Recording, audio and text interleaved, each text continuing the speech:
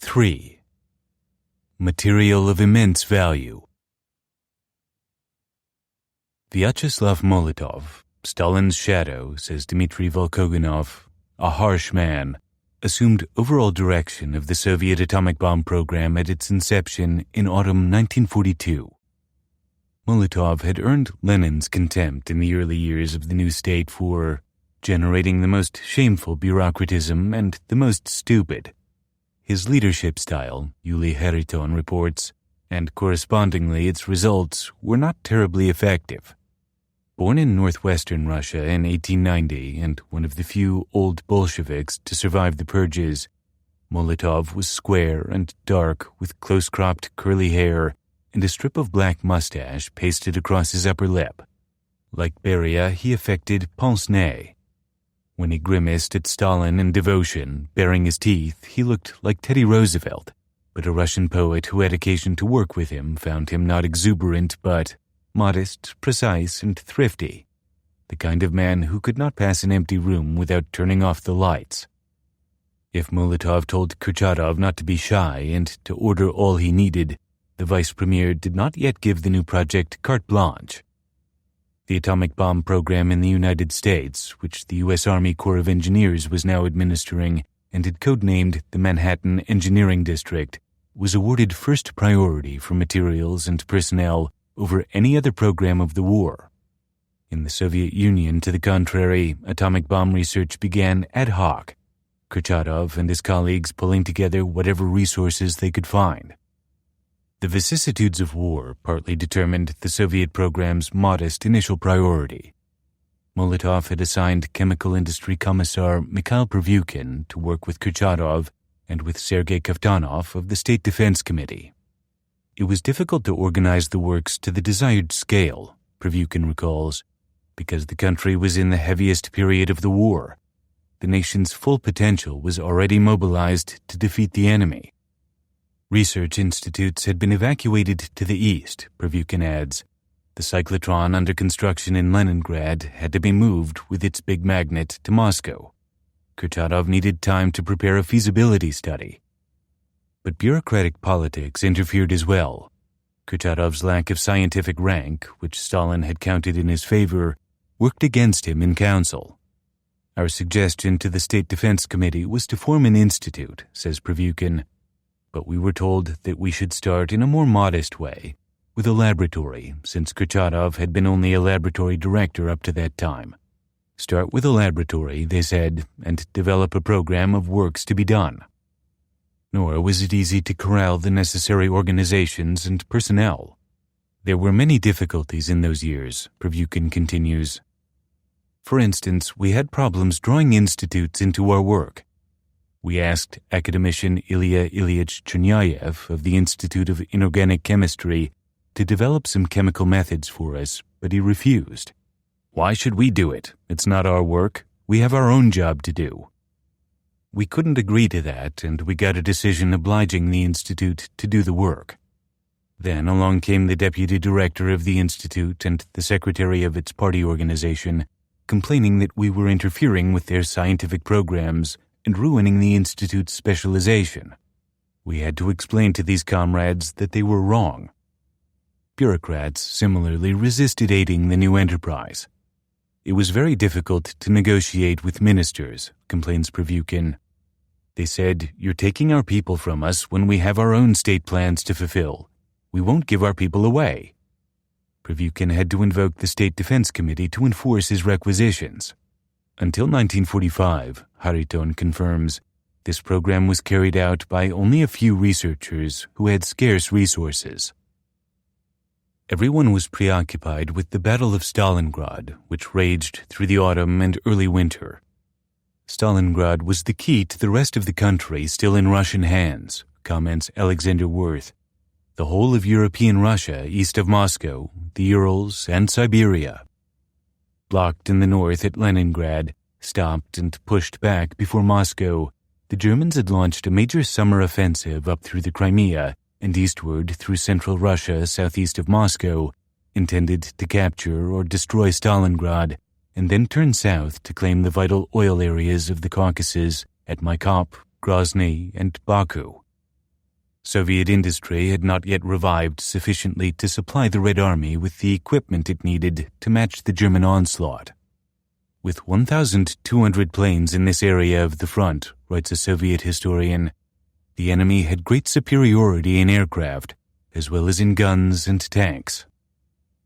On August 23, 1942, a raid of 600 German bombers on Stalingrad killed 40,000 civilians. The Wehrmacht began a major ground assault on September 13th. Whole columns of tanks and motorized infantry were breaking into the center of the city, writes the commander of one of the defending Soviet armies.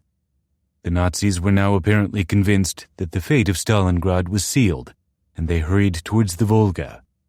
Our soldiers, snipers, anti-tank gunners, artillerymen, lying in wait in houses, cellars, and firing points, could watch the drunken Nazis jumping off the trucks, playing mouth organs, bellowing, and dancing on the pavements. Stalingrad, with its suburbs and factories, war correspondent Konstantin Semyonov wrote back from the front, was one whole, huge, 37-mile-long strip along the Volga. This city is no longer as we saw it from the Volga steamer before the war. It has no white buildings climbing the mountain in a merry throng, no little landing piers on the Volga, no quays with rows of baths, kiosks, and small buildings running along the river. At present, this city is smoke-filled and gray, and the fire dances about it, and the soot whirls day and night. This is a soldier city, scorched in battle, with strongholds of self-made bastions built from the stones of its heroic ruins. The Wehrmacht pushed the Soviets back east across the river. The Soviets were able to maintain only about 20,000 troops on bridgeheads on the west bank, but the other side of the Volga, says a Red Army lieutenant who fought there, was a real ant-heap. It was there that all the supply services, the artillery, air force, etc. were concentrated, and it was they who made it hell for the Germans. Artillery shells and Katyusha rockets roared over the bridgeheads and smashed into the city. Fighting went on day to day and hand to hand. The Germans began another all-out offensive on October 14th that the Soviet Army commander characterizes as a battle unequaled in its cruelty and ferocity throughout the whole of the Stalingrad fighting. The Germans wanted to make a hell out of the city, Semyonov wrote. The sky burns overhead and the earth shudders underfoot. Wehrmacht forces drove their way to within 400 yards of the Volga, close enough to rake the bridgeheads with machine gun fire. The Soviets had to build stone walls under fire to protect their positions. In November, the Red Army was able at last to mount a great counteroffensive. Forces from the Don and northwest fronts pushed down from the north, while Stalingrad front armies pushed up from the south. In 4 days, they sealed off the Germans in what they named a cauldron. It was cold by then, but it got bitterly colder in December, as much as 40 degrees below zero. Until too late, the German High Command had withheld winter clothing from its armies in Stalingrad, afraid the realization that they would have to fight through the winter would damage the soldiers' morale. A Luftwaffe attempt to airlift supplies foundered on bad weather and poor organization. But the starving Germans refused to surrender, and in January 1943, Soviet forces liquidated the cauldron, barraging the ruined city from 7,000 mortars and guns, bombing, crashing in with tanks and infantry. They had encircled 330,000 men. They took fewer than 100,000 prisoners. They stacked up the frozen German bodies like cordwood. Funny blokes, a boy told Worth, coming to conquer Stalingrad wearing patent leather shoes.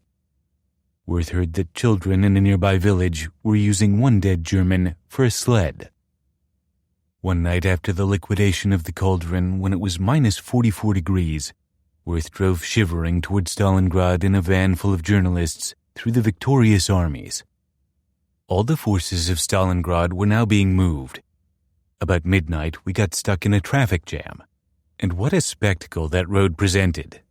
There were lorries and horse sleighs and guns and covered wagons and even camels pulling sleighs.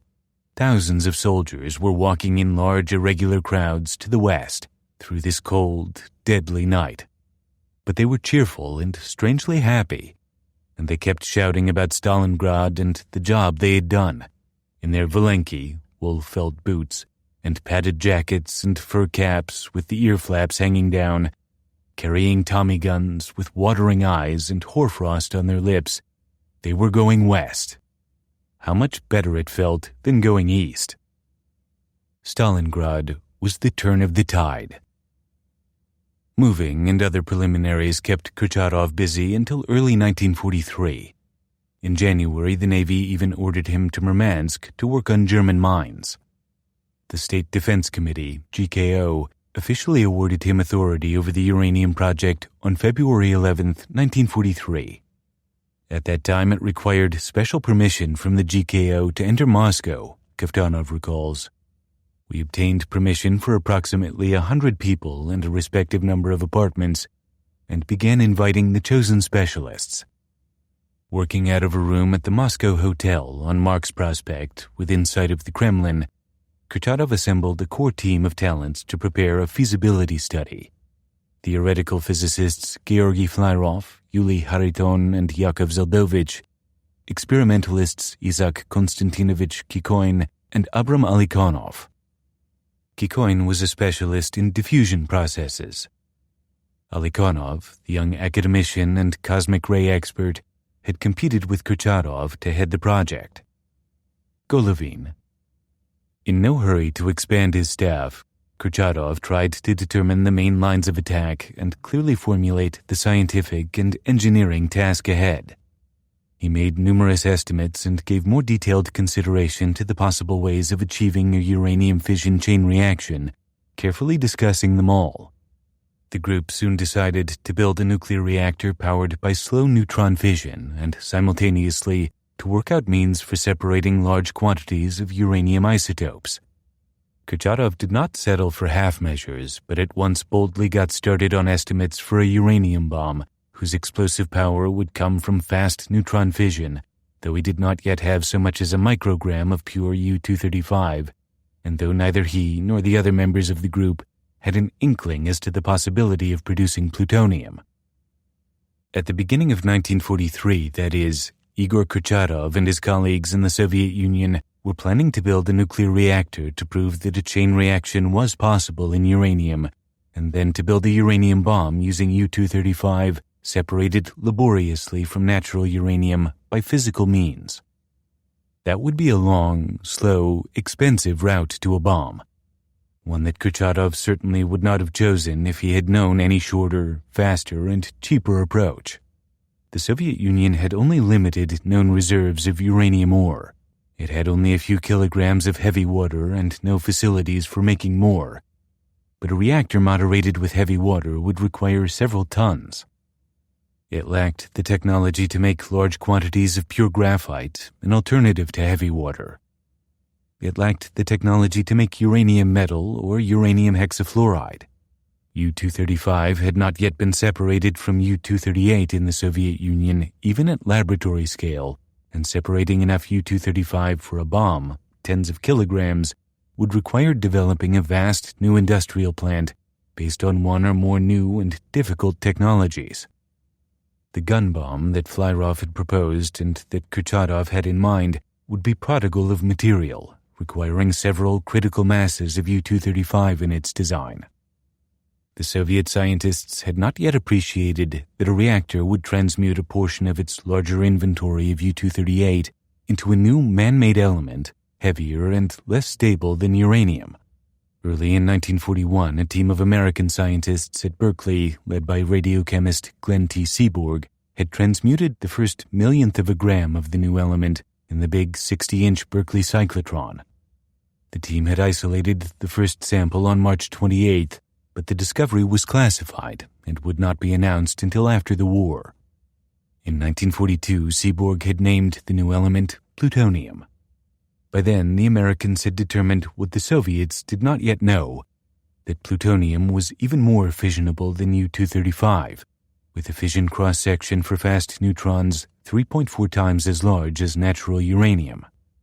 Since it could be separated chemically from the matrix of natural uranium in which it was bred, and since chemical separation was a far less difficult and therefore less costly process than physical separation, plutonium would probably be a shortcut to a bomb. So the leaders of the American program had come to believe. As a result, the Manhattan Project was now gearing up to breed plutonium in graphite and heavy water reactors, as well as to separate U-235 using gaseous diffusion, thermal diffusion, and electromagnetic means.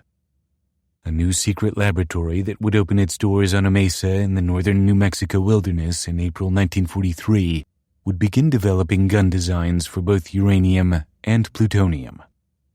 With its high priority and unlimited resources, the American program could afford to hedge its bets. At that early point, in any case, it would be prudent to explore alternatives, as Kurchatov also understood. When Ukrainian physicist Anatoly Petrovich Alexandrov asked him why he wanted thermal diffusion explored when there were better methods and it wouldn't be used, Kurchatov shot back, "The devil knows what will be used. We have to try this way just in case." But given a choice, a country with fewer resources might do better to give priority to plutonium. As of early 1943, Igor Kurchatov was evidently not aware of the existence of such a choice. Then he saw the accumulated NKVD espionage. He said he still had a lot to clear up, Molotov remembers. "I decided then to provide him with our intelligence data. Our intelligence agents had done very important work. Kurchatov spent several days in my Kremlin office looking through this data. I asked him, 'So, what do you think of this?' I myself understood none of it, but I knew the material had come from good, reliable sources. He said, 'The materials are magnificent. They add exactly what we've been missing.'"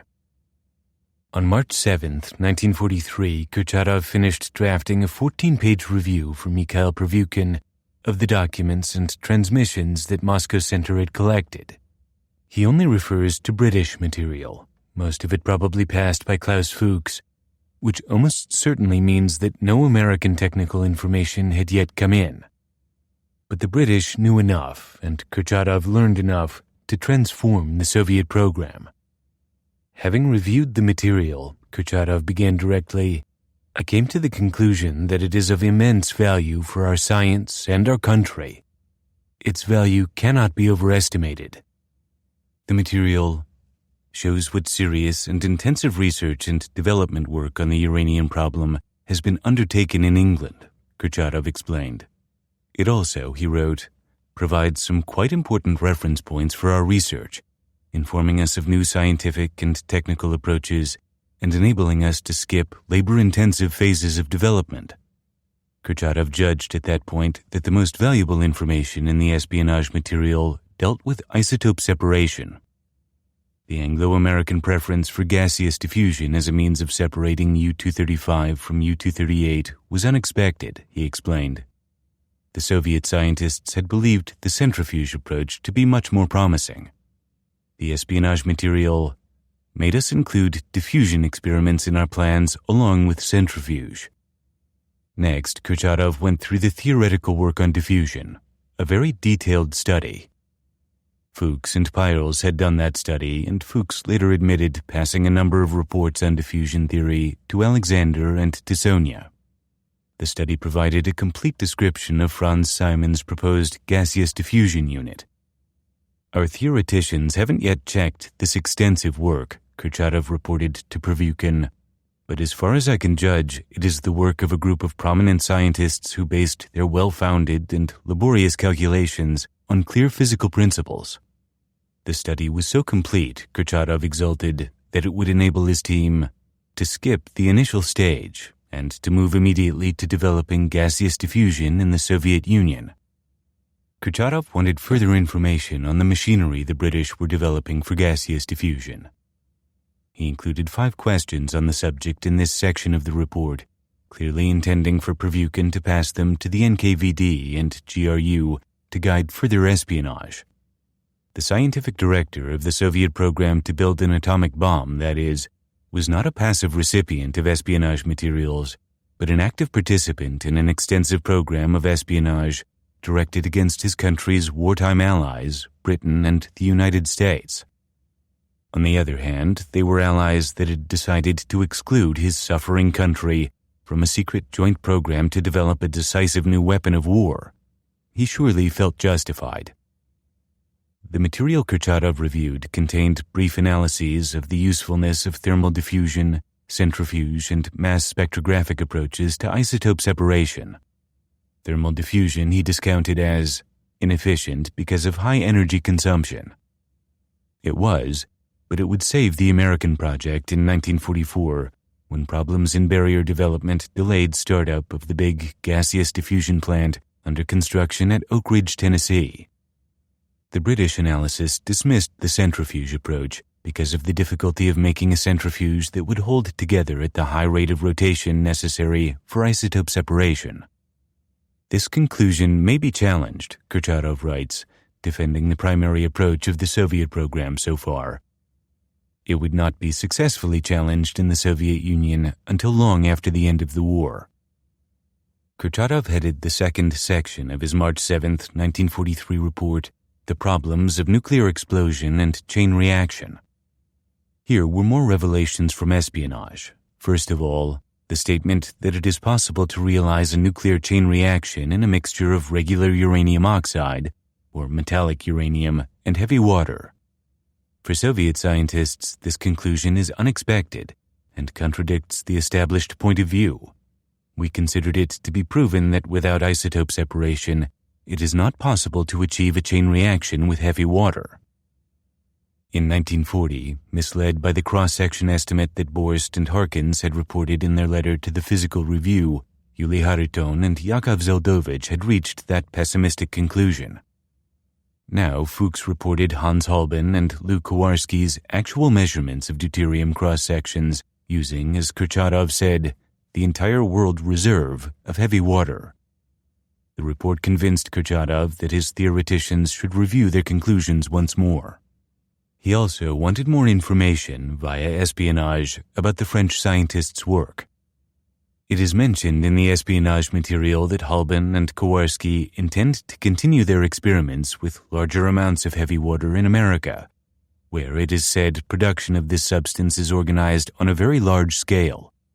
Therefore, it is extremely important to find out if Halban and or Kowarski went from Britain to America in 1941 to 1942, and if they carried out their experiments. Kurchatov vigorously defended Hariton and Zeldovich's heavy water calculations, stressing that the theoreticians could not have produced a more accurate cross-section estimate because they lacked the necessary experimental equipment. He understood that he and his colleagues were being watched. The only mistakes the Soviet leadership tolerated were its own. Wrecking, real and metaphorical, was a crime that crowded the camps of the Gulag. Then Kurchatov played a brilliant hunch. His hunch reveals that as of March 1943, word had not yet reached the Soviet Union of the construction and successful operation of the world's first man-made nuclear reactor in the United States on December 2, 1942. Enrico Fermi's uranium graphite reactor, CP1, stacked by hand in a double squash court under the west stands of the University of Chicago's Stagg Field. Kurchatov wrote, "All experiments with systems of uranium and moderator that have so far been conducted and published used homogeneous mixtures of these components. But a heterogeneous system might be better, he guessed, one where the uranium is concentrated within the mass of moderator in spaced blocks of appropriate dimensions." That conclusion had come independently to Fermi and to Leo Szilard at Columbia in 1940. CP1 was just such a three-dimensional lattice. Kurchatov was an exceptional leader, Hariton and Smirnov comment, who organized a strategically correct program from the very beginning. He had an unerring ability to find correct ways of attaining goals, despite the scarce and incomplete initial scientific data. As soon as Kurchatov realized that a heterogeneous arrangement might be superior to the homogeneous systems he had been sponsoring, might make possible a reactor assembled from natural uranium without enrichment, he asked his team to study the two different arrangements theoretically and experimentally, and asked Prevukin to set Soviet intelligence to find out which kind of system the British and the Americans were studying.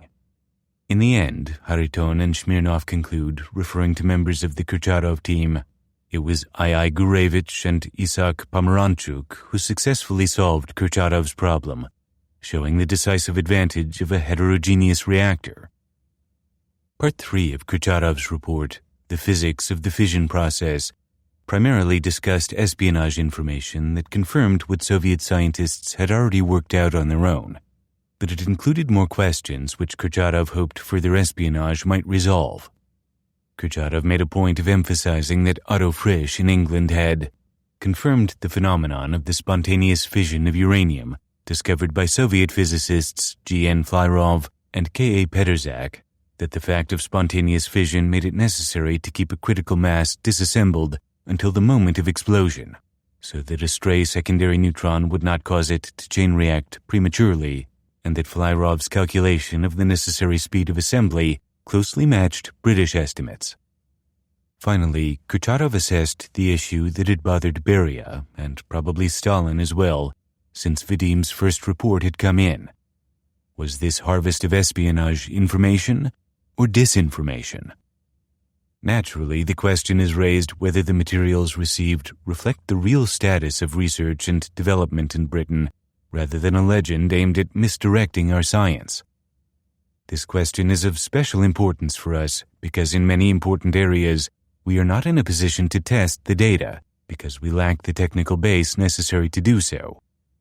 Based on a close examination of the material, I formed the conclusion that it reflects the real state of things. Certain conclusions, even some that refer to quite important parts of the work, seem dubious to me, some of them not well-founded, but for this the British scientists are responsible rather than the reliability of the information. The most crucially important information about atomic bomb development that the Soviet Union would acquire through espionage, information that would accelerate the Soviet program by a full 2 years, took up only a brief paragraph in Kurchatov's March 7th report. There he noted that he would discuss it in more detail in a separate letter. He sent Prevukin that separate 7-page letter 2 weeks later, on March 22, 1943. Fragmentary remarks in the espionage materials he reviewed, Kurchatov wrote in his March 22 letter, referred to the possibility of using plentiful U-238 as well as rare U-235 to make a bomb. The documents contained very important remarks on the use for bomb material of an element with mass 239, which should be produced in the uranium pile as the result of the absorption of neutrons by uranium-238. Footnote: Pile was Fermi's coinage. That much at least had leaked through. Previously, the Soviets had called the nuclear reactor a boiler. Richard Rhodes. End footnote. The suggestion had sent Kurchatov to the library to look through the last papers that American scientists had published on trans-uranium elements in the Physical Review before wartime security clamped down. What Kurchatov found elated him. Announcing his discovery in his handwritten report, he capitalized the key words and underlined them twice. I was able to see a new direction to solving the entire uranium problem. The prospects of this direction are extremely promising.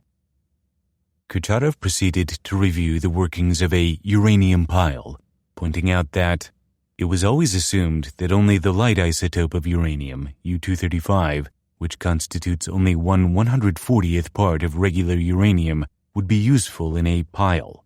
The rest of the uranium, U-238, constituting 139/140ths, would be useless, since it does not emit large amounts of energy or produce secondary neutrons when hit by a slow neutron. This conclusion may be totally wrong.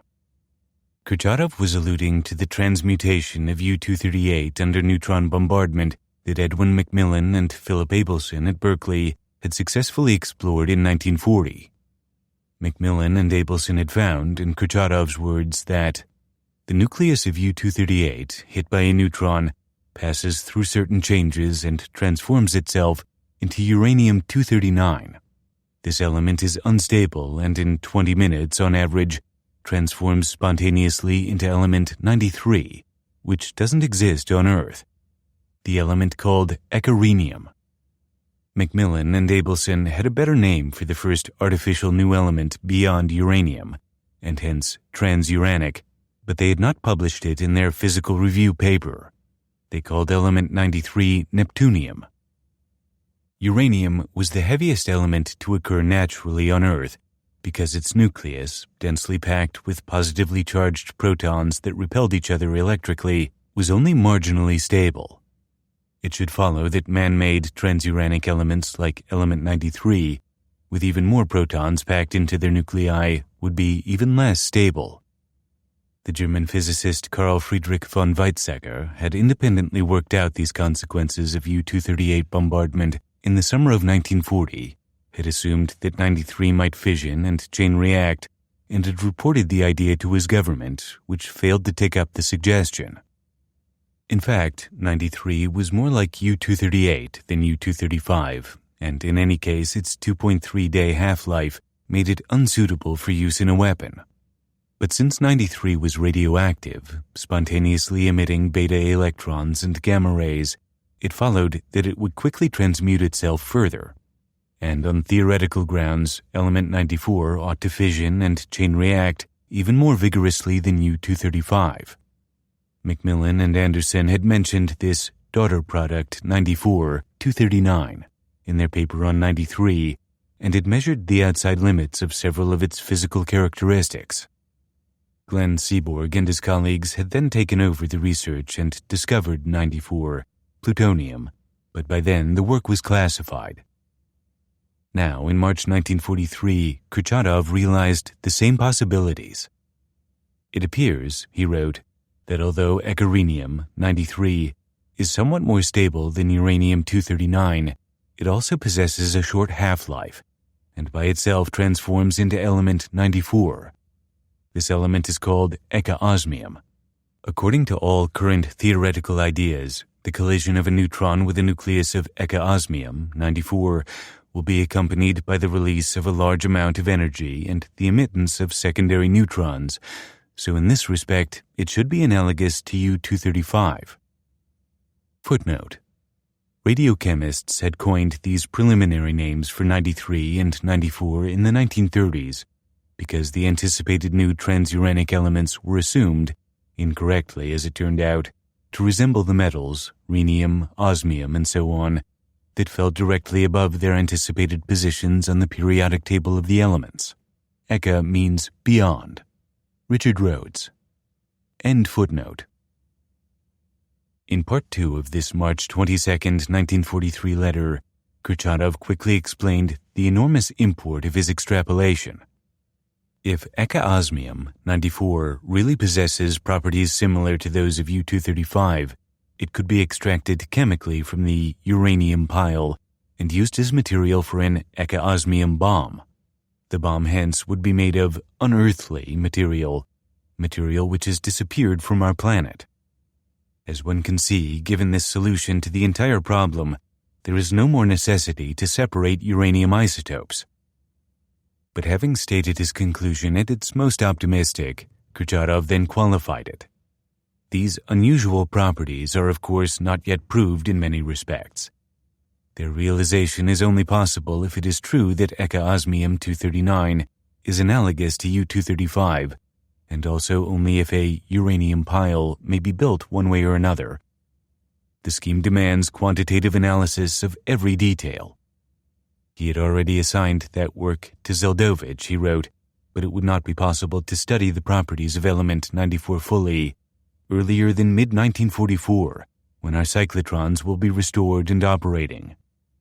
He therefore asked Prevukin to request that the organs of intelligence find out what has been done in this direction in America, and appended a list of 7 laboratories to be infiltrated, including the University of California's Berkeley Radiation Laboratory, where he thought Macmillan was working. In fact, Macmillan had gone off to MIT to work on radar, Yale University, the University of Michigan, and Columbia. Kurchatov wanted to know if 94 fissioned under the action of fast or slow neutrons, what the relevant cross-sections were, and whether 94 fissioned spontaneously. All information of great relevance to determining if 94, plutonium, could be used in a bomb. Kurchatov had mentioned the new information about element 94 in the summary to his March 7th report and gave a glowing assessment there of the value to the Soviet Union of the espionage material. Conclusion. The intelligence material requires us to review many of our established opinions and introduces 3 directions of work new for Soviet physics. 1. Separation of U-235 through gaseous diffusion. 2. Realization of nuclear burning in the mixture uranium-heavy water. 3. Exploration of the element Eka-osmium-94-239.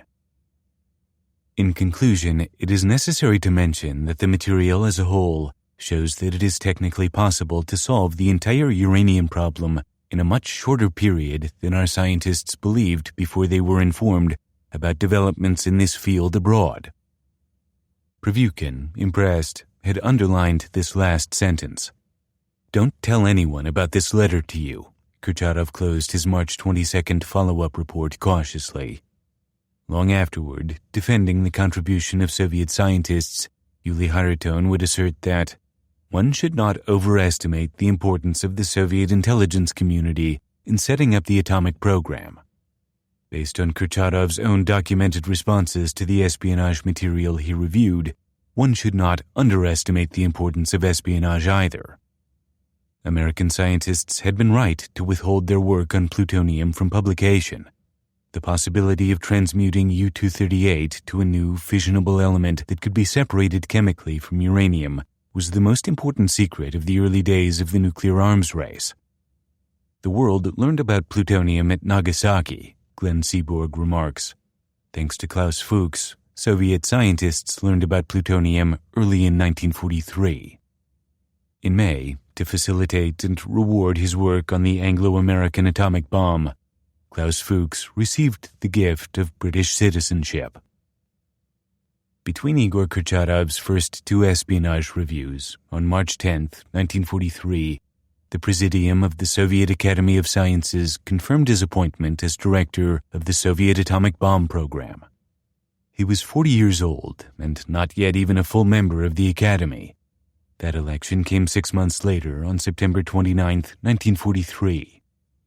Wisely, Kurchatov did not abandon work on uranium isotope separation because espionage had revealed element 94 to be a possible alternative any more than the United States had done.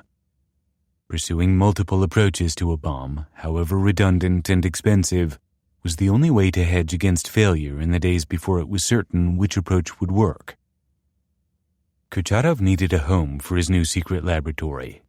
He was allowed to commandeer space temporarily in the old Seismological Institute about a kilometer southwest of the Kremlin, within a meandering loop of the Moscow River on Pezhevsky Lane in the Zemsvorksha district, where Gogol, Tolstoy, and Chekhov had lived in pre-revolutionary days.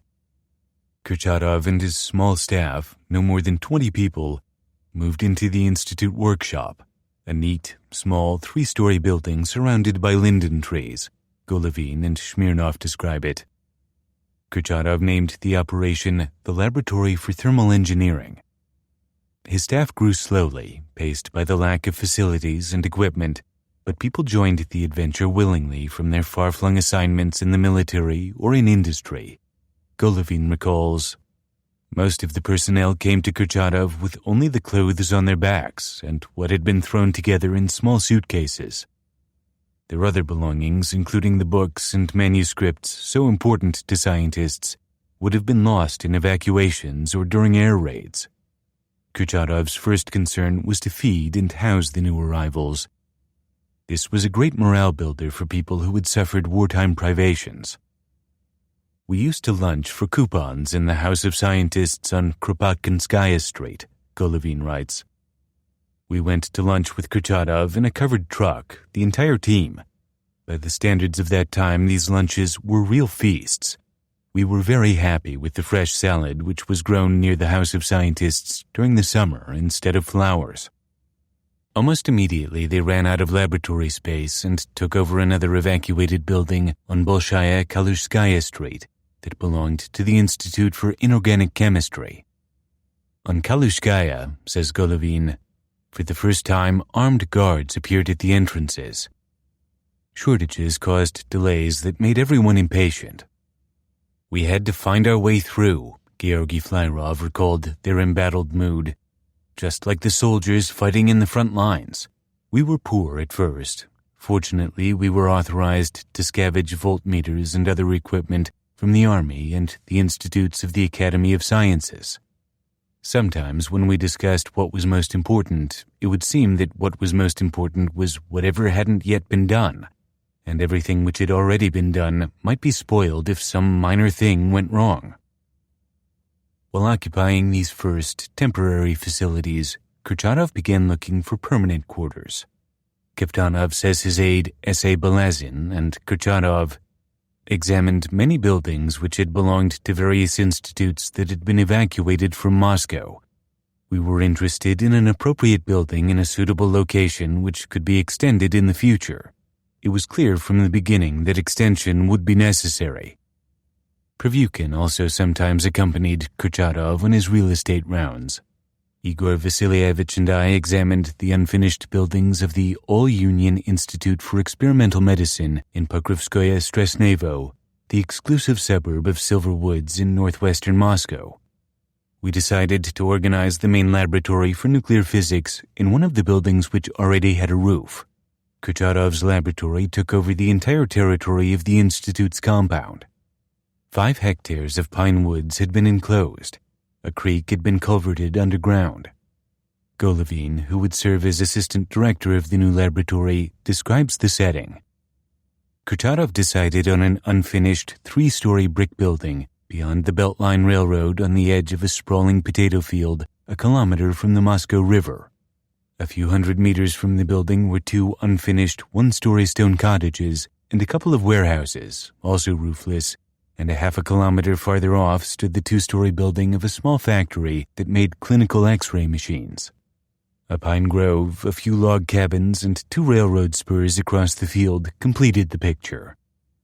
Here, on the edge of an area once called Hodinsko Field, for many decades an artillery and machine gun range, construction began on Laboratory No. 2 of the Academy of Sciences of the USSR.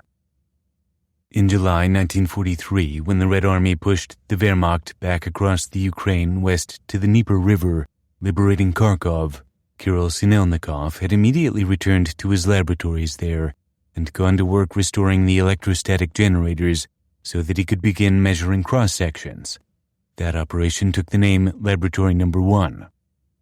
Sinelnikov's English wife, Eddie, described the destruction her husband found in Kharkov in a December letter home. "Kira has been on an official visit to Kharkov and the Institute. He says in places you might think the streets had not been destroyed. The outline is the same, but when you walk down a street, you find it is only the shell of the buildings that remain. He found an absolutely empty and dirty flat. Our beautiful Steinway piano lying on the road near the garage, having been used by the Germans as a platform for washing lorries. We shall have to begin again from the beginning."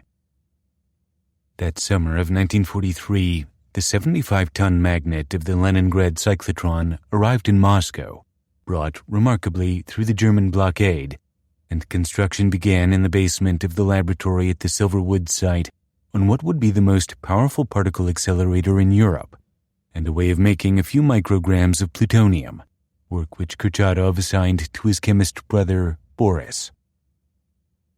Sometime in spring 1943, Moscow sent past Igor Kurchatov the first flood of espionage material from the United States. An unidentified person with access to the files of the Reference Committee of the Washington-based National Research Council that controlled publication of any research that had military significance, Morris Cohen's physicist friend, whose code name according to Yatskov was Perseus, or some other unidentified American spy, had either copied or summarized the contents of 286 classified scientific papers filed with the committee in lieu of publication. Kurchatov completed his review of this extensive secret literature by early summer 1943. On July 3rd, he sent Prevyukin his analysis of 237 works he deemed relevant. Their content covered a full range, as a Russian historian notes. Of 237 analyzed works, 29 were devoted to the separation of isotopes by gaseous diffusion, which Kurchatov believes to be the main method under development in the USA, 18 to centrifuge separation, 4 to electromagnetic separation, 6 to thermal diffusion, 5 to general problems of isotope separation, 10 to the design of a U-235 bomb. His analysis of these works takes relatively much space. 32 works concern uranium heavy water piles, 29 concern uranium graphite piles, 14 concern transuranics, plutonium and neptunium, 3 concern the rare uranium isotopes U-232 and U-233, 30 concern general issues in the neutron physics of nuclear fission, 55 relate to the chemistry of uranium, production of metallic U, oxide, hexafluoride used for diffusion separation and other substances, including metal-organic substances with uranium, and 3 works concern the physiological action of uranium. Kurchatov wrote in his July 3rd report that the 29 works that concerned the development of a uranium-fueled, graphite-moderated nuclear reactor constituted the main results of American work on a uranium graphite pile. By then, he had decided that the Soviet Union should also take that route to achieving a controlled chain reaction in uranium. Clearly, his decision had been significantly influenced by the espionage information he had seen. The 29 summaries or abstracts gave only a brief presentation of the general results of research, however, and did not include important technical details, which implies that the American espionage agent who assembled the collection was a secretary or a clerk operating within the National Research Council rather than a physicist who would have realized that abstracts were inadequate. The fact that the summaries concerned technical problems such as temperature of the walls of cooling tubes, diffusion of fission products in uranium under high temperatures, etc., that were characteristic of a technical project rather than an abstract physical scheme, gave further evidence of the seriousness of the attempts the American scientists are making to realize a uranium graphite pile in the nearest future. Kurchatov asked for more information. It is extremely important to receive detailed technical material on this problem from America. The reports on nuclear reactor development in the United States that Kurchatov was reviewing were a full year out of date. In fact, CP1 had operated successfully at the University of Chicago beginning in December 1942. Footnote: that Kurchatov was still ignorant in July 1943 of CP1's successful operation is clear proof that NKVD officer Pavel Sudoplatov is lying when he claims he showed Kurchatov a full report on the first nuclear chain reaction in Chicago in February. Kurchatov's ignorance also confirms that neither Fermi nor Bruno Pontecorvo had passed word of the pile's completion to the Soviets the previous January, as Sudoplatov further alleges. Pontecorvo, in any case, was working at that time for an oil drilling company in Oklahoma and had no access to U.S. secret research. Compare Sudoplatov and Sudoplatov, 1994, page 182. End footnote. Its successor, CP2, had been assembled and was operating with shielding at a site in the Argonne Forest outside Chicago. A vast tract of land had been purchased near Hanford, Washington, where industrial-scale reactors for plutonium production then being designed would be built. A 1,000-kilowatt air-cooled reactor that would produce gram quantities of plutonium was under construction at Oak Ridge, Tennessee, and distilleries were going up in the United States and Canada that were planned to produce 3 tons of heavy water per month by October 1943 for a heavy water moderated reactor to be assembled at Argonne. Either the espionage documents in Kurchatov's hands had been passed at least a year before he saw them, which is unlikely.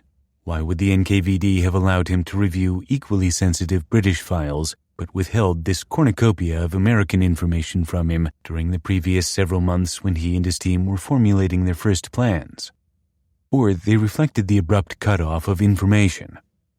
A cutoff is probable. Morris Cohn had been drafted into the U.S. Army in the summer of 1942, breaking the espionage connection with his contact or contacts until Yatskov re-established it with Lana Cohen several months later. Morris-Cohn's contact may not have been able to pass the information he or she had collected until after reconnecting with Lana. Alternatively, or additionally, whoever was supplying the Soviets with information may have lost access to the files. Kurchatov next reviewed 14 works that contained detailed information on the physical properties of elements 93, neptunium, and 94, plutonium. The cross-section for fission of 94-239 by slow neutrons, for example, had been reported in a classified May 29, 1941 paper by Berkeley physicists and chemists J.W. Kennedy, Glenn Seaborg, Emilio Segre, and A.C. Wall to be even larger than that of U-235. Kurchatov wanted to see a further classified work by Seaborg and Segre, for which he seems to have had at least a reference, devoted to fission of 94, element eka-osmium, by fast neutrons. Kurchatov explained, "In its response to the action of neutrons, this element is similar to U-235, for which the action of fast neutrons hasn't yet been explored. Thus, Seaborg's data on eka-osmium 94-239 is of interest for the problem of realizing a U-235 bomb. That's why we consider it especially important to receive the results of this work of Seaborg and Segre." The Soviet project director noted that all this work showed that the United States was involved in a major effort to build an atomic bomb. It also showed, he wrote, that Soviet research was being conducted, although of course not in sufficient volume, along the same lines as American research, with two exceptions: a uranium heavy water pile and electromagnetic separation of uranium isotopes, for which work in the Soviet Union had not yet been started. "I think that we ought to begin working in both of these directions," Kurchatov concluded, "and the first of them demands the most serious attention. A heavy water pile would be more difficult to build than a graphite pile," he pointed out, because they would have to organize heavy water production on a scale of tons. But it would resolve a serious problem: the Soviet project's lack of uranium. The realization of a heavy water pile, Kurchatov revealed, would demand not 50, but 1 to 2 tons of uranium, the amount we have at hand in 1943, while it remains unclear when our country will accumulate a stock of uranium of as much as 50 tons. "It was the results of earlier research by the Soviet scientists themselves," writes Yuli Hariton of himself and his colleagues, "that put them in a strong starting position when they embarked on a solution to the atomic problem. By the summer of 1943, an open flood of espionage from England and the United States had added significantly to that base. But even if the Soviets could have caught up with the Anglo-Americans technically, they could not yet have built a bomb. They lacked the necessary raw materials and had not yet begun to develop the vast industrial enterprise they would need to process them."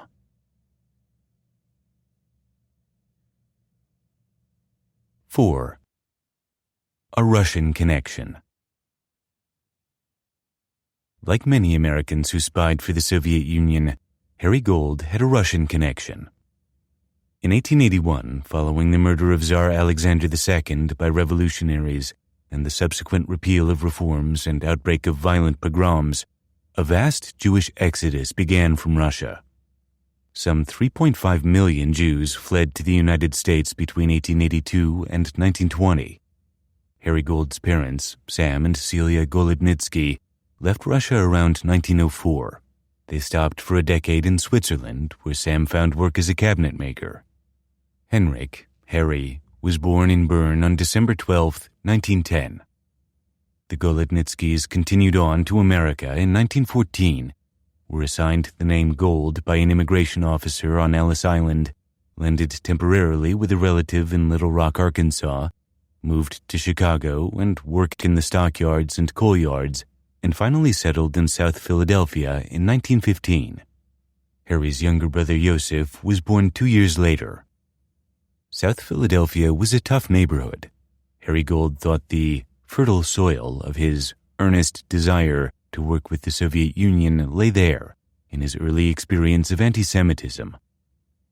"When I was about 12, I made regular trips to the public library at Broad and Porter Streets, a distance of about 2 miles from my home. On returning from one such trip, I was seized by a group of about 15 Gentile boys at 12th and Shunk Streets and was badly beaten. Gangs of neckers, kids who lived in the marshy neck section of South Philadelphia near the city dump, under extremely primitive conditions and amid the mosquitoes and dirt, staged brick-throwing, window-smashing, lightning forays into Gold's neighborhood, their special hatred directed at the Jews. Gold's father, a hard and honest worker, was similarly harassed at the Victor Talking Machine Company, where he was employed sanding radio cabinets. Immigrant workers who were crudely anti-Semitic made Pop, one of the few Jewish workers, the object of their humor. An Irish foreman in particular, who hated the Jews far more bitterly than anyone Pop had ever encountered, assigned Sam to sand alone on a fast production line. So Sam Gold would come home at night with his fingertips raw and with the skin partially rubbed off. This was no exaggeration. Mom would bathe the fingers and put ointment on them, and Pop would go back to work the next morning. But he never quit, not Pop, and he never uttered one word of complaint to us boys. Many other such incidents could be described, Harry Gold summarizes. This was a scheme to which I built up a tremendous resentment throughout the years, and a desire to do something active to fight and to combat it. Something on a much wider scale than by combat of an individual anti-Semitic. If Gold's resentment of anti-Semitism descended in part through his father, whom he idolized, his interest in socialism developed through his mother. Celia Gold was fascinated with Socialist Party founder and presidential candidate Eugene V. Debs, her son would testify.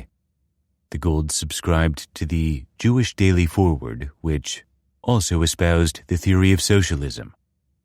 Beginning in high school, Harry became a great admirer of Norman Thomas and thought him a very great man indeed. By contrast, for Harry at that time, Bolshevism or communism was just a name for a wild and vaguely defined phenomenon going on in a primitive country thousands of miles away. A communist. I was horrified. A good student in high school, a member of the Latin and science clubs, Harry went to work for the Pennsylvania Sugar Company after graduation and saved money for college. He started at the University of Pennsylvania in 1930 and managed to get through 2 years before his money ran out. Pennsylvania Sugar rehired him. A decade later, he would tell his draft board that he began contributing to his mother's support, to family expenses, that is, in March 1932. The nadir of the Great Depression. 1 week before Christmas 1932, he was laid off. Here was raised the disgraceful spectacle and deep ignominy of charity. The first thing that followed my discharge was the necessity of returning a parlor suite, the first in 14 years, to Lit Brothers. That $50 refund was so necessary and loomed so large. His mother was opposed to charity, violently so. Celia Gold, according to one of Gold's later employers, was somewhat of a tyrant in that she ruled the Gold household with an iron hand. Gold looked for work frantically for 5 weeks. That was when he met Tom Black, the party recruiter, who was a fellow chemist. A friend called Gold and told him about a job that Black had just vacated with a soap manufacturer in Jersey City. Gold needed to see Black that night for a briefing and a recommendation. Mom hurriedly and anxiously packed a brown cardboard suitcase, and I borrowed $6 as well as a jacket which closely matched my pants, and I was bundled on a Greyhound bus to Jersey City. Gold slogged through the snow to the address he was given. Black was waiting for me downstairs. I can still see that huge, friendly, freckled face, the grin and the feel of the bear-like grip of his hand. They stayed up all night. Black briefed Gold on soap chemistry and told Gold frankly that he hoped to recruit him for the Communist Party. Most of the 5 hours the two men talked, Black spent attacking capitalism and selling communism. Gold got the job. The $30 a week it paid kept his family off relief. Black took Gold to party meetings in Jersey City, gatherings of misfits where Gold felt nothing was ever accomplished. At more sophisticated meetings in Greenwich Village, they drank wine and ate spaghetti and oysters while their host read incredibly funny, Thurber stories from The New Yorker. One night, someone attacked the decadence of bourgeois family life, and Gold erupted. To me, this was the worst sort of heresy, and I hotly defended the concept of the happy and closely knit group of parents and children. Like his own. He was returning to Philadelphia the next day to begin working at the sugar company again, happy to be released from his obligation to Tom Black, happy to be home. By then, it was September 1933. That winter, Gold started night school at the Drexel Institute of Technology, studying chemical engineering. But Black continued to come around. My family was naturally very glad to greet the man who, in effect, had been our economic savior, and Tom, with his bluff and hearty ways, quickly endeared himself to them. The big chemist, with his build and features a 200-year throwback to those of a British peasant, began to propagandize Gold's parents, but then suddenly stopped. He also stopped urging Gold to join the party. Gold understood later that the change in Black's behavior was significant. In fact, Black had gone boldly to Amtorg, the Soviet trading company in New York, and volunteered to work as a scientist in the USSR. The Soviets had proposed instead that he undertake industrial espionage. For good measure, they had assigned him undercover duty keeping track of Trotskyites. Eventually, at the turn of the year between 1934 and 1935, Black told Harry about his new work and asked Gold to sign on. Gold was ready. I said that I would think it over, but actually I had already made the decision. I was even to a certain extent eager to. Long afterward, reviewing his life, Gold would carefully, layer by layer, examine his reasons for becoming a Soviet agent, that he owed Black, that he genuinely wanted to help the people of the Soviet Union to enjoy some of the better things of life, that acquiescing got Black off his neck. But these were really surface circumstances. There were also underlying motives, far more powerful, that he did not realize at the time. Fighting anti-Semitism in all its disguises, including Nazism and fascism, was one of them. It might be asked, why didn't I try to fight anti-Semitism here in the United States? Frankly, this seemed to me like a pretty hopeless business. His almost suicidal impulse to take drastic and, if need be, illegal action when he believed a situation required it was another motive he discerned. He also suspected that there must have been in my makeup a certain basic lack of faith in democratic processes. Unswervingly, through all these years of work with the Russian agents, I thought of myself as an American citizen working outside the law and underhandedly, it is true, for the Soviet Union. If I had thought that my actions might in any way harm the United States, I would never have gone ahead. Gold understood later how absurd that rationalization must sound. Here I was unwittingly fooling myself. He understood as well that he was letting down the strong barriers against deceit, trickery, and thieving, barriers which had been built up by my mother over so many years. Indeed, he was explicitly deceiving his mother with the lies I had to tell at home and to my friends to explain my supposed whereabouts. Mom was certain that I was carrying on a series of clandestine love affairs. Espionage, Gold's secret life, was a love affair of sorts for a shy, lonely, workaholic bachelor who lived at home with his parents and his bachelor brother under his mother's thumb. The planning for a meeting with the Soviet agent, the careful preparations for obtaining data, the writing of reports, the filching of blueprints for copying and then returning them, the meeting with agents in New York or Cincinnati or Buffalo, the difficulty in raising money for the various trips, the weary hours of waiting on street corners in strange towns where I had no business to be, and the killing of time in cheap movies. All this became quite ingrained in me. It was drudgery, and I hated it. Anyone who had an idea this work was glamorous and exciting was very wrong indeed. Nothing could have been more dreary. But here is one curious fact. After the war, when my activity ceased, after a while I actually began to miss it. Once I discussed this with Black, and he said that it was really a mistake that I had gotten into espionage work. But you know, Tom, I said, in some funny manner I still long for that life which now seems dead.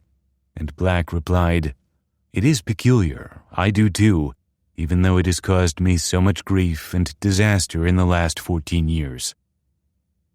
For most of 1935, Black served as Gould's contact. Harry was supposed to steal chemical processes from his boss at Pennsylvania Sugar, but neither he nor Black could afford the cost of photographing the documents. In those early years, Gould struggled to find funds to pay for his espionage. Considering what they got in return, the Soviets were surprisingly stingy. Eventually, Black convinced Amtorg to handle photocopying. All Harry had to do was to deliver the material to New York and return it. Best of all, the man who was providing all of this service, a Russian engineer from Amtorg, was very anxious to meet me. In November 1935, young Harry Gould met Paul. Harry was 25 years old and evidently dazzled by his entrance into the underworld of international espionage, but he was nothing if not independent, and from the beginning he had doubts. The doubt that bothered him most of all was professional. It had to do with the Soviets' seeming lack of initiative in chemical engineering research and their utter horror of any pioneering efforts in that field. From the very first, in 1935, Paul instructed me that what was wanted were processes already in successful operation in the United States, and Paul and the others who followed him continually said that they not only preferred, but absolutely insisted upon, only having the details of a plant already in successful and proven operation in America, as compared to another which, though it might promise to be very superior, still was only in the experimental stage. On several occasions, when I made efforts to submit material which represented work not yet in full-scale production, I would have my knuckles smartly rapped. So I desisted, but I wondered. When there is added to this their absolute veneration of American technological skill, I wondered again. But I was told that the Soviet Union was so desperately in need of chemical processes that they could afford to take no chances on one which might not work. Soviet agents wanted only conservative, reliable, tested technology from America. Their bosses were managers, not engineers or scientists, and had no way to evaluate untried ideas. The agents knew the penalty for taking risks when mistakes counted as heinous crimes. Gould worked with Paul, who had silver blonde hair and might have been Danish, with a huge man with a heavyweight boxer's build, with a small, dark man with a mustache who was a fanatical martinet, and whom Harry hated. Amtorg found Harry reliable and soon shifted him to more responsible duty as a courier, a cutout, a go-between whose knowledge of the chain of espionage agents was limited to his information sources on the one side and his immediate Soviet supervisor on the other, reducing the network's exposure. To increase his competence, the Soviets paid his way to Xavier College in Cincinnati, where he graduated summa cum laude with a degree in chemistry in 1940. They kept Gould on a short leash, however. He had to earn his Amtorg scholarship by trying to bribe and then to blackmail a right-field aeronautical engineer named Ben Smilg, but Smilg successfully resisted both attempts. In 1940, Gould registered for the draft.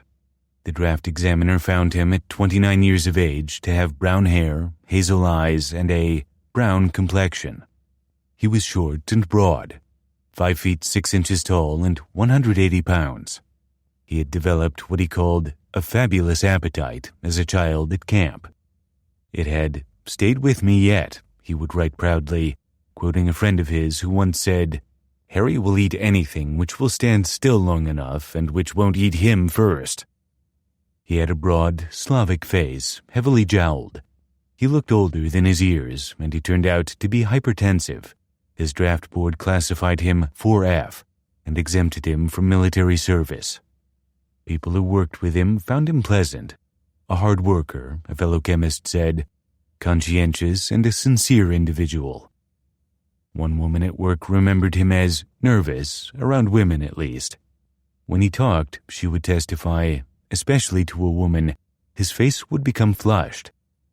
He was a quiet individual who would sometimes converse a bit with a man, but would only talk to a woman when he had a job for them to do. Gould got a new control in the fall of 1940, his favorite, Semyon N. Semyonov, an MIT graduate engineer, a man he would know only as Sam.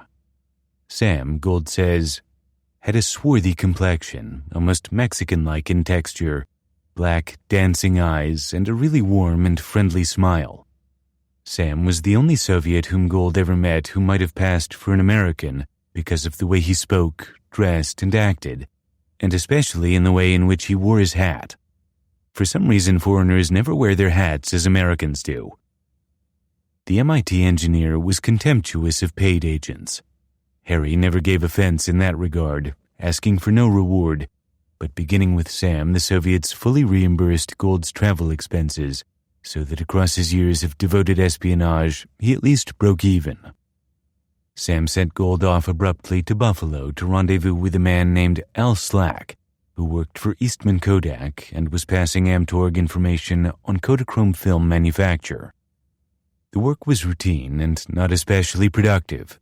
In the spring of 1941, Sam told Harry, "I was not needed anymore." But when Germany invaded the Soviet Union that June, Amtorg's priorities changed. In autumn 1941, Sam called me up, I met him, and he told me that we had to begin an intensive campaign for obtaining information for the Soviet Union. Gold made a series of runs up to Syracuse, Rochester, and Buffalo, collecting more material from Al Slack and 3 other men. With Gold's next assignment, routine espionage descended to soap opera.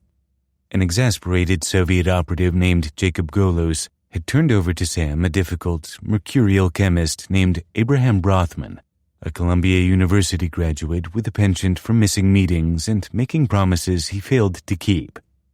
Brothman's previous contact had been Elizabeth Terrell Bentley, Golos's mistress, a Vassar graduate whose contacts expanded during the war years under Golos's direction to include communists in Canada, in the U.S. government in Washington, and in the ranks of industrial espionage. Bentley was a specialist in Italian literature, not chemistry, and the Soviets had decided Brothman needed a contact with a technical background. Sam told Harry that Brothman was an important government official, an engineer. After several postponements, the 2 chemists connected. Gold slipped into Brothman's car in the Manhattan Garment District on a Monday night in September 1941. While Gold was identifying himself, the Joe Louis-Lou Nova fight came on Brothman's car radio, and they listened to it together in silence for the 2 or 3 rounds Louis needed to knock Nova out. In the car and later that night in a Bickford restaurant, they talked for 3 hours. Then began Gold's Sisyphean labor of trying to coax useful information out of Brothman, who was not a government official but worked for private industry under government contracts. The Columbia chemist seems to have been manipulating the Soviets in the hope that they would eventually set him up in business, Gold thought. Starting in early 1942, Brothman, on many occasions, I would say at least 6, openly and directly asked me if I could obtain legitimate backing from the Soviet Union so that he could set up an enterprise and do work on chemical processes for the Soviets. When I first mentioned this to Sam, he laughed hilariously and said that he had never heard of such damned fool nonsense in his life. By legitimate backing, Brothman meant sums ranging from $25,000 to $50,000. In the meantime, Brothman gave the Soviets only enough information to string them along, and Gold bore the brunt of Sam's frustration. When Harry finally confronted Brothman, the man counterattacked and called the Soviets a bunch of fools. He told Harry he had already given them, in Gold's words, a drawing of a turbine type of engine for aircraft, and also information on one of the earliest Jeep models which had been designed by him. He promised to deliver the complete design of an explosives plant. Brothman soon reneged on the explosives plant design, but promised something far more desirable. He told me he was in possession of complete information on the manufacture of Buna S, a synthetic rubber.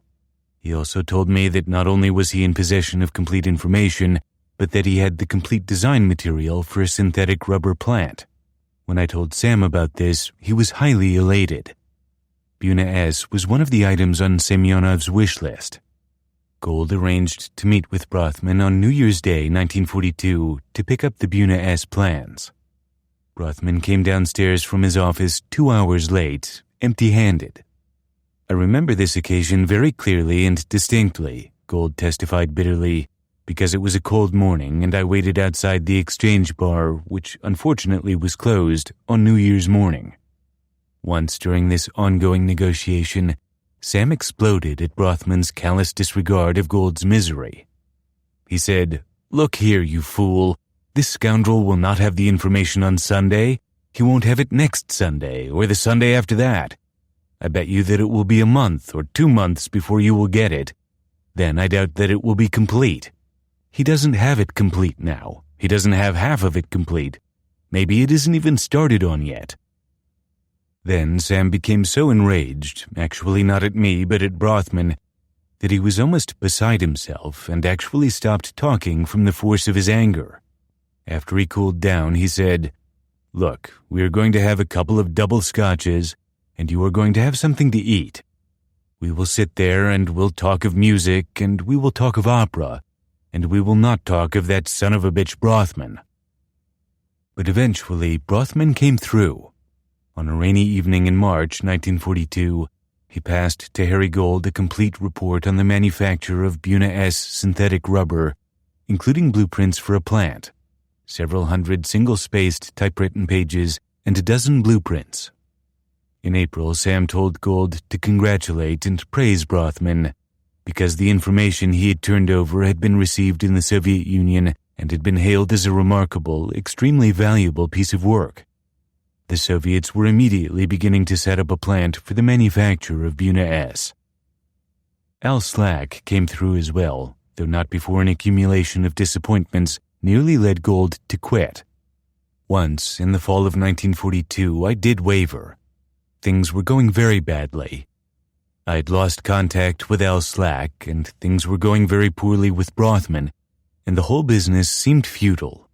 Also, at this time, my increased absences from home had depressed my mother very much, and I was greatly concerned. To top it off, on that very evening in New York, the usually ebullient Sam had been very subdued regarding some failures of his own, and so, after I left him and went to Penn Station, I came to the determination to be through with this work once and for all. I felt that I had done enough. I had some 15 minutes from my train to Philadelphia, and sat down in the smoking room of the station. Thereupon I was approached by a swaying drunk who proceeded to vilify me as a kike, a sheeny bastard, and a yellow draft dodger and money grabber, plus a series of far more horrible epithets. Gold walked away. But as I did so went my resolution to quit espionage work. It seemed all the more necessary to work with the utmost vigor, to fight any discouragement, and to do everything possible to strengthen the Soviet Union so that such incidents could not occur.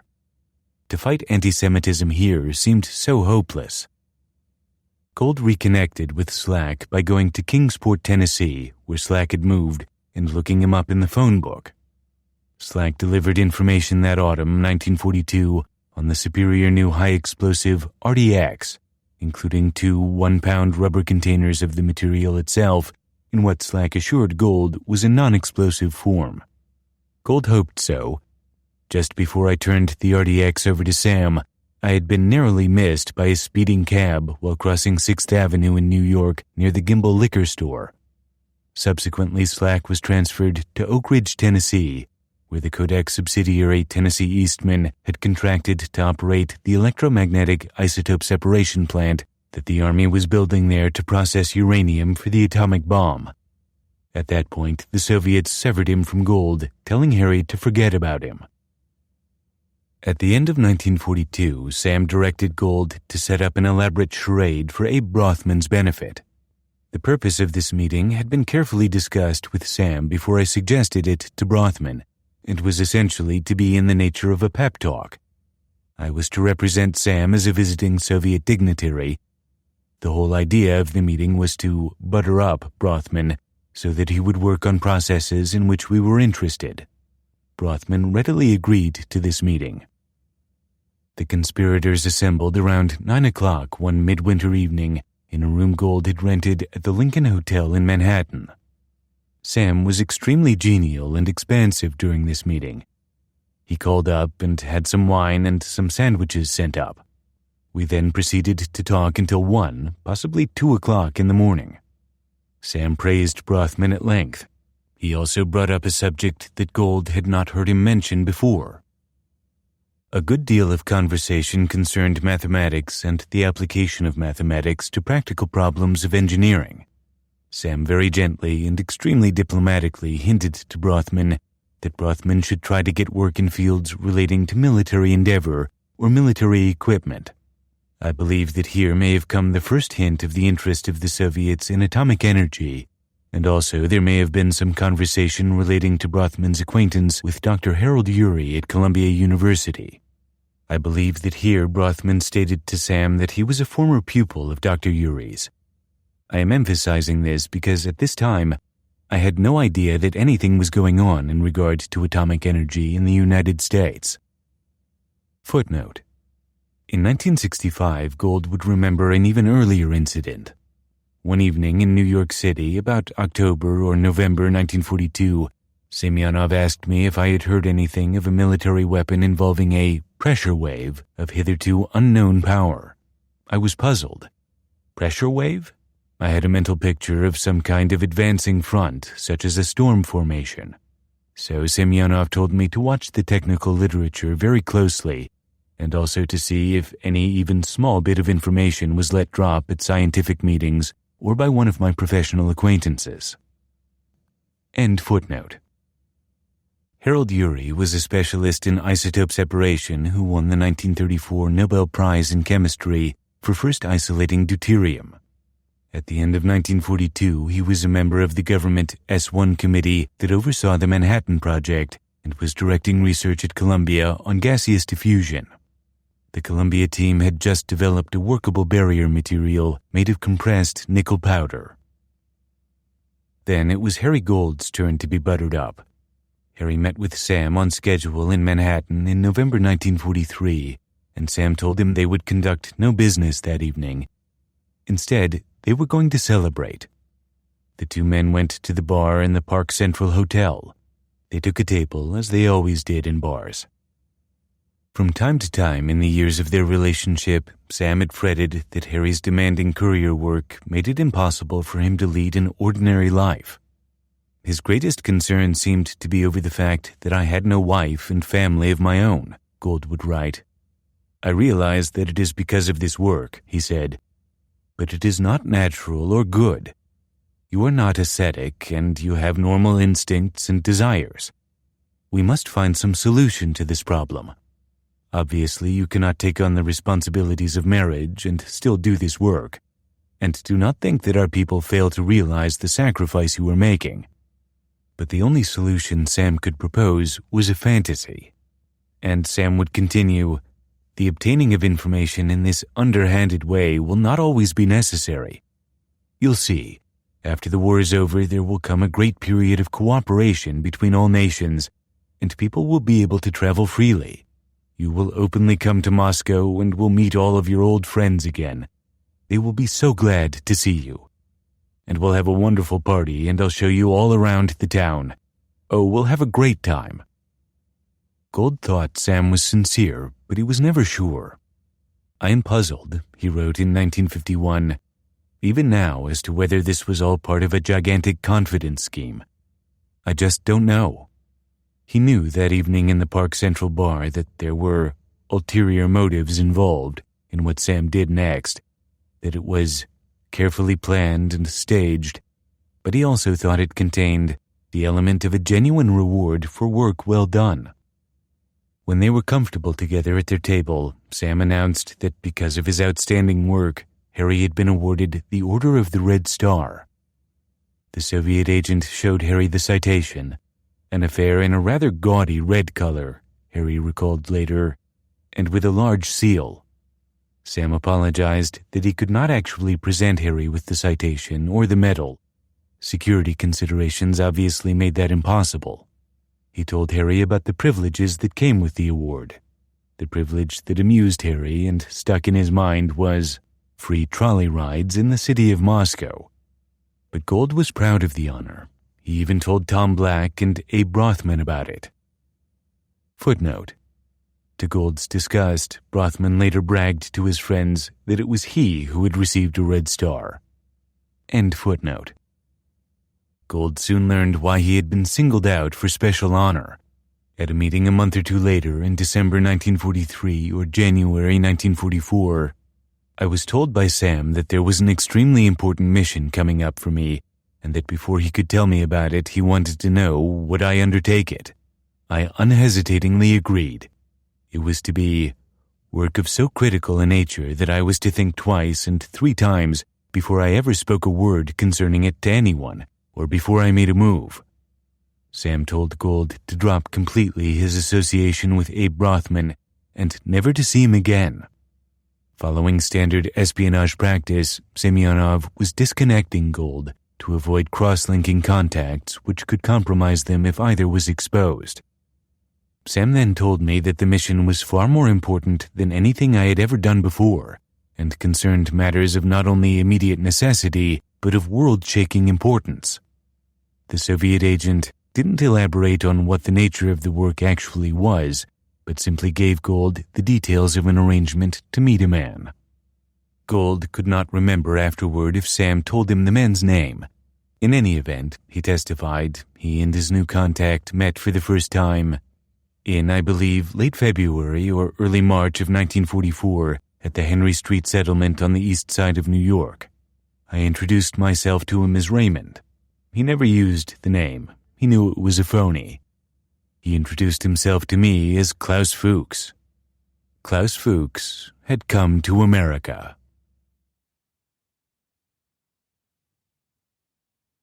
5. Super Lend-Lease. Great Falls, Montana is located about 200 miles due north of Yellowstone National Park at the confluence of the Sun and Missouri rivers. Gore Field, its airport during the Second World War, extended its 10,000-foot runway on a mesa of tableland 300 feet above the city at 3,674 feet elevation. Montana weather in the winter is extremely cold and dry, and as a result, Gore Field offered more than 300 clear flying days a year. In 1942, when German submarines made Allied efforts to ship aircraft to the Soviet Union through the North Sea hazardous, and wind-blown sand damaged aircraft flown to Soviet Georgia across Africa, the United States proposed, and the Soviet Union reluctantly agreed, to open a trans-Alaskan route across Siberia. The staging point within the U.S. for this air ferry route, the Al-Sib pipeline it came to be called, would be Gore Field in Great Falls. The pipeline was one conduit of the program of Lend-Lease that Franklin Roosevelt proposed in January 1941 to help cash-strapped Britain and other allies defend themselves against Germany, while the U.S. maintained at least the appearance of neutrality. Roosevelt's proposal frightened isolationist senators such as Republican Arthur Vandenberg of Michigan, who correctly foresaw that it would carry the United States a long stride closer to war. When the Lend-Lease bill passed the Senate in March, Vandenberg wrote in his diary, "I believe we have promised not only Britain but every other nation, including Russia, that joins Britain in this battle that we will see them through. I fear this means that we must actively engage in the war ourselves. I am sure it means billions upon billions added to the American public debt. I do not believe we are rich enough to underwrite all the wars of the world." In the course of the war, under the Lend-Lease Act, the United States delivered some $46 billion worth of equipment, supplies, and services to Britain, China, and other allies, the preponderance of it by sea, but the most urgent of it by air. 25% of that total, $11 billion, went to the Soviet Union after the German invasion of the USSR, of which $1.5 billion paid for services. Of the remaining $9.5 billion, munitions accounted for about half the value of Soviet shipments, including thousands of B-25 bombers and other aircraft, more than 400,000 trucks. Just imagine, Nikita Khrushchev would say later, how we would have advanced from Stalingrad to Berlin without American trucks. $814 million worth of ordnance and ammunition, thousands of tanks, a merchant fleet, and 581 naval vessels. The other half, non-munitions, included 13 million pairs of winter boots, 5 million tons of food, 2,000 locomotives, 11,000 boxcars, 540,000 tons of rails, and $111 million worth of petroleum products. Non-munitions also pointedly included entire factories, complete alcohol, synthetic rubber, and petroleum cracking plants, in the words of a post-war congressional report, together with the requisite engineering drawings, operating and maintenance manuals, spare parts lists, and other pertinent documents. Harry Gould's collections from Abe Rothman gave the Soviet Union an early start, but by 1943 the United States was supplying directly the plans for synthetic rubber and other factories that Gould had shivered in the cold in 1942 to accumulate by espionage. None of this largesse was contraband. It was tangible support. Until the Anglo-American invasion of Normandy on June 6, 1944, the Soviet Union fought Germany essentially alone on the European continent, except for the Anglo-American strategic bombing campaign. Had the USSR lost that fight, hundreds of German divisions bulwarked with Soviet resources would have been freed to turn west and challenge Britain and the United States. Averell Harriman, back from a mission to Moscow for Franklin Roosevelt in October 1941, made the point in a radio speech to the American people. To put it bluntly, he said, "Whatever it costs to keep this war away from our shores, that will be a small price to pay." The United States agreed to furnish Lend-Lease, and the Soviets did not doubt that they had earned it. At Leningrad, at Stalingrad, in the monstrous enclosures in the western USSR, where the Germans, as they advanced, confined Soviet prisoners of war completely exposed without water or food. At least 4.5 million Soviet civilians and combatants had been killed by 1943. At least 3 million combatants died in enclosures and camps throughout the war. At least 25 million Soviet civilians and combatants died before the eventual Allied victory. From the Soviet point of view, Lend-Lease was the least America could do when the Russian people were dying. Anything the Soviets could grab, legally or illegally, must still have seemed less than a fair exchange. "We've lost millions of people," a Russian told Alexander Worth after the U.S. ambassador, Admiral William H. Stanley, complained at a Moscow press conference in March 1943 of the ungracious Soviet attitude toward Lend-Lease. "And they want us to crawl on our knees because they send us spam." The point was to win the war. "One can bear anything," novelist and journalist Ilya Ehrenberg incited the men and women of the Red Army in August 1942. "The plague and hunger and death. But one cannot bear the Germans. Today there are no books. Today there are no stars in the sky. Today there is only one thought: kill the Germans. Kill them all and dig them into the earth. Then we can go to sleep. Then we can think again of life and books and girls and happiness." But more than Lend-Lease aircraft loaded with urgent supplies staged from Gorefield. If the cold, windswept airport high and flat under the vast Montana sky was a pipeline for war materiel, it was also a tunnel under the border that directly connected the U.S. to the USSR. The American in charge of expediting deliveries through the Gorefield end of the LSIB pipeline was a tall, rugged U.S. AAF officer named George Racy Jordan, who had served with Eddie Rickenbacker's 1st Pursuit Group during the First World War. Jordan, an older officer who was a businessman in peacetime, had begun working with the pipeline when it was based at Newark Airport and had learned there firsthand that it was sacrosanct. A taxiing American Airlines DC-3 had bumped a medium bomber consigned to the Soviets, a minor mishap in Racy Jordan's book. The Soviet head of mission, Colonel Anatoly N. Kotikov, taking offense, had called someone in Washington, and shortly afterward, the Civil Aeronautics Board had suspended all civilian traffic through Newark, rerouting it to LaGuardia across the Hudson in Queens. Jordan understood that Kotikov had a direct line to Harry Hopkins, the first administrator of the Lend-Lease Act and Roosevelt's personal emissary to the Soviet government.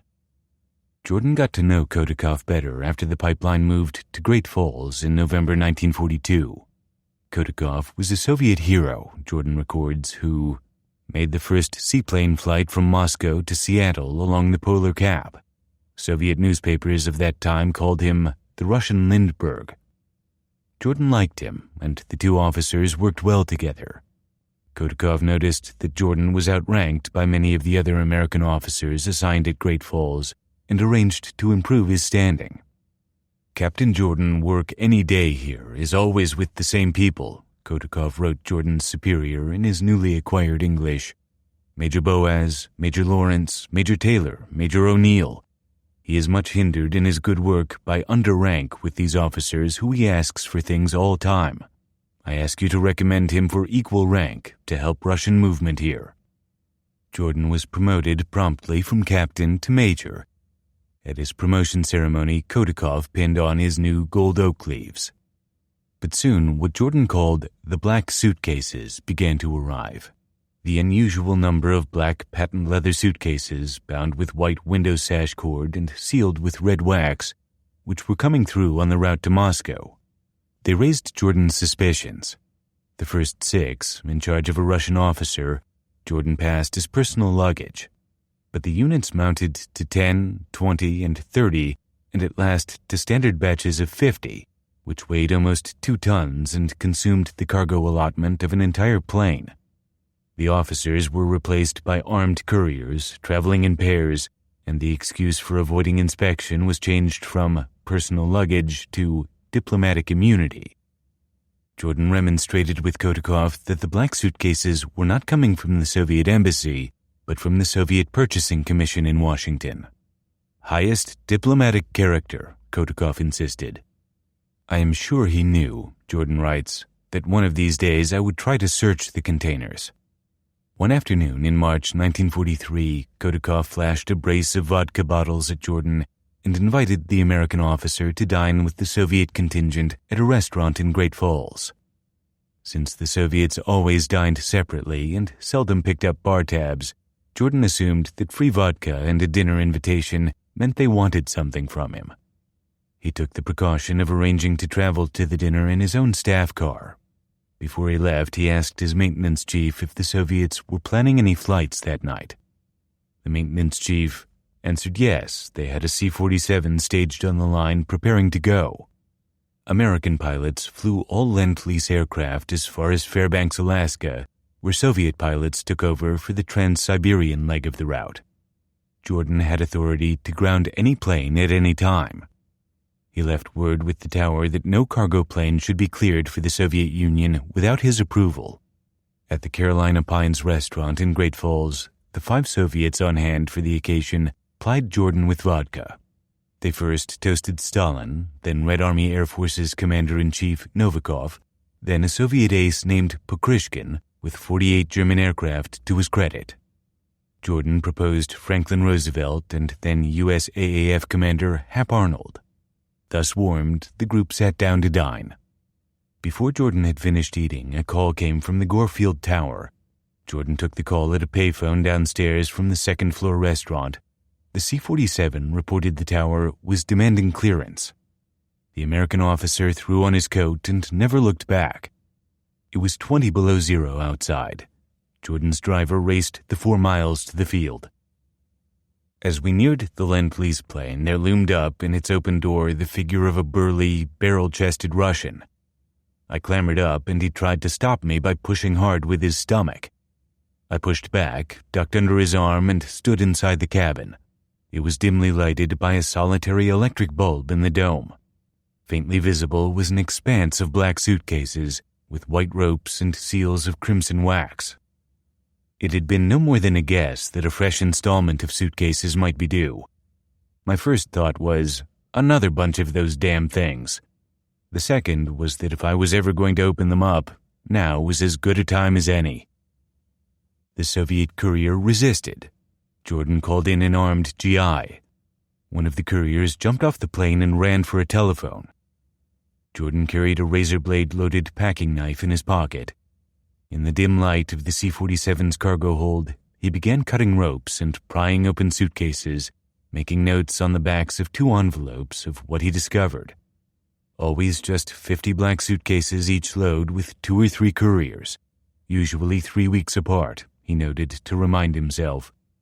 In the suitcases, he found tables listing railroad mileages between American cities, a load of road maps marked with American industrial plants, a full load of documents from Amtorg, a collection of Panama Canal maps, folders of naval and shipping intelligence, hundreds of commercial catalogs and scientific journals. Folders from the State Department included one labeled From Hiss.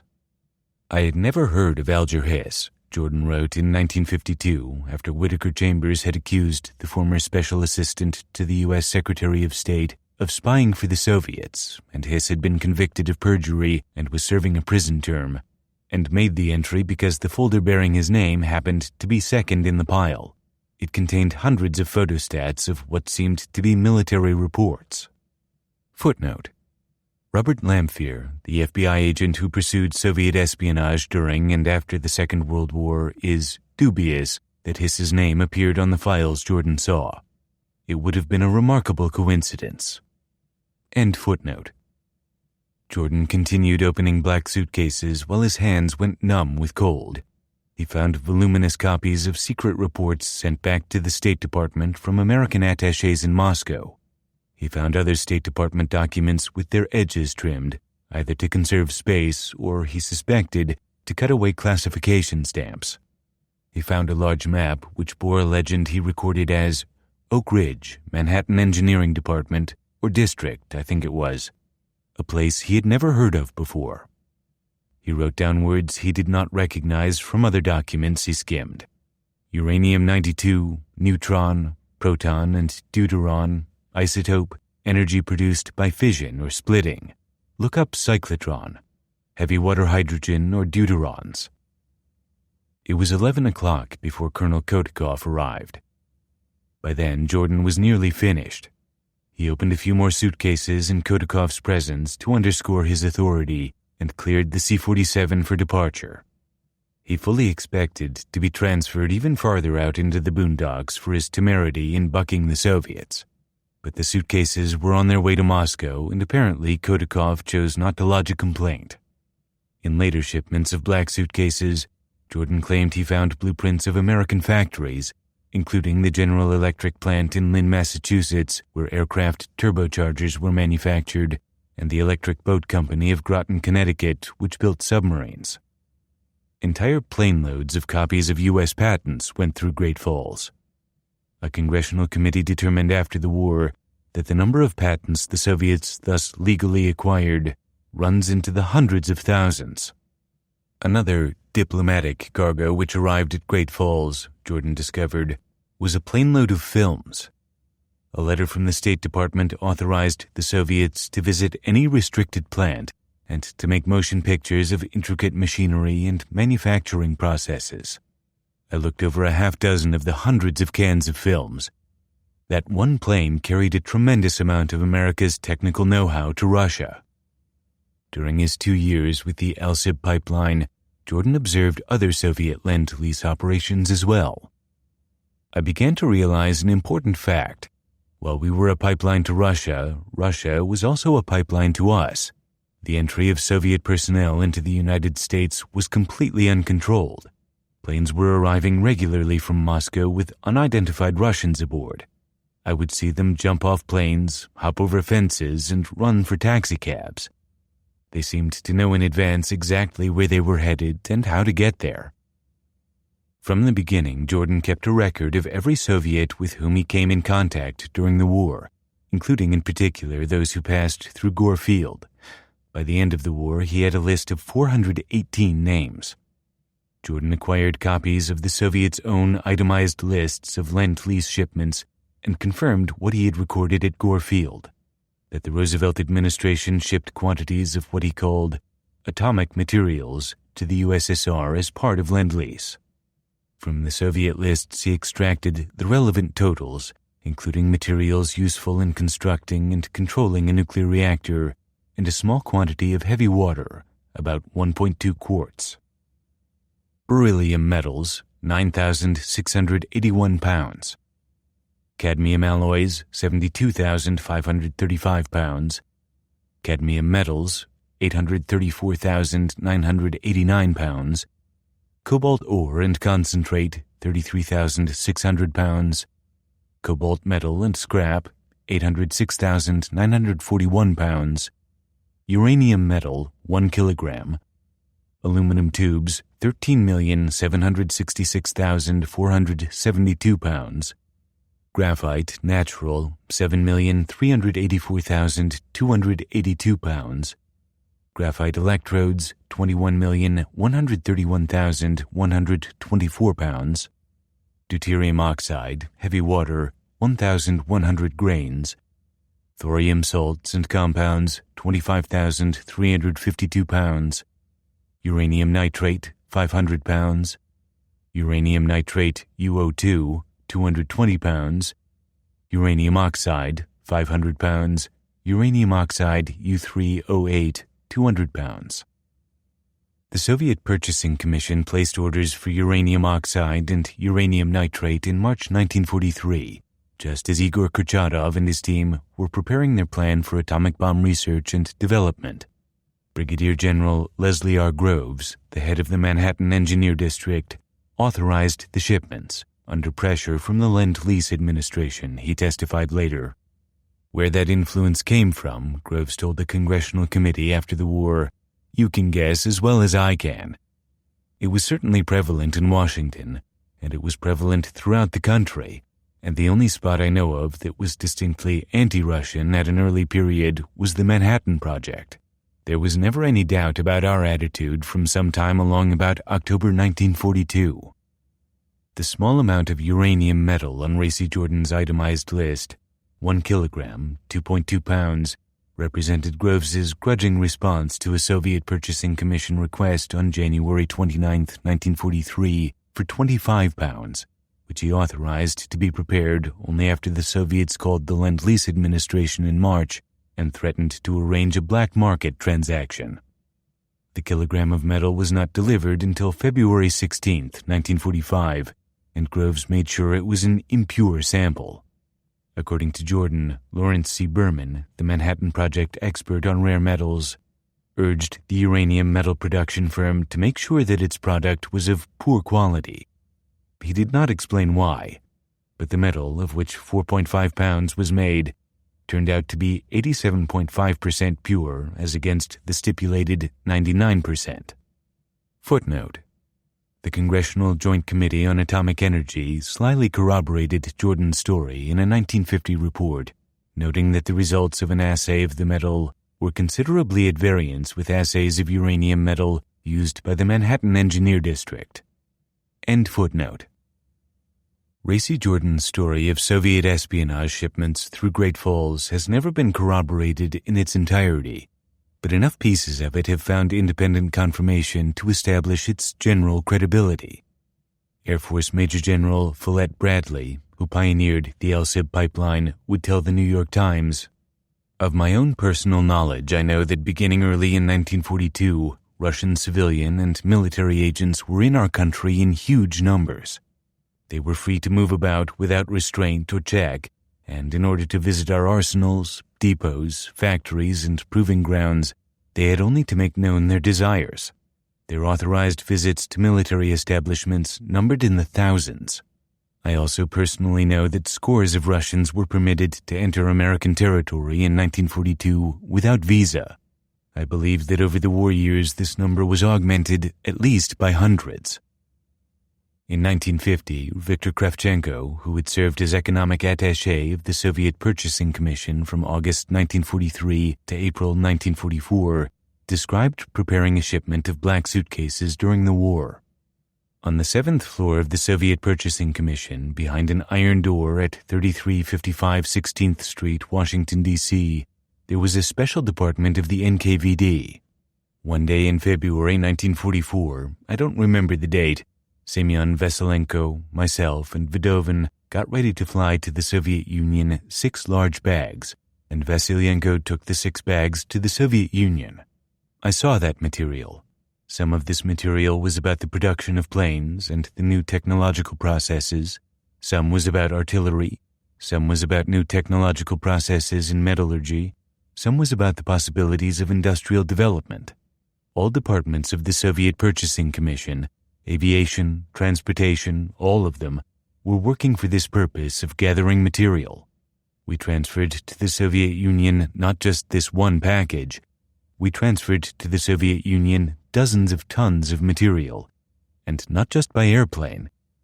We also were using Soviet ships that came from Lend-Lease for the Soviet Union, and they called this material Super Lend-Lease. Jordan's wartime diary confirmed that Semyon Vasilyenko passed through Great Falls on February 17, 1944, en route to Moscow with what a post-war investigator called diplomatic mail. Igor Guzenko, the Soviet cipher clerk who visited Moscow during the October 16th panic, characterized the Soviet espionage system from personal experience as mass production. There were thousands, yes, thousands of agents in the United States, he estimated. Thousands in Great Britain and many other thousands spread elsewhere throughout the world. America and England were particularly well covered, Guzenko reported. When I worked in the Special Communications branch in Moscow, the vast majority of the telegrams came from England and the United States. Telegrams from other countries were lost in the flood. The military attaché at the Soviet embassy in Washington had 5 cipher clerks working for him, added Guzenko, which gives some indication of the amount of information he alone sent. The persistence and patience of the Soviet intelligence experts seldom failed to get the wanted information. Often we would send out the same telegram to 20 or more addresses in various parts of the world. One urgent query of this nature asked for an item of information about some alleged scientific innovation in the United States. Neither of 2 agents in the United States could enlighten the experts, but complete and identical information on the American development was received from agents in Canada and England. In 1943, Guzenko was posted to Canada.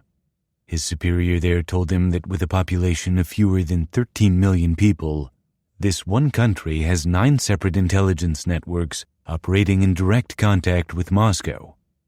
Elizabeth Bentley, the American communist courier who handled Abe Rothman before passing him along to Harry Gold, independently confirmed the wholesale character of Soviet espionage. What the Russians wanted to know from U.S. agents was practically limitless.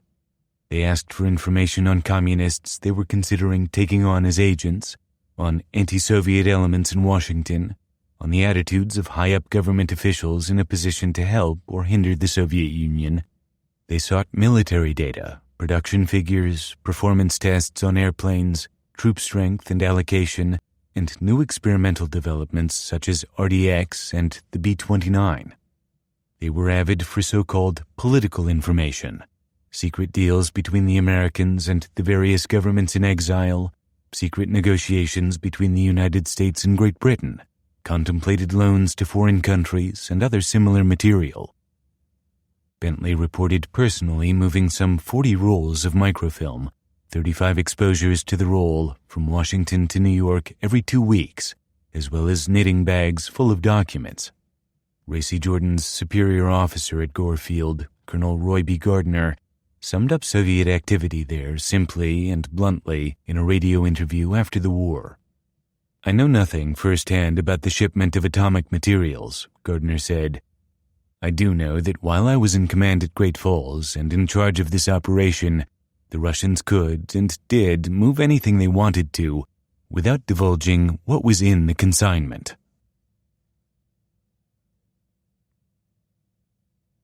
Six. Rendezvous.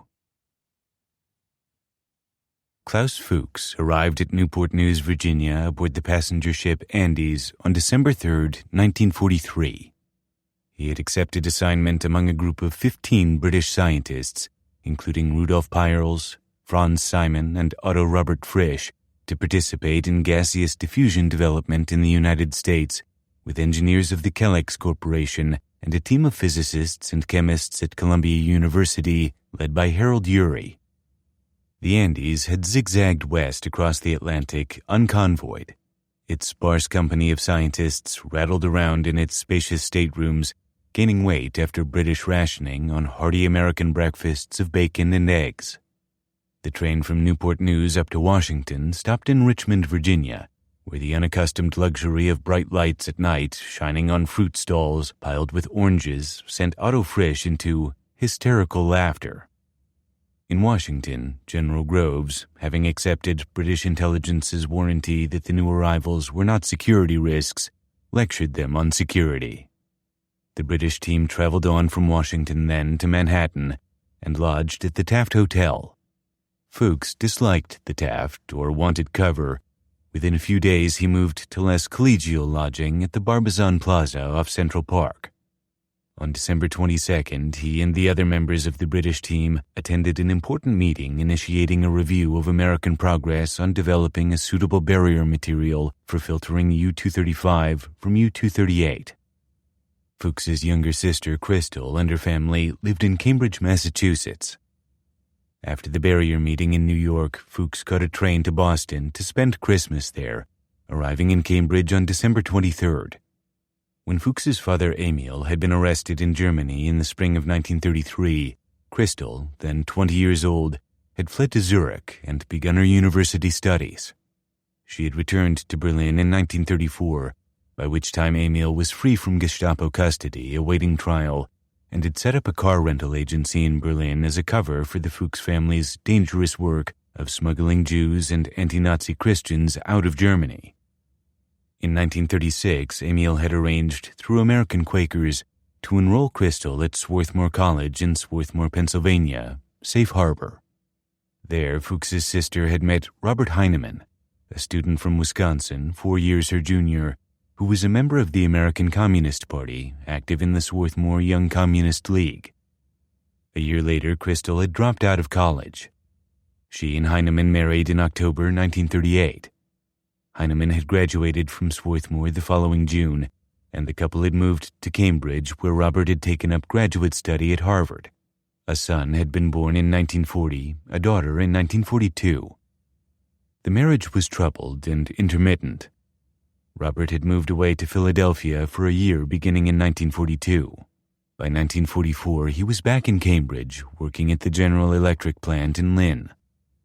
Fuchs returned to New York after Christmas. The review of gaseous diffusion technology then underway culminated in a stormy meeting with General Groves early in January 1944, when Groves won British endorsement of manufacturing a new and superior barrier material at Kellex that would supersede existing barrier production. Retooling for the new barrier would significantly delay starting up the big Oak Ridge gaseous diffusion plant then under construction. Harold Urey, for one, understood the decision to mean that the United States was pursuing a post-war nuclear weapons capability, not simply trying to beat the Germans to the bomb. Thereafter, Fuchs concentrated on gaseous diffusion theory as a consultant to Kellex, working first from offices at 43 Exchange Place, later out of the British mission of supply at 37 Wall Street. By February 1st, 1944, he had settled into a furnished apartment in a brownstone at 128 West 77th Street, passed along by a member of the British mission who was returning to England. Fuchs would recall later that he first met with the man he knew as Raymond, Harry Gold, around Christmas 1943. But Fuchs had been in Cambridge at Christmas.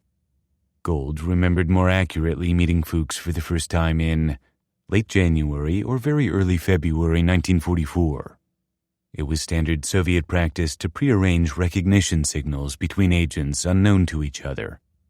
Gold would testify that Sam had instructed him to carry a pair of gloves in one hand plus a green-covered book, and Dr. Fuchs was to carry a handball. Sonia had briefed Fuchs before he left England on recognition signals and meeting place, which was to be outside the Henry Street Settlement House on the Lower East Side of Manhattan. Footnote: Sonia had also, on instruction, passed Fuchs over from GRU military intelligence to Beria's NKVD, although Fuchs never knew the difference and perhaps never cared. Beria was maneuvering to control the most important source of information then available about the Anglo-American atomic bomb program. End footnote. Fuchs was apprehensive about his first American meeting.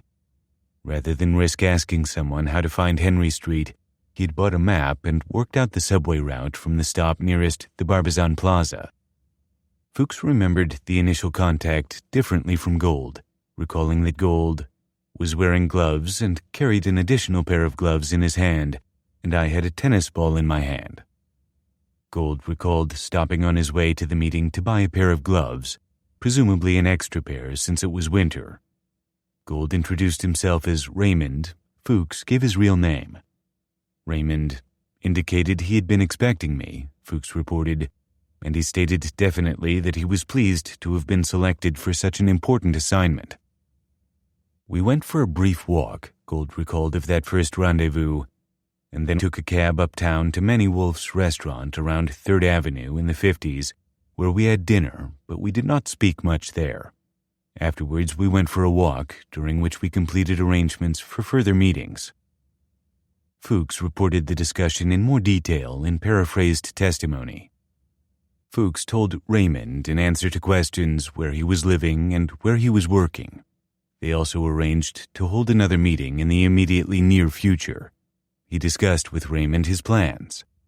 He also discussed with him orally some of the officials for whom he was working and told him where, in fact, he was working at the time. Raymond specifically suggested that at future meetings, Fuchs make sure that he was not being followed. The attitude of Raymond at all times was that of an inferior. At this first meeting, Fuchs believes that he made a statement to Raymond about atomic energy, and he knows that the words atomic energy and atomic bomb were both mentioned, and Raymond must have known about them as he did not ask any questions of interpretation or explanation. He also believes that the comparative strength of an atom bomb was also mentioned at this first meeting. But Fuchs remembered no dinner together that first time out. He thought the first meeting lasted only about 20 minutes, though he did remember having dinner with Gold at least once during their New York contacts, and agreed that it might have been then. Evidently, Gold was dazzled to be working with a man who he believed to be one of the world's most foremost mathematical physicists. If Fuchs characterized their relationship as that of superior to inferior, Gold recalled it more generously. I liked this tall, thin, somewhat austere man with the huge horn-rimmed glasses from the very first, and in his stuffy, repressed British manner he reciprocated. To Gold, Fuchs was no less than a genius, a word I always use with caution.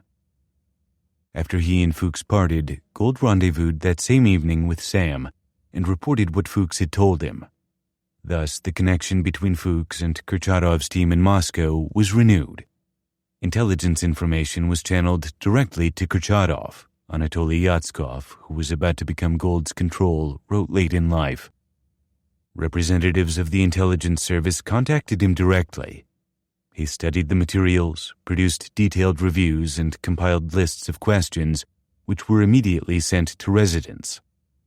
On January 4th, Eddie Sinelnikov wrote her sister in England from near Moscow, describing the conditions under which the Soviet scientists were living and working.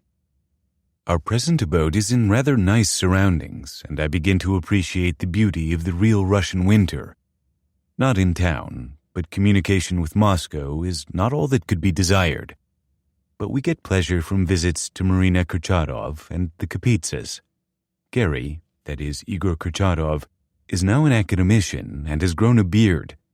We can't decide whether it was originally due to lack of razor blades or mufflers. Anyhow, he looks very amusing and friendly with it, and on New Year's Eve I measured it and discovered the said beard to have the drastic length of 12 centimeters.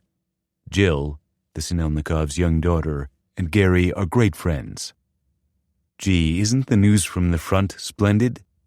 Every day fireworks, and such jolly ones.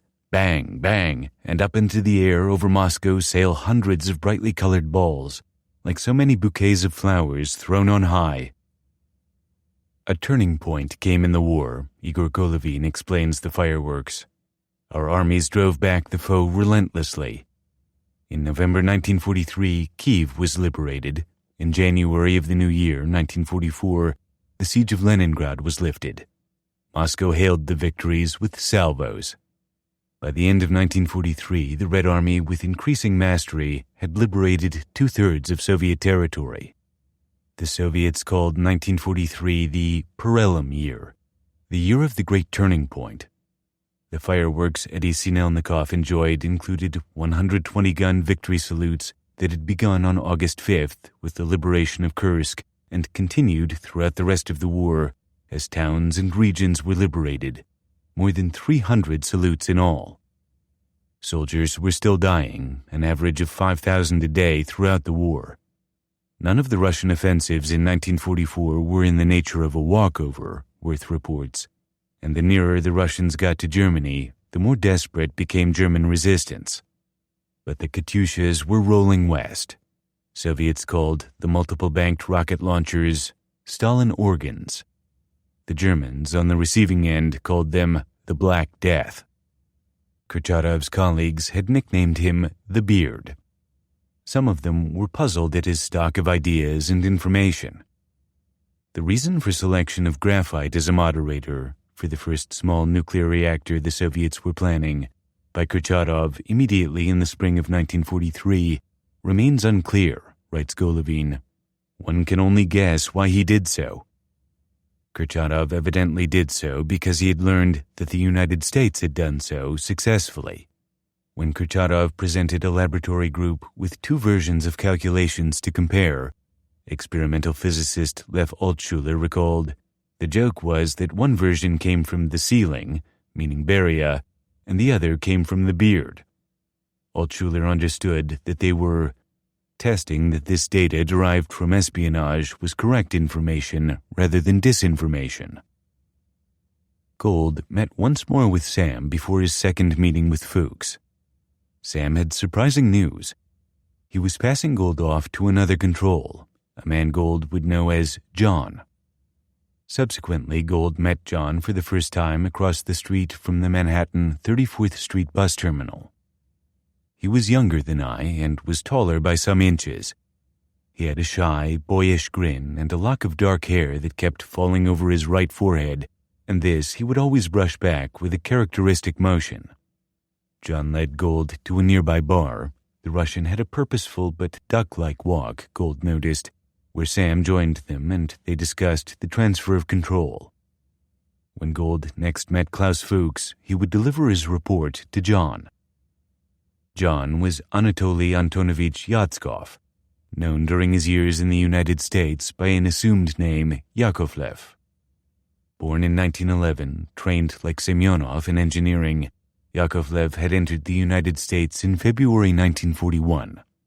Though Gold always assumed that John, like Sam, worked for Amtorg, his new control was officially a clerk at the Soviet consulate in New York. As New York NKVD resident, he also controlled the Cohens. I failed to master English in the 3-month term which I was allocated, Yatskov remembered in old age, but I took the risk and went to America. My luck was to talk to Americans, which made it easier to learn English, but I progressed slower than I would like. Now he could talk to Harry Gold as well. An FBI informant who bumped into Yakovlev at consulate receptions during this period remembered him complaining about being continuously overworked and homesick. He was married with twin children, Victoria and Pavel, born 4 months after his arrival in the U.S., and Gold would find him not complaining but optimistic. John and Sam, Gold remembered, spoke with great pride of their wives and their children and would elaborate on their great plans for the future of the young ones. When discussions among the Allies began in San Francisco, which led to the formation of the United Nations, I can recall the enthusiasm with which Yakovlev discussed the affair. We both thought it was such a great thing. Fuchs and Gold met again in February on the northwest corner of 59th Street and Lexington Avenue. They walked east towards the Queensboro Bridge. The intention in my mind, says Gold, being that we would walk across the bridge and into Queens. They found the bridge closed to foot traffic and walked uptown along 1st or 2nd Avenue instead, possibly as far as 75th Street. It was anything but an exclusive area, Fuchs remembered. Gold recalled several passages on the dark, deserted streets.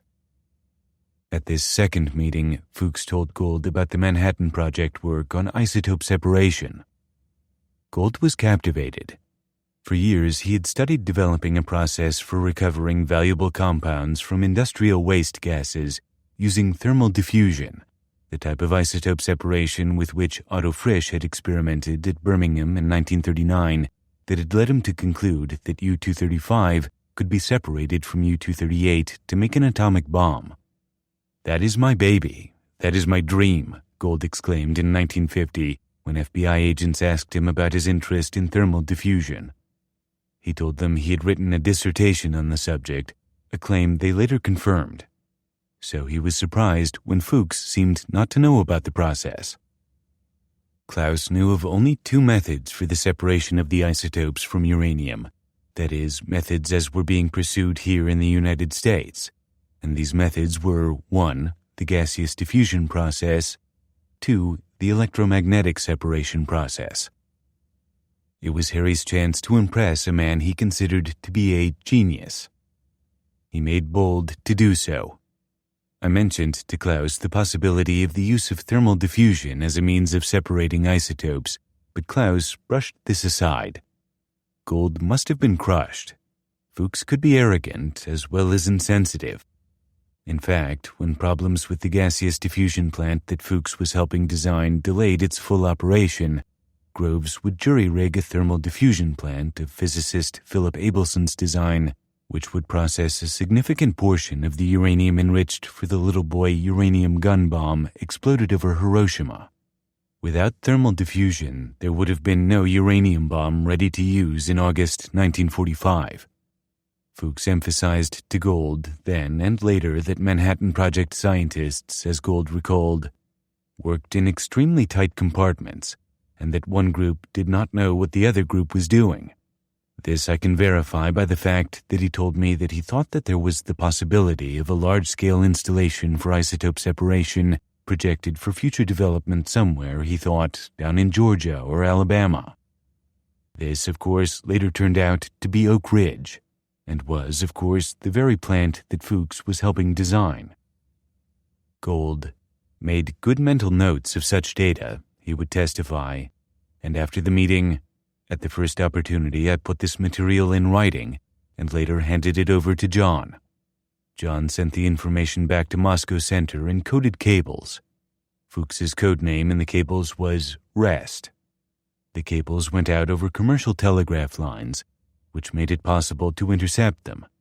After the Japanese surprise attack on Pearl Harbor on December 7, 1941, and U.S. entry into the war, the U.S. State Department had promoted a drop copy program, whereby the cable companies held up message transmissions long enough to copy them, ostensibly for the U.S. Office of Wartime Censorship.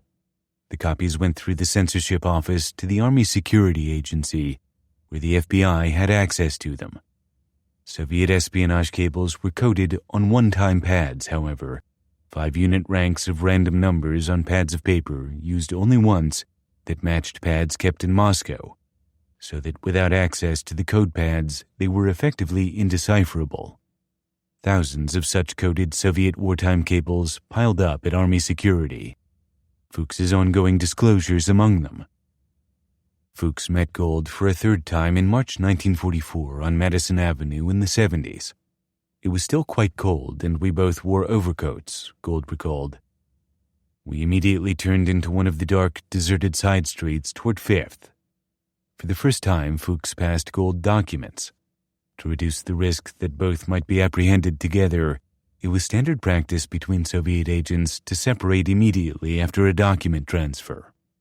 The whole affair took possibly 30 seconds or 1 minute, Gold testified, and I immediately walked ahead of Klaus and down 5th toward 57th Street and 6th Avenue, where approximately 15 minutes later I turned over the information to John. Fuchs and his colleagues, particularly Rudolf Peierls, were working on a series of papers for Kellex, designated the MSN series, laying out gaseous diffusion theory. During the period when Fuchs was based in New York, the British completed 19 papers in the MSN series. Of those, Fuchs personally wrote 13. 2 or more MSN papers, Fuchs testified somewhat inaccurately in FBI paraphrase, were passed to Raymond by him at each of the approximately 5 meetings held after the first meeting. To evade security, Fuchs simply took advantage of the trust the Manhattan Project accorded him.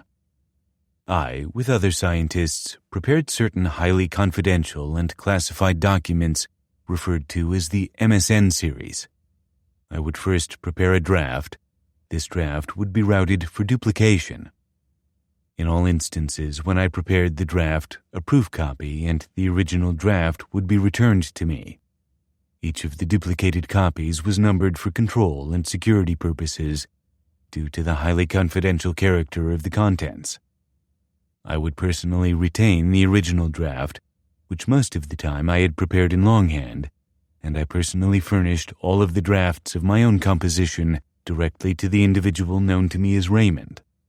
These documents were at times folded and at other times in package form, and were delivered by me personally in groups of one or more at most of the prearranged meetings after the initial contact meeting which I had covertly with Raymond in New York City during 1944.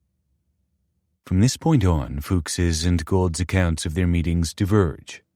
Gould remembered dinners together and personal confidences that represented, he said, at least, a deviation from the rules. Fuchs remembered strict compliance and business-like formality. Confronted later with Gould's testimony of bonhomie, the émigré physicist rejected testimony and eager witness both with withering contempt.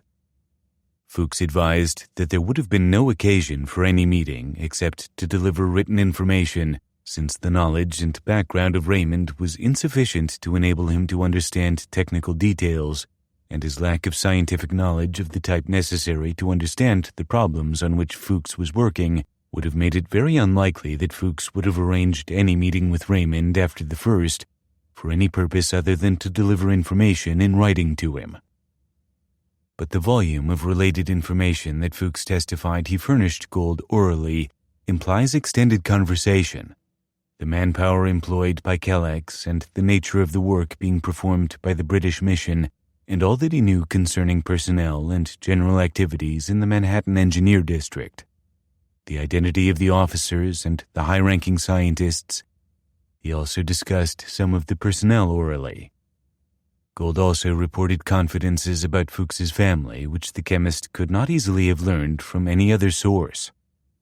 Fuchs was a bachelor alone in a strange country, unable, because of the double life he was leading, to confide in colleagues, penny in the slot. Under similar circumstances in England, he had confided similarly in Sonia. He was both stuffy and repressed, as Gould accurately characterized him. In repudiating Gould, Fuchs sounds like someone angered to hear his confidences betrayed, and incensed that a mere industrial chemist, a bagman, would presume. The question is important.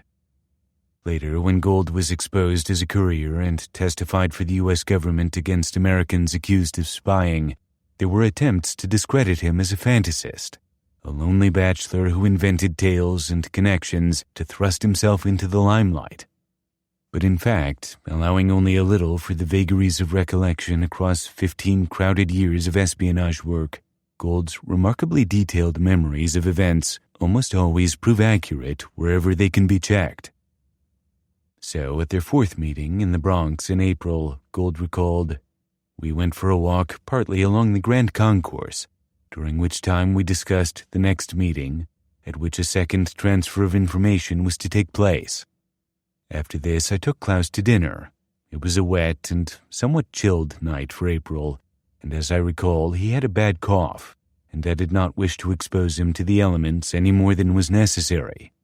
We had a dinner at which we discussed a number of matters, including music and chess. Among other matters, they may have discussed dissatisfaction within the British mission at the progress of its work in America, information that Fuchs is more likely to have passed orally than in writing. A cryptic note in J. Edgar Hoover's hand, underlined in the file that the FBI opened on Fuchs in 1949, reports such a discussion at about this time, and hints that the Soviet New York resident may have raised the possibility with Moscow Center of having Fuchs arranged to be transferred back to England, which would have been a devastating mistake. May 8, 1944. Fuchs advised Russians that the work of the British Commission on Atomic Energy was meeting with no success in U.S. and that there was dissatisfaction.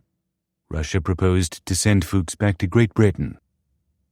Then, or later, according to Hoover's notes, Fuchs also advised the Soviets, presumably through Gold, the only contact Fuchs acknowledged in the U.S., that Britain and the U.S. were slowing down research work on diffusion. They may have been.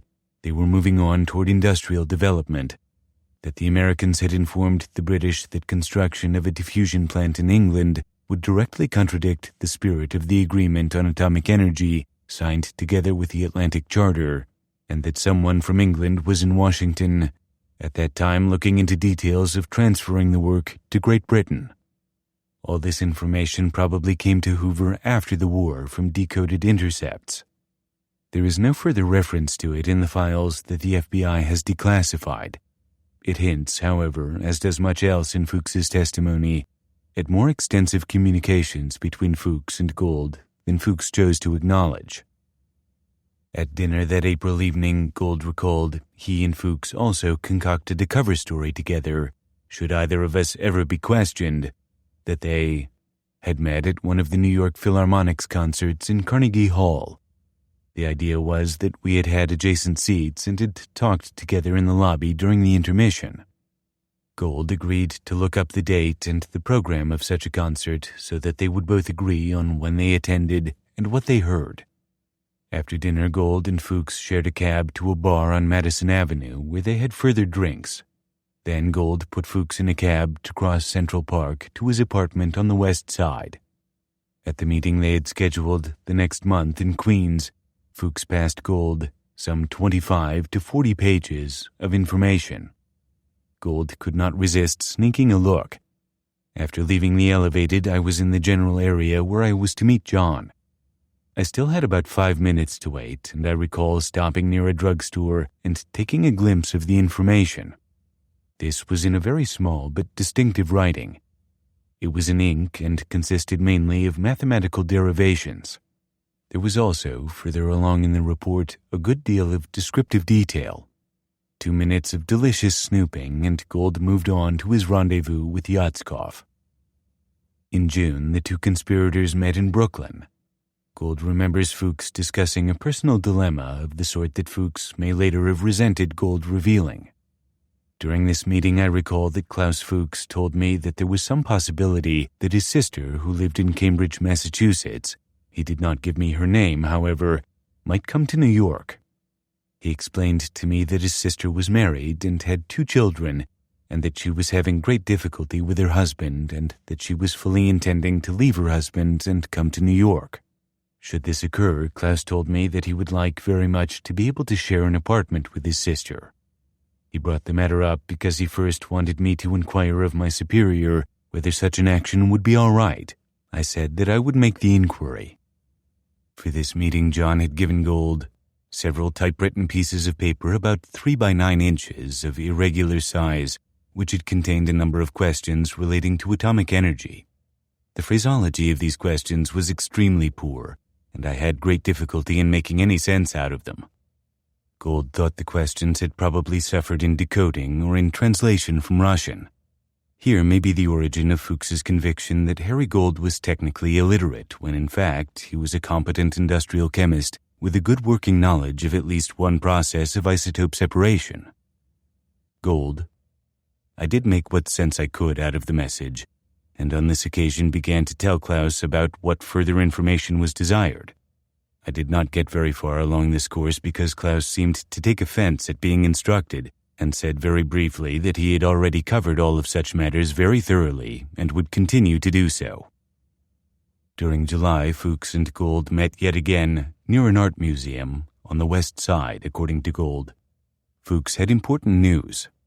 We went for a long walk, almost entirely in Central Park, and in the many winding roads and small paths leading through the park itself. This meeting took at least an hour and a half, and was a very leisurely one. Fuchs told Gold he might be transferred, later in 1944 or early in 1945, somewhere to the southwest. Gold was sure later that he had heard Fuchs say Mexico. Fuchs was adamant that he had said New Mexico. Fuchs revealed during the walk in Central Park, says Gold, that his brother Gerhard was now in Switzerland and was convalescing as a result of having been only recently released from a German concentration camp. Gold gathered that Gerhard, like Fuchs, was a dedicated communist. If Fuchs imagined Gold to be his inferior, Gold considered Fuchs fragile and otherworldly and undertook to shelter him. I also told Klaus that it would be perfectly all right, should his sister come to New York, for him to take an apartment together with her and the children. Actually, I had not mentioned the matter to John at all, but had taken it upon myself to tell Klaus that such a proceeding was okay.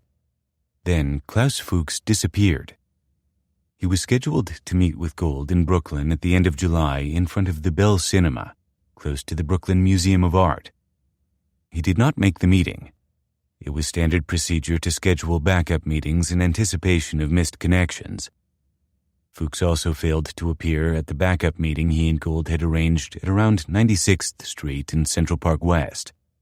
Gold's maternal instincts kicked in. On this second occasion, I became very worried, particularly since the area is very close to a section of New York where muggings often occur, and also the fact that Klaus was of slight build and might seem an inviting prey. Gold met with John. They discussed the problem of Fuchs's disappearance for 2 hours. Our principal trouble was to decide whether Klaus, for some reason, was unable to keep the meetings if he was still in New York, or whether he had actually left New York. Apparently, they reached no conclusion. They met again in late August 1944, early on a Sunday morning, near Washington Square. John sent Gold to Fuchs's apartment to ask the physicist's whereabouts. Gold bought a book along the way. Thomas Mann's Joseph the Provider, wrote Fuchs's name and address in it and invented returning it to its owner as a pretext for his inquiry. At Fuchs's building, the building superintendent and his wife informed Gold that the physicist had left town. Gold met John again later that morning. They walked along Riverside Drive and talked at great length. Stymied, John told Gold to sit tight. At a meeting in early September 1944, another long discussion, Gold finally thought to mention that Fuchs had a sister who lived in Boston. Now, it may be possible that John himself may have brought up the matter of Fuchs's sister.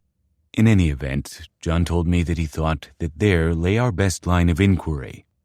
By mid-September, John had turned up the name of Mrs. Robert Heinemann. She lived, he told Harry, in Cambridge, Massachusetts. On a Sunday in late September, Gold took the train to Boston and the T-subway to Cambridge, found the Heinemanns in a phone directory, walked out to their house, and knocked on the door. A housekeeper answered. The family, she said, was still away on vacation and was not expected back until October. Gold returned to Philadelphia. When he next met John in New York, the Soviet agent was highly pleased that they had at least located Fuchs's sister. Sometime in October 1944, John dictated to Gold a message for Fuchs. Gold printed the message in engineering lettering on a card and sealed the card into an envelope. The message consisted of a name. 6 years later, Gold remembered uncertainly that the first name may have begun with a J, and that the last name might have been something like Kaploon, a Manhattan telephone number, and the information that Klaus was to call the phone number given any time on any morning between the hours of 8 and 8:30, and was to give the following message, merely to say, "I have arrived in Cambridge and will be here for blank days." Gold's revelation of a Manhattan phone contact adds another operative to the list of Soviet espionage agents active around the Manhattan Project. Based solely on Gold's partial recollection of the contact's name, a candidate for this contact might be Judith Copeland, a 1943 Barnard graduate whom Robert Lamphere later established to be involved in Soviet espionage. Copeland was living in New York at this time, working in the Justice Department Economic Warfare Section. She has not previously been identified in this context. Gold remembered carrying John's message to Cambridge to leave with Crystal Heinemann in early November 1944. Fuchs's sister remembered Gold visiting her for the first time in late January or early February 1945. Neither Crystal, Fuchs, nor Gold ever quite straightened out when their various Cambridge meetings occurred, but other records make it possible to establish some of them at least approximately. Whenever it was that Gold visited her that winter, Crystal remembered looking out the window of her house and noticing a man whom she did not know walking down the street. It was just before noon. The man came to her door and rang the bell. She answered the door. The man asked her if she was Mrs. Heinemann, the sister of Klaus Fuchs. She said she was, and the man gave his name. She was never able to remember his name, but 6 years later, when she was shown a photograph of Harry Gold, she immediately and positively identified him as the man who rang her bell that day and returned twice more to her house in Cambridge. Harry told Fuchs's sister that he was a chemist who had worked at one time with her brother. He was anxious to see Klaus, he said. The Heinemann children came home for lunch then, and Crystal invited Gold to join them. He mentioned that he was tired from a long train ride. Crystal Heinemann remembered telling Gold during lunch, in FBI paraphrase, the approximate dates between which Klaus Fuchs would visit the Heinemann home. Dates presumably in February 1945. Gold, to the contrary, remembers her mentioning Christmas. Mrs. Heinemann told me that Klaus had been transferred somewhere in the southwest United States, but that she expected him here about Christmas time. I believe that she indicated that she had received several letters from him.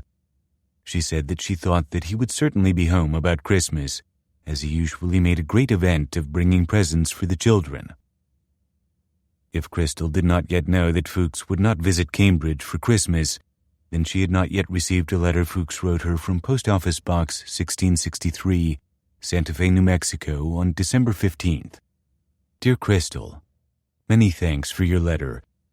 I am afraid I have been very busy during the last few weeks, and I expect that will go on for a little time longer. But I do hope that I shall be able to take a holiday sometime at the end of January. I have not even been able to do any Christmas shopping. I expect Marcia and Steve will be cross if my Christmas parcel does not arrive on time. But I trust you will be able to pacify them. We have lots of snow around here, and I am itching to get on skis. But before I do so, I shall have to pacify my conscience as an uncle and get the parcel for your kids off. With best wishes, Klaus. Placing Gold's visit in November or early December would also explain Yatskov's urgency in dispatching him later, when word from Fuchs finally came, a month and a half after Christmas. But whenever Gold visited Cambridge, he accomplished his mission. He left the sealed envelope and went on his way. Fuchs was indeed very busy. The previous summer, on July 14, 1944, the German émigré physicist had met in Washington with James Chadwick, the Nobel laureate discoverer of the neutron and the head of the British mission in the United States. Chadwick had informed Fuchs that his services had been requested at Los Alamos, the secret laboratory in northern New Mexico where the first atomic bombs were being designed, provisionally until the end of December. Los Alamos was in turmoil and needed help. The laboratory had been planning to build weapons that assembled critical masses of U-235 or plutonium-239 using a gun configuration, firing one subcritical piece of nuclear material up the barrel of a cannon to join it with a subcritical ring fitted to the muzzle. The worry with such an assembly mechanism was pre-detonation. Both uranium and plutonium fissioned spontaneously, as Georgy Flyrov and K.A. Peterzak had first demonstrated in the case of uranium. Secondary neutrons released by such random spontaneous fission might start a chain reaction prematurely within the barrel of the cannon, as the bullet approached the target ring before the two pieces had time to fully assemble. If the mass of nuclear material thus pre-detonated, it would still explode, but it might do so inefficiently. Instead of exploding with a force equivalent to 10,000 tons or more of TNT, it might fizzle at the equivalent to no more than a few hundred pounds of TNT, no better than a conventional high-explosive bomb could do. The United States was spending some $2 billion to make 3 atomic bombs. A fizzle would be an unconscionable waste of money. Plutonium-239 was known to fission spontaneously at more than double the rate of U-235. Another isotope of plutonium, plutonium-240, which turned up as a contaminant in plutonium-239, was even more unstable. Assembling a critical mass of plutonium-239 within the barrel of a cannon had appeared from the beginning to be problematic. The plutonium bullet would have to travel up the barrel several thousand feet per second faster than would the bullet in the uranium gun. Until April 1944, a plutonium gun assembly had looked barely attainable, but the experiments so far conducted at Los Alamos had used microgram quantities of plutonium transmuted laboriously in a cyclotron, which produced primarily plutonium-239. The first gram quantities of reactor-produced plutonium arrived at Los Alamos early in the spring of 1944 from Oak Ridge. A nuclear reactor generates far more neutrons than a cyclotron. That higher neutron flux had transmuted more of the uranium in the reactor to plutonium-240. The spontaneous fission rate of reactor-generated plutonium-239 with its greater admixture of plutonium-240 turned out to be 5 times greater than that of cyclotron-produced plutonium, unacceptably high for gun assembly. Even at the highest attainable muzzle velocities, a plutonium bullet would melt before it had time to mate with the target assembly. By July 1944, when Fuchs talked to Chadwick, Los Alamos had decided that the plutonium gun would have to be scrapped. The uranium gun, Little Boy, a conservative and reliable but inefficient design, would require as much of the rare uranium isotope as could be separated through 1945. Unless Los Alamos worked out a way to assemble a critical mass of plutonium without pre-detonation, the Manhattan Project, which by then was approaching the U.S. automobile industry in number of employees and capital investment, would be able to deliver only one atomic bomb. An alternative to the gun system had been proposed soon after the lab had opened its doors in April 1943, though many had doubted that it could be made to work. It was called implosion. In its first incarnation, it depended on the fact that whether or not a mass of fissionable material is critical is determined not only by its volume, but also by its geometry. 6 kilograms of plutonium cast as 2 solid hemispheres would begin chain reacting as soon as they were brought into contact. But the same 6 kilograms of plutonium configured as a hollow shell, from which secondary neutrons would more easily escape, would be essentially inert. Pack high explosives, HE, around such a shell, figure out a way to detonate the HE from a number of different points simultaneously, thus collapse the shell inward into a solid ball, and critical assembly might be achieved so rapidly that spontaneous fission would not have time to spoil the chain reaction. Slammed with high explosives, the walls of the shell would have to move only a short distance inward, and the HE would accelerate them together far faster than a cannon could do. No one had ever used explosives to assemble something before. Their normal use was blowing things apart. The first experiments conducted at Los Alamos using 2-dimensional arrangements, pinching steel pipes with collar rings of HE, had been disastrous.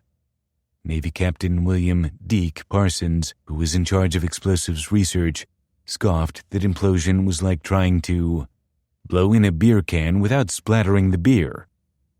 From each point of detonation, a convex detonation wave moved through the explosive. When the various waves spread into contact, they interfered with each other in complex patterns like the interference waves that passing boats produce when their wakes collide. Instead of uniformly closing the steel pipes down to a solid pinch, the colliding shock waves liquefied jets of hot metal and blew the pipes cockeyed. Implosion phenomena were too complex for cut and dry. The experimenters needed theory to guide them. Someone needed to go to work calculating the hydrodynamics, the complex dynamic fluid motions of implosion. Someone needed to work out the number and best placement of detonators around the outside of the HE sphere. Someone needed to calculate the ideal geometry of the plutonium shell, whether larger or smaller, whether thicker walled or thin. The head of the theoretical division at Los Alamos, emigre physicist Hans Bethe, turned to Edward Teller, who was recognized then and later as one of the most imaginative, creative physicists alive. Teller took over direction of a small implosion group in January 1944 and made valuable contributions through the rest of the winter. But as winter turned to spring, he began to neglect implosion calculations. He believed he had more important work to do, including early theoretical study of the possibility of using an atomic bomb to ignite a mass of deuterium, a weapon he called the super, that might explode with force equivalent not to thousands of tons of TNT, but to millions of tons. Beta wanted me to work on calculational details at which I am not particularly good, Teller wrote later, while I wanted to continue not only on the hydrogen bomb, but on other novel subjects. Beta knew that Rudolf Peierls was in New York working with Kellex. He requested that Peierls transfer to Los Alamos to help out on implosion. Peierls agreed, provided that he be allowed to bring along two assistants, a young Englishman named Tony Skirm and Klaus Fuchs. If the god of war had wanted to provide Igor Kurchatov with a clear channel directly into the heart of the most important and secret work then underway at Los Alamos, he could not have chosen a more providential channel than Klaus Fuchs.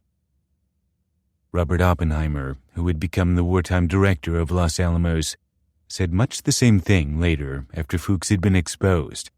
General Groves had complained that Los Alamos was not compartmentalized adequately for security. If Fuchs had been infinitely compartmentalized, Oppenheimer countered, what was inside his compartment would have done the damage. Fuchs arrived at Los Alamos on August 14, 1944. One of the most valuable men in my division, Hans Bethe would call him ruefully. Nicholas Metropolis, a mathematician in the theoretical division whose office was next to Fuchs's, noticed the German's diligence. Whenever I walked in, and I would walk in early, like 8 o'clock, he was always there.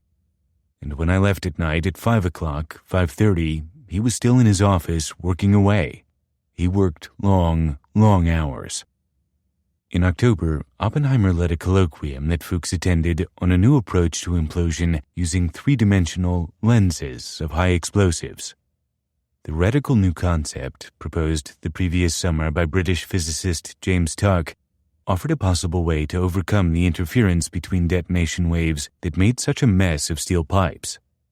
A detonator stuck in a piece of explosive started a wave that expanded outward through the HE equally in every direction, convexly, like a swelling dome. But it might be possible to design a complex arrangement of carefully fitted pieces of faster and slower burning explosives that would retard or accelerate the passage of the convex detonation wave so as to allow the sides of the dome time to catch up with and pass the peak, like turning a beanie or a yarmulke inside out.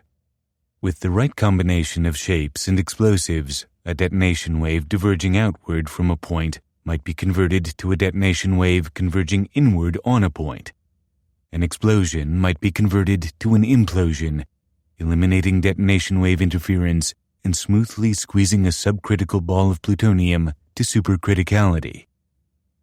As he had when consulting with Kellex on gaseous diffusion, Fuchs at Los Alamos once again produced a series of significant papers, but these dealt with the crucial question of how to make plutonium efficiently explode. The titles of some of the papers Fuchs wrote in his 2 years at Los Alamos reveal the extent to which he had tunneled fortuitously to the very center of the plutonium problem. Formation of jets in plain slabs. Jet formation in cylindrical implosion. Efficiency for very slow assembly. Theory of implosion Part 1. Theory of implosion Part 2. Theory of implosion Part 3. Theory of implosion Part 4.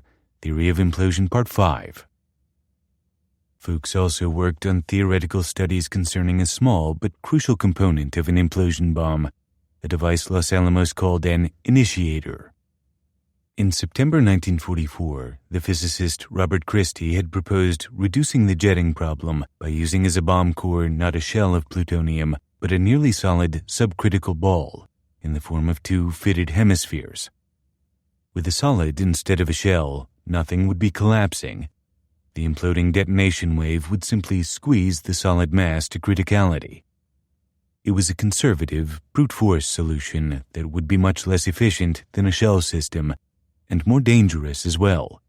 In its final incarnation, it would be barely subcritical within a heavy natural uranium tamper and would have to be saved with a removable cadmium wire, but it was a far simpler design. Unfortunately, a solid core would necessitate adding in another complicated component.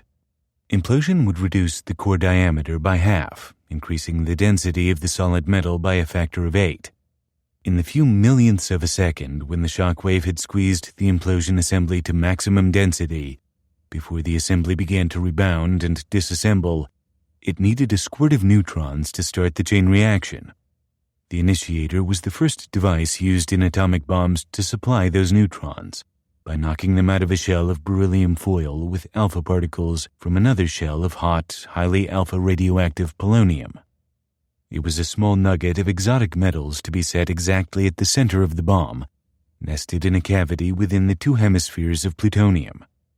It was difficult to design because it had to remain inert, releasing no neutrons, until precisely the right moment and then unfailingly do its work. If it produced neutrons prematurely, it might cause the bomb to pre-detonate. If it produced neutrons belatedly, they would fly out uselessly through the rebounding wreckage. The initiator was nearly as difficult to design as the larger bomb around it, layers within layers, and its ingenuities were compressed within a gadget no bigger than a walnut. Fuchs would write 3 papers on initiator theory. Fuchs attended seminars that winter on various alternatives to implosion.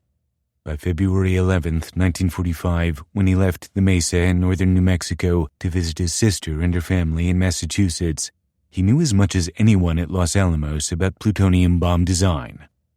Sometime after Fuchs arrived in Cambridge, Crystal told him about Gould's November approach. Her brother seemed surprised and somewhat annoyed, she remembered, but he did not comment beyond saying, "Oh, it's all right." She gave him the envelope Gould had left. He called the contact in Manhattan.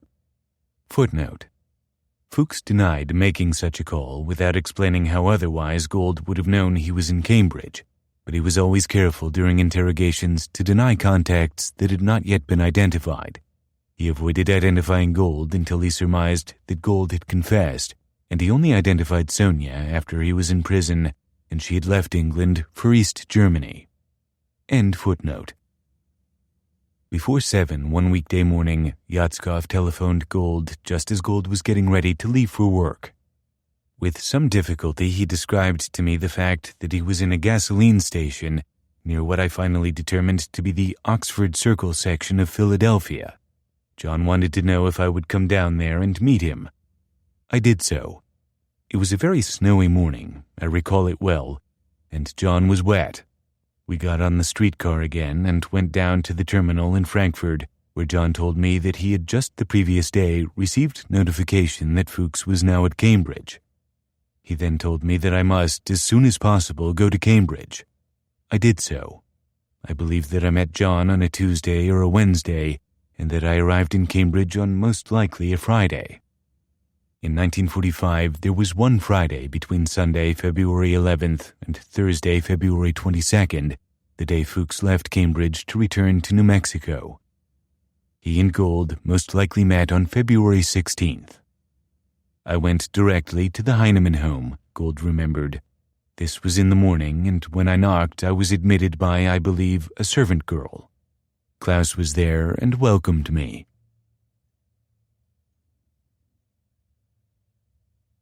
Seven. Mass production.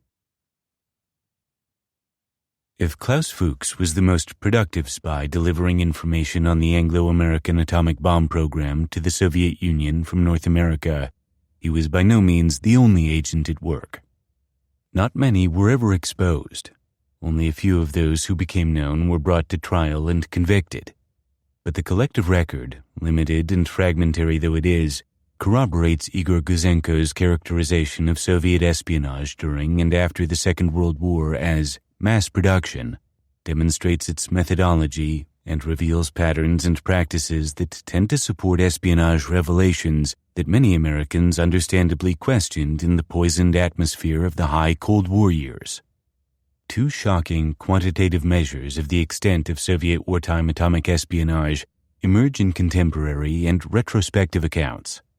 In a letter to Lavrenti Beria dated September 29, 1944, Igor Kurchatov refers to new, very extensive espionage materials concerning the uranium problem he has been reviewing.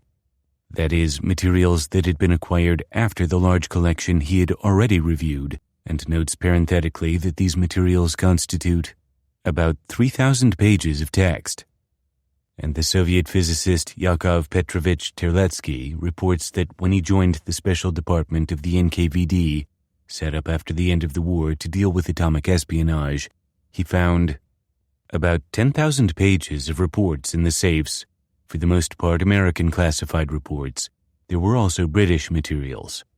They outlined the content of the basic experiments on determining the parameters of nuclear reactions, reactors, and the description of various types of uranium reactors, the description of gaseous diffusion installations, journal entries on the testing of the atomic bomb, and so on. One early focus of Soviet espionage was the radiation laboratory of the University of California at Berkeley.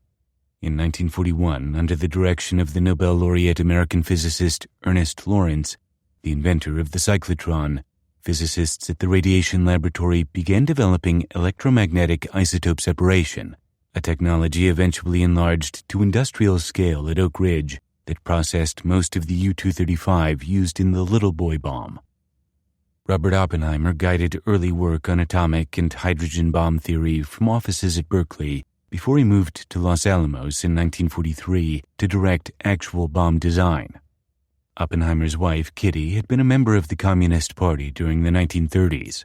His brother Frank and Frank's wife, Jackie, were members from 1937 to 1941. Oppenheimer himself was a fellow traveler, as he put it, until 1942, who contributed to communist causes. Kitty Oppenheimer's first husband, Joe Dallatt, had been a Communist Party official who had volunteered to fight in the Spanish Civil War.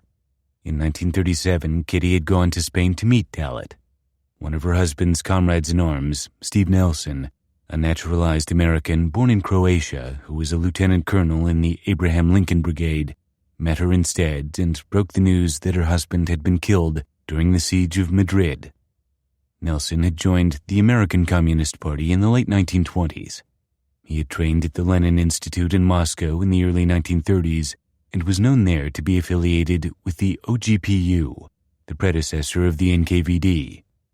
He had worked for the Communist International in Shanghai during the same period when Sonia was active there for the GRU. Arthur Ewart, an agent high in the ranks of the Communist Party of Germany, was a significant connection between them.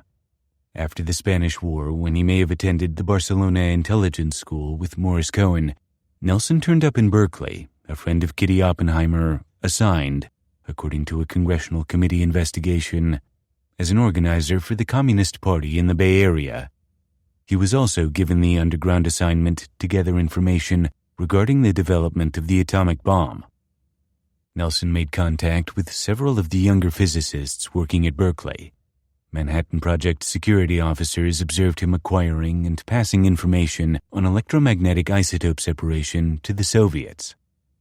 Late one night in March 1943, a scientist at the University of California, who identified himself as Joe, went to the home of Steve Nelson. Nelson was not present but arrived at about 1:30 on the morning of the following day. Upon his arrival at his home, Nelson greeted Joe, and the latter told him that he had some information that he thought Nelson could use. Joe then furnished highly confidential information regarding the experiments conducted at the radiation laboratory of the University of California at Berkeley.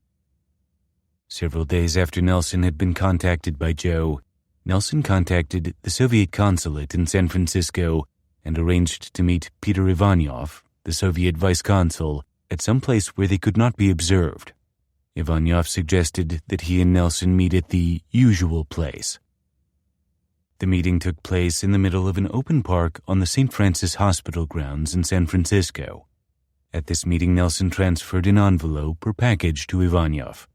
A few days after this meeting, the third secretary of the Russian embassy in Washington, a man by the name of Zubilin, met Nelson in Nelson's home and at this meeting paid Nelson 10 bills of unknown denomination. Nelson apparently explored the Oppenheimers' susceptibility to espionage. Nelson later reported to his Soviet contacts that neither the physicist nor his wife were sympathetic to communism, the Congressional Committee found. If Nelson approached the Oppenheimers, neither of them ever reported the contact. An approach to Oppenheimer through a different intermediary also failed, but Oppenheimer delayed reporting it, identified the intermediary only reluctantly, and later changed his story, vacillations which eventually caused him great trouble. The intermediary was one of his Berkeley friends, a professor of French named Håkan Chevalier. Chevalier was acting on behalf of an Englishman named George Eltonton, who was, Oppenheimer would testify, a chemical engineer who had spent some time in the Soviet Union and worked for shell development.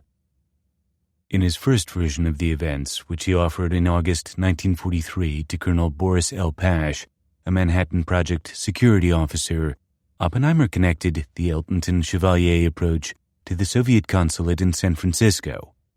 A man whose name I never heard, who was attached to the Soviet consul, had indicated indirectly through intermediate people concerned with the project that he was in a position to transmit without any danger of a leak or a scandal or anything of that kind, information which they might supply. Oppenheimer identified Eltonton. If you wanted to watch him, he told Pash, it might be the appropriate thing to do. The physicist added that he did not know the name of the man attached to the consulate. I think I may have been told, and I may not have been told. He is, and he may not be here now. These incidents occurred in the order of about 5, 6, or 7 months ago. 5 to 7 months before August 1943 would place the incidents around the time Igor Kurchatov in Moscow was reviewing isotope separation technology and assigning research. Kurchatov asked the distinguished Soviet physicist Lev Artsimovich to explore electromagnetic isotope separation. It would have been logical to give Artsimovich any information available on the subject, and according to a Russian scientist, Artsimovich was introduced to American espionage materials on electromagnetic isotope separation. With the phrase, "these incidents," Oppenheimer made evident in 1943 what he would later characterize as a pure fabrication, a piece of idiocy, that a military attaché at the Soviet consulate, through intermediaries, had approached several people connected with the Manhattan Project who had subsequently moved to Los Alamos, and those people had in turn come to Oppenheimer for advice. I might say the approaches were always made through other people who were troubled by them, Oppenheimer explained, and who sometimes came and discussed them with me, and that the approaches were quite indirect. Oppenheimer added, I know of 2 or 3 cases, and I think 2 of the men are with me at Los Alamos. They are men who are closely associated with me. They told me they were contacted for that purpose, that is, for information.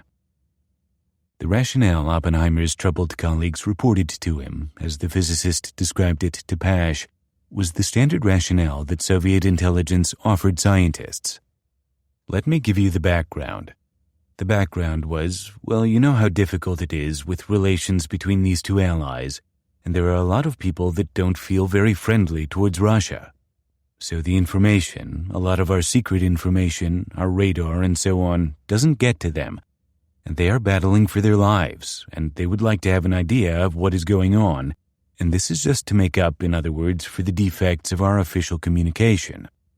That is the form in which it was presented. Of course, the actual fact is that since it is not a communication that ought to be taking place, it is treasonable. Oppenheimer himself believed that the world would be safer in the long run if the issues raised by the development of the atomic bomb could be discussed among the Allies, including the Soviet Union, before the end of the war, but he did not believe espionage was the proper channel for such a discussion. To put it quite frankly, I would feel friendly to the idea of the commander-in-chief informing the Russians who are working on this problem. At least I can see there might be some arguments for doing that. but I don't like the idea of having it moved out the back door." Oppenheimer told Pash that the agent who tempted his colleagues had been careful to present his proposal not as espionage, but as a facilitation of existing U.S. policy, an allusion probably to Lend-Lease. But it was not presented in that method. It is a method of carrying out a policy which was more or less a policy of the government. The form in which it came was that couldn't an interview be arranged with this man Eltonton, who had very good contact with a man from the embassy attached to the consulate, who was a very reliable guy and who had a lot of experience in microfilm or whatever. Here were the usual mechanisms of Soviet espionage, paralleling those that Elizabeth Bentley and Harry Gold made notorious in later public testimony. A man from the embassy, a non-Soviet cutout, an appeal to guilt and rationalization, microfilm. Igor Kuzenko notes independently the varied approaches made on Soviet instruction when atomic bomb information was demanded. Astonishingly enough, it was shown there that when it comes to something really big, the money appeal isn't used. The appeal to higher feelings, such as the good of the world, proved most effective for Soviet intelligence. After the war, Oppenheimer would claim that the story he told Pash, except for the name Eltonton, was wholly false. His revised 1954 version of what happened at Berkeley disconnected him from microfilm, from the Soviet consulate, and from the wider knowledge of espionage approaches that he described to Boris Pash in 1943. One day in the winter of 1942-43, Håkan Chevalier came to our home. It was, I believe, for dinner, but possibly for a drink. When I went out into the pantry, Chevalier followed me, or came with me to help me. He said, "I saw George Eltonton recently." Maybe he asked me if I remembered him. That Eltonton had told him that he had a method, he had means of getting technical information to Soviet scientists. He didn't describe the means. I thought I said, "But that is treason," but I am not sure. I said anyway something. "This is a terrible thing to do." Chevalier said or expressed complete agreement. That was the end of it. It was a very brief conversation. But the FBI interviewed Eltonton in 1946, and Eltonton confirmed his story closer to the original version that Oppenheimer had told Pash. Eltonton admitted being approached by Soviet military attaché Peter Ivanov for the purpose of obtaining information as to what was going on up on the hill, that is, at the Berkeley Radiation Laboratory. Eltonton admitted approaching Håkan Chevalier, who he knew was friendly with J. Robert Oppenheimer, and requested Chevalier to approach Oppenheimer concerning the project. He advised that Chevalier agreed to the approach and then subsequently advised that there was no chance whatsoever of obtaining the information. FBI agents interviewed Chevalier the same day in June 1946 that they questioned Eltonton. Chevalier offered a version of events different from Eltonton's and identical to Oppenheimer's exculpatory 1954 version. Oppenheimer gave Chevalier's version for the first time to the FBI in September 1946. Between June and September, the two friends had met and had opportunity to concert their stories. Eltonton may even have maneuvered to approach Oppenheimer directly before Chevalier came to call. So at least an investigator suspected, and seems to have had surveillance to corroborate. Had you met Eltonton on many other occasions? Oh, yes. Where? I don't remember. A social occasion? Yes. Can you recall any of them? No. Do you recall who introduced you to him? No. Did Eltonton come to your house on any other occasion? I am quite sure not. Did he come to your house in 1942 on one occasion to discuss certain awards which the Soviet government was going to make to certain scientists? If so, it is news to me. I assume you know that this is true, but I certainly have no recollection of it. Let me see if I can refresh your recollection, Doctor. Do you recall him coming to your house to discuss awards to be made to certain scientists by the Soviet government, and you suggesting the names of Bush, Morgan, and perhaps one of the Comptons? There is nothing unreasonable in the suggestions. Lavrenti Beria evidently put uncommon faith in the persuasive power of awards. Igor Guzenko was posted to Canada from the USSR in June 1943. Officially, he would be a civilian employee of the Soviet Embassy in Ottawa. In fact, he was a cipher clerk on the staff of the military attaché, Colonel Nikolai Zabotin, the head of Soviet Military Intelligence, GRU, in Ottawa. His organization called the NKVD the Neighbor. Zabotin, tall, handsome, personable, writes Guzenko, someone whose magnetic personality attracted contacts, organized a phalanx of Canadian agents among politicians, bureaucrats, and scientists working on explosives, electronics, and atomic energy. Israel Halprin, a mathematician who was Canadian-born of Russian parents, was attached to the Canadian Directorate of Artillery and reported to the GRU on weapons and explosives under the codename Bacon. He carried Crystal Heinemann's Cambridge address and Klaus Fuchs's British address in his address book, and had supplied Fuchs with science journals when Fuchs had been interned in Canada in 1940. Edward Wilfrid Mazerol, a Canadian electrical engineer, worked on radar. "I did not like the idea of supplying information," he testified. Echoing Oppenheimer, he noted, "It was not put to me so much that I was supplying information to the Soviet government either. It was more that scientists were pooling information, and I actually asked if we could hope to find this reciprocal." There were dozens of such conspirators tunneled into the Canadian political and defense establishment whose information Guzenko coded for forwarding to Moscow, including a Russian-born member of the Canadian Parliament, Fred Rose. Elizabeth Bentley had serviced Rose's correspondence with Jacob Golos in New York a few years earlier through a mail drop. The most significant two among the 20 Canadian agents later identified were the physicists Ellen Nunn May and Bruno Pontecorvo. Nunn May, whom his friends described as a charming, shy little man with a dry sense of humor who wore old-fashioned glasses with round lenses, was another Cambridge product, a 1933 graduate who had been recruited by Donald Maclean. He had been a reader in physics at London University in May 1942 when he was asked to join the British Atomic Energy Program, which was codenamed Tube Alloys Research. He'd come to Canada from England in January 1943 as a member of a research team headed by John Cockcroft, a senior Cambridge physicist who would win a 1951 Nobel Prize. Joining an existing organization in Montreal, Cockcroft's team carried out research adjunct to the atomic bomb development work going on in the United States.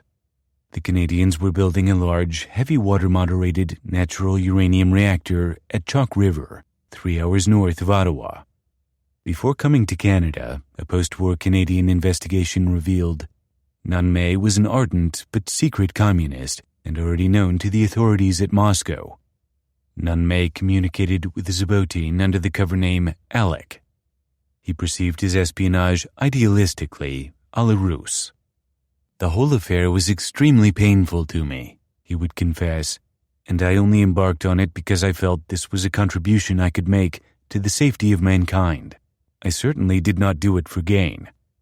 He was a member of 2 committees in Montreal which gave him access to secret reports. In January 1944, Nunn May visited the Metallurgical Laboratory of the University of Chicago, the center of U.S. nuclear reactor research. He met General Groves, who had authorized his visit. He returned in April. At that time, Groves reported after the war, he worked on a minor experiment at the Argonne Laboratory, where the original graphite pile was and is located, and where a small-scale heavy water pile had also been constructed. Nunn May visited Chicago again in late August, Groves wrote, conferring with officials of the Chicago Laboratory on the construction and operation of the Argonne pile and the proposed Montreal pile. On a third and last visit, Groves writes, for the entire month of October 1944, he carried on extensive work in collaboration with our scientists in a highly secret and important new field. By then, Groves concluded, May had spent more time and acquired more knowledge at the Argonne than any other British physicist. Groves barred further visits because he felt Nunn May, as a member of the British mission, knew as much as he ought to know about later developments.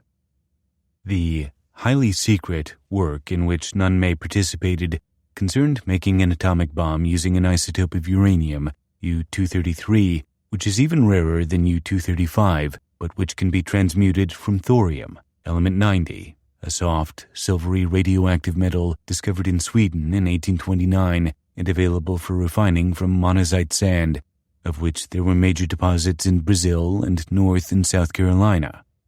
If U-233 proved to be bomb material, it could be bred from thorium in a nuclear reactor, much as plutonium was being bred from U-238, and, like plutonium, it could then be chemically separated from its parent matrix much more easily than U-235 could be physically separated from U-238. Footnote: as it turned out, U-233 was not good bomb material. Reactor transmutation of thorium breeds another rare uranium isotope, U-232, along with the U-233. U-232 emits copious alpha particles, which knock unwanted stray neutrons from impurities in the material that encourage pre-detonation. The United States eventually tested a number of U-233 bombs, however. End footnote. Nunn-May worked with the American experimental physicist Herbert Anderson in October 1944, trying to determine U-233's cross-sections for fission. The two physicists used foils of U-233 for their cross-section measurements, foils that were extremely rare at the time because the U-233 had to be transmuted laboriously in a cyclotron. Groves thought Nunn-May at Argonne had probably learned about the important phenomenon of reactor poisoning, discovered during the startup of the first big production reactor at Hanford late in September 1944. There is Soviet evidence from the post-war period that the British physicist either did not know of reactor poisoning or did not communicate the information to Soviet intelligence. Other significant Nunn-May contributions, however, were yet to come.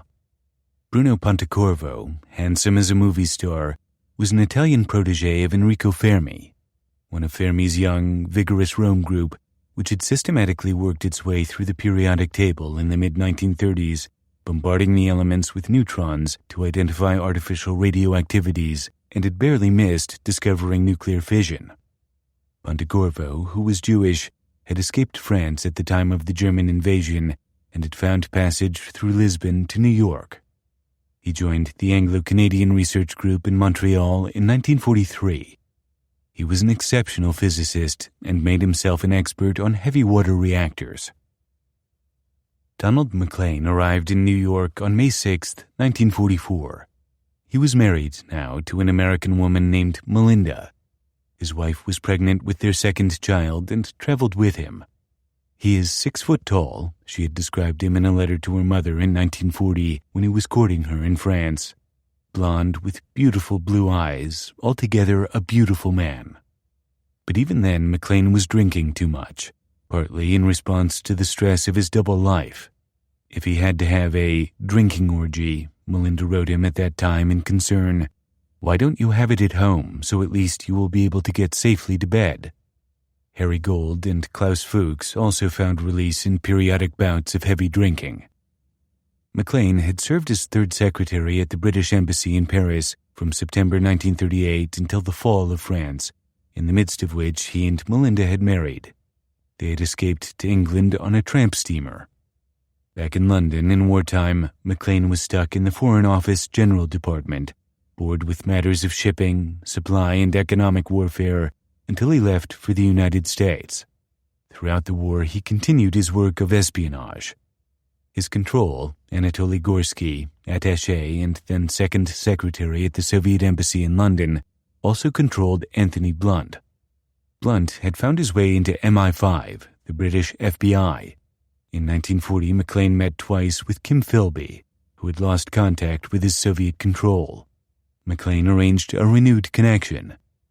Philby, who had worked as a freelance correspondent in Spain during the Spanish Civil War, was beginning his remarkable career in British counterintelligence as a propaganda expert for the Special Operations Executive, SOE, the British counterpart to the U.S. Office of Strategic Services, OSS, the predecessor to the Central Intelligence Agency. By the time McLean left for the U.S., Blunt had become responsible for the security of the various governments in exile in London. Philby directed the Iberian section of the counter-espionage branch of MI6, the British CIA. Maclean shipped for America to work at the British Embassy in Washington as a member of the Joint Anglo-American Secretariat of the Combined Policy Committee, CPC. The CPC had been established at the 1943 Quebec Conference between Winston Churchill and Franklin Roosevelt to facilitate British, U.S., and Canadian collaboration on the atomic bomb. One of its first results was the transfer to the United States of the group of British scientists that included Klaus Fuchs. Another result, which James Chadwick had recommended, would be the development of the Chalk River heavy water reactor. Under the CDC, a subordinate body known as the Combined Development Trust, CDT, had taken over work that General Groves had begun late in 1942, buying up rights to corner the world market in high-grade uranium and thorium ores. For Groves, ore was fundamental. Control the supply of high-grade ore, he believed, and other countries, the Soviet Union in particular, could not build atomic bombs. Groves's organization, codenamed the Murray Hill Area, had reviewed some 67,000 volumes, more than half in foreign languages, reporting occurrences of uranium ores, had developed the first lightweight, portable Geiger counters for field investigation, had sent out geologists to explore ore fields in the U.S. and abroad, and had completed 56 geological reports covering more than 50 countries. Groves reported to Secretary of War Henry Stimson on behalf of the CDT in late November 1944 that the U.S. and Britain would control more than 90% of the world's supply of high-grade uranium ore if Belgium gave them exclusive rights to the output of its Shinkolobwe mine in the Belgian Congo. Before the end of the war, the Belgians agreed. The Soviet Union, the Murray Hill Area investigators had concluded, had only medium-grade ore. A few hundred tons production. Potential possibilities could be great. Donald Maclean was in position to communicate such high-level policy information to the Soviet Union. By the time he transferred to Washington, the NKVD had assigned atomic bomb espionage first priority. Maclean made contact with Anatoly Yatskov and would frequently travel to New York to deliver information. If Stalin needed evidence that the nations that called themselves his allies were colluding against him to deny him nuclear weapons while they built up an arsenal, Donald Maclean could supply it. Someone did. A discussion of the question of the existence and reserves of uranium deposits and who controlled them turned up in a general NKVD review of Anglo-American bomb development that went to Beria on February 28, 1945. Nor was the Soviet Union the only country interested in knowing more about American work on the atomic bomb. The work had started in Britain. The British were U.S. allies and had shared their secrets freely, but it was U.S. policy to restrict and compartmentalize British access to American research and development. Thus, for example, General Groves refused to authorize revealing to scientists in Canada the process that Glenn Seaborg and his co-workers at the University of Chicago had developed for separating and purifying plutonium. As a gesture in their direction, the official Manhattan Project history reports straight-faced, Groves agreed to permit a limited amount of irradiated uranium in the form of slugs from Oak Ridge to go to Montreal so that the group there could work out independently the methods of plutonium separation and purification. Similarly, Fuchs had not been told that a full-scale gaseous diffusion plant was under construction in Tennessee. But the British had decided, probably before their scientific team left England, that they would have to develop their own atomic bomb after the war. John Anderson, who directed British tube alloys research, said as much to the scientists on his staff in January 1944.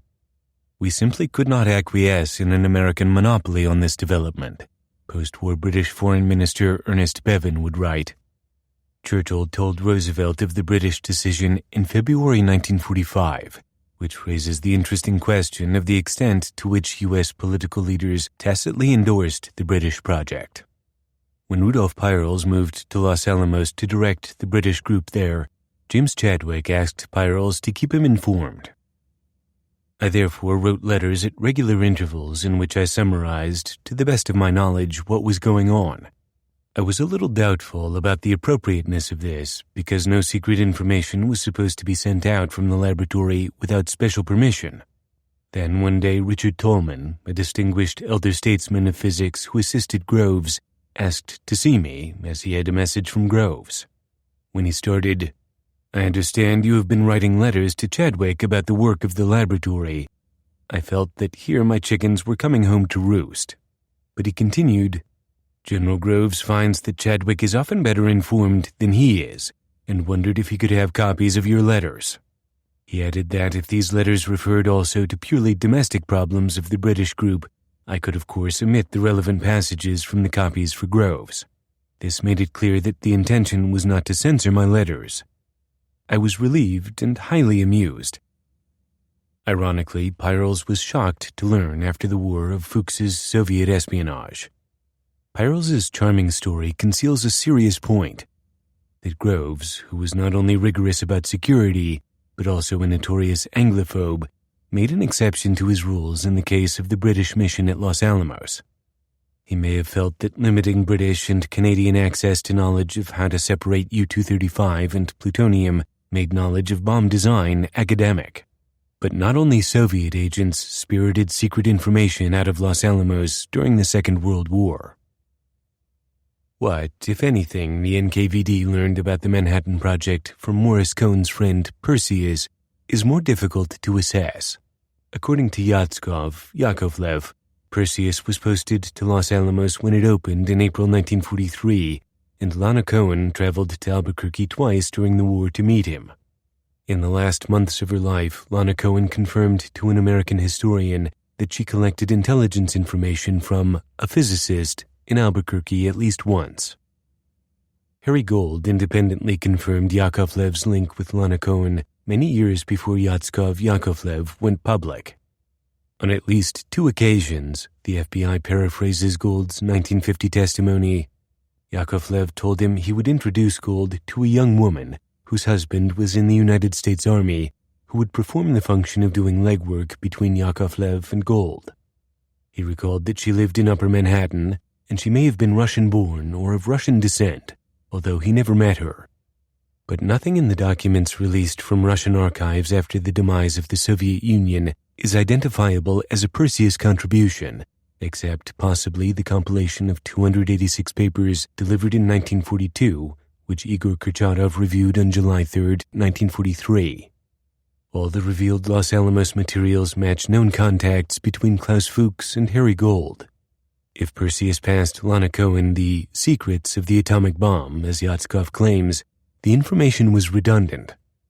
On the other hand, Soviet foreign intelligence thrived on redundancy.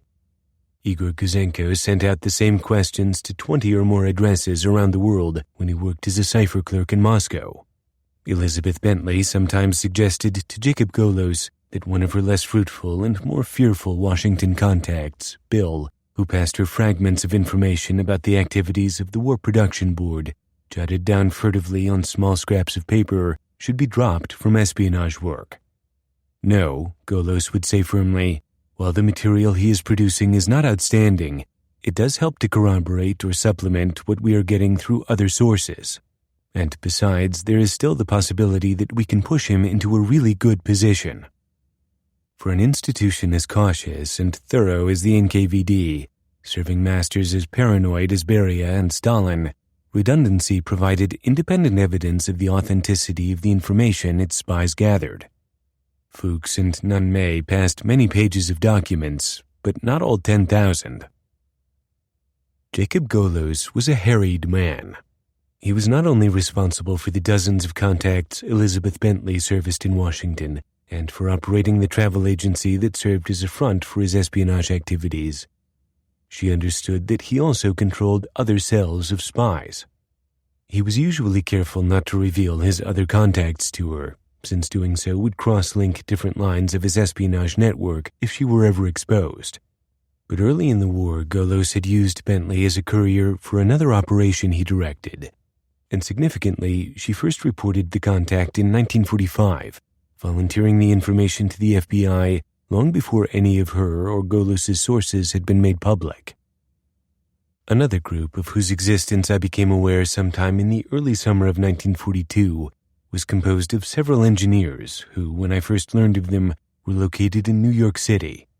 I recall that on one occasion while I was driving through the Lower East Side of the city of New York with Golos to keep a dinner engagement, he stopped the car and told me he had to meet someone. I remained in the car and saw Golos meet an individual on the street corner. I managed to get only a fleeting glimpse of this individual, and I recall that he was tall, thin, and wore horn-rimmed eyeglasses. Golos told me that this person was one of a group of engineers and that he had given this person my resident's telephone number so that he would be able to reach Golos whenever he desired. He did not elaborate on the activities of this person and his associates, nor did he ever identify any of them except that this one man to whom he gave my telephone number was referred to as Julius. However, I do not believe this was his true name. I received 2 or 3 telephone calls from Julius telling me he wanted to see Golos and relayed the messages to Golos. Approximately 6 months prior to the death of Golos, in November 1943, he told me that he was turning over Julius and that group to some other Russian whom he did not identify. From our conversations with Julius and with Golos, Bentley learned that the tall, studious engineer lived in a housing development in Lower Manhattan, Knickerbocker Village. She remembered his calls, spread across the next year, because they always came after midnight in the wee small hours. I got waked out of bed. This particular party always started his conversation by saying, "This is Julius." Julius would turn out to be the man's real name, Julius Rosenberg. In 1948, when Bentley went public with her story, Rosenberg told one of his espionage contacts, Morton Sobel, that he knew Elizabeth Bentley, had spoken to her by phone, but that everything was all right because she did not know who he was. He confirmed to his brother-in-law David Greenglass in 1950, in Greenglass's words, that he knew Jacob Golos, this man Golos, and probably Bentley knew him. Julius Rosenberg was born May 12, 1918, in New York City, one of 5 children of parents who had emigrated to the United States from Poland. Harry and Sophie Rosenberg hoped their son might become a rabbi, and Julius showed promise, but he discovered politics in high school and chose to major in electrical engineering when he went to college in 1935. At City College of New York, he joined the Steinmetz Club, a campus branch of the Young Communist League, participating with a group of young engineering students that included several who would later be active in Soviet espionage. At a New Year's Eve benefit for the International Seamen's Union during Julius's undergraduate days, he met a dedicated, determined young woman, Ethel Greenglass. The two soon fell in love. Ethel, born in 1915, had grown up in poverty in an unheated tenement apartment on the Lower East Side. She had skipped several grades to graduate from high school at 15. At 19, she had organized a strike of some 150 women at the shipping company where she worked. The women finally blocked the company's trucks by lying down in the street. When the shipping company subsequently fired her, Ethel sought and won redress from the National Labor Relations Board and found a better job. Her brother Samuel would testify that she and Rosenberg became violent communists in those Depression years who maintained that nothing is more important than the communist cause. They worked to convert Ethel's younger brother David, then a teenager, whom Ethel had already begun proselytizing. At first, David disliked his sister's boyfriend and resisted the couple's politics. According to Samuel Greenglass, the gift of a chemistry set won David over. Samuel Greenglass said that he became so concerned about the communist influence of Julius and Ethel over David Greenglass, the FBI reports, that he offered to pay the transportation to Russia if they would agree to stay there. He said that they declined this offer, saying that they desired to remain in the United States. Rosenberg graduated from CCNY in 1939, a watershed year for him. He and Ethel married on June 18th, and he joined the Communist Party on December 12th. Not even the Rosenberg's sons, who have long protested their parents' innocence of espionage, still dispute the fact of Ethel Rosenberg's CP membership, but the date she officially joined the party has never been established.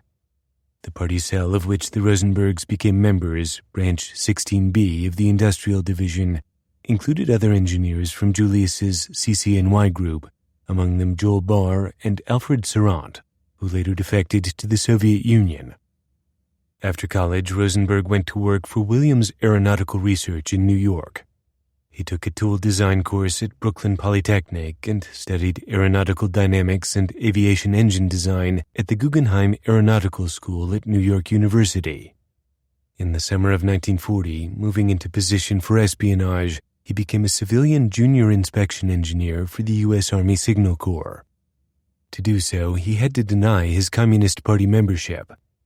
Elizabeth Bentley's 1945 FBI testimony independently corroborates that Rosenberg was working as a Soviet espionage agent by 1942. Julius and Ethel were still active in Branch 16B at that time. In fact, Julius was chairman of the cell.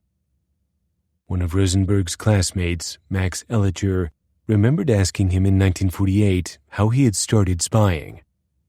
He told me that he had, a long time ago, decided that this was what he wanted to do, and he made it a point to get close to people in the Communist Party, and he kept getting close from one person to another until he was able to approach someone, Russian, who would listen to his proposition. Rosenberg's proposition was evidently to supply information himself and to recruit engineers from his circle of classmates and acquaintances for espionage as well. He moonlighted his espionage at first, hence the late-night calls to Elizabeth Bentley, but in the longer run he hoped to operate full-time through a front. "I've got powerful friends," he told David Greenglass in 1943, "and we'll go into business after the war. They'll use us as a screen." Greenglass understood that his brother-in-law's friends were Russians. He dated the beginning of Julius's efforts to condition him for possible espionage from that 1943 conversation, which took place, he recalled, in 1979 in Manhattan at the Capitol Theater on Broadway. In 1943, Greenglass had thought Julius meant that they would work together after the war, and he had been not so sure what the work would be. "I suspected espionage," he said in 1979. "I suspected going into business as the background for espionage." When Harry Gold had told Sam Semyonov that Abe Rothman wanted the Soviets to set him up in business legitimately, Sam had called the notion damned fool nonsense. But if legitimate financing was ludicrous to an agency which was organized, after all, to steal, front operations were not. Jacob Golos's travel agency was one such front. Igor Kuzenko reports a front drugstore in Montreal where the GRU processed espionage film. The expectation that Julius Rosenberg shared with David Greenglass in 1943 was reasonable. It also baited Greenglass with the tantalizing possibility that if he cooperated, he might become the business partner of an older brother-in-law whom he respected and admired.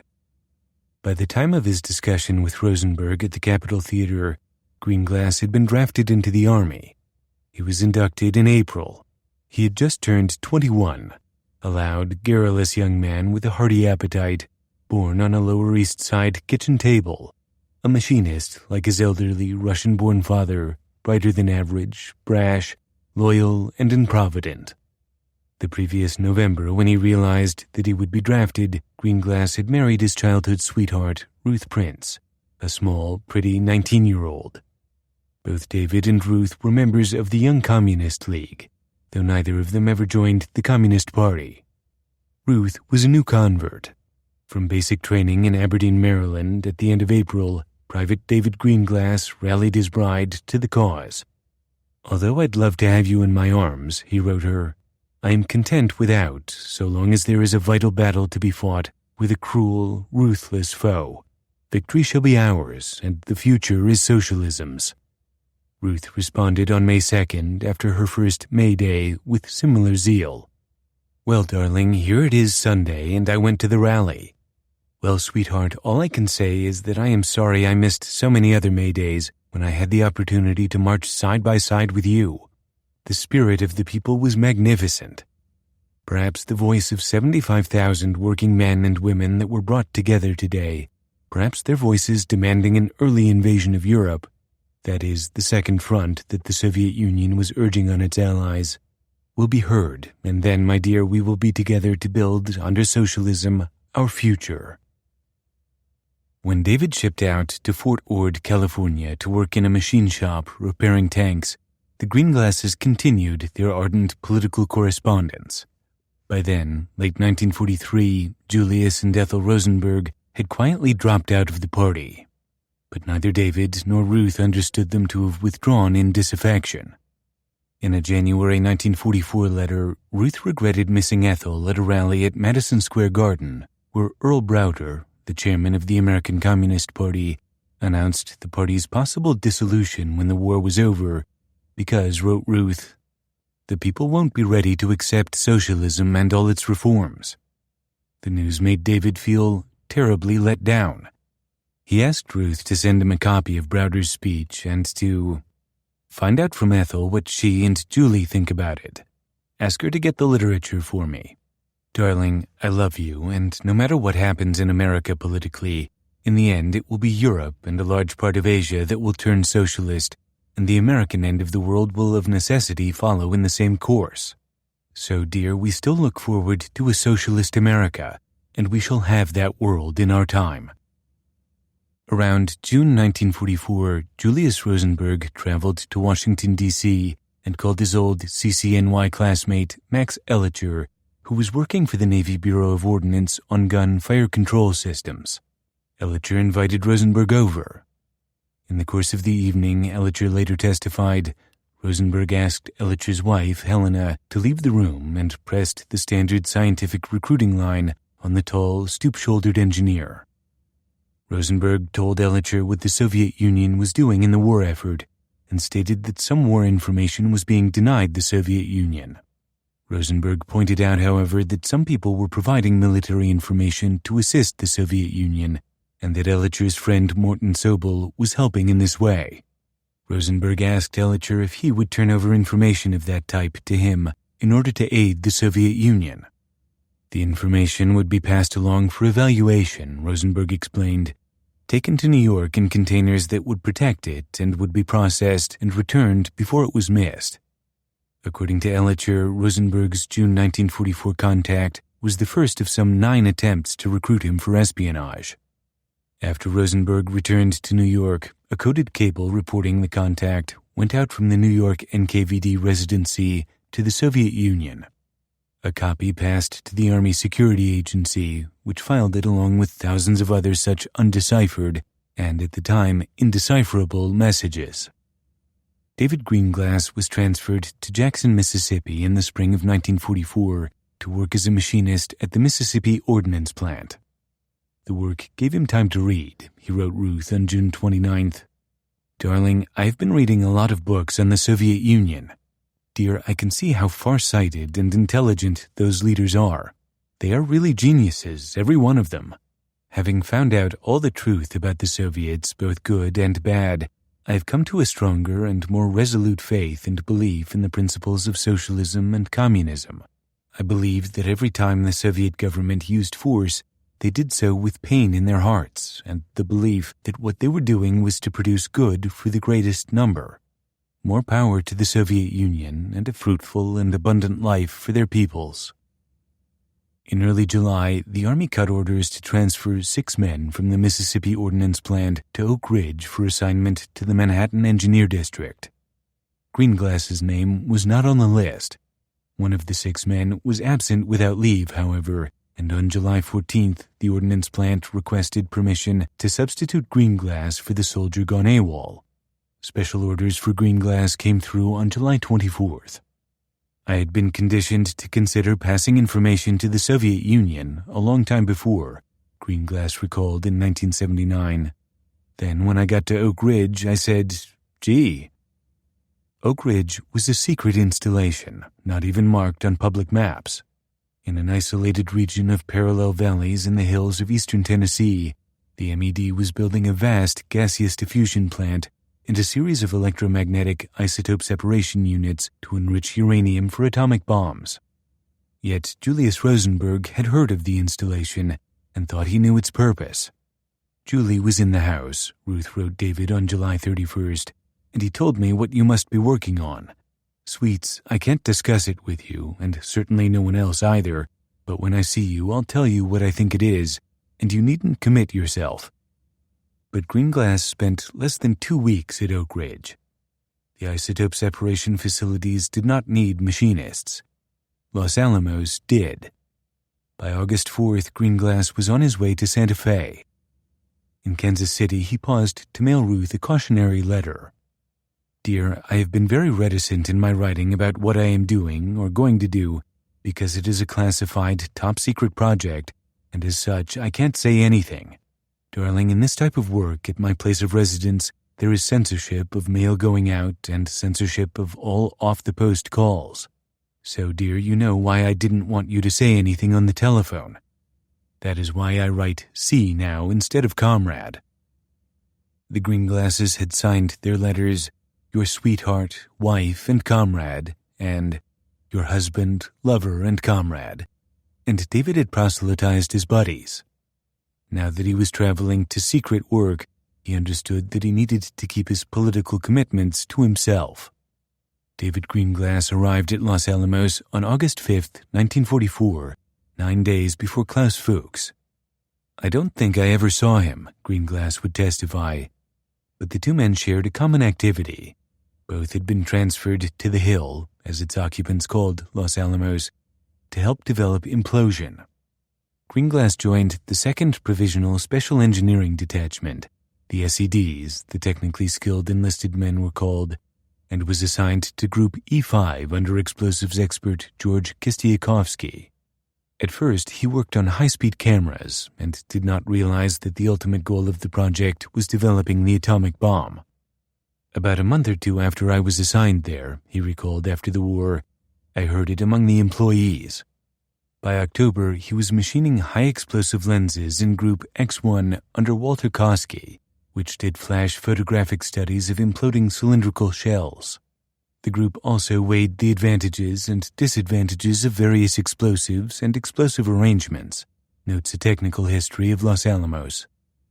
The theoretician who analyzed Koski's photographs was Klaus Fuchs. Once Greenglass knew what he was working on, he tried to alert Julius Rosenberg, apparently by telegram. He followed up his telegram with a letter to Ruth on November 4th. I am worried about whether you understand what my telegram is about. I really shouldn't because I know that you are intelligent and will understand. I was happy to hear that you spent a pleasant day with the Rosenbergs. My darling, I most certainly will be glad to be part of the community project that Julius and his friends have in mind. Count me in, dear, or should I say, it has my vote. If it has yours, count us in. Community project was that business with the Capitol Theater, Greenglass clarified in 1979. That time I suspected espionage. Friends, as before, were the Russians. The Greenglasses missed each other. Their first wedding anniversary was November 29th. They decided to rendezvous in Albuquerque to celebrate it. Before Ruth left, she had dinner with the Rosenbergs.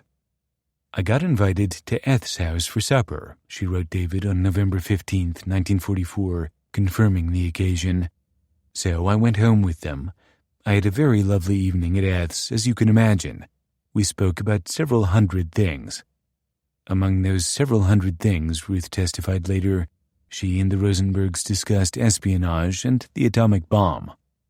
Julius Rosenberg told me that I might have noticed that he and his wife in recent months had not been attending any Communist Party meetings or any functions that had what he described to be a red tinge to them, and that Ethel had not been buying the Daily Worker at her usual newsstand.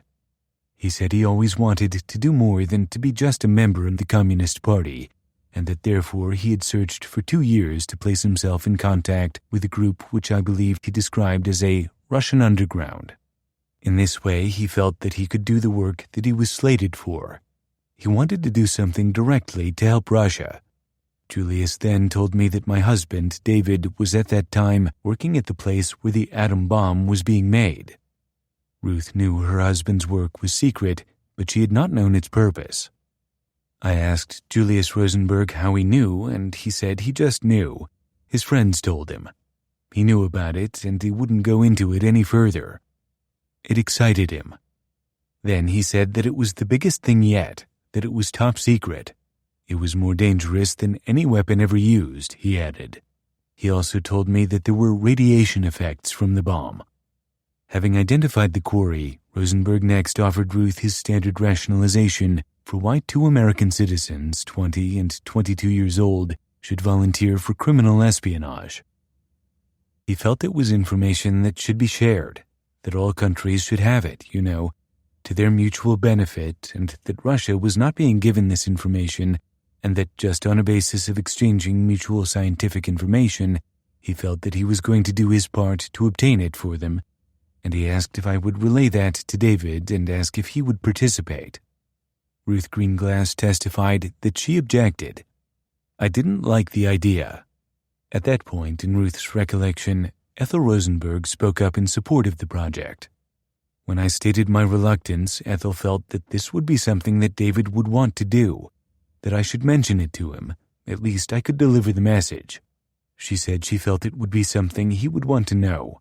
She urged me to tell David about it because she felt that he would be willing to do it. Whatever Ruth's reluctance, she agreed to carry the Rosenberg's message. Julius Rosenberg sweetened the deal with cash.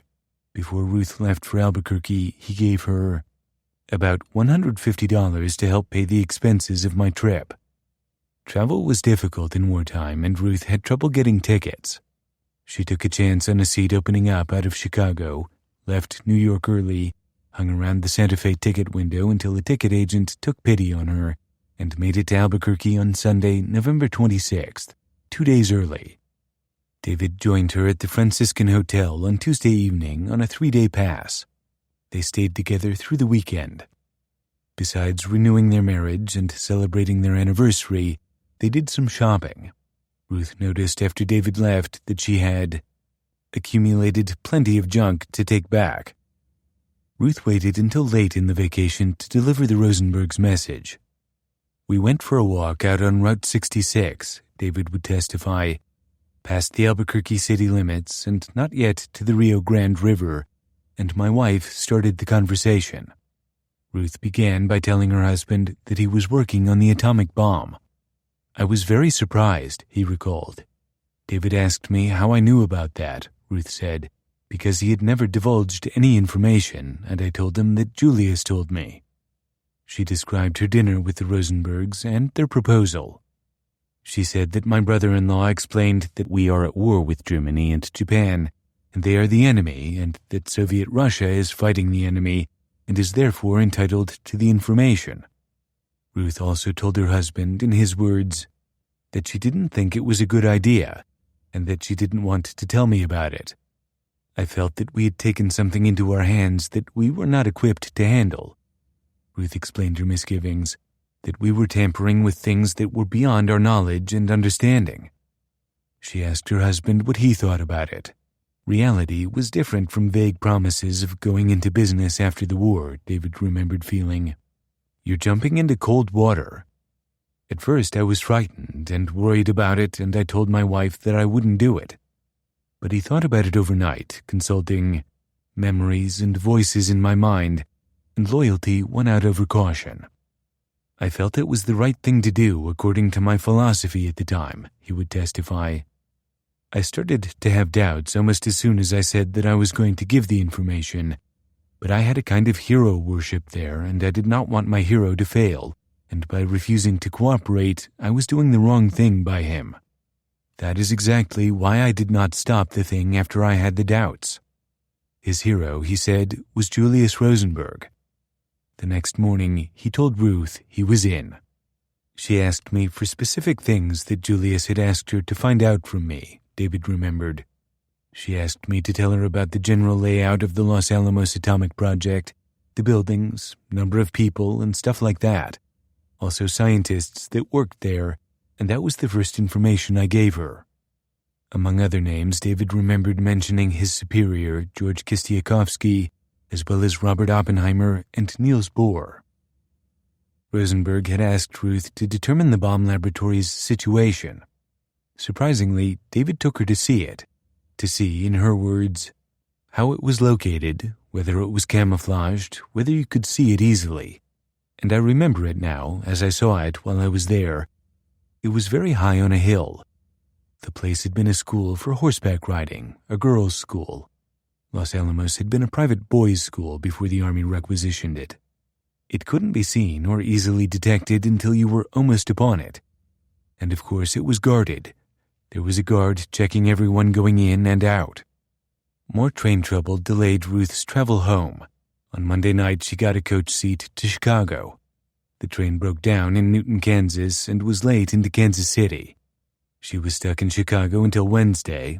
She finally returned to New York on Thursday. A few days later, Julius Rosenberg stopped by her apartment. Alone, she said. He was almost always alone. By then, she had written down what David had told her and what she had seen of Los Alamos. She gave her brother-in-law her notes.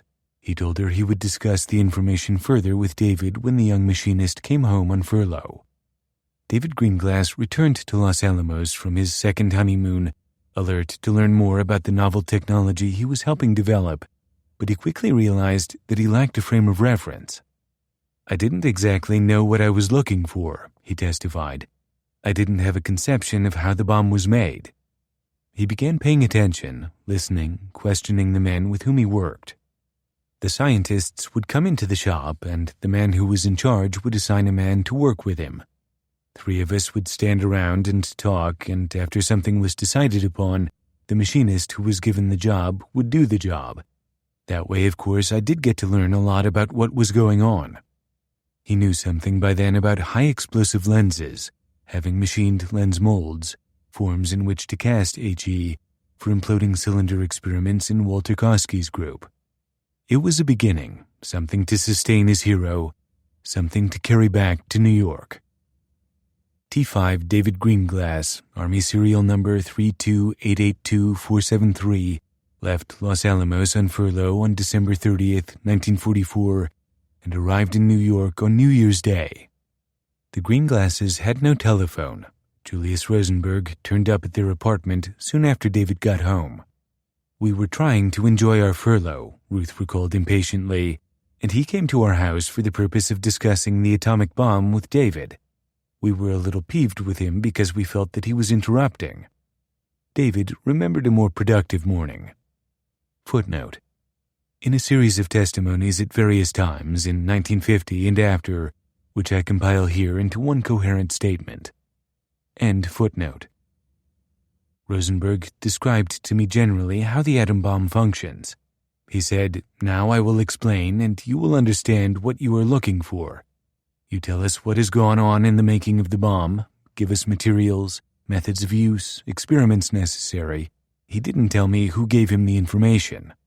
I asked him. He ignored my question.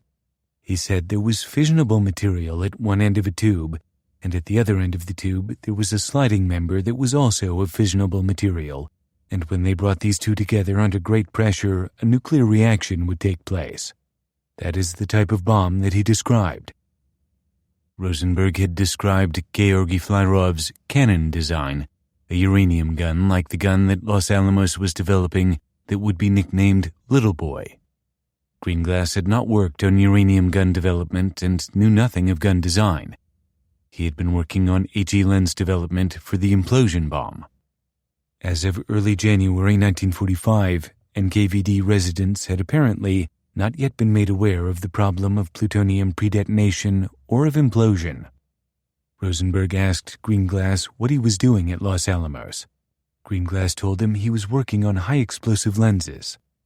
"He told me to write up anything that I knew about the atomic bomb," David testified. "Write it up at night, and he would be back the following morning to pick it up." Rosenberg also asked for a list of Los Alamos scientists and of possible espionage recruits. That night, Greenglass wrote out his lists and drew a number of sketches showing various types of lens molds. The only sketch he reproduced that was subsequently made public was what he called the flat-type lens mold, which was used at Los Alamos to mold two-dimensional HE assemblies for experiments imploding cylinders. The mold was shaped something like a 4-leaf clover. "It has 4 curves on it," Greenglass would testify. "It is hollow at the center, and it was used to pour HE into it. The HE took on the shape of the mold, and the mold was removed, and you had a high-explosive lens. The two-dimensional HE lens, which had other components besides the molded explosive green glass sketched, fit around a length of pipe like an Elizabethan collar with detonators at the apex of each of the 4 clover leaves. When the detonators were fired, the HE shaped an inward-moving detonation wave that pinched the pipe shut. It was a long way from imploding cylinders to 3-dimensional lensed implosion systems, but in fact, the 2-dimensional experiments proved crucial to the design of the small device at the center of the implosion system, the initiator that produced a burst of neutrons at the right time to start the chain reaction. The next morning, Rosenberg came to pick up the lists and sketches that Green Glass had prepared and invited David and Ruth to dinner. The Rosenbergs rented a modest 1-bedroom, 11th floor apartment, G11, at 10 Monroe Street in Knickerbocker Village. When the Green Glasses arrived for dinner, they found another guest on hand, a woman named Ann Sidorovich. The Sidoroviches were friends of the Rosenbergs. Mike, Ann's husband, was an engineer who lived in the New York suburb of Chappaqua. Ruth had seen Ann at the Rosenbergs' apartment several times before, but David had never met her. That evening before dinner, Ruth recalled, "She was there for a while, and then she left, and we remained. After she had gone, Julius said she was going to come to New Mexico to get the information from David. He said it would be either Ann or someone else, and I asked how David would know anyone else if she didn't show up.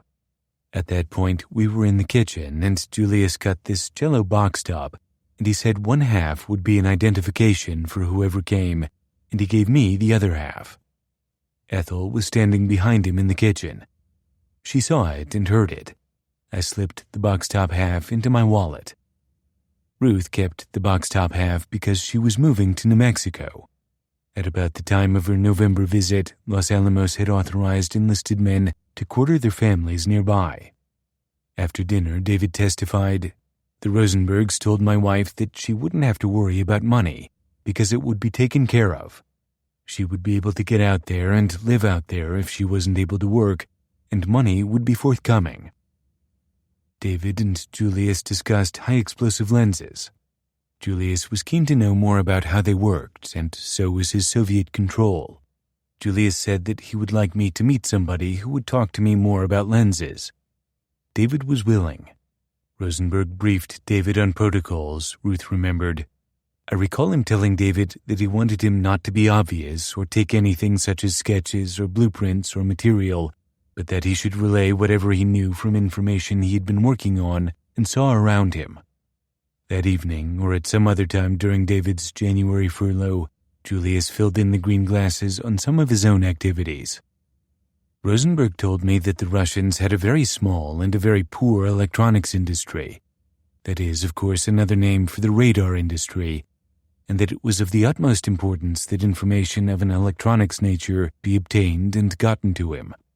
Things like electronic valves, vacuum tubes, capacitors, transformers, and various other electronic and radio components were some of the things he was interested in. Rosenberg also told me that he gave all of the tube manuals he could get his hands on to Russia, some of which were classified top secret. Elizabeth Bentley notes the curious Soviet penchant for gifts and awards.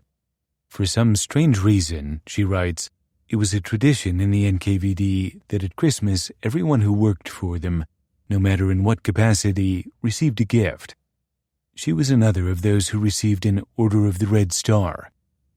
Her new control after Jacob Golos's death, Anatoly Gromov, as Gorsky now called himself, who had followed Donald McLean to America, told her the order entitles you to many special privileges. You could even ride on the streetcars free. The Rosenbergs also received gifts, David Greenglass testified, and Julius had received a citation. Julius stated that he had gotten a watch as a reward. He showed me the watch. His wife received also a watch, a woman's watch, and I don't believe it was at the same time. It was later, at a later date. I believe they also told me they received a console table from the Russians. Julius said he received a citation. He said it had certain privileges with it in case he ever went to Russia. So Julius Rosenberg, like Harry Gold and Elizabeth Bentley, was assured of free trolley rides in Moscow. A few days later, Greenglass remembered Julius asked to see me one night. I had a previous appointment of a social nature to see some personal friends and cut the appointment short in order to meet my brother-in-law. Greenglass borrowed his father-in-law's car, a 1935 Oldsmobile, and around 11:30 at night, drove to the vicinity of about First Avenue, somewhere above East 42nd Street but below East 59th Street, up the block from a brightly lit saloon. I parked the car at the curb. Julius Rosenberg walked over to the car and told me to wait. Then he walked away and came back with a man and introduced him to me by a first name which I do not recall. Then the man got into the car and I drove around. He drove all over that area, Greenglass testified. The man, a Russian, just told me to keep driving, and he asked questions about lenses. He wanted to know the formula of the curve on the lens. He wanted to know the HE used and means of detonation.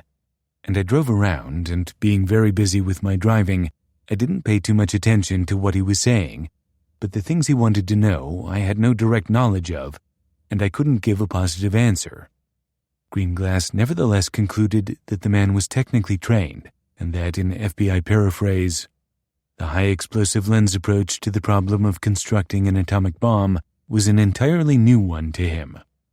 Greenglass's information on implosion, however limited, was the first news the Soviets had of the radical new approach. Greenglass returned the Russian to their starting point. Rosenberg was waiting. "Go home now," Greenglass testified. Rosenberg told him. "I will stay with him." He was going to have something to eat with him. The Russian got out and the two conspirators went off together. Greenglass drove home and told his wife about his unusual encounter. The identity of this mysterious Russian has never been established. He was almost certainly not Yatskov Yakovlev, since Greenglass noticed that he spoke almost accentless English, while Yatskov had begun learning English only 3 months before he came to the United States. Sam Semyonov spoke excellent English, having attended MIT, but he had left for Vladivostok through Kalama, Washington, on September 30th, 1944. Yatskov is nevertheless the likeliest person to have sought the information, whomever he sent to collect it, since he was evidently managing atomic bomb espionage out of New York City at the time. David Greenglass returned to Los Alamos on January 20th, 1945, prepared to observe and to memorize. With Julius Rosenberg's explanation of how an atomic bomb worked, he testified, "I knew what to look for." Now Los Alamos sheltered at least 2 active Soviet spies, both of them positioned fortuitously at the very heart of the project.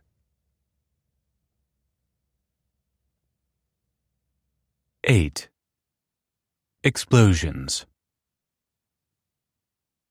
Walking from the Moscow subway station to Laboratory No. 2 for the first time, one morning in 1944, the Soviet physicist Anatoly Alexandrov lost his way and stopped to ask a gang of neighborhood children for directions. "It's over the fence where they're making the atomic bomb," one of the children told him. Work proceeded slowly at the secret laboratory, paced by the exigencies of the war and the limited support that the Soviet bomb program had managed to win from Molotov. These talented scientists and engineers, comments Chemical Industry Commissar Mikhail Pervyukin, started theoretical work aimed at determining the critical masses of U-235 and plutonium, despite having on hand not a single milligram of either substance.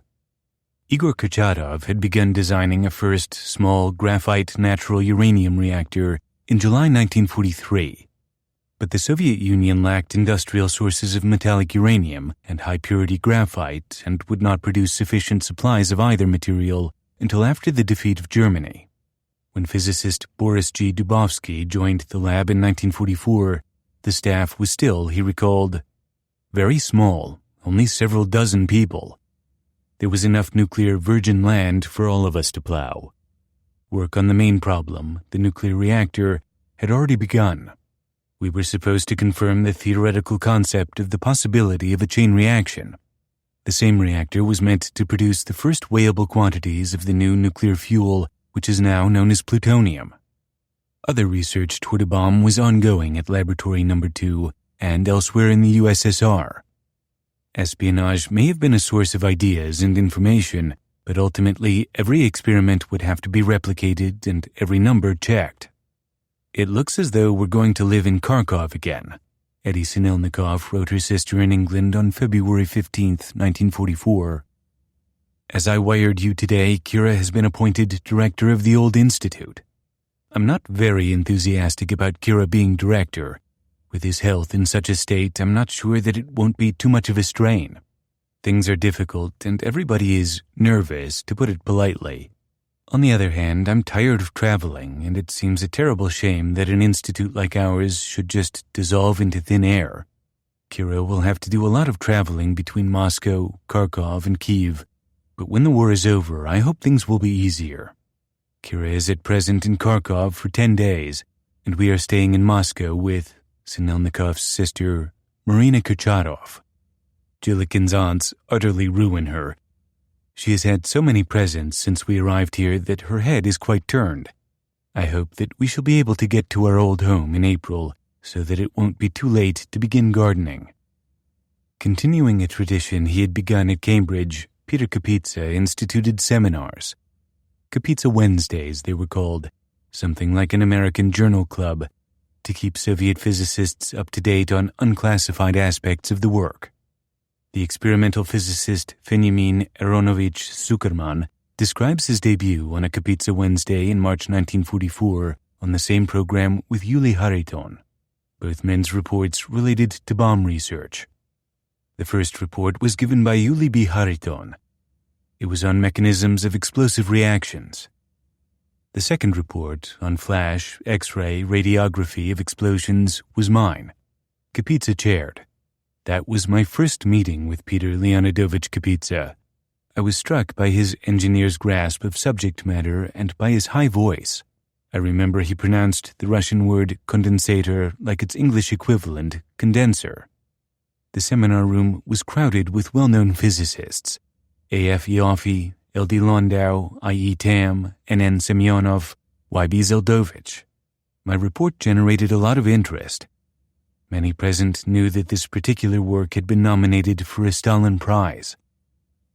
That year, Zuckerman's group took up intensely studying extremely sensitive explosive primers, such as lead azide and fulminate of mercury, dangerous objects which Zuckerman often carried illegally in his pocket, in a special container with shock mounts, by streetcar from the institute that manufactured them to his laboratory. Zuckerman's eyesight was deteriorating from retinitis pigmentosa, and one evening when he was transporting lead azide primers and his streetcar was late, his fellow passengers had to help him find his way. When his colleague Lev Altshuler heard about Zuckerman's adventures, he commented, "For a few hours there you were just a roaming torpedo, weren't you?" During the last year of the war, Zuckerman explains, the seas and oceans were full of torpedoes that had missed their targets. They were christened roaming torpedoes. There were many incidents where military and merchant vessels were blown up by such torpedoes. The big Leningrad cyclotron was rebuilt and operating by the time Boris Dubovsky arrived at Laboratory No. 2 in August 1944, and using it in October, Boris Kurchatov produced the first micrograms of plutonium transmuted outside the United States. Just look at this date, please, Dubovsky appeals. The end of 1944. The war has just moved from our territory. Half the country lay in ruins. The fascist beast is still alive, and thousands of people are dying on battlefields and in concentration camps. Soviet scientists did better than overburdened wartime industry. At that time, says State Defense Committee Science Deputy Sergei Kaftanov, we practically possessed no raw materials. The country's existing uranium mines had been flooded and abandoned. We had to restore them, and we had to look for new uranium deposits. As late as May 1944, V.I. Vernadsky complained in a letter to the Government Committee on Geological Affairs that he had not received from you, in spite of your promise, news of the results of the pumping out of Tuyamuin. Money was allocated in sufficient quantity. There is ore. Why the delay? This ought to have been done long ago. The Soviet reactor would need roughly 50 tons of purified uranium, Kurchatov told Mikhail Pravyukin. The first bags of uranium ore came out of the Central Asian mines on the backs of donkeys. The State Institute of Rare Metals purified a first small piece of metallic uranium only in November 1944, and graphite production had not yet begun at Moscow Electrode. With the Anglo-American invasion of Normandy on June 6, 1944, Stalin finally had his second front. The Allies, Soviet and Western, now pushed from opposite directions toward Berlin. The roads are all cluttered up with the traces of a German retreat, Konstantin Semyonov wrote back from the advancing Soviet front. I am amazed, day after day, by the quantity of machines abandoned by the Germans. Here are the notorious Tigers and Panthers, burnt and whole, and tanks of older types, and self-propelled guns, and huge armored carriers, and small carriers with one driving wheel looking like motorcycles, and huge snub-nosed Renault trucks stolen from France, and numberless Mercedes and Opel staff cars, wireless units, field kitchens, anti-aircraft installations, disinfection chamber vans. Briefly, everything that the Germans had thought up and utilized in their past impetuous advances. And all that is now smashed, burned, or simply abandoned, stuck in the mud of these roads. After the early disasters, the Soviet advance seemed almost miraculous. The Leningrad blockade broken in January 1944, the breakthrough to Romania in February and March, Odessa liberated in April, the Crimea completely cleared in May, Finland finished in June, the Western Ukraine liberated in July all the way to Warsaw, Romania surrendered in August, Estonia and Latvia cleared in September, Hungary, Eastern Czechoslovakia and Northern Norway entered in October. American Lend-Lease was feeding several million Soviet civilians and half the Red Army. Stalin would acknowledge that about two-thirds of his major industries were being rebuilt with U.S. equipment or technical assistance. But the blood that was spilled on the way west to Berlin was Russian blood. In 1943, Franklin Roosevelt's advisor and aide, Harry Hopkins, had noted that the Soviet Union is the decisive factor in the war and, without question, will dominate Europe on the defeat of the Nazis. Certainly, Stalin meant to do so.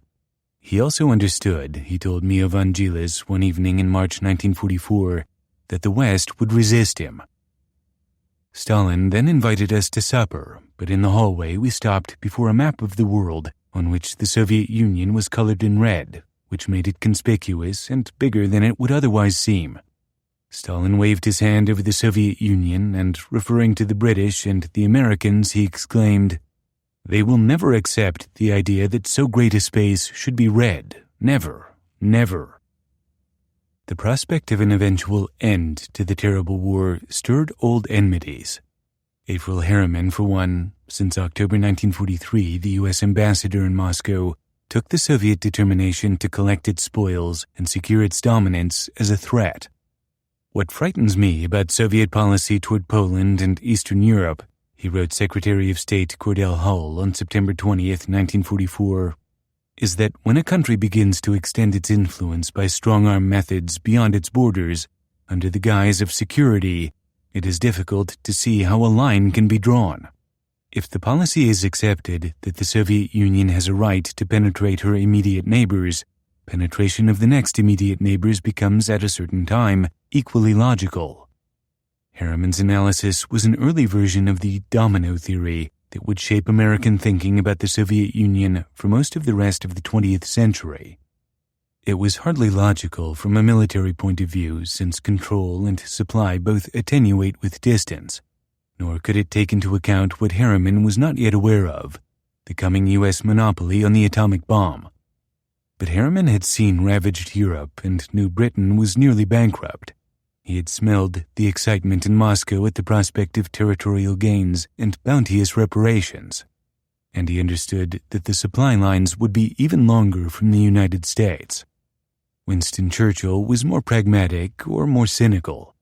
Meeting with Stalin in Moscow in October 1944, He proposed that the two leaders settle about our affairs in the Balkans. Don't let us get at cross purposes in small ways.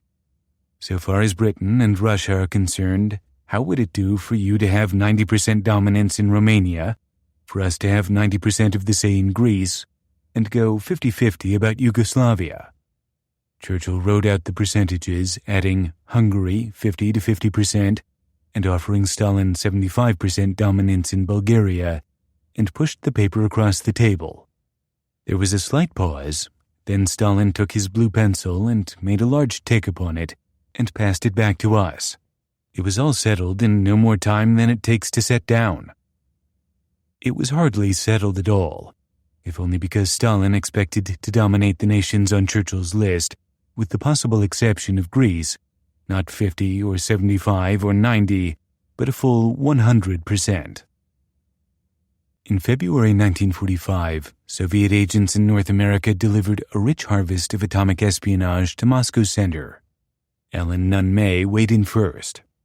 Colonel Nikolai Zabotin, the GRU officer in Ottawa, had assigned a young lieutenant on his staff to control Nunn May after orders came from Moscow sometime late in 1944 to reactivate the British scientist who had not been approached since he left England. The young officer, whose name was Angelov, had simply gone to Nunn May's apartment on Swale Avenue in Montreal, knocked on the door, and identified himself. Renewed contact disturbed Nunn May, who seems to have imagined he could withdraw his services unilaterally. He told Angelov that his old connection had been severed and that he was under observation by Canadian security. Angelov thought Nunn May a man who seemed to be trapped, but he was not impressed. He had a job to do. I told him quite bluntly that I didn't believe him and that Moscow had an assignment for him, the officer bragged afterward to Igor Guzenko. If he refused the assignment, it would be his worry, not mine. He seemed to shrink up before my eyes. Finally, he asked me what I wanted. I told him Moscow wanted a report on atomic bomb research in Canada and the United States. Nunn May asked for a week to prepare the report. They met a second time a week later at Nunn May's house. Igor Guzenko saw the document that Nunn May prepared when Zabotin passed it to him for ciphering. He described it in 1948. The report obtained from Dr. May was extensive and comprehensive. It came in 2 sections. One part, covering the technical processes being followed in the bomb's construction, was 10 single-spaced, typed pages. The second part was a general description of the atomic project's organization in Canada and the United States. It explained the structure of the whole Manhattan Project and the War Department officials and scientists in charge. Zabotin was particularly delighted over Dr. May's naming of the highly hush-hush plants and the nature of the work being done at Oak Ridge, Tennessee, at the University of Chicago, at Los Alamos, New Mexico, and at Hanford, Washington. Guzenko advised Zabotin that the technical part of the document, with its new and unfamiliar terminology, would be difficult to cipher and decipher without costly errors. Zabotin decided to send it by diplomatic pouch. Guzenko proceeded to cipher the general description, which was transmitted to Moscow by cable.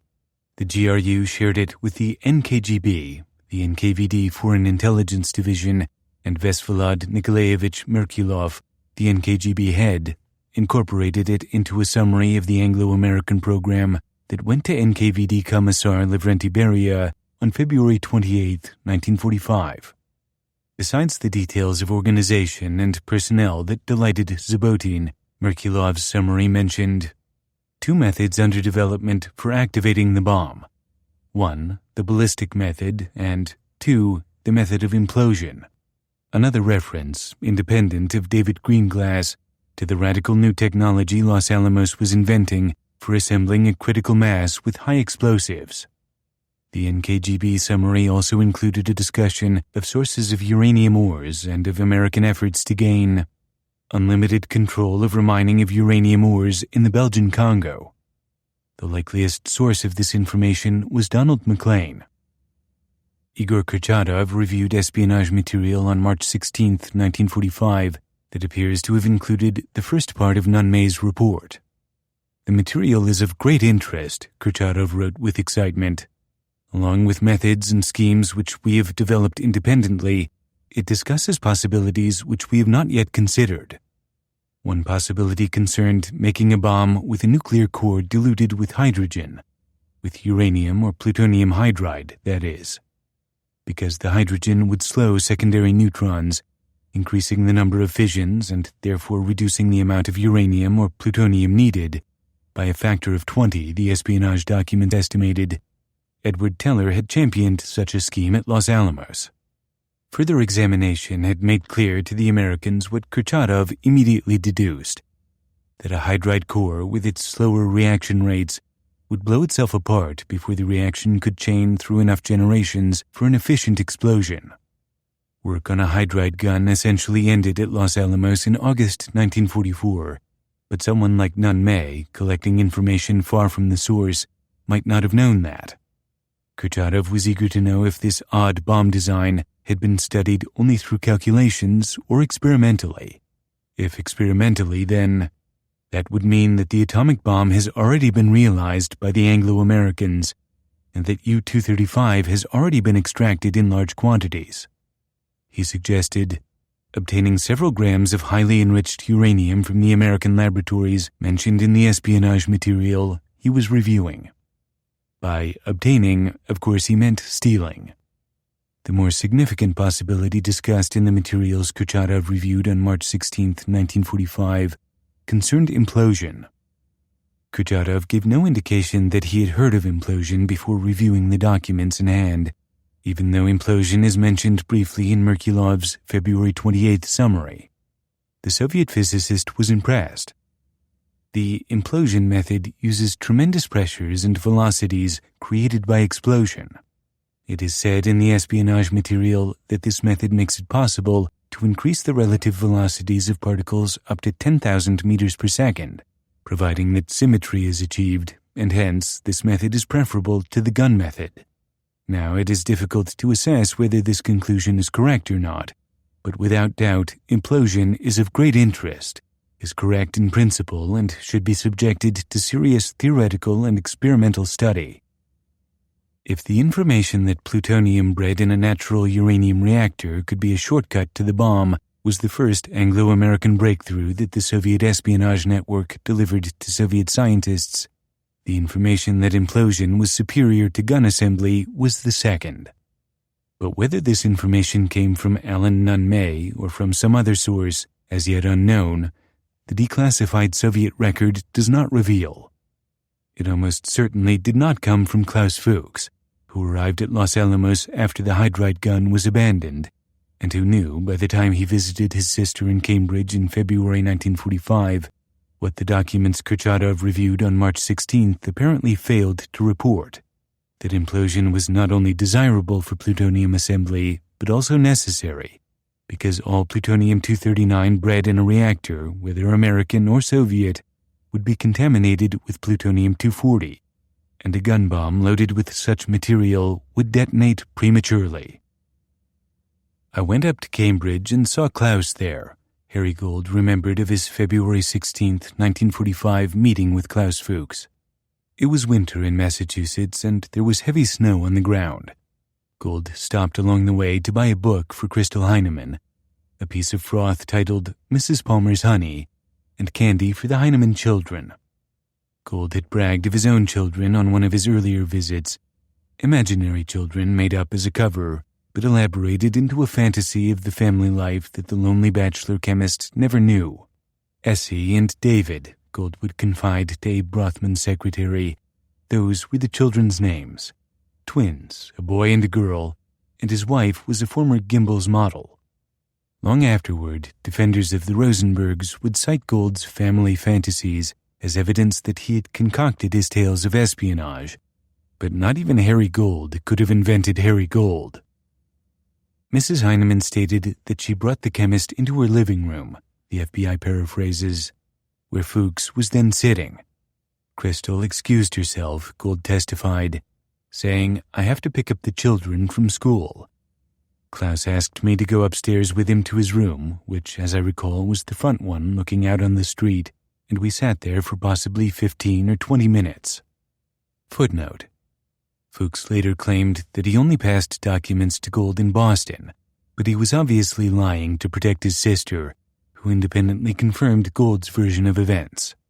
End footnote. Fuchs briefed Gold on his move to Los Alamos and described the place. They had made tremendous progress, Fuchs said. Gold remembered that he made mention of a lens which was being worked on as a part of the atom bomb.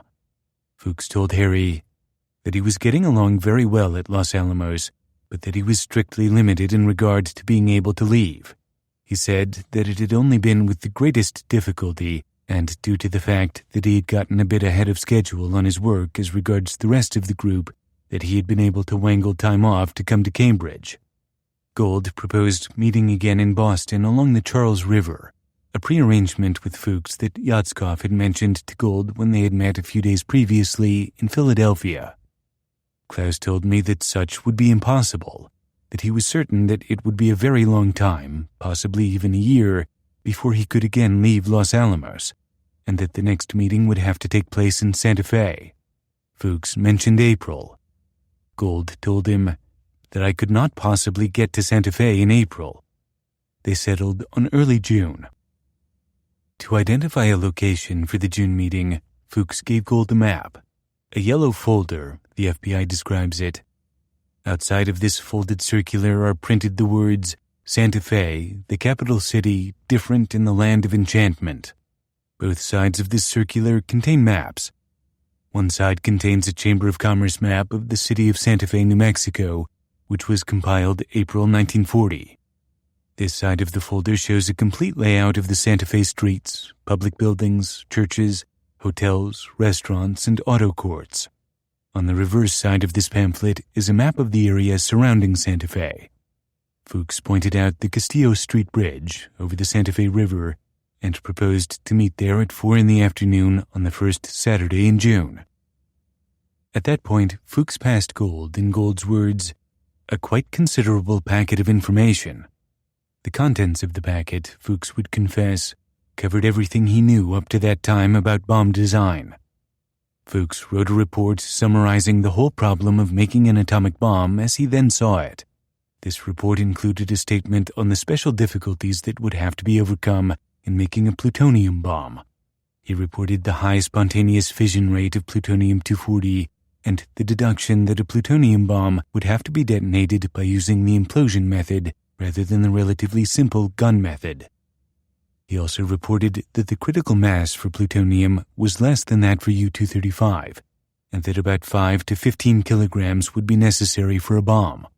At this time, the issue was not clear as to whether uniform compression of the core could be better obtained with a high-explosive lens system or with multi-point detonation over the surface of a uniform sphere of high explosives.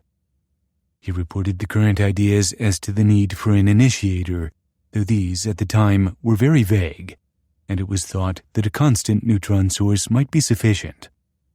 Finally, he referred only to the hollow plutonium core for the atomic bomb, as he did not then know anything about the possibility of a solid core. Fuchs also reported the outer dimensions of the high-explosive lens system, which were effectively the outer dimensions of the bomb, the timing sequence for implosion, and the plans for building and producing bombs at Los Alamos to the extent he knew them. From memory, he incorporated into his report portions of his 2 most recent Los Alamos technical studies, jet formation and cylindrical implosion with 16 detonation points, and formation of jets in plain slabs. These studies were based on Walter Koski's work, in which David Greenglass was participating. The drawing Greenglass gave Julius Rosenberg in January depicted a mold for a cylindrical implosion lens with 4-point detonation. Fuchs's and Greenglass's common references would have served Yatskov as independent confirmation of the authenticity of the information his Los Alamos spies were passing. Mrs. Heinemann had returned, by then, Gold says, and one of the children peered curiously into the room. Mrs. Heinemann called the child back. With the information in hand that he had come for, Gold was ready to leave, but he had one more duty to perform. It was standard NKVD practice to try to buy even the organization's most high-minded spies.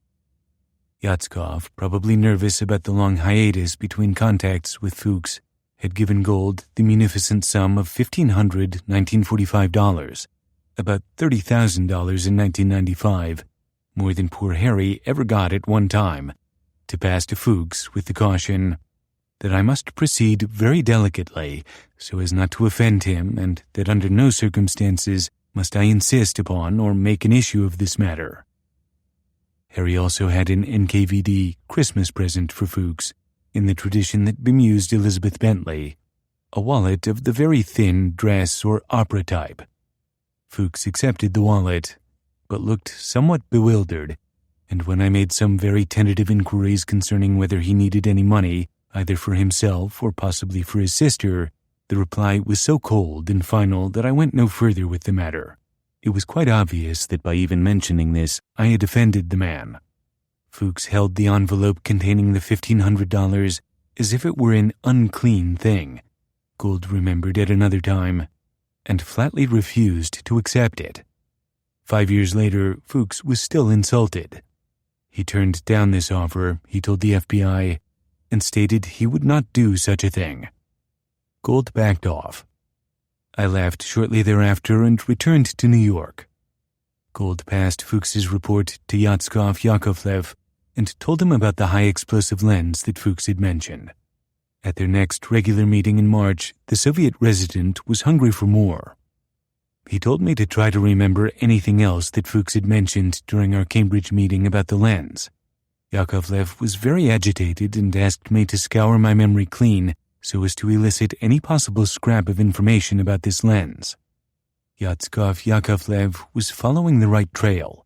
The day when Fuchs had returned to work at Los Alamos, February 28, 1945, the leaders of the Manhattan Project, including Groves, Office of Scientific Research and Development Section Head and Harvard President James Bryant Conant, Hans Bethe, George Kistikovsky, and Richard Tolman, had met in Robert Oppenheimer's office and decided tentatively to develop the lensed, solid-core Christie implosion design as a combat weapon. Exploding wire electric detonators, physicist Luis Alvarez's new invention, far more reliable than lead azide or fulminate of mercury, would fire the complex arrangement of HE lenses. The Christie gadget would need a modulated initiator, a device still being engendered that drew on Walter Koski's studies of jet formation as interpreted by Klaus Fuchs for its design. The group agreed to review its decision May 1st, by which time it hoped a reliable initiator would be in hand. Now we have our bomb, Oppenheimer had concluded. The uranium gun design had been completed and tested that month as well. At about the time that Harry Gould and Anatoly Yatskov were meeting in New York, a plan General Groves had set in motion in Germany made life harder for Igor Kurchatov. Groves had sent a scientific intelligence mission to Europe to follow immediately behind the advancing Western Front and determine once and for all if the Germans had been working on the bomb. In Strasbourg, Groves's Alsace mission had found documents identifying a metal refining plant in Oranienburg, about 15 miles north of Berlin in what would be the Soviet zone of post-war Germany, as the source of cubes and plates of uranium metal intended for a German nuclear reactor. The Red Army was then advancing from the east, dismantling factories en passant and shipping them back to the USSR. Since there was not even the remotest possibility that Alsace could seize the Oranienburg works, Groves writes in his memoirs, I recommended to Army Chief of Staff General Marshall that the plant be destroyed by air attack.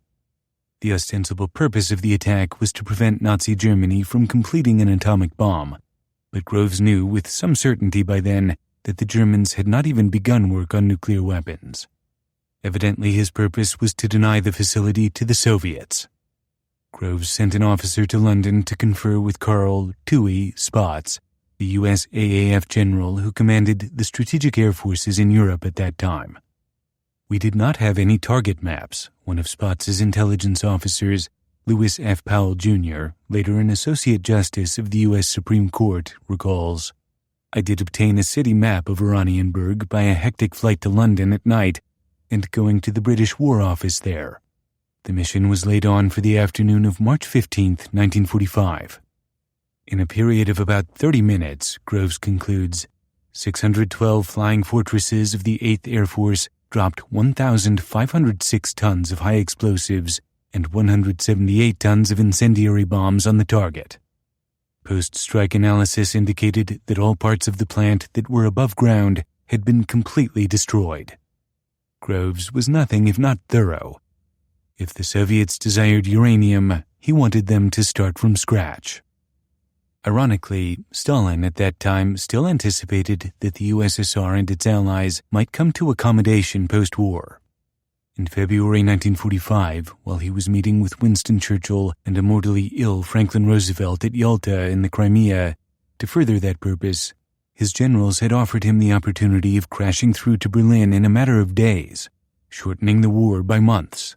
To their fury, Stalin had overruled them, telling them that such an uncoordinated advance would be rash and dangerous.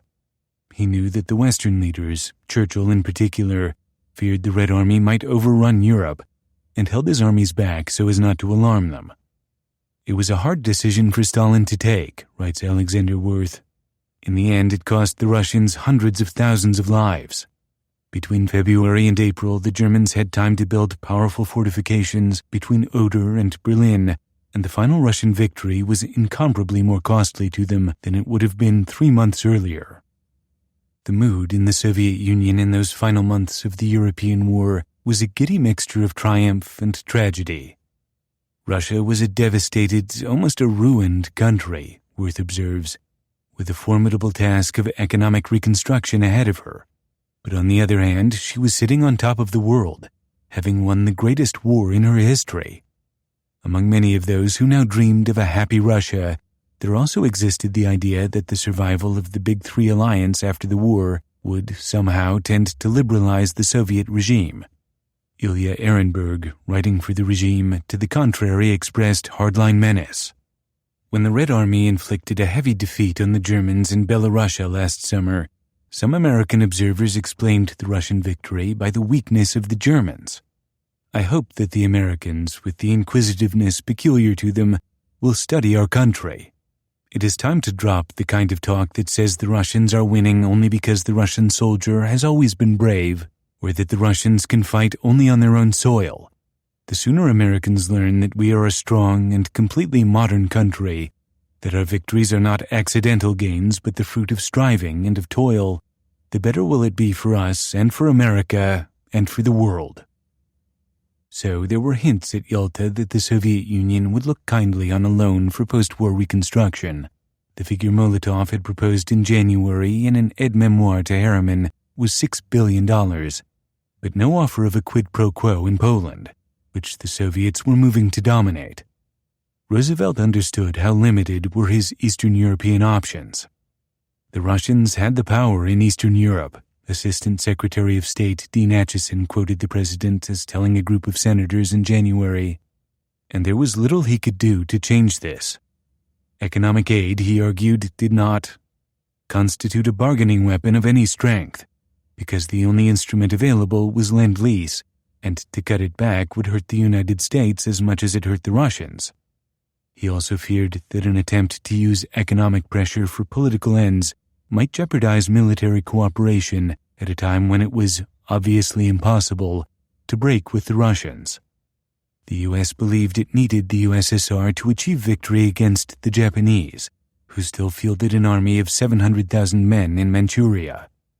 Roosevelt's forbearance at Yalta, which would be criticized later as a sellout, followed in part from American efforts to hold the military alliance together long enough to finish the Pacific War. Julius Rosenberg lost his job as a civilian inspector for the Signal Corps in February 1945. He feared at first that the government had discovered his espionage work. When he learned he had been fired because of his Communist Party affiliation, he fought back, arguing that, "I am not now and never have been a communist member. I know nothing about communist branches, divisions, clubs, or transfer.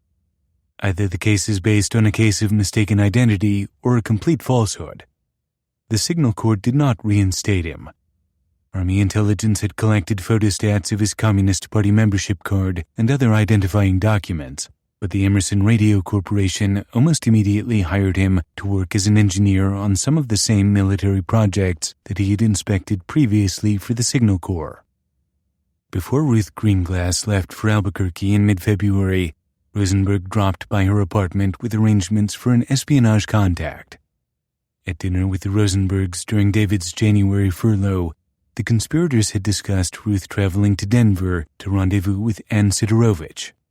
As an alternative, David would recall, they planned to meet in front of a Safeway store on Central Avenue in Albuquerque. Rosenberg instructed Ruth to show up for the Safeway rendezvous during the last week of April and the first week in May. Housing was hard to find in Albuquerque in wartime, and for a while Ruth lived in hotels. "I think I stayed at the El Fidel for 5 days," she said after the war. "Then I stayed in every hotel in Albuquerque until I found a place to live." David Greenglass worked with a fellow Special Engineering Detachment enlisted man, another New Yorker, William Spindell, whose wife had moved to Albuquerque. Sarah Spindell took Ruth in.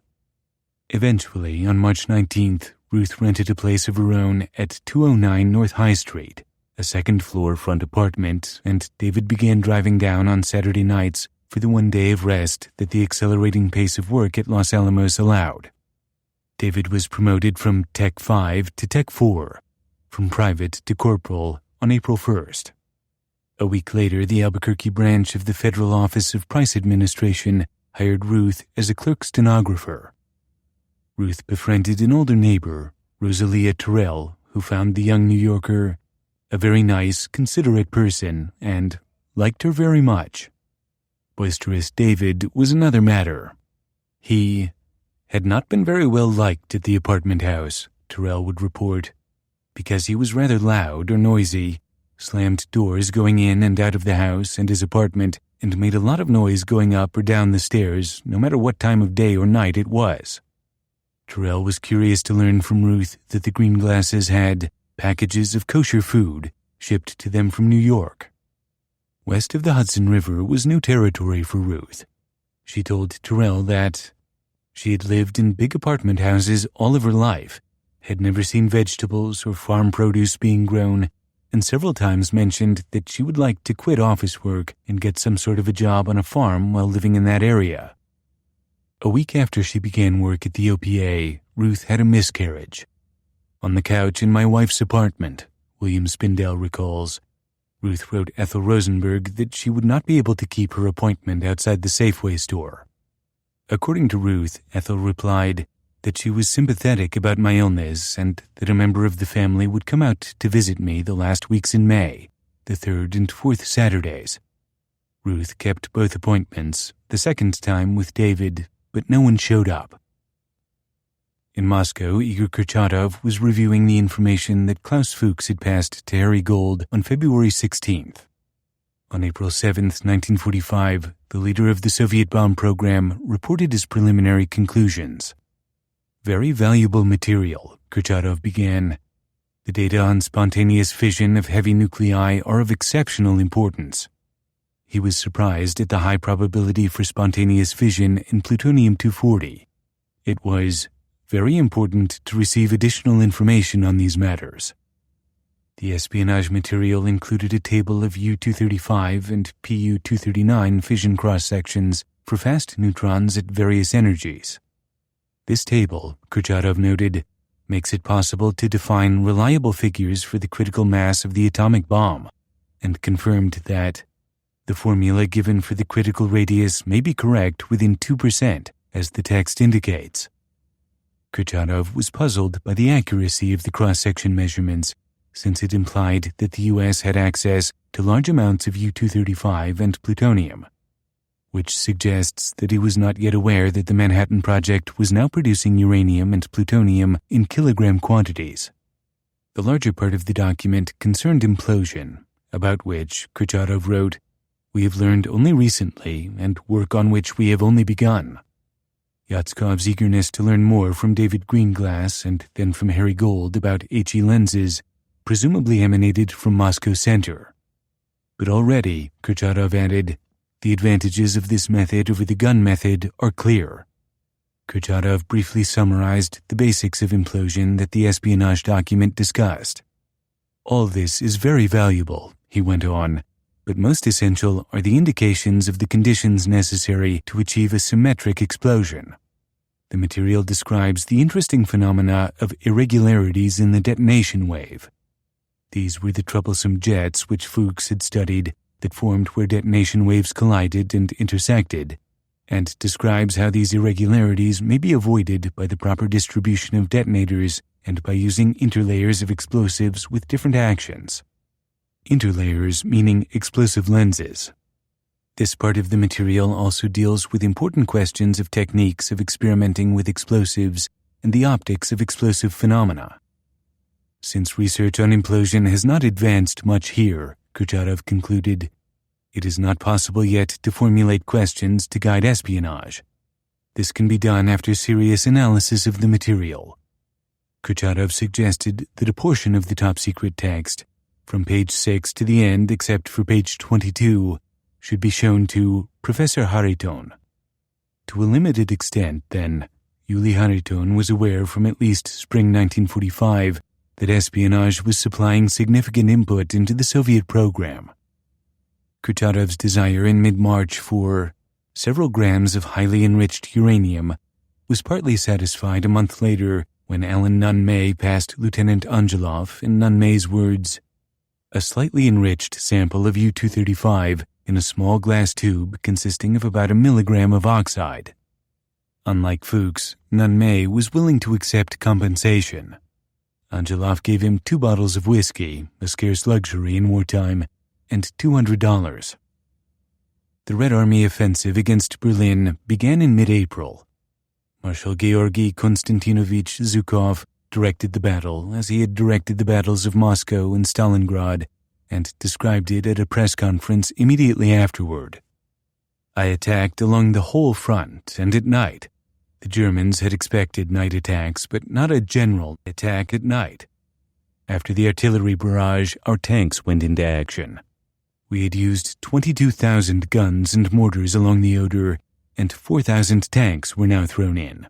We also used 4,000 to 5,000 planes. During the first day alone, there were 15,000 sorties. The Great Offensive was launched at 4 a.m. on April 16th, and we devised some novel features. To help the tanks find their way, we used searchlights, 200 of them. These powerful searchlights not only helped the tanks, but also blinded the enemy, who could not aim properly at our tanks. Very soon, we broke through. American and Soviet troops joined hands at Torgau, 100 kilometers due south of Potsdam, a few days before Adolf Hitler's suicide on April 30th. The Nazi dictator's personal staff burned his body in the garden of the Führer bunker and buried the remains in a shallow grave. Berlin fell on May 2nd. The Soviets had suffered 300,000 casualties in the final battle of the war. 300,000 German soldiers surrendered in the course of the battle. Another 150,000 were killed. The day Berlin fell, a team of Soviet industrial managers and physicists flew into Tempelhof airfield to explore German atomic bomb research. Lieutenant General Avrami Pavlovich Zhevenyagin, deputy director of the NKVD and developer of the vast Magnitogorsk steel combine, led a group that included Lev Artsemovich, Isak Kikoin, and Yuli Hariton. The team established its headquarters in Berlin-Grunau. A remnant of German scientists remained in Berlin and willingly talked to us, Hariton recalls. From these discussions, it was clear to us that German progress along these lines had been slight. Kikoin and I told Zhevenyagin what we'd gathered and told him it would be prudent to find out whether the Germans had accumulated any stockpiles of uranium. It was entirely likely that uranium supplies in Belgium had been seized and taken out by the Germans. Zhevenyagin approved of our idea and put an automobile at our disposal. In fact, a mixed British-American strike force led by Lieutenant Colonel John Lansdale, Jr., who was Groves's liaison officer with the British, had moved into what would soon be Soviet-occupied eastern Germany on April 17th to strip a Stassfurt factory of what Lansdale believed to be all the remaining Belgian Congo ore in Germany. 1,100 tons stored above ground in broken barrels. The plant was a mess, Lansdale reported to Groves, both from our bombings and from looting by the French workmen. By the evening of 19th April, we had a large crew busily engaged in repacking the material, and that night the movement of the material to the railhead started. Groves sent U.S. Army Chief of Staff George Marshall a memorandum confirming the recovery on April 23rd. The Manhattan Project commander noted that in 1940, the German army had confiscated about 1,200 tons of uranium ore in Belgium, described Lansdale's operation, and concluded that the capture of this material, which was the bulk of uranium supplies available in Europe, would seem to remove definitely any possibility of the Germans making use of an atomic bomb in this war. Now, 2 weeks later, the Soviet team was scouring the same ground. Through our discussions with the German scientists, says Hariton, we discovered that there was a certain building in Berlin where a card catalog was kept with records of everything the Germans had plundered in the countries they'd occupied. Such was Nazi greed that the card catalog filled the 6-story building. The catalog staff refused to cooperate with the Soviet expedition.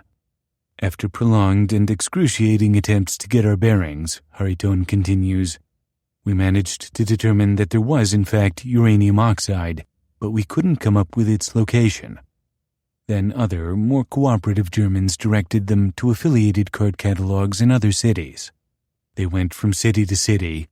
Eventually they found the uranium oxide reference in a warehouse card catalog. But it turned out that some military personnel must have shipped it as a pigment. Uranium oxide is, after all, bright yellow in color. Finally, they learned that a quantity of oxide had been sent to a tannery west of Berlin.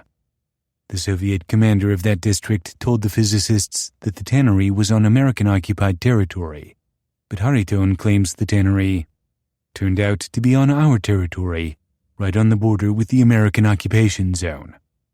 The tannery was in the control of an anti-fascist group. It was made up of workshops and warehouses, some of which were crammed with sheepskins, raw material awaiting production. In one of these last warehouses, we came across a fair number of small wooden barrels. There was a scrap of cardboard on one of them with an inscription U308. We sighed with relief. We informed Zhavinagin of our excursion, and arrangements were made for shipping the uranium oxide to the Soviet Union. The net quantity was in the vicinity of 130 tons.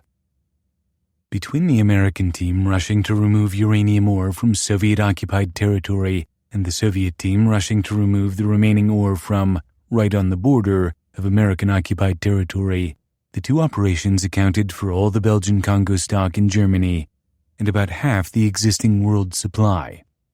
The American requisition became U-235 for Little Boy. The Russian requisition, Kurchatov later told Hariton, hastened the startup of the first Soviet industrial reactor for obtaining plutonium by about a year. Such parallels seem enigmatic, but in fact the two bomb programs ran in parallel because the raw materials, the processing, and the technology depended upon universal physical fundamentals that both sides could determine independently. At that basic level, there was never any secret of how to make an atomic bomb. Knowledge derived from espionage could only speed up the process, not determine it, and in fact, every nation that has attempted to build an atomic weapon in the half-century since the discovery of nuclear fission has succeeded on the first try.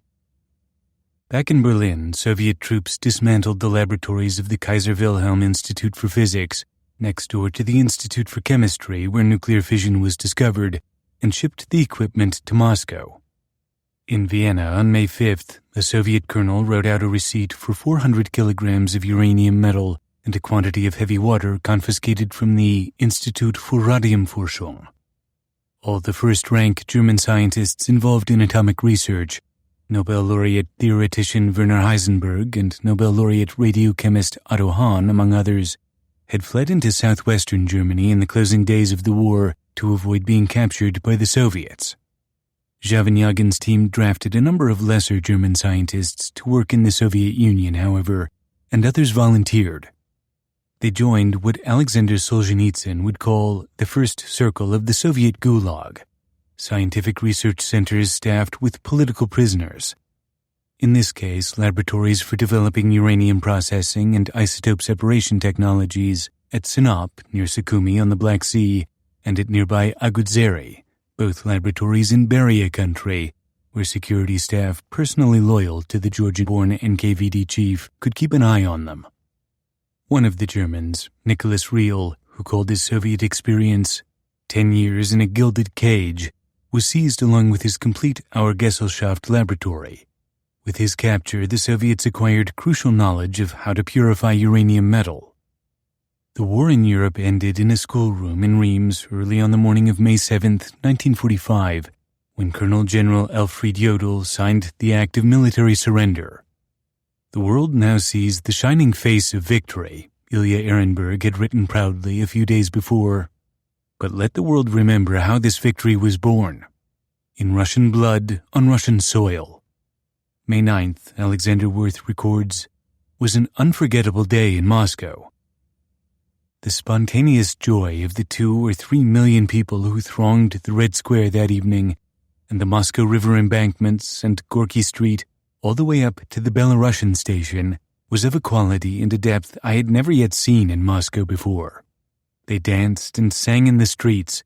Every soldier and officer was hugged and kissed. Outside the U.S. Embassy, the crowds shouted, "Hooray for Roosevelt," even though he had died a month before. They were so happy they did not even have to get drunk. And under the tolerant gaze of the militia, young men even urinated against the walls of the Moskva Hotel, flooding the wide pavement. Nothing like this had ever happened in Moscow before. For once, Moscow had thrown all reserve and restraint to the winds. The fireworks display that evening was the most spectacular I have ever seen. But Americans, at least, hardly knew the Russian tragedy, and would not long remember it, though there was still an afterglow of popular goodwill for brave Ivan and steadfast Uncle Joe. In Washington, the mood was already darkening. The new administration of Harry Truman was concerned immediately with Soviet determination to impose a puppet government on Poland, and there was mounting opposition in the U.S. Congress to contributing further to Soviet support, even though the U.S. military believed it needed the Red Army's help in Manchuria to finish the war with Japan. It had always been intended to end Lend-Lease once the war was over, but on May 11th, through a combination of miscommunication and zealous overreaction, Lend-Lease officials abruptly cut off ship loadings to the USSR and even called back ships at sea. Though the order was modified within days, the Soviets were outraged. Stalin told Harry Hopkins later that month that he thought the high-handed cutoff had been unfortunate and even brutal. With the end of the war in Europe, the men who directed the Soviet bomb program sought to improve the program's priority and accelerate the pace of the work. In the autumn of 1944, after he reviewed the 3,000 pages of new espionage material the NKVD had collected, Kurchatov had written Lavrenti Beria complaining of the completely unsatisfactory Soviet program. The situation with raw materials and questions of isotope separation is particularly bad, he told Beria. He was critical of Molotov's management. The research at Laboratory No. 2 lacks an adequate material technical base. Research at many organizations that are cooperating with us is not developing as it should because of the lack of unified leadership. He asked Beria to give instructions for the work to be organized in a way that corresponds to its possibilities and significance. In May 1945, Prevyukin and Kurchatov carried their complaint directly to Stalin, writing that Molotov had not given the program the support it deserved. Neither Beria nor Stalin chose to respond. As the historian David Holloway points out, Beria distrusted the atomic bomb information his residents were collecting and distrusted the Soviet scientists as well. From the very beginning, Yatskov would recall, he suspected disinformation in these materials and thought that our adversaries were trying to drag us into tremendous expenditures of resources and effort on work which led nowhere. Beria was suspicious about the espionage information even when the work in the Soviet Union had achieved large scale. An NKVD official recalls that once, when he was reporting to Beria on the latest atomic intelligence, Beria threatened him, "If this is disinformation, I'll throw you all in the cellar." Though the collection of atomic espionage documents filed at the Lubyanka approached 10,000 pages, Stalin, Beria, and Molotov evidently did not yet believe in the atomic bomb. Untested, it was still an abstraction to them. Where espionage was concerned, they valued only the tried and true.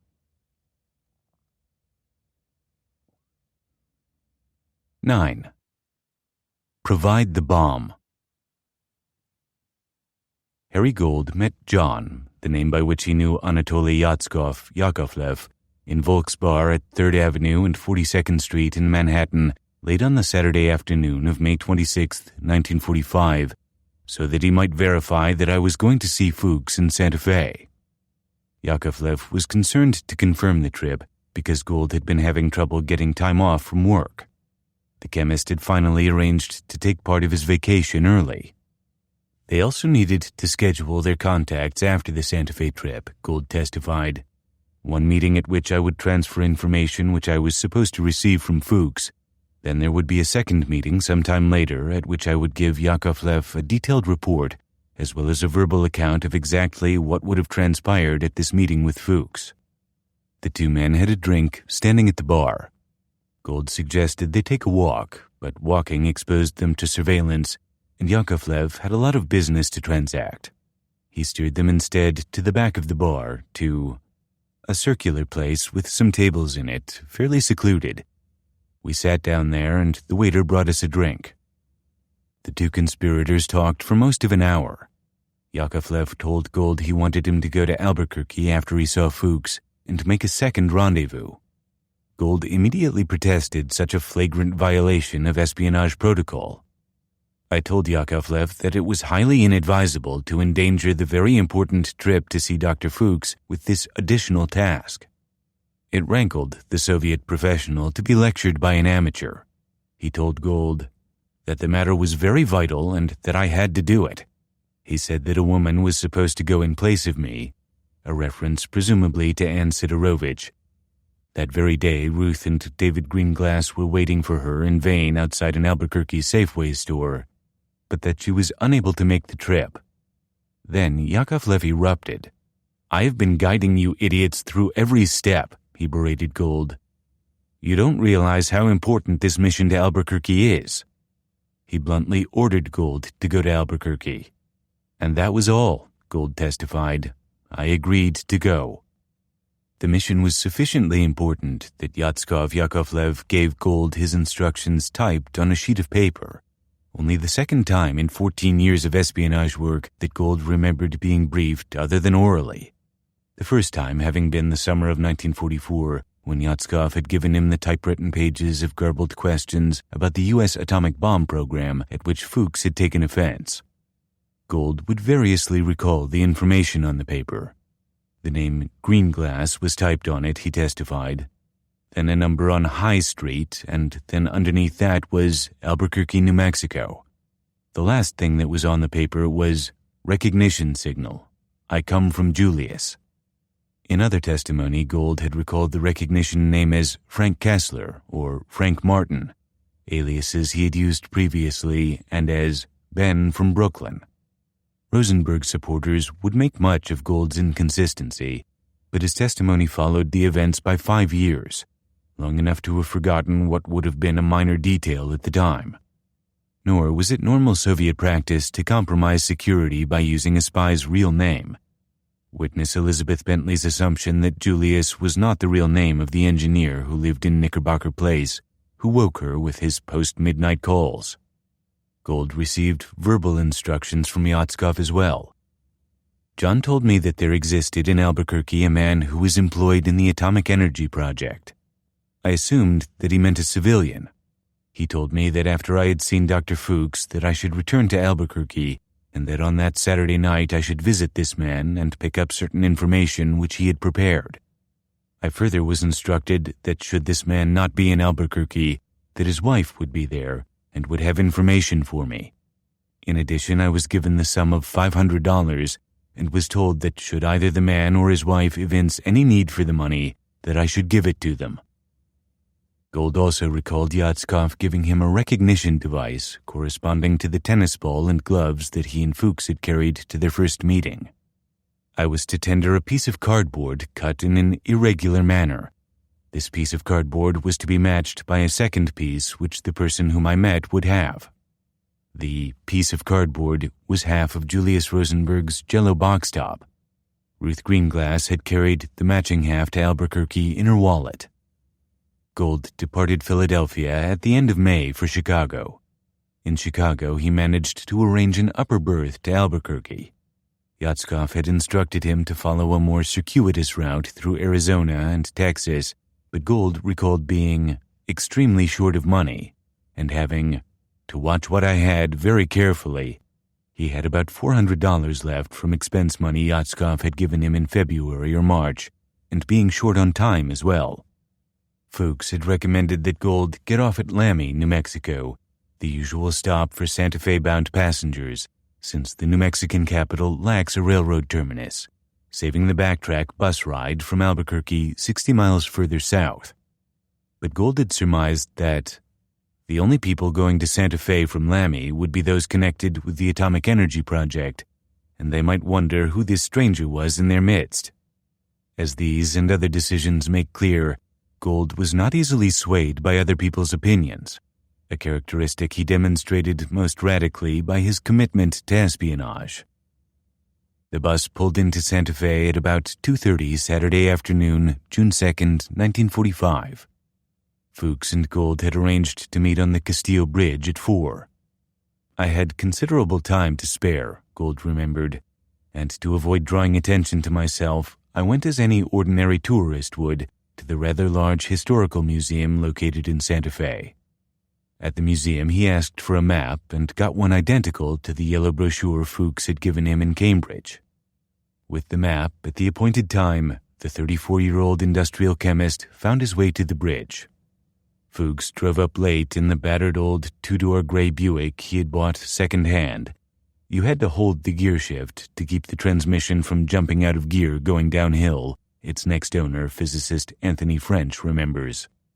Klaus arrived possibly 2 or 3 minutes late, Gold says, during which 2 or 3 minutes I became extremely uneasy, as the area around the Castillo Street Bridge was extremely sparsely settled. Both men independently remembered what followed. In Fuchs's words, I picked up Raymond and we drove across the river bridge, turned into a lane which ended at a gate in an isolated place, and there we continued our meeting. They talked for about half an hour, 30 minutes of fateful significance for the Soviet atomic bomb program. Klaus told me that he was getting along very well with his work in Los Alamos, Gold remembered, and told me that he did not, however, believe, and that was a reiteration of his statement which he had made several times before, once in Cambridge and at least once or twice in New York, that the Atomic Energy Project would be completed in sufficient time for use in the war against the Japanese. Everyone was working hard, the physicist reported, almost day and night. He himself put in an average of from 18 to 20 hours a day. Getting down to business, Fuchs says he told Gold the names of the types of explosives to be used in the bomb, information important to the design of high-explosive lenses, the fact that the Trinity test explosion was to be made, with the approximate site indicated, soon in July 1945, and that the test was expected to establish that the atom bomb would produce an explosion vastly greater than TNT, and the comparative estimated force of this explosion was indicated in detail with relation to TNT. Fuchs put the expected Trinity yield at about 10 kilotons. The explosives, Fuchs said, were baritol and composition B. He knew little about them and did not understand, he said later, what their use meant in terms of high-explosive technology. He was aware at the time that a uranium gun bomb was under development, but it was outside his area of expertise, and he apparently did not mention it to Gold. The two men discussed meeting again. Fuchs wanted to meet in August, due to some important development, Gold recalled without remembering the July test that would determine the effectiveness of implosion. But Gold demurred, and we finally set the meeting for the 19th of September, 1945. Following his usual cautious practice, Gold accepted from Fuchs, last of all, what he called a considerable packet of information. Fuchs emphasized the importance of the packet and probably added measurably to Gold's anxiety by telling the chemist that among the data he had given me was a sketch of the atomic bomb itself. Fuchs later described the contents of that considerable packet in detail. I delivered confidential and classified written information in a paper or document which I had personally written in longhand.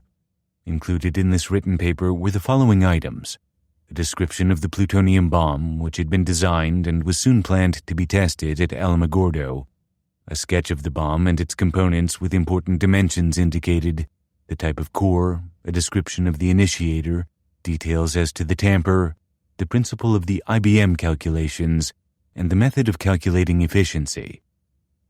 He reported that the bomb would have a solid plutonium core, a physicist who interrogated Fuchs in 1950 specifies, and described the initiator, which he said would contain about 50 curies of polonium.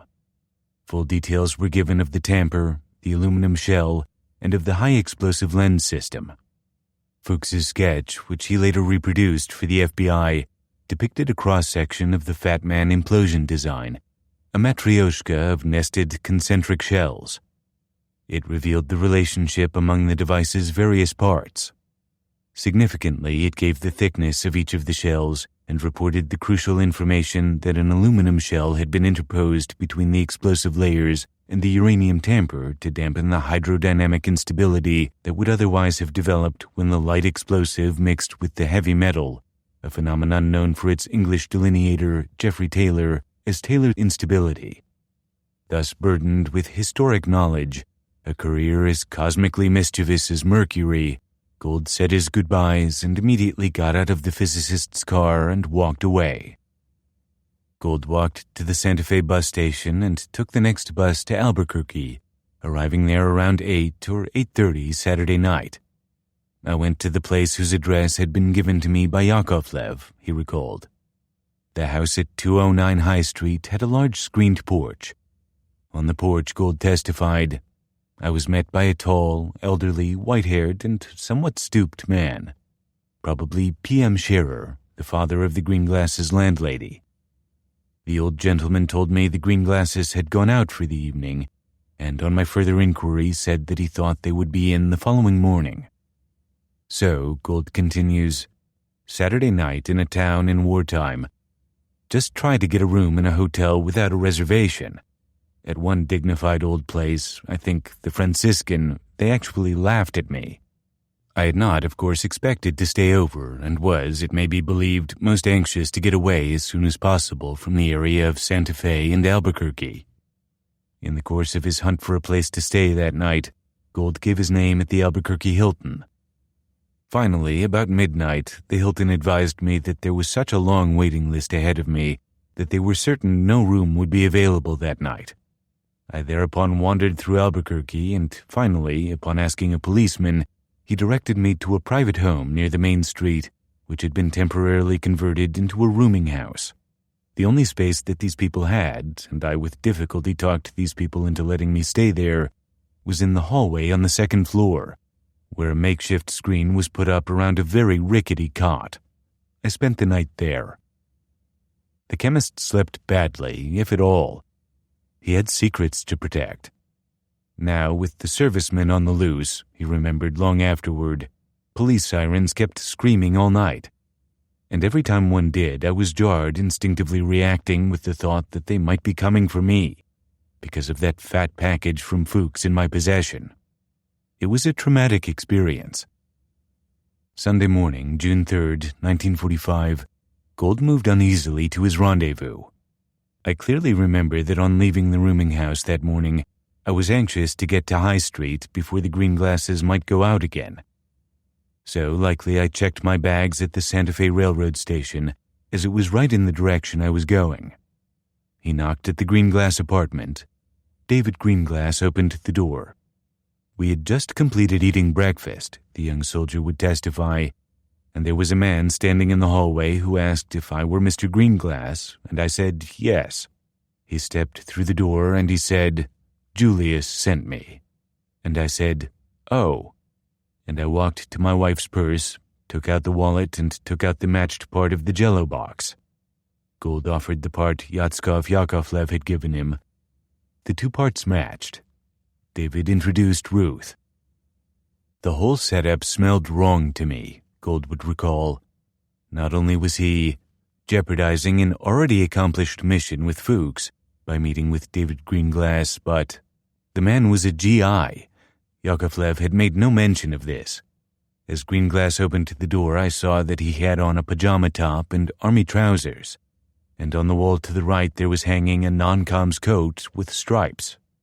Gold never explained why Greenglass's military status troubled him. He may have worried that military personnel were watched more closely than civilians.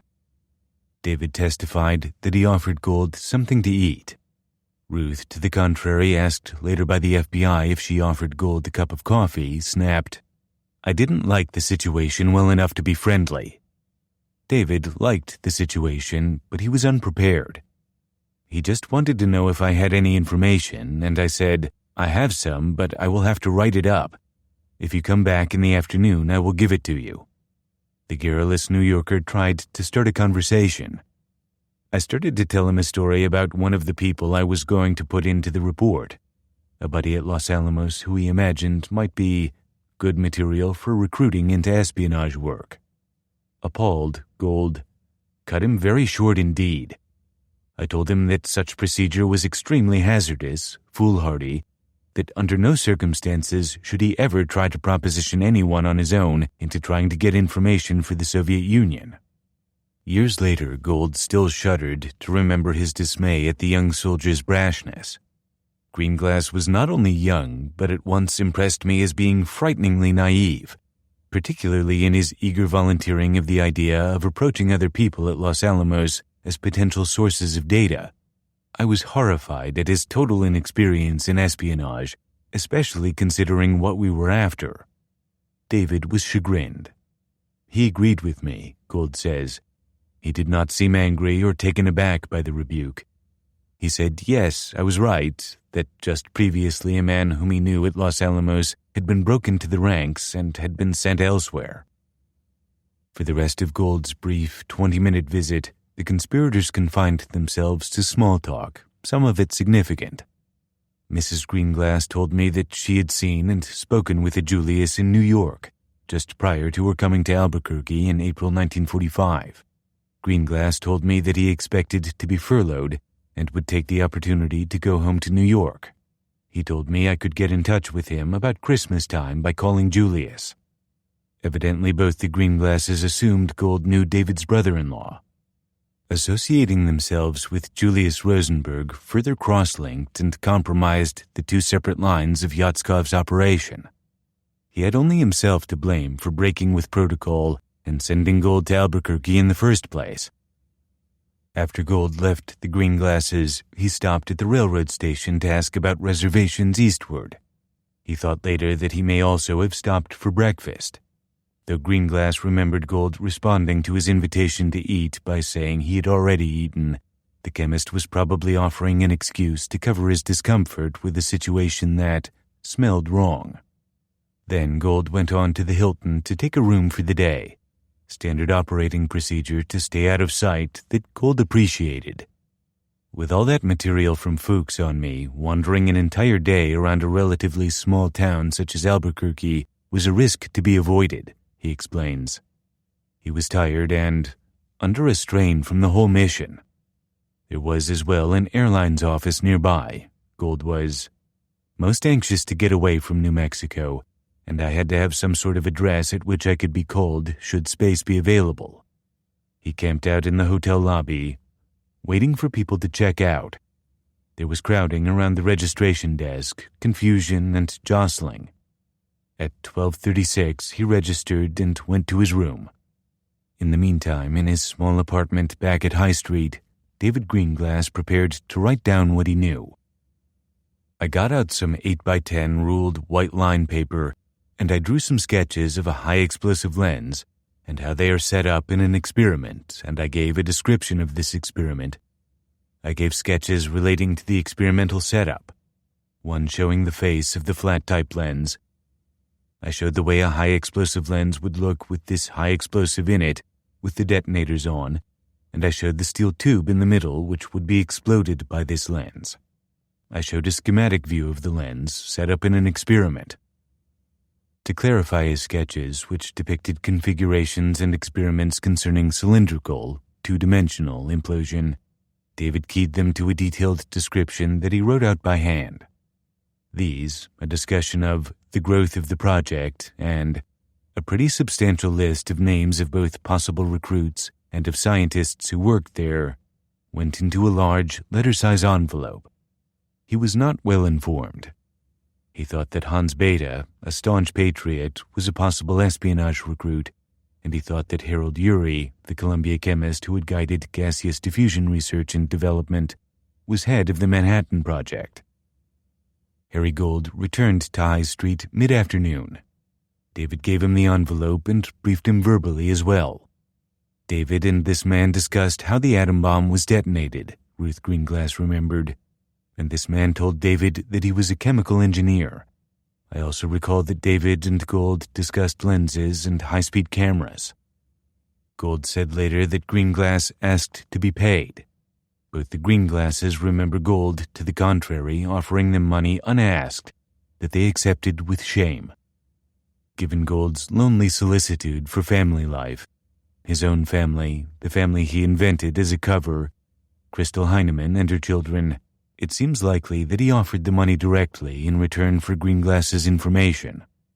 Gold told me that I was living in a rather poor place, Greenglass described the exchange, and said I could probably use some money. I answered that I could use some money. Gold then gave me an envelope containing $500 in currency. Gold remembered that Greenglass looked disappointed. The young soldier put the envelope into the pocket of his army blouse. Gold said, "Okay?" "Yes," I said. "It will be enough." He said something to the effect that he would be back. I said, "Okay." I remember saying that my wife had just had a miscarriage and cost me a lot of money for doctor bills and medicines, etc. He was very sympathetic about that and about the place we lived in.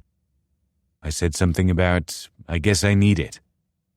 Now that he was holding espionage documents, Gold wanted to leave immediately, following his standard protocol. David discouraged him. I said, "Wait, and we will go down with you," and he waited a little while. There was small talk as the Greenglasses got ready. Gold remembered them telling him that they had regularly had food packages containing delicatessen items sent to them from New York. I particularly recall the mention of salami and pumpernickel bread. We went down, David Greenglass testified, and we went around by a back road and we dropped him in front of the USO. We went into the USO and he went on his way. As soon as he had gone down the street, my wife and myself looked around and we came out again and back to the apartment and counted the money. The taking of the money made David and me feel worse, Ruth Greenglass confessed.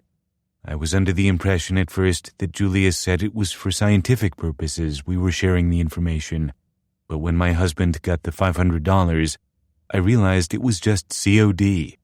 He gave the information and he got paid. 5 years later, David was still rationalizing the transaction. I furnished Gold with information concerning the Los Alamos project, he insisted, although I did not do it for the promise of money. I felt it was gross negligence on the part of the United States not to give Russia the information about the atom bomb because she was an ally. Gold headed for the railroad station to see if Pullman space had been verified, or maybe it was getting near train time. A long Roman Catholic religious parade blocked his way, so I leaned on a low stone wall watching it till I finally could get across the street. En route to Chicago, somewhere in Kansas, Gold surveyed his treasures, with what solitary rapture he never divulged. On the train, I examined the material which Greenglass had given me. I just examined it very quickly. I put it into an envelope, into a manila envelope, one of the kind with a brass clasp, and in another manila envelope I put the papers which Dr. Fuchs had given me. I labeled the two envelopes. On the one from Fuchs I wrote Doctor. On the one from Greenglass I wrote Other. For 36 hours at least, Harry Gold was another roaming torpedo, the only person on Earth in private possession of the plans for the world's first atomic bomb. Monday, June 4th, 1945, Ruth Greenglass opened a savings account in her own and her husband's name at the Albuquerque National Trust and Savings Bank with an initial deposit of $400 in cash. In Chicago that Monday morning, Gold caught a flight to Washington, as near as he could get to New York, to save time, since the wait for a train would involve a stay in Chicago until late evening. From Washington in the afternoon he continued by train to New York. He was rushing to rendezvous with Yakovlev to pass on the incriminating documents. I met Yakovlev along Metropolitan Avenue in Brooklyn, where Metropolitan Avenue runs into Queens. It was a very lonely place, particularly at that time of night. It was about 10 o'clock. This meeting had been arranged at Volk's Cafe in May. It lasted about a minute, that was all. We met, and Yakovlev wanted to know if I had seen the both of them, the doctor and the man. I said that I had. Yakovlev wanted to know had I got information from both of them, and I said that I had. Then I gave Yakovlev the two manila envelopes. 2 weeks later, Gold met with Yakovlev again, at the end of the Flushing elevated line in Flushing, to report on his trip to New Mexico. The time was in the middle of the evening. Yakovlev told me that the information which I had given him some 2 weeks previously had been sent immediately to the Soviet Union. He said that the information which I had received from Greenglass was extremely excellent and very valuable. Then Yakovlev listened while I recounted the details of my two meetings, the one with Fuchs in Santa Fe, the one with Greenglass in Albuquerque. They talked for 2.5 hours. In Moscow, on July 2nd, an NKVD officer briefed Igor Kurchatov on the progress of the Manhattan Project. The undated notes on that briefing contain details of implosion bomb design that correspond to those Fuchs confessed passing to Harry Gold on June 2nd. They also contain information on current supplies of fissionable materials that Fuchs was in a position to know. Yatskov asserted late in life that the source of this summer 1945 briefing information was Perseus, and that the information was drawn from material that Lana Cohen had successfully spirited out of Albuquerque, but nothing in the document itself was outside Klaus Fuchs's provenance at Los Alamos. The document justifies reproduction in its entirety. It marks the first transmission to the Soviet Union of details of atomic bomb design. Top secret. Bomb type HE, high explosive. The first test explosion of an atomic bomb is anticipated in July of this year. Design of the bomb. The active material of the bomb is element 94 without the use of uranium-235. The so-called initiator, a beryllium-polonium source of alpha particles, is situated in the center of a 5-kilogram plutonium ball, which is surrounded by 500 pounds of tube alloy, which serves as a tamper. Document footnote. Tube alloy, code name for uranium, commercial radium tube alloy. Handwritten. Not clear if tube alloy means 235 or natural uranium. Handwritten. This material compiled for the oral orientation of academician Kurchatov. End document footnote. All this is put into a shell made of aluminum 11 centimeters thick. This aluminum shell in its turn is surrounded with a layer of explosive, pentholite, or composition C, according to other information, composition B, 46 centimeters thick. The case of the bomb housing the explosive has an internal diameter of 140 centimeters. The total weight of the bomb, including the pentholite, the case, etc., is around 3 tons. The anticipated yield of the bomb is equal to 5,000 tons of TNT. Efficiency factor 5 to 6%. Number of fissions 75 times 10 to the 24th. Stocks of active materials. A. Uranium-235. By April of this year, the amount of uranium-235 was 25 kilograms. Its production now constitutes 7.5 kilograms per month. B. Plutonium, element 94. There are 6.5 kilograms of plutonium on hand at Compound Y, that is, Los Alamos. Its production is organized. The plans for production are overfulfilled. The explosion is anticipated on approximately July 10th this year. The briefing officer's information was accurate so far as it went, but it was less than complete, as Kurchatov would have realized. The officer gave only a general idea of the initiator and made no reference to explosive lenses or to detonators and their placement. But Kurchatov learned vital information, most crucially that there was enough plutonium on hand at Los Alamos to make at least one bomb, that the United States believed it knew how to do so, and that enough plutonium was in the pipeline to use up 5 precious kilograms on a test. The Trinity test device actually used a little more than 6.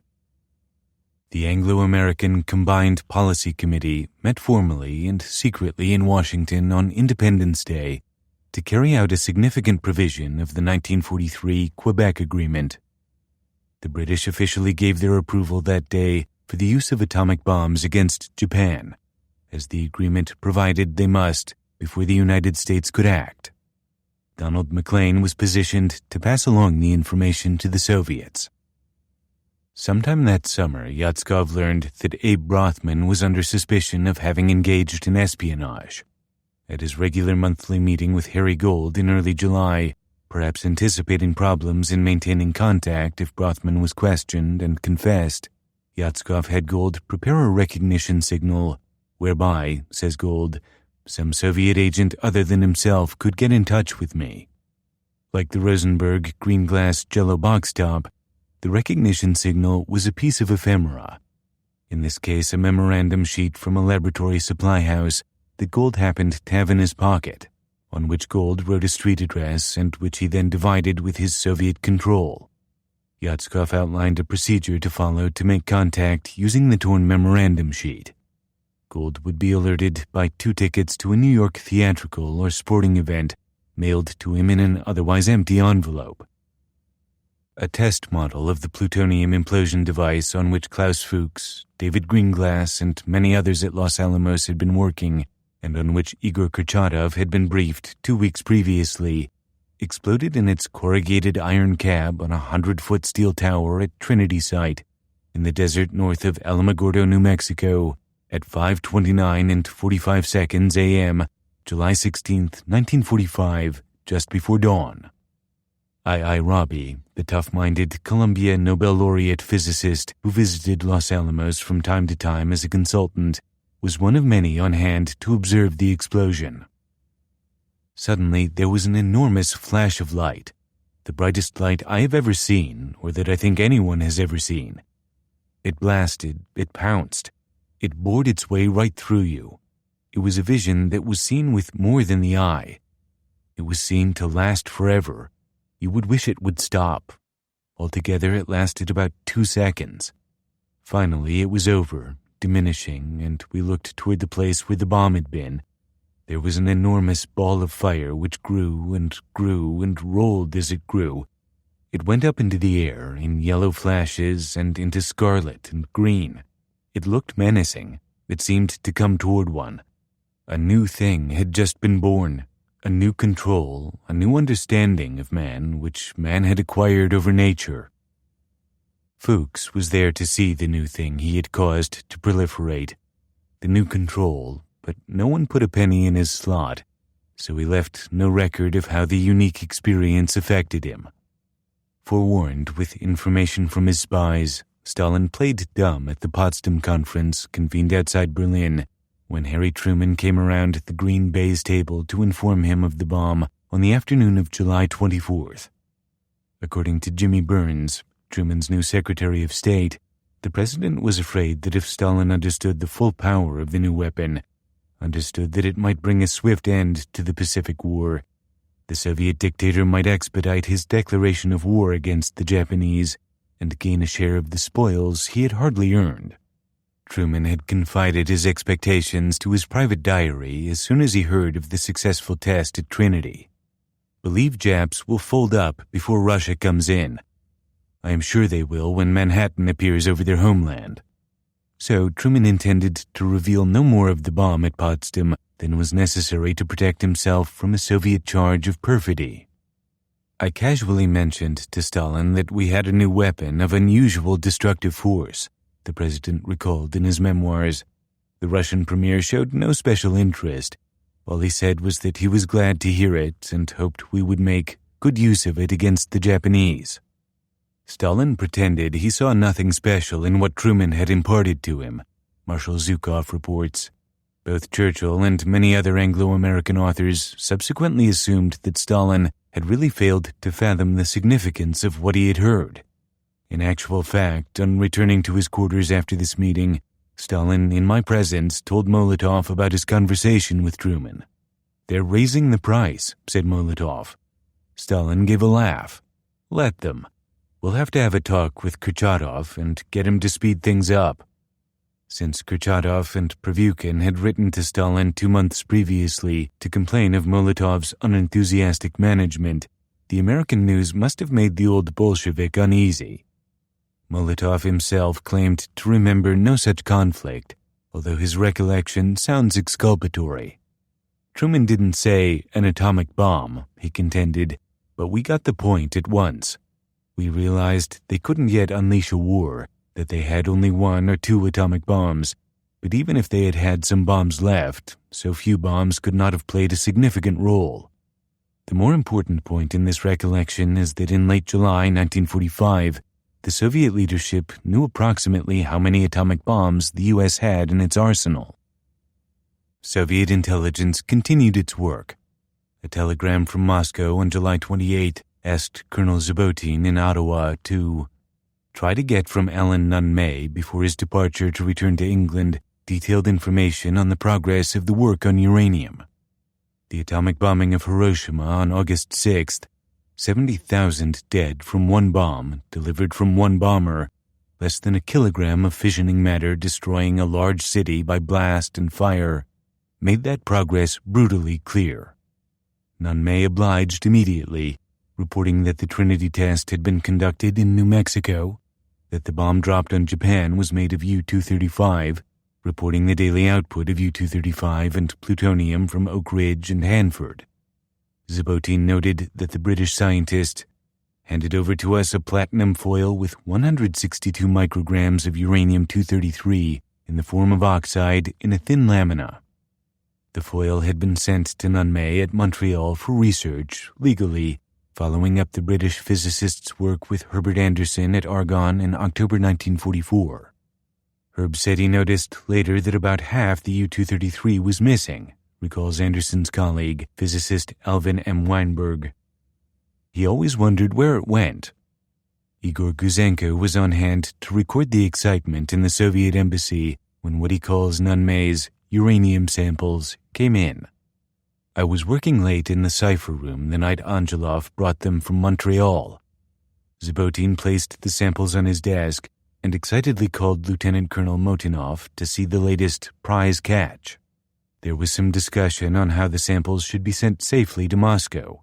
The diplomatic pouch wasn't regarded as safe enough.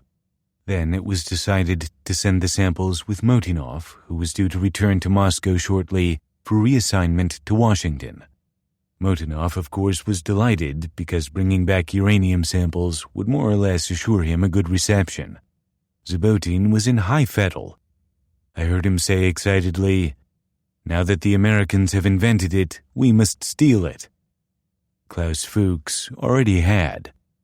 If Stalin knew as much about the bomb as Harry Truman, the Soviet dictator seemed nevertheless not to have grasped its full import until word arrived of the destruction of Hiroshima. "I didn't see my father until August," Svetlana Alliluyeva reports, when he got back from the Potsdam conference.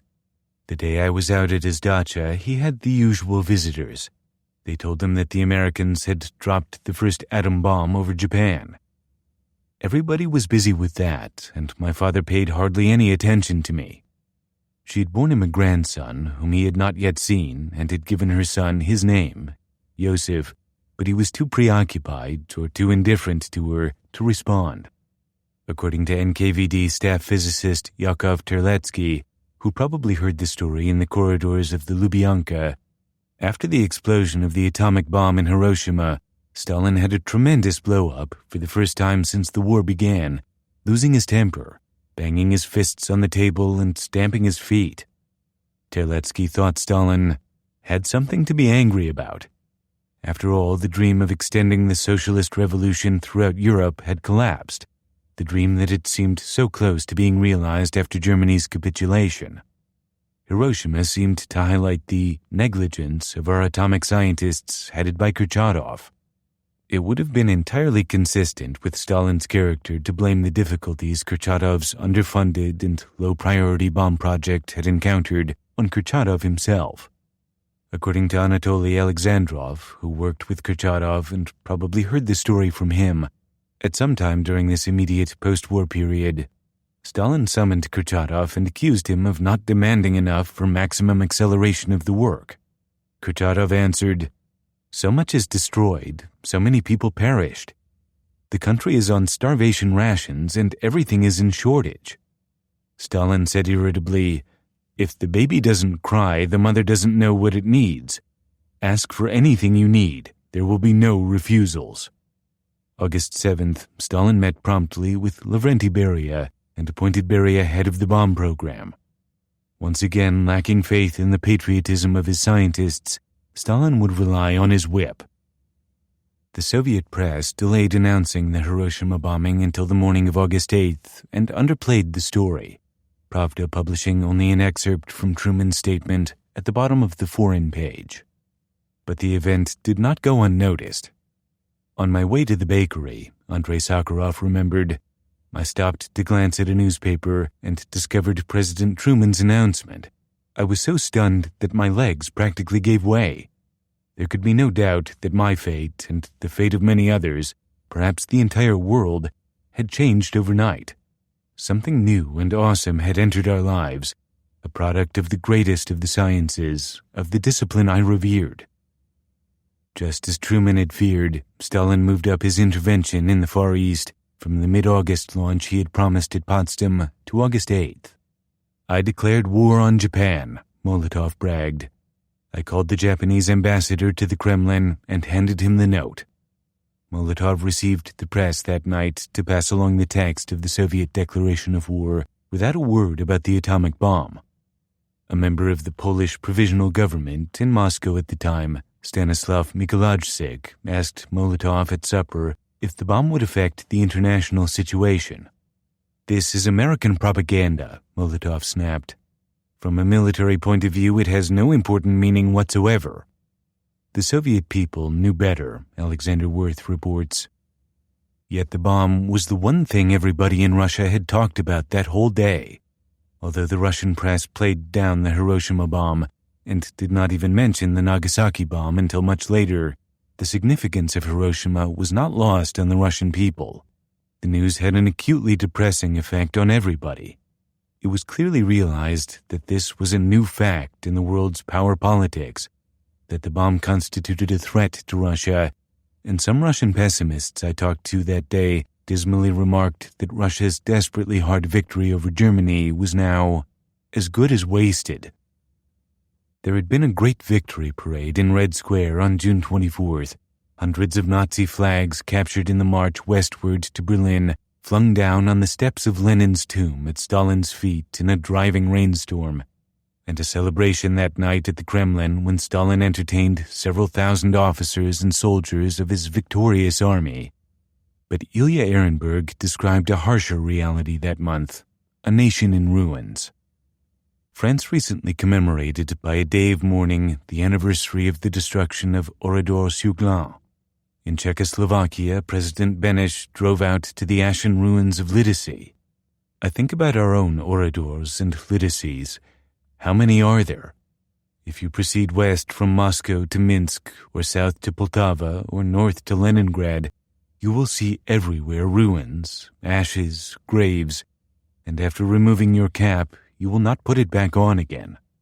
And everywhere the surviving inhabitants will tell how men swung from gallows, how mothers attempted to save babes in arms from the executioners, how houses with live people in them were burned to the ground.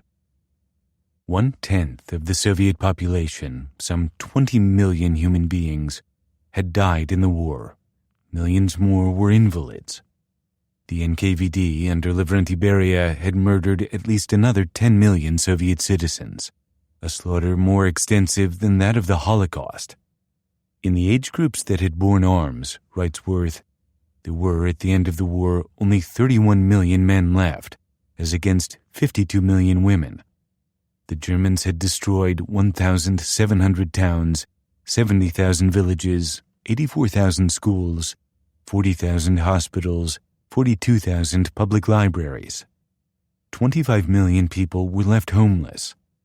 Coal production compared to 1941 was down 33%, oil down 46%, electricity down 33%, pig iron down 54%, steel down 48%, coke down 46%, machine tool production down 35%. 31,000 industrial enterprises had been destroyed. Overall, Soviet industry had been raised to 1/2 its pre-war level. 98,000 collective farms and 1,800 state farms were destroyed or looted, Molotov reported in 1947. 7 million horses, 17 million head of cattle, 20 million pigs, 27 million sheep and goats had vanished. Meat production was down 40%, dairy production down 55%. The Red Army was the strongest force in Europe, but the Soviet people were exhausted and nearly starving. And now the battered nation would have to gear up to build the atomic bomb. At the Yalta Conference in February 1945, Molotov had whispered that the Soviet Union would look with favor upon a U.S. loan of $6 billion for post-war reconstruction. Building the industry necessary to manufacture atomic bombs had cost the United States more than $2 billion. That much would have to be subtracted from the crippled Soviet economy to win a similar capability for the USSR in the years after the war. 10 days after Hiroshima, the Supreme Soviet ordered the State Planning Commission and the Council of People's Commissars to begin work on a new 5-year plan. In mid-August, Stalin called together People's Commissar of Munitions Boris Vannikov and his deputies. Kurchatov walked in, and they knew why they were summoned. "A single demand of you, comrades," Stalin told them. "Provide us with atomic weapons in the shortest possible time. You know that Hiroshima has shaken the whole world. The equilibrium has been destroyed. Provide the bomb. It will remove a great danger from us."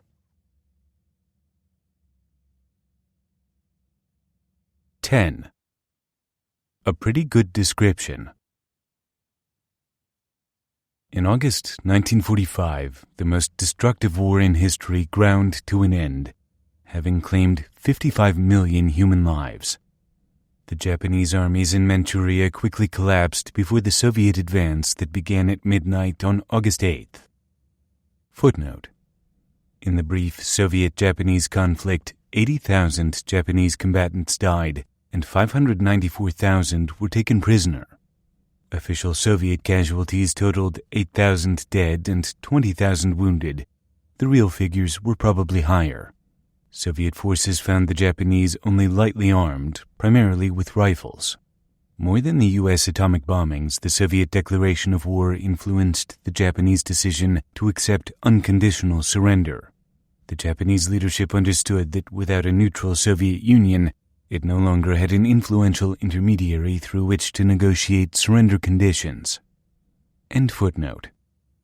A United States B-29 atomic bombed Nagasaki on August 9th. For the next several days, Japanese military factions maneuvered unsuccessfully to prevent a humiliating surrender. Emperor Hirohito, in an unprecedented broadcast to his people on August 15th, announced that surrender, which Japanese officials signed in Tokyo Bay aboard the United States battleship Missouri on September 2nd, with Curtis LeMay among the officials on hand to watch. Two great powers emerged from the ruins. The United States and the Soviet Union were both young nations forged in revolution, both ethnically diverse, organized on abstract principles rather than historically evolved, both vast in extent and rich in resources. They contested no territory, which led Enrico Fermi to ask dryly once when someone insisted that the two countries would go to war one day, "Where will they fight?" But their physical similarities did not obscure an intractable difference between them. They were opposite experiments in the large organization of people and natural wealth, the one through liberty and competition, the other through terror and centralized control, an open society and a closed.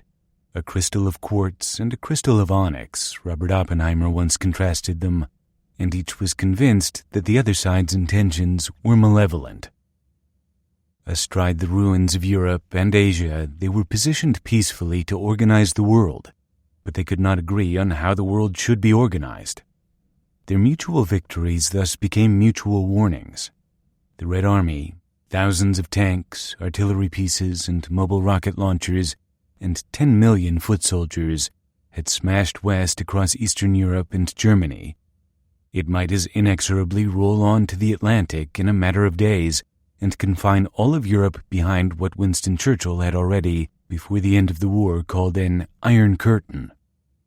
The much less numerous U.S. forces in Europe would certainly be overwhelmed by such an advance, but America knew how to build atomic bombs, and the Soviet Union understood that its recent ally had developed that capability clandestinely and had not hesitated to use the cruel new weapons of mass destruction against an enemy which had no such weapons of its own. Yet neither side seems to have wanted or expected war, at least not in the short run.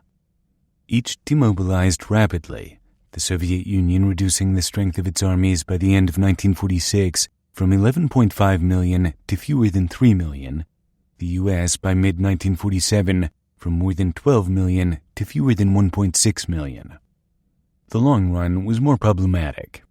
Since the Russian Revolution, the wealthy elite of the United States had feared that the red tide of communism would flood across the world if it was not resolutely stanched. The Soviet victory over Germany, Stalin's evident determination to dominate Eastern Europe, his reluctance to quit northern Iran, all reinforced Western fears. Give the Germans 12 or 15 years, the Soviet dictator had predicted to a delegation of Yugoslavs over dinner in Milo Vangelis's presence in the final winter of the war, and they'll be on their feet again. Stalin got up, Gilis writes, hitched up his pants as though he was about to wrestle or to box, and cried out almost in a transport, "The war shall soon be over. We shall recover in 15 or 20 years, and then we'll have another go at it." But Stalin was nothing if not cautious. He regarded as sure only whatever he held in his fist, Gilis adds, and everyone beyond the control of his police was a potential enemy. And the Americans had the bomb. A lot of urgent, long sittings were held, Igor Golovin reports of those first months after the war. At one of the first sittings, Stalin asked how much time would be necessary to create the bomb. Isak Kikoin answered, 5 years. The first priority in the state was given to the solution of the atomic problem. Until 1945, Yuli Hariton and Yuri Smirnov note, this program was carried out by only a few researchers who had scarce resources. The project gained real momentum only after the first American atomic explosions. It was precisely at that time that the Soviet atomic industry and technology could be developed on a broad footing, with large installations and combines. The State Defense Committee formally enacted Stalin's decision on August 20th, 1945, naming a special committee on the atomic bomb, headed by Lavrenti Beria, charged with coordinating all work on nuclear energy.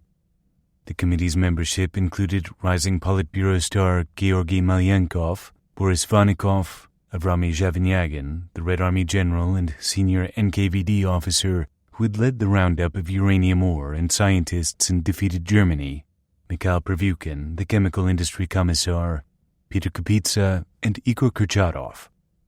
Stalin's word decided the fate of the project in general, says Anatoly Alexandrov. One gesture of Beria was sufficient to make any of us to disappear, but Kurchatov was on the very top of the pyramid. It was our great luck then that he combined competence, accountability, and power.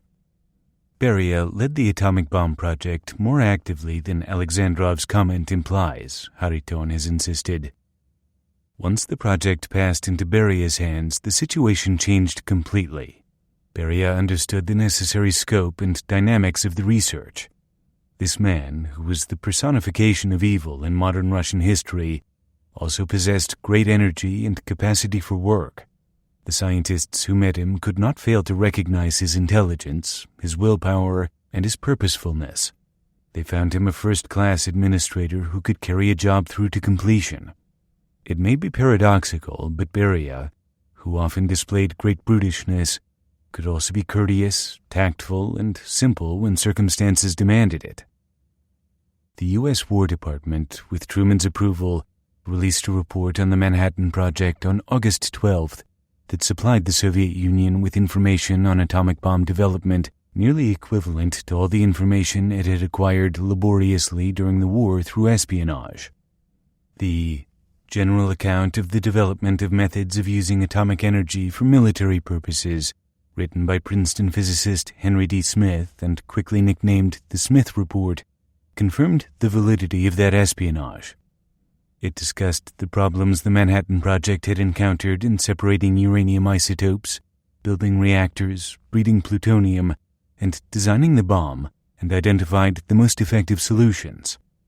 General Groves had ordered the report written to draw a line of declassified information beyond which Manhattan Project scientists, whom he thought irresponsible, could not trespass, but the result belied his intention. When Alan Nunn May eventually confessed to espionage, he sought to minimize the damage he had done by comparing his indiscretions to the Smith Report. I also gave a written report on atomic research as known to me. This information was mostly of a character which has since been published. Smith's dry, semi-technical study did not mention implosion, but the Soviets already knew about that technology in detail. On September 5th, in Canada, disaster struck Soviet foreign intelligence. Igor Guzenko, the code clerk who had transferred to Ottawa in June 1943, had barely avoided being sent back to the Soviet Union in September 1944. Since then, he had been preparing to defect. In the late summer of 1945, he was 26 and married, with a pregnant wife, Svetlana, Anna, and a young son, and Canadians who knew him then and later noticed that he was wide-eyed at the freedom and prosperity of the West. When he had first come to Canada at a stop on the way to Ottawa, he and a fellow clerk had impulsively bought a crate of oranges. Guzenko had only once before in his life tasted an orange. On the train, he gorged on them. Oranges spilling in the aisle, an orgy of oranges. "You take your wife to the movie at night," he told an acquaintance after his defection. "I don't do that. Anna and I go to the IGA grocery and just look at the things in the store, just to see all these things and to know we could take this can and this bag and buy these things." Once he had decided to defect, Guzenko, a small man whom one of his neighbors thought a very quiet and well-behaved gentleman, began surreptitiously tagging cables in his cipher files that revealed the activities of GRU espionage agents in Canada, including physicist Alan Nunn May, Member of Parliament Fred Rhodes, National Research Council scientists Durnford Smith, Edward Wilfrid Mazerol, and Israel Halpern, and a dozen others. Guzenko had tagged an accumulation of some 109 documents by the time it appeared that he was about to be transferred back to Moscow, including the cables that reported Nunn May's transfer of samples of U-235 and U-233 to Guzenko's superiors. The young cipher clerk returned to the embassy after an evening out with the boys on the warm Wednesday night of September 5th, gained access on a pretext, stuffed his loose shirt full of the cables he had tagged, and nervously walked out the front door. Guzenko was naive enough to imagine that the Soviet Union's recent allies were eager to know of its espionage activities against them and would welcome him with open arms. From the Soviet embassy, he took a streetcar downtown to the Ottawa Journal, intending to see the editor. When a woman on the elevator recognized him, she asked him if there was news breaking at the embassy. He panicked, rode the elevator back to the ground floor, and bolted. Eventually, he caught a streetcar home. His wife, who had agreed to defect with him, calmed him down and advised him to try again. Time was of the essence. "You still have several hours before the embassy learns what has happened," she told him. Back to the Ottawa Journal offices Guzenko went, his shirt still stuffed with incriminating cables. The city room was crowded. An office boy told Guzenko that the editor was gone for the night and led him to an older man wearing a green eye shade. Guzenko walked up to the man, the night city editor, Chester Froude, and signaled that he wanted to speak to him in private. Froude led Guzenko, short with a tubby build and white as a sheet, into the newspaper morgue, where Guzenko's first words were, "It's war, it's war, it's Russia." But he chose not to tell Froude his story. "He just stood there, apparently paralyzed with fright," Froude recalled. Guzenko, for his part, could see from the man's expression that he thought I was crazy. Froude walked him to the elevator. Guzenko claims Froude brushed him off. Froude says Guzenko refused even to give his name. Where next? Guzenko asked himself out in the street. The Justice Building, he decided, to see the Minister of Justice. A young Royal Canadian Mounted Police officer guarding the door told him to come back in the morning and turned him away. Frightened, he went home. His wife tucked the documents into her purse and hid it under her pillow, and then the two of them lay awake the rest of the night, worrying. In the morning, Guzenko took his visibly pregnant wife and his young son with him back to the Justice Building. The receptionist sent the Guzenkos to see a clerk, to whom Igor explained that he could only speak to the Minister of Justice himself. The clerk called ahead and then led the little family to the Parliament Building, where Guzenko explained his mission to another clerk. The second clerk sent the message along. The Guzenkos waited for 2 hours. They were all panicking, Svetlana Guzenko concludes. They were all just in a panic, didn't know what to do. Finally, the Minister of Justice sent out word that they should go back to the Soviet embassy and return the documents. The Guzenkos assumed that Soviet agents within the government must have made so stupid and deadly a decision. In fact, it came directly from the Prime Minister of Canada, Mackenzie King, who seems to have been terrified that he might stir up trouble with the Soviet Union. Svetlana proposed they try the Ottawa Journal once more. This time a reporter at least interviewed them, a woman named Elizabeth Fraser. Guzenko was utterly agitated, Fraser recalled, almost incoherent. He blurted out on our first encounter, "It's death, if you can't help us," and then proceeded to try to convince me that his situation was indeed as dangerous as he felt it to be. He said he had evidence with him of terrible Soviet spying activities against the Western countries, and that he wanted to save Canada from their perfidy, all of which, given the political climate of the time, sounded to me utterly fantastic. Fraser went to a senior editor for advice. "I am terribly sorry," Guzenko reports she told him when she came back. "Your story just doesn't seem to register here. Nobody wants to say anything but nice things about Stalin these days." Svetlana asked Fraser what they should do. Fraser suggested they talk to the Crown Attorney about filing for naturalization. That should prevent the Reds from taking you back, she theorized. Desperately, they trudged once again to the Justice Building. The day was getting hot, says Guzenko. Anna was obviously growing weary. They were told the applications clerk had gone to lunch. They went to lunch themselves and then took their son home and left him in the care of a neighbor. Back we went to the Crown Attorney's office. Only after they had wasted more time filling out naturalization papers did they learn that the process would take months. So it went for the rest of the day. A woman in the Crown Attorney's office, Fernanda Colson, tried to help them, even to the extent of calling a reporter she knew and having Guzenko translate extracts from the documents that referred to the atomic bomb. The reporter demurred. "It's too big for us to handle," he told the Guzenkos. "It's a matter for the police or the government." But neither the police nor the government expressed interest in the first important atomic espionage breakthrough since the beginning of Anglo-American atomic bomb development. By the end of the day, Fernanda Coulson had managed to convince an RCMP inspector to see the Guzenkos the next morning. Exhausted, knowing that by now Igor must have been missed at the embassy, the Guzenkos went home. Coulson watched them out the window as they stumbled down the street and boarded a streetcar. I said to myself, that man may not be alive tomorrow. Guzenko sent his wife and child to the next building to hide while he reconnoitered his apartment. There were two men sitting on a bench in the park across the street watching his windows. He thought they were probably NKVD, and he took his wife and son around the back way. No sooner were they settled when someone began pounding on the door of the apartment and calling Guzenko's name. Guzenko recognized the man's voice. It was Zabotin's chauffeur. The Guzenkos froze. Eventually, the chauffeur went away. The men in the park were still watching. Guzenko remembered that his neighbor next along the rear balcony, Harold Mayne, was a corporal in the Royal Canadian Air Force. He found the Maynes on their balcony escaping the heat and asked if they would take care of his son if something happened to him. When the good sergeant learned what was wrong, Guzenko told him the NKVD was making an attempt on their lives. He offered to take in Svetlana and the boy and summon the police.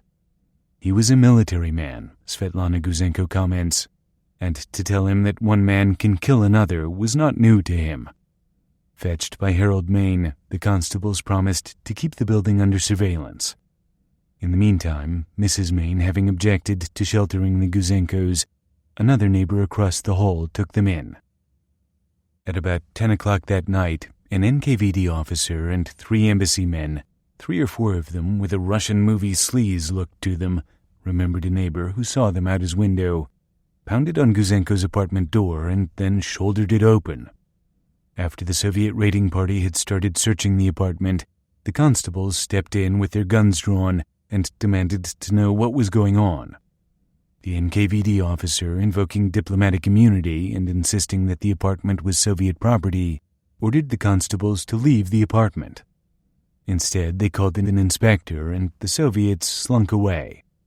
The next morning, the Mounties took the Guzenkos into protective custody and questioned Guzenko for 5 hours. The men watching from the park turned out to have been Mounties. "You weren't quite as neglected as you thought," one of them told the Soviet cipher clerk. Guzenko had heard another, later knock on his apartment door the previous night, but had not revealed himself hiding in his neighbor's apartment across the hall. The later visitor was Sir William Stevenson, the director of British intelligence in the Western Hemisphere, whose code name was Intrepid, who wanted to hear Guzenko's story. Luckily for Guzenko, Stevenson happened to be visiting Ottawa from his offices in New York.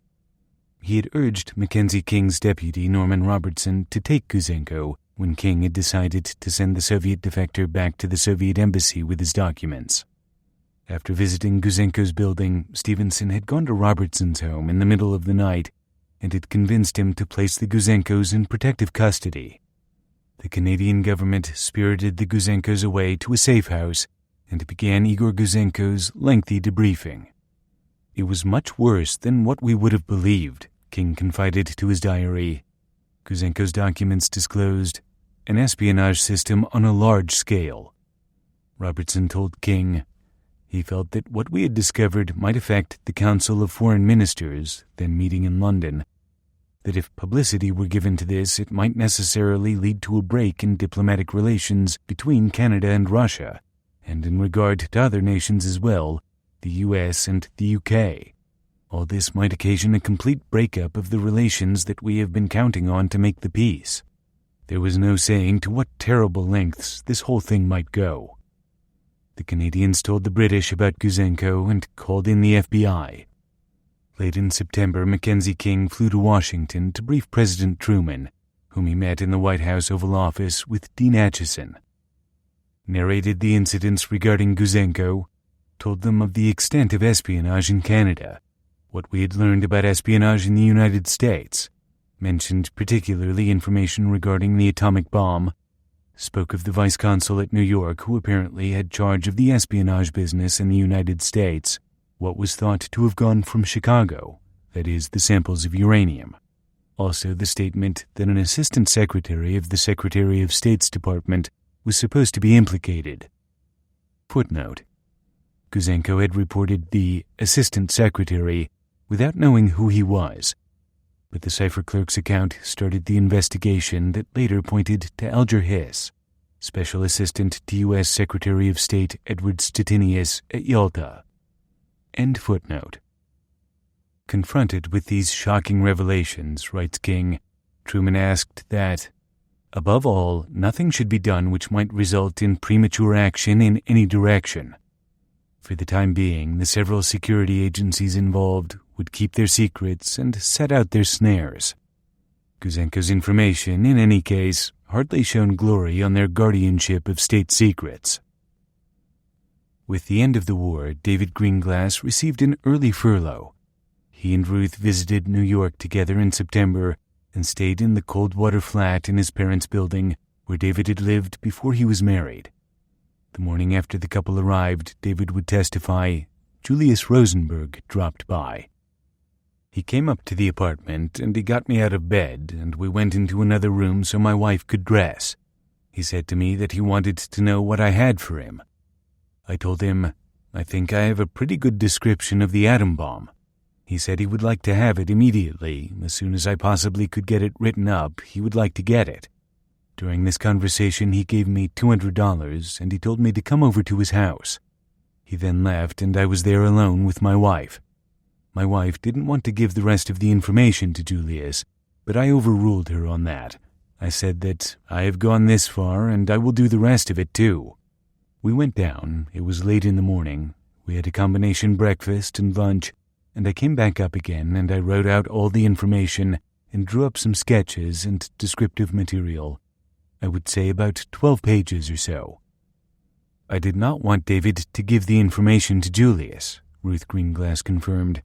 The bomb had already been dropped on Hiroshima and I realized exactly what it was, and I didn't feel that the information should be passed on. However, David said that he was going to give it to him again.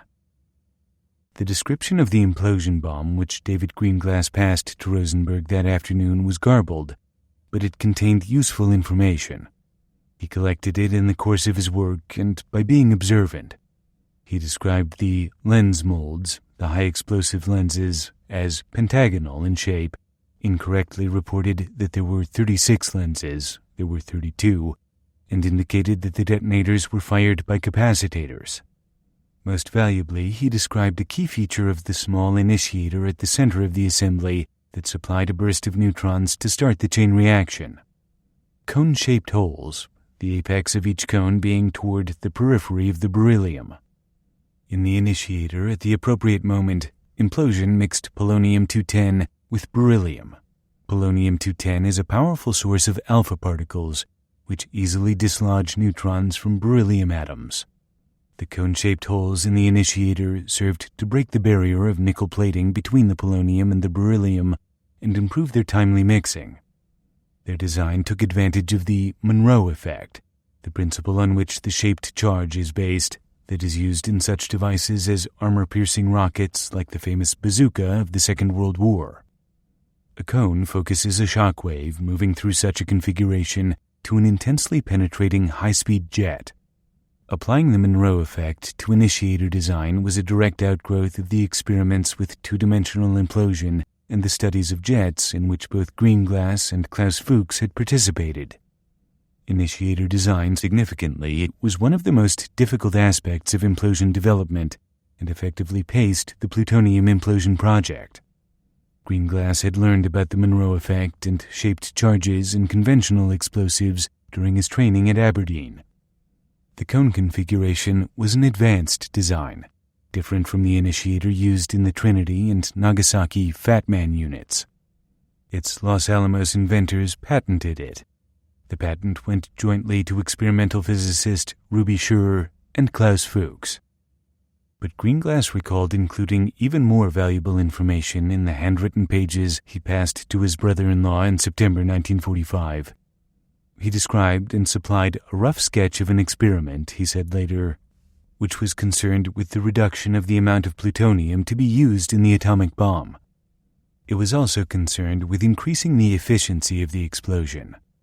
This experiment consisted of one sphere of uranium inside of a larger sphere of uranium, with a large air gap between the two spheres and stilts to hold the inner sphere apart from the outer sphere. I informed Rosenberg that the air gap was used to increase the speed with which the outer sphere is imploded. I told him this would result in a greater explosion with the use of less plutonium. I made up portions of this experiment as one of my duties at Los Alamos. The experiment Greenglass described to Rosenberg concerned two important improvements in implosion design: levitation and the composite core. Hans Bethe explains, "The solid core clearly was very hard to compress. Originally, we had wanted a hollow shell, but we didn't trust the symmetry of the implosion with that arrangement. Then we decided, yes, we could have, after all, a hollow shell, and if we had a hollow shell, it was useful to have the very center solid, so that the hollow shell was pasted on the tamper, so to speak, and the core at the center had to be levitated. The question was, could you make thin enough wires, levitating the core within the shell, which were strong enough so that they could survive transportation by plane and being dropped as a bomb? They had to be strong enough, and yet small enough, thin enough, so that they wouldn't disturb the spherical symmetry. Because the spherical symmetry is all important. Only if the symmetry of the implosion is maintained do you get the increase in density, which you bank on. In addition to that, with the hollow construction, you can put a little more material in. You can put in more than a critical mass, which again increases the yield.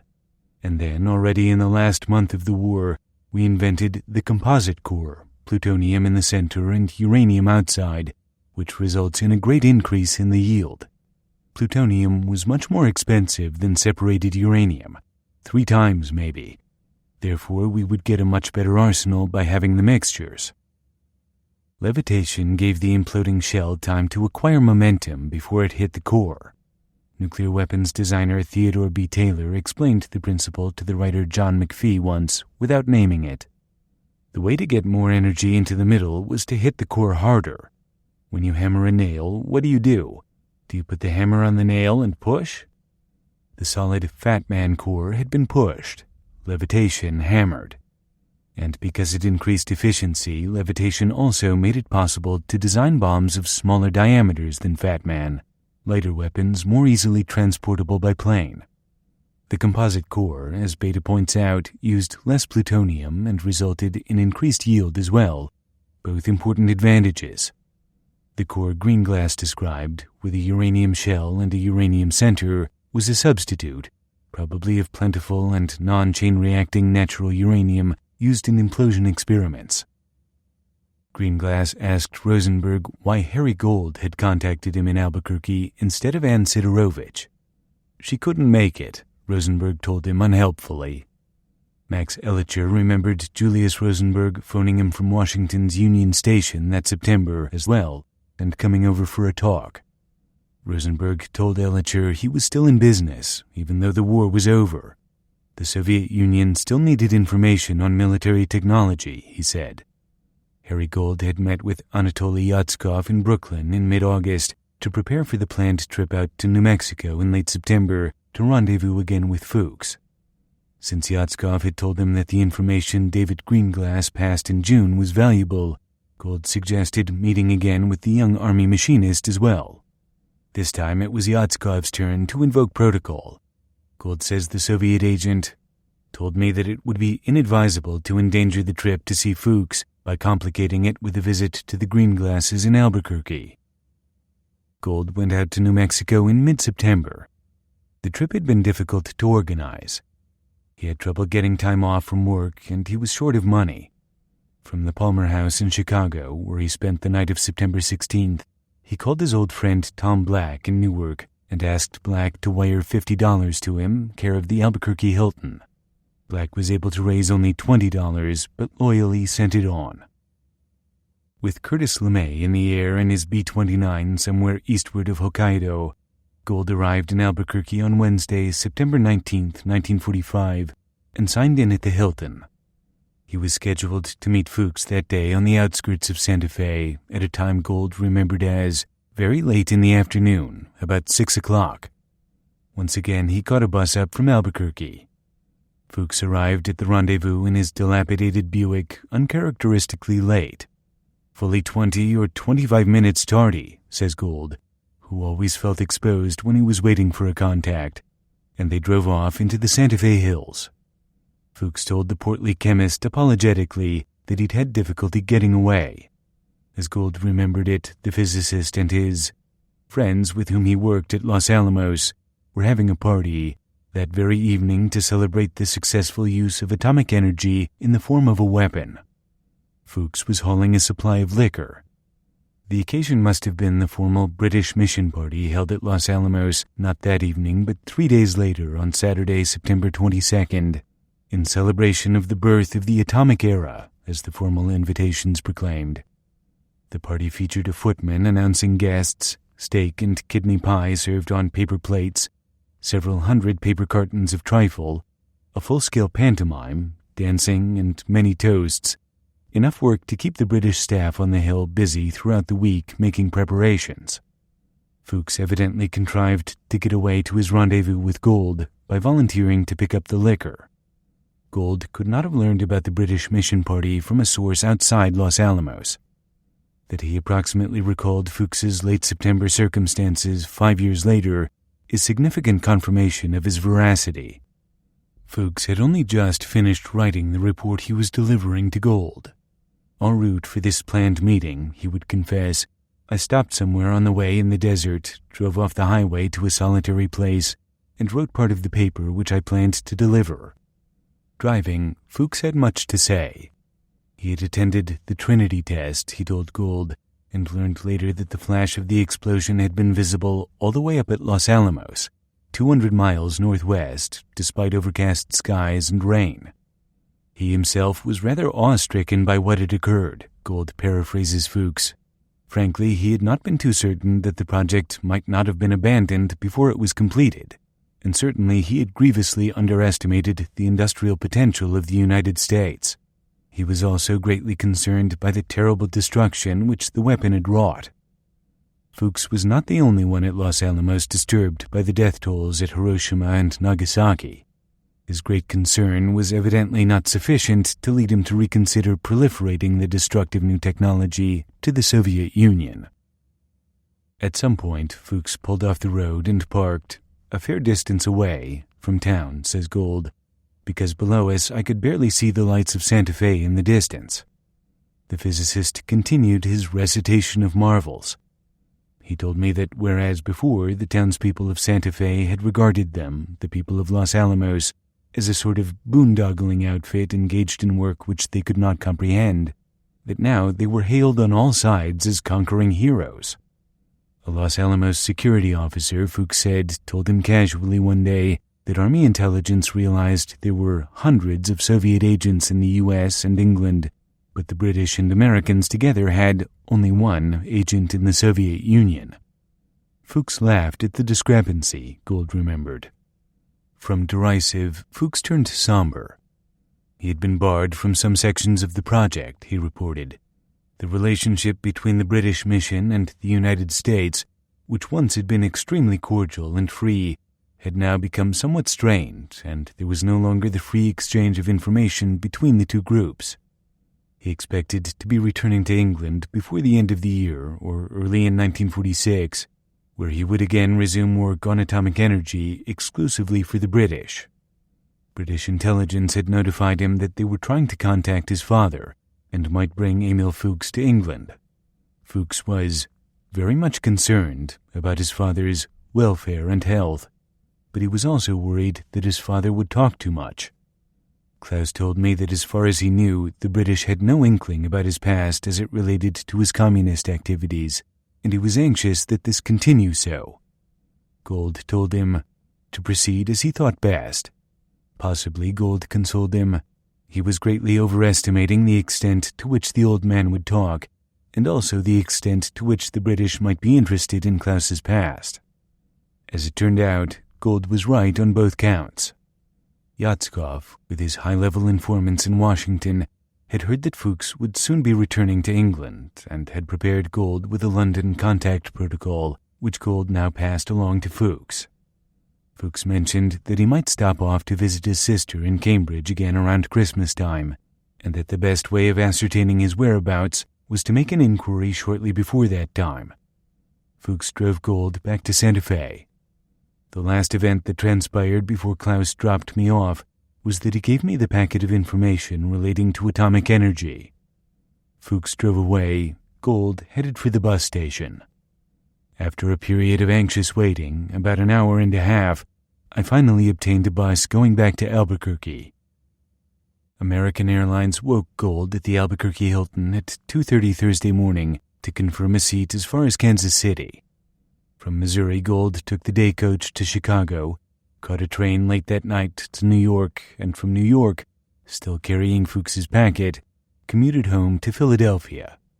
He returned to New York the next day, September 22nd, to meet Yatskov and transfer Fuchs's packet, but Yatskov, alerted by now to the Canadian espionage debacle, failed to appear. At a backup meeting in Queens early in October, Yatskov finally took the incriminating documents off Gold's hands. He met regularly with Gold throughout the rest of the year, but by December Gold noticed that he was very touchy and very apprehensive. Yatskov told him they had to be extremely careful. Gold got the impression Yatskov had the wind up. Fuchs's report added additional details to the full description of the Trinity plutonium implosion design that he had passed Gold in June. He noted that the production rate of U-235 was up to 100 kilograms per month, and of plutonium to 20 kilograms per month, and gave the critical mass of each material so that the Soviets could calculate roughly how many bombs the U.S. was capable of stockpiling. He communicated important information about plutonium phases, different crystalline states, each with unique properties. Plutonium is a bizarre metal. Determining its metallurgical properties had given Los Alamos metallurgists much trouble. Plutonium is so unusual, its discoverer, Glenn Seaborg, once told a reporter, as to approach the unbelievable. Under some conditions, plutonium can be nearly as hard and brittle as glass. Under others, as soft and plastic as lead. It will burn and crumble quickly to powder when heated in air, or slowly disintegrate when kept at room temperature. It undergoes no less than 5 phase transitions between room temperature and its melting point. Strangely enough, in 2 of its phases, plutonium actually contracts as it is being heated. It is unique among all of the chemical elements. Phase differences made large differences in density, and thus in the volume a given weight of plutonium occupied, and in critical mass. During our first trials of shaping methods, writes Los Alamos chief metallurgist Cyril Stanley Smith, a beautifully flat sheet of plutonium would curl up like a saucer as it transformed, and cylinders would develop strongly concave ends. Fuchs's revelations made it possible for Soviet scientists to approach the difficult business of plutonium fabrication well informed. In particular, he reported importantly that the delta phase, the densest phase that is still malleable, could be stabilized at room temperature by alloying plutonium with the rare metallic element gallium. Fuchs reported the results of the Trinity test, described his work on initiators, and explained how the Fat Man design had been pre-assembled with one HE lens left out and a removable plug drilled through the tamper to form a passageway to the center of the assembly through which the core could be inserted. He reported that the uranium separation filters, barriers, developed for the Oak Ridge gaseous diffusion plant were made of sintered nickel, a material that had only been identified after a long and difficult search. On this occasion and later, he passed along information about composite core design, emphasizing the economic advantage to the United States of drawing on both isotope separation and plutonium production for bomb materials. He knew about levitation as well and probably reported it. Once again, David Greenglass's ad hoc information would usefully corroborate Fuchs's scientifically accurate account. In this instance, Greenglass had even reported the new developments first. The head of Soviet foreign intelligence, Vsevolod Merkulov, sent Lavrenti Beria a detailed plan of the Fat Man plutonium implosion bomb on October 18, 1945.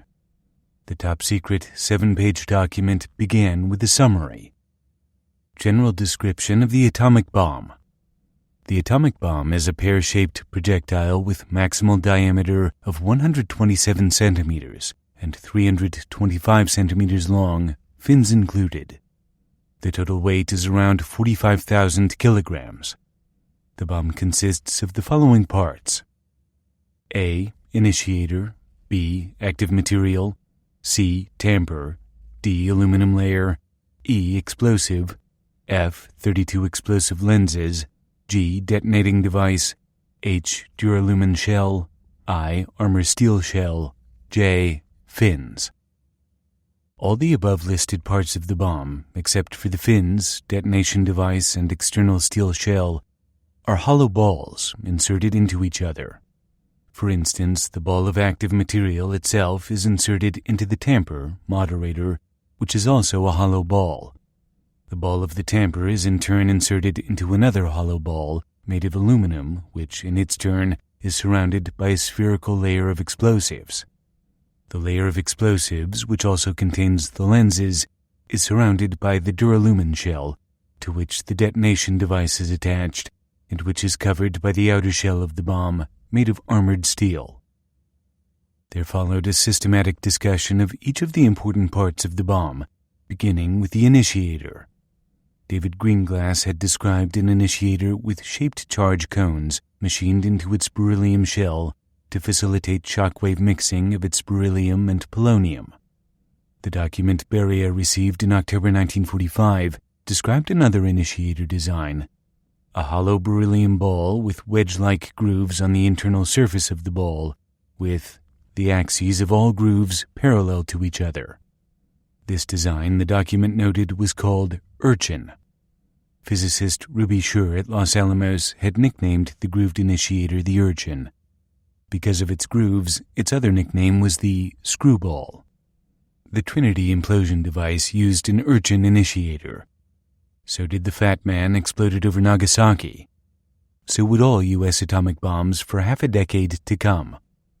The October 18th document gave the Urchin's precise measurements and described its operation in detail. Its two parts, its gold and nickel plating, the way its various layers and parts interacted to generate neutrons to start the chain reaction. The collapsing grooves produced a Monroe jet, the document noted, referring to the Monroe effect that David Greenglass was later to cite as the principal mechanism by which initiators mix beryllium with polonium. Of the active material, the document noted, 2. Active material. The active material of the atomic bomb consists of the element plutonium of delta phase with specific weight of 15.8. The modern value is 15.7. It is manufactured in the form of a hollow ball consisting of two halves, which, like the outer ball of the initiator, are pressed in an atmosphere of nickel carbonyl. The external diameter of the ball is 80 to 90 millimeters. The weight of the active material, initiator included, is 7.3 to 10.0 kilograms. The Fat Man core without initiator weighed 6.2 kilograms. A gasket of corrugated gold, 0.1 millimeters thick, is located between the halves of the sphere, which prevents penetration to the initiator of high-speed jets moving along the junction planes. These jets might otherwise prematurely activate the initiator. There is an opening 25 millimeters in diameter for the purposes of inserting the initiator into the center of the active material, where it is fixed on a special bracket. The initiator was levitated. After the initiator is inserted, the opening is closed with a plug, also made of plutonium. The gold foil was a significant detail. Metallurgist Cyril Stanley Smith had developed it to resolve a jetting problem. The foil served to true the surfaces of the two plutonium hemispheres after plating and improve the fit. In retirement, Smith would sometimes exhibit a spare foil to visitors, a small circular sheet of pure gold with a large hole in the middle, which he kept at home in a plain white cardboard jewelry box.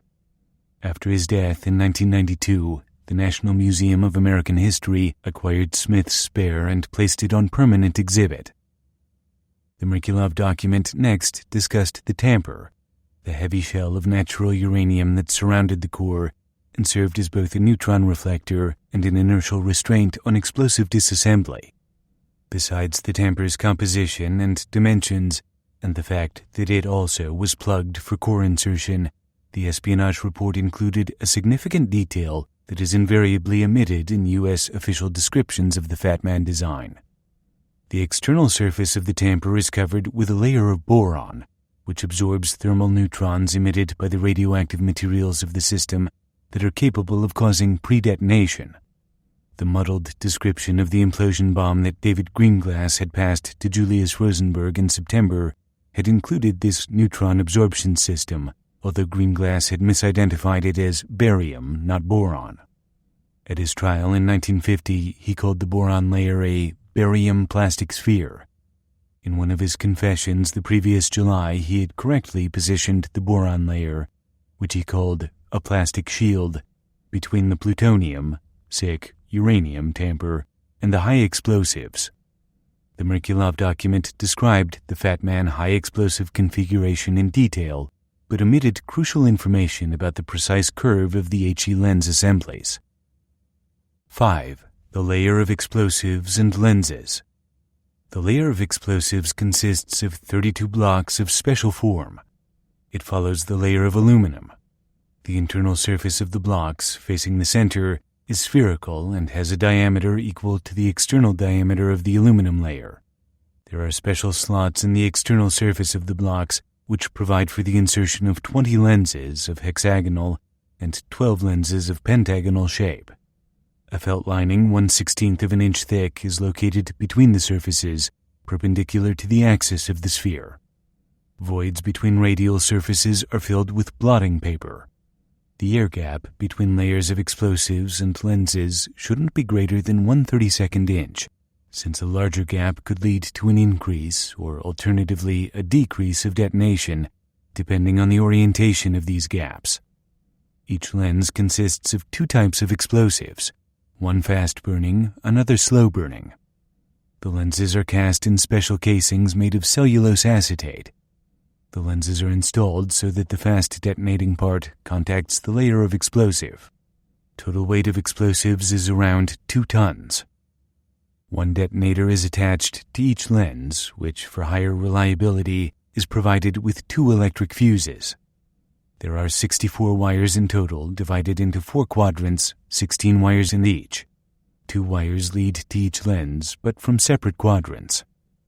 The document concluded with a brief description of the bomb's duralumin shell and a careful discussion of its assembly, noting in particular that, since plutonium and the radioactive substances of the initiator generate heat and warm themselves to temperatures higher by 90 degrees centigrade than the temperature of the environment, they are transported to the bomb assembly site in special containers fitted with cooling systems. This historic document was evidently specially prepared for Lavrenti Beria, who had broad experience in industrial management but no scientific training. It was not a verbatim transmission of the more detailed information Klaus Fuchs had passed in June and late September 1945. Beria was vulnerable.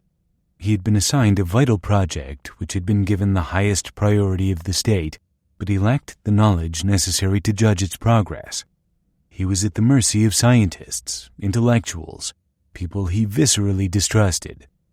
With all of Beria's apparent power, writes a Russian historian, he understood nothing about physics, and he remained silent when the subject came around to uranium, plutonium, the separation of isotopes, items, and the success of the work also meant the destiny of the leader's advisor himself, who bore personal responsibility for the creation of nuclear weapons under Stalin.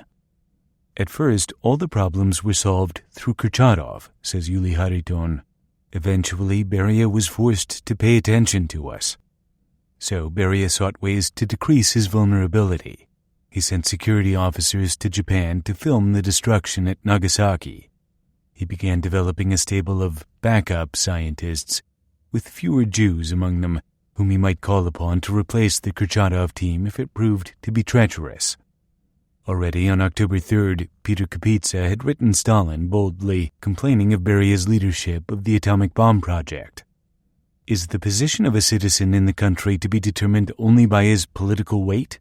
Kapitsa had asked rhetorically, adding, "It is time for comrades of Comrade Beria's type to begin to learn respect for scientists." Beria first tried to smooth over the disagreement. After Stalin called him about Kapitsa's letter, he telephoned Kapitsa and invited the physicist over for a talk. When Kapitsa refused to visit Beria at the Lubyanka, Beria sent Kapitsa an elegant gift, a Tula shotgun. Kapitsa was not assuaged, however, and the argument developed through the rest of the year. It concerned an issue on which Harry Gold could have advised Kapitsa from his experience supplying industrial espionage. Whether, as Beria was proposing, the first Soviet atomic bomb would be a copy of the Fat Man design, or whether, as Kapitsa had proposed, the Soviets should proceed to develop a more sophisticated design of their own. Peter Leonidovich's point of view, comments Anatoly Alexandrov, was that if we followed the same road the Americans followed, then we would never be ahead of them. It was necessary to find our own way. Alexandrov explains, people like Beria could see only the bomb itself. He had no idea of the fundamental and multifaceted character of the research. For example, Beria forbade development of a nuclear reactor for ships. He wanted the bomb first, everything else later. Kapitsa was not risking his life opposing Beria merely for a matter of prestige. He had confronted the same issue before in 1935, when he had been detained in Moscow and denied permission to work abroad. Then he had written to his wife, who was still in England, "All the efforts of the state are now directed to the accumulation of the material basis on which the socialist society will be built. This accumulation is going on at a terrific pace, at such a pace that nobody could predict, but it is going so smoothly because its base is imitation. The country spends almost nothing on the creation of new technical forms. Research is all directed to the solution of different secrets and the mastering of different processes of general character which are very well known and mastered in Western Europe. For this work one does not require any special depth of thought or qualification, but the results are very spectacular. How long this phase will continue I cannot say, but it is clear that the position of pure science, if not completely nil, is not far from it. I am certain that when we shall enter in our socialist development into the period of original thought, then all will completely change. Then the inventive mind and creation will have freedom in front of it. Originality of mind will then be valued more highly than organizing gifts, as is the present position." For Kapitsa, that is, the shift that he believed must come from what he called coarse imitation to original science would be a movement from dogmatism to intellectual freedom. The bomb must have seemed to him a vital opportunity to demonstrate to the Soviet leadership what a significant contribution science could make. But between the physicist and his dream stood Lavrenti Beria. Comrade Beria, it is true, has the conductor's baton in his hands, Kapitsa wrote Stalin, again dangerously in November, pursuing his argument. That's fine, but all the same a scientist should play first violin. For the violin sets the tone for the whole orchestra. Comrade Beria's basic weakness is that the conductor ought not only to wave the baton, but also to understand the score. In this respect, Beria is weak.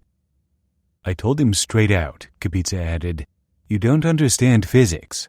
Let us scientists judge these matters." And to that he retorted that I knew nothing about people. After Kapitsa's assault, Beria asked Stalin if he could arrest him, which would certainly have been the physicist's death warrant. Stalin had begun to be wary of Beria's power. "I will remove him for you," the Soviet dictator responded, "but don't you touch him." In December, Stalin allowed Kapitsa to resign from the special committee. Through an intrigue arranged by Beria, to which Stalin presumably acquiesced, Kapitsa, in August 1946, was stripped of his scientific positions, including his directorship of the Institute for Physical Problems, and placed under house arrest, where he languished for the next 8 years. Beria wanted a bomb that would be guaranteed to work, even if less efficiently than his scientists would prefer. He knew the American implosion design would work. It had already been tested twice. Once it had exploded on a tower in the New Mexican desert and turned night into day. The second time it had destroyed Nagasaki. The Council of Foreign Ministers met in London in September 1945 to continue the work of post-war settlement that the Allies had begun at Yalta and Potsdam. Secretary of State Jimmy Burns represented the United States, British Foreign Minister Ernest Bevin, Great Britain, Molotov, the Soviet Union. Burns meant to rely on the U.S. atomic bomb monopoly to lever concessions from the Soviets. To his surprise, Molotov was unmoved. Did Burns have an atomic bomb in his side pocket? Molotov asked the South Carolinian when Burns tried to push him. You don't know Southerners, Burns attempted to joke. We carry our artillery in our pocket.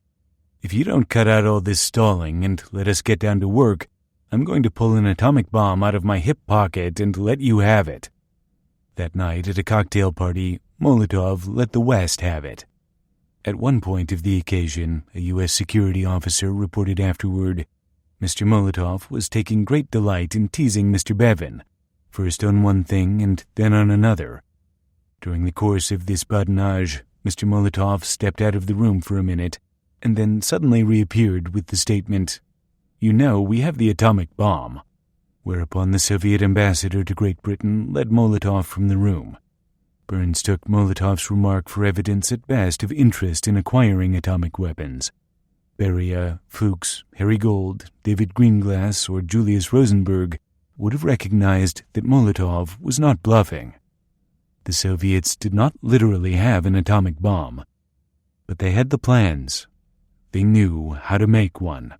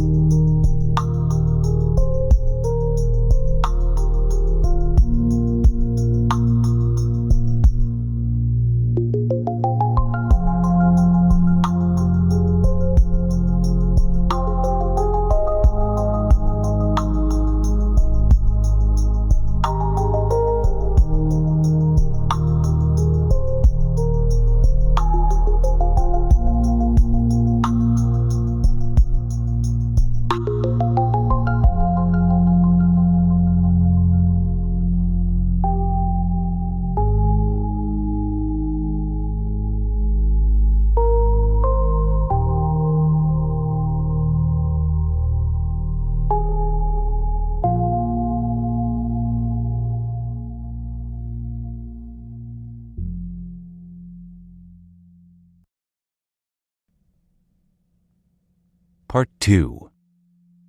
New weapons added to the arsenals. If atomic bombs are to be added as new weapons to the arsenals of a warring world, or to the arsenals of nations preparing for war, then the time will come when mankind will curse the names of Los Alamos and of Hiroshima. J. Robert Oppenheimer. 11. Transitions. Just when the Soviet Union began a crash program to build an atomic bomb, the American program essentially came to a grinding halt, Los Alamos experimental physicist Ramer Schreiber remembers. Schreiber, a handsome, confident man with warm blue eyes who grew up on an Oregon farm, had been one of the crew of scientists assigned to Tinian to assemble the first atomic bombs. Los Alamos was stopped by the time I got back, he says, which was early in September 1945. People were tidying up jobs. A few of the research projects were being finished up. We were about 50% staffed by the Special Engineering Detachment, enlisted men, and Navy officers and other military people. And of course, all they wanted was out. A lot of the civilian staff were just as eager to go out and take their newfound knowledge and go back and start the programs at their universities. So there really wasn't much useful work going on. It was a very severe transition period. If the atomic bomb had shocked the Japanese, it had also shocked America. Materializing from secrecy to such conquering effect, it seemed a mysterious and almost supernatural force. It was a new fact dropped into the world, a new understanding of man which man had acquired over nature, as I. Rabi called the first explosion at Trinity, and no one at first knew quite what to do with it. The discovery of how to release nuclear energy was a technological revolution, most of all a revolution in war. Like all revolutions, its meaning would not necessarily accord with hopes or theories or prophecies, but would reveal itself over time as individuals and governments maneuvered to exploit its energies and adapt it to their goals. The scientists who worked on the bomb also materialized from secrecy and found it necessary to explain themselves. It kind of felt like you were caught out in the street without any clothes on, Schreiber recalls. I mean, we were so accustomed to having this all so hush-hush, to have it all out in public took a little getting used to. That was also the time one realized that it would be impossible to simply say, those are fine gadgets, they ended the war, and now let's just lock everything up and forget about it. Really, one had to live with this situation from here on. But even that seemingly obvious conclusion was debatable. We all felt that, like the soldiers, we had done our duty, Hans Bethe writes, and deserved to return to the type of work that we had chosen as our life's career, the pursuit of pure science and teaching. Moreover, it was not obvious that there was any need for a large effort on atomic weapons in peacetime. Ernest Lawrence, James Chadwick, Niels Bohr, Enrico Fermi, University of Chicago Metallurgical Laboratory Director Arthur Compton, and Robert Oppenheimer had attended a dinner with General Groves at Los Alamos before the end of the war, where post-war developments had been discussed. Groves had worried about maintaining U.S. military strength in peacetime. People had talked about developing nuclear power. And Fermi, Oppenheimer writes, said thoughtfully, I think it would be nice if we could find a cure for the common cold. Bethe went back to Cornell University. Fermi accepted a professorship at the University of Chicago, where he had worked during the war. Both men continued to serve Los Alamos as consultants. Richard Feynman, who had driven his roommate Klaus Fuchs's old Buick down to Albuquerque the previous June, in the midst of the final effort to finish the bombs, to keep vigil with his young wife Arlene while she died of tuberculosis, found himself lost between worlds. Before he left Los Alamos, he had thought about what the bomb meant and had made some notes. He had calculated that little boys in mass production would cost about as much as B-29s. No monopoly, he had written, no defense, and no security until we have control on a world level. Other peoples are not being hindered in the development of the bomb by any secrets we are keeping. Soon they will be able to do to Columbus, Ohio, and hundreds of cities like it, what we did to Hiroshima. And we scientists are clever, too clever. Are you not satisfied? Is 4 square miles in one bomb not enough? Men are still thinking, just tell us how big you want it. The 26-year-old widower may have seen too much of death. He sat in a bar in Manhattan one afternoon in the months after the war, looking out the window at all the people going by and shaking his head, thinking how sad it was that they didn't realize they had only a few years to live. On Beta's recommendation, Cornell snapped him up, but creative work eluded him in that time of grieving until he took to heart the advice that the Hungarian mathematician John von Neumann had tendered him at Los Alamos during the war. "We used to go for walks on Sunday," Feynman recalls. "We'd walk in the canyons. It was a great pleasure. And von Neumann gave me an interesting idea, that you don't have to be responsible for the world that you're in. He had not been able to fix Arlene. Why should he presume he could fix the world?" Robert Oppenheimer had directed the work at Los Alamos to spectacular success, but after the atomic bombings of Hiroshima and Nagasaki, he seems to have fallen into a period of doubt and even of guilt. Tall, rail-thin, chain-smoking, an extraordinary man, as a colleague would describe him in 1947, who worked very hard and always seemed to be on the verge of a nervous breakdown, Oppenheimer faltered for a time between personal burden and visionary advocacy. "You will believe that this undertaking has not been without its misgivings," he wrote an old friend 2 weeks after the end of the war. "They are heavy on us today, when the future, which has so many elements of high promise, is yet only a stone's throw from despair."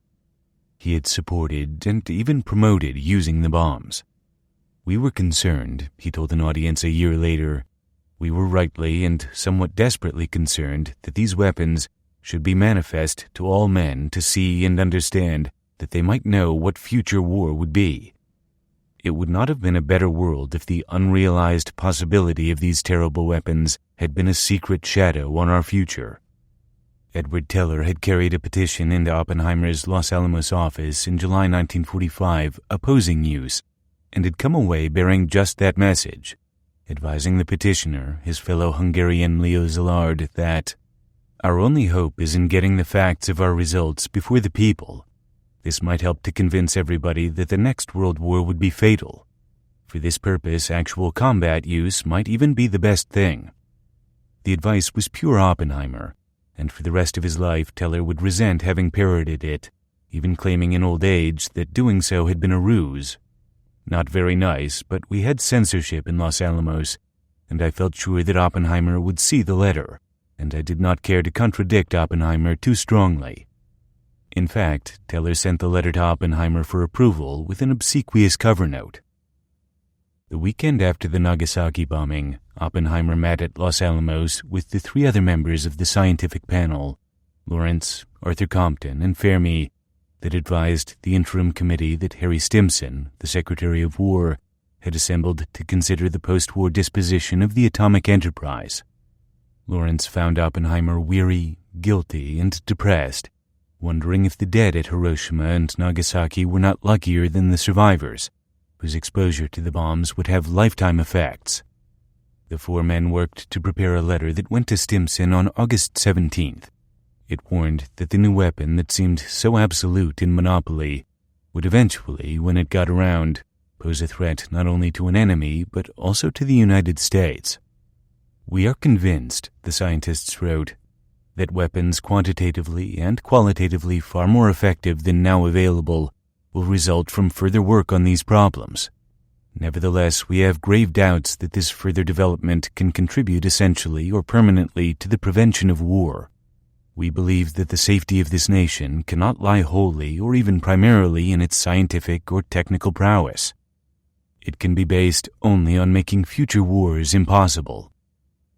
If the letter was not clear enough on the urgency of a political solution, Oppenheimer personally carried it to Washington at the end of the month and elaborated on its message to whoever would listen, as he reported to Lawrence. "I had an opportunity to explain in more detail than was appropriate in a letter what our common feelings were in this all-important thing. I emphasized, of course, that all of us would earnestly do whatever was really in the national interest, no matter how desperate and disagreeable, but that we felt reluctant to promise that much real good could come of continuing the atomic bomb work, just like poison gases after the last war.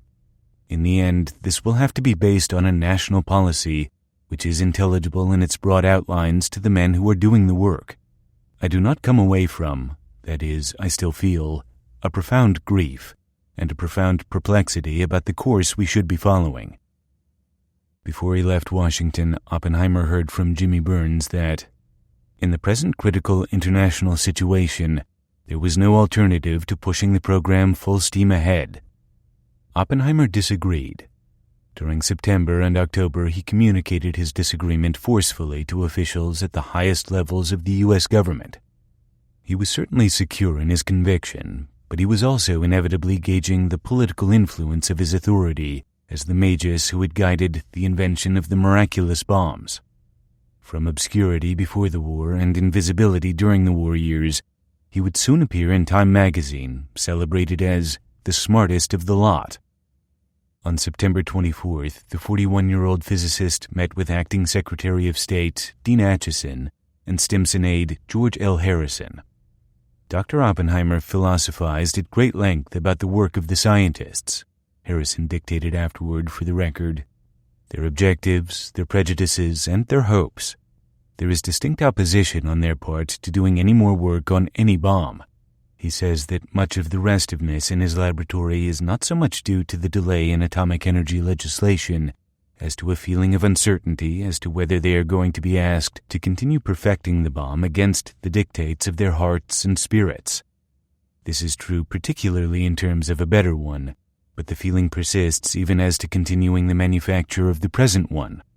Mr. Acheson seemed much interested in this. A tough-minded patriot, Acheson took the threat of a revolt of the scientists in stride. Harrison caught on and started filling behind him the hole Oppenheimer was opening.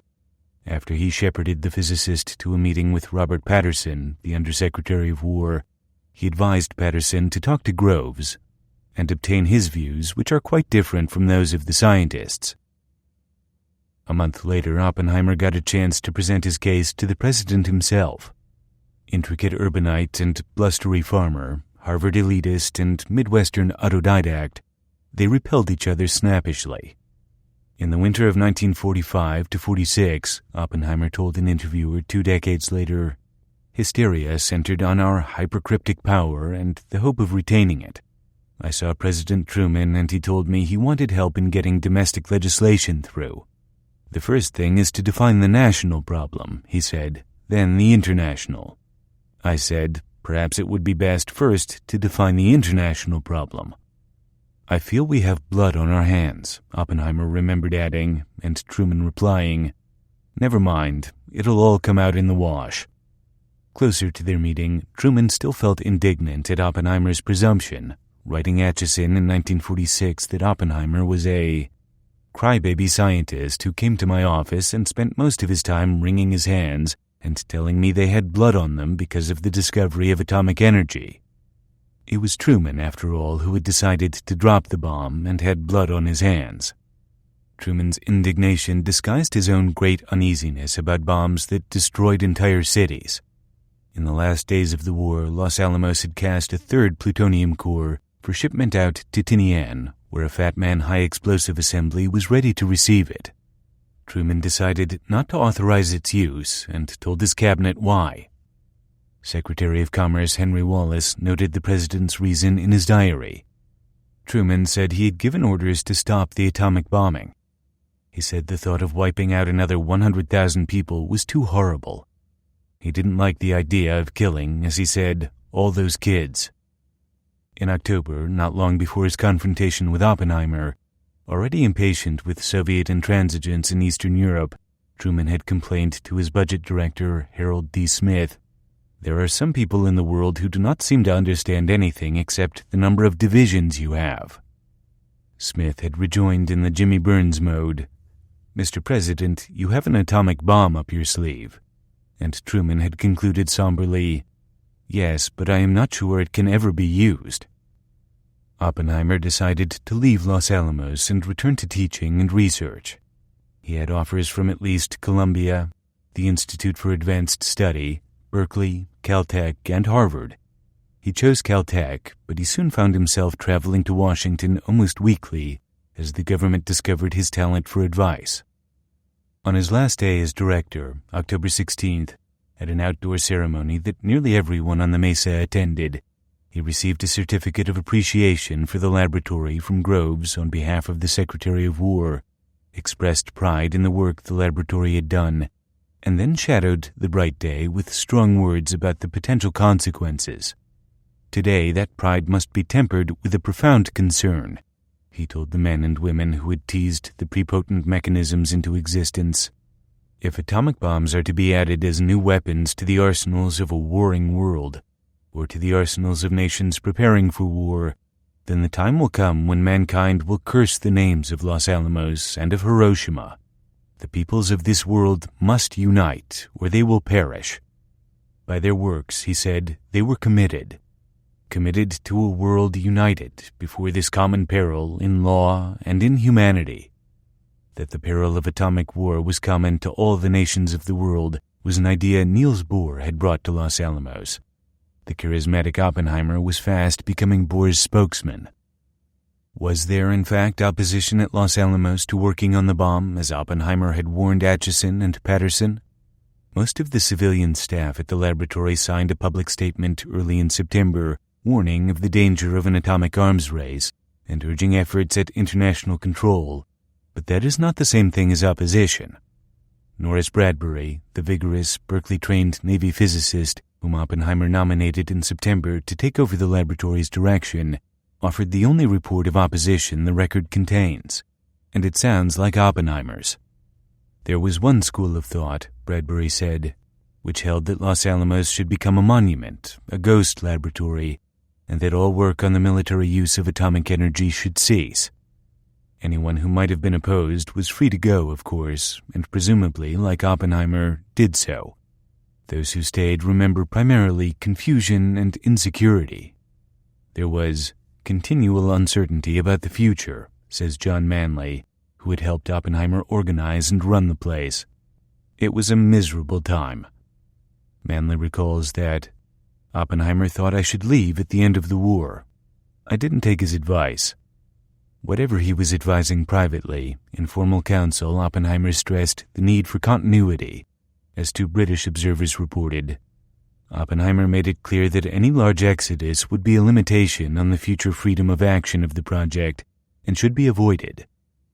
Edward Teller remembers Oppenheimer encouraging him to leave. The first team was going, Oppenheimer needled his fractious colleague.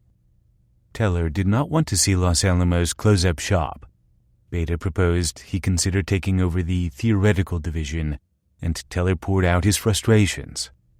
In this conversation, Beta remembers, for the first time in my recollection, he expressed himself as terribly pessimistic about relations with Russia.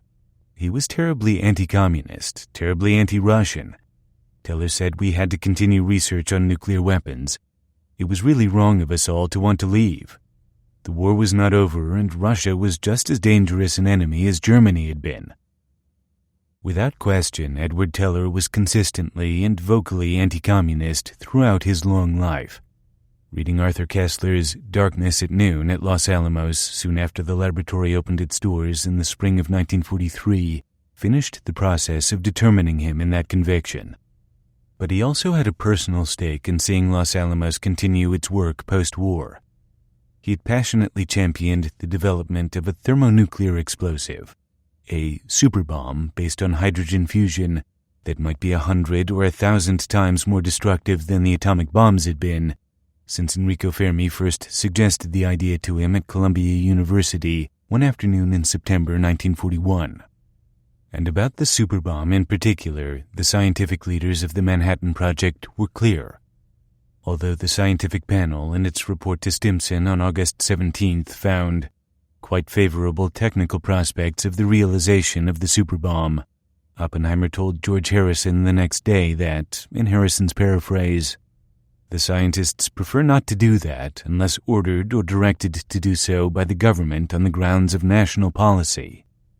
In a long report finished on September 28th proposing research and development in the field of atomic energy, the scientific panel recommended that no such effort comparable to the Manhattan Project should be invested in the thermonuclear problem at the present time, but that the existence of the possibility should not be forgotten, and that interest in the fundamental questions involved should be maintained. Which, translated, meant research into the basic physics of thermonuclear fusion, but no development. Arthur Compton put the matter even more plainly in a letter to Henry Wallace summarizing the panel's findings. "We feel that this development should not be undertaken," Compton wrote, "primarily because we should prefer defeat in war to a victory obtained at the expense of the enormous human disaster that would be caused by its determined use." The Nobel laureate physicist suggested reassessing the question in 10 years, that is, in 1955. Perhaps there may be then an international government adequate to make its development under world auspices safe or perhaps unnecessary for further consideration. Even Groves, according to Oppenheimer, thought his mandate did not reach so far. General Groves told me very briefly that he had been told by Burns that with things as they were, the work at Los Alamos ought to continue, but this did not apply to the super. Fermi knew that Teller, who had led thermonuclear research at Los Alamos during the war, disagreed with the scientific panel's findings, and encouraged the Hungarian physicist to write him a letter of record summarizing his position. Teller did so on October 31st. In 1944, Teller had briefed James Bryant Conant on the superbomb. Conant, who was supervising atomic bomb development, reported following that briefing that a hydrogen bomb was probably at least as distant now as was the fission bomb when I first heard of the enterprise. That estimate, between 4 and 5 years, was already optimistic compared to the estimate generally accepted at Los Alamos, partly because the thermonuclear looked like a hard case, partly because fission bombs would have to be better understood and considerably improved before they could be made efficient enough, hot enough, to serve as thermonuclear detonators. Now, in late 1945, framing his dissent, Teller altered his estimate, formulating for the first time in a report many of the arguments for pursuing technological security that he would elaborate through the decades to come. When could the first superbomb be tried out? The Hungarian physicist asked rhetorically. He answered with 2 numbers. The second, an early example of what has come to be called threat inflation. It is my belief that 5 years is a conservative estimate of this time. This assumes that the development will be pursued with some vigor. The job, however, may be much easier than expected and may take no more than 2 years. In considering future dangers, it is important not to disregard this eventuality. How soon could another country produce such a bomb? Faster than the United States, apparently, despite his adopted country's lead. The time needed may not be much longer than the time needed by them to produce an atomic bomb. What about moral objections? They were meaningless before the onrush of technology. There is, among my scientific colleagues, some hesitancy as to the advisability of this development on the grounds that it might make the international problems even more difficult than they are now. My opinion is that this is a fallacy. If the development is possible, it is out of our powers to prevent it. Teller thought defensive measures such as the dispersal of cities might prove effective against atomic bombs, but very much less so against superbombs. He could not yet offer detailed plans for the peaceful use of thermonuclear explosives, but I consider it a certainty that the superbomb will allow us to extend our power over natural phenomena far beyond anything we can at present imagine. By the time he wrote his letter to Fermi, Teller had already talked to Norris Bradbury about the future of the lab. I said we either should make a great effort to build a hydrogen bomb in the shortest possible time, or develop new models of fission explosives and speed progress by at least a dozen weapons tests a year. Bradbury knew he would have his hands full simply keeping Los Alamos alive. At the moment, it was foundering in legal limbo. The authority of the U.S. Army had officially terminated with the war, and Congress was then in the midst of debating what legal entity might assume it. The new director told Teller neither of his programs was realistic. Teller decided to leave. I was not willing to work without backing, he writes. He had an offer to go with Fermi to the University of Chicago. Oppenheimer encouraged him, telling him, "You are doing the right thing." At a farewell party, Oppenheimer added, We have done a wonderful job here, and it will be many years before anyone can improve on our work in any way." The insensitivity of Oppenheimer's remark rankled Teller, as its ambiguity confused him. He quoted it repeatedly in the years to come, always to demonstrate its lack of foresight. It might have meant the Russians will not soon build a bomb, or it might have meant the Oppenheimer team had accomplished in fission weapons what a Teller team could not soon improve in fusion. Teller would read it both ways. "It was obvious and clear to me," he concluded, "that Oppenheimer did not want to support further weapons work in any way." Teller left for Chicago in February 1946. How many years it would be before anyone matched the work of the Manhattan Project was crucial to the question of what role Los Alamos should play now that the war was over. Though good intelligence was lacking on where the Soviet project stood, no one in authority felt much urgency. The public statement that the Los Alamos civilian staff had signed in September had argued, "The development of the atomic bomb has involved no new fundamental principles or concepts. It consisted entirely in the application and extension of information which was known throughout the world before intensive work started. Furthermore, deposits of basic materials for atomic bombs have been found, even before the war, in many parts of the world, and new deposits will undoubtedly be discovered. It is therefore highly probable that with sufficient effort, other countries, who may in fact be well underway at this moment, could develop an atomic bomb within a few years." Henry Stimson had commented similarly in an August 29th memorandum to Truman on atomic arms control that U.S. possession of the atomic bomb would almost certainly stimulate feverish activity on the part of the Soviets toward the development of this bomb, and there is evidence to indicate that such activity may have already commenced. Citing scientific authority, Stimson told Truman that it is as certain as any future pronouncement can be that the method of manufacture of these bombs, as now known by the United States, cannot be preserved as a secret from other nations beyond a relatively short time. The Joint Chiefs of Staff, Joint Intelligence Staff, in a report on Soviet capabilities, quantified that short time in November 1945. The intelligence staff found that Soviet control of Eastern Europe would probably remain high during the next several years, that the Soviet economy will probably remain incapable of alone supporting a major war during the next 5 years, and that the Soviet Union was therefore likely to avoid the risk of such a war during that period.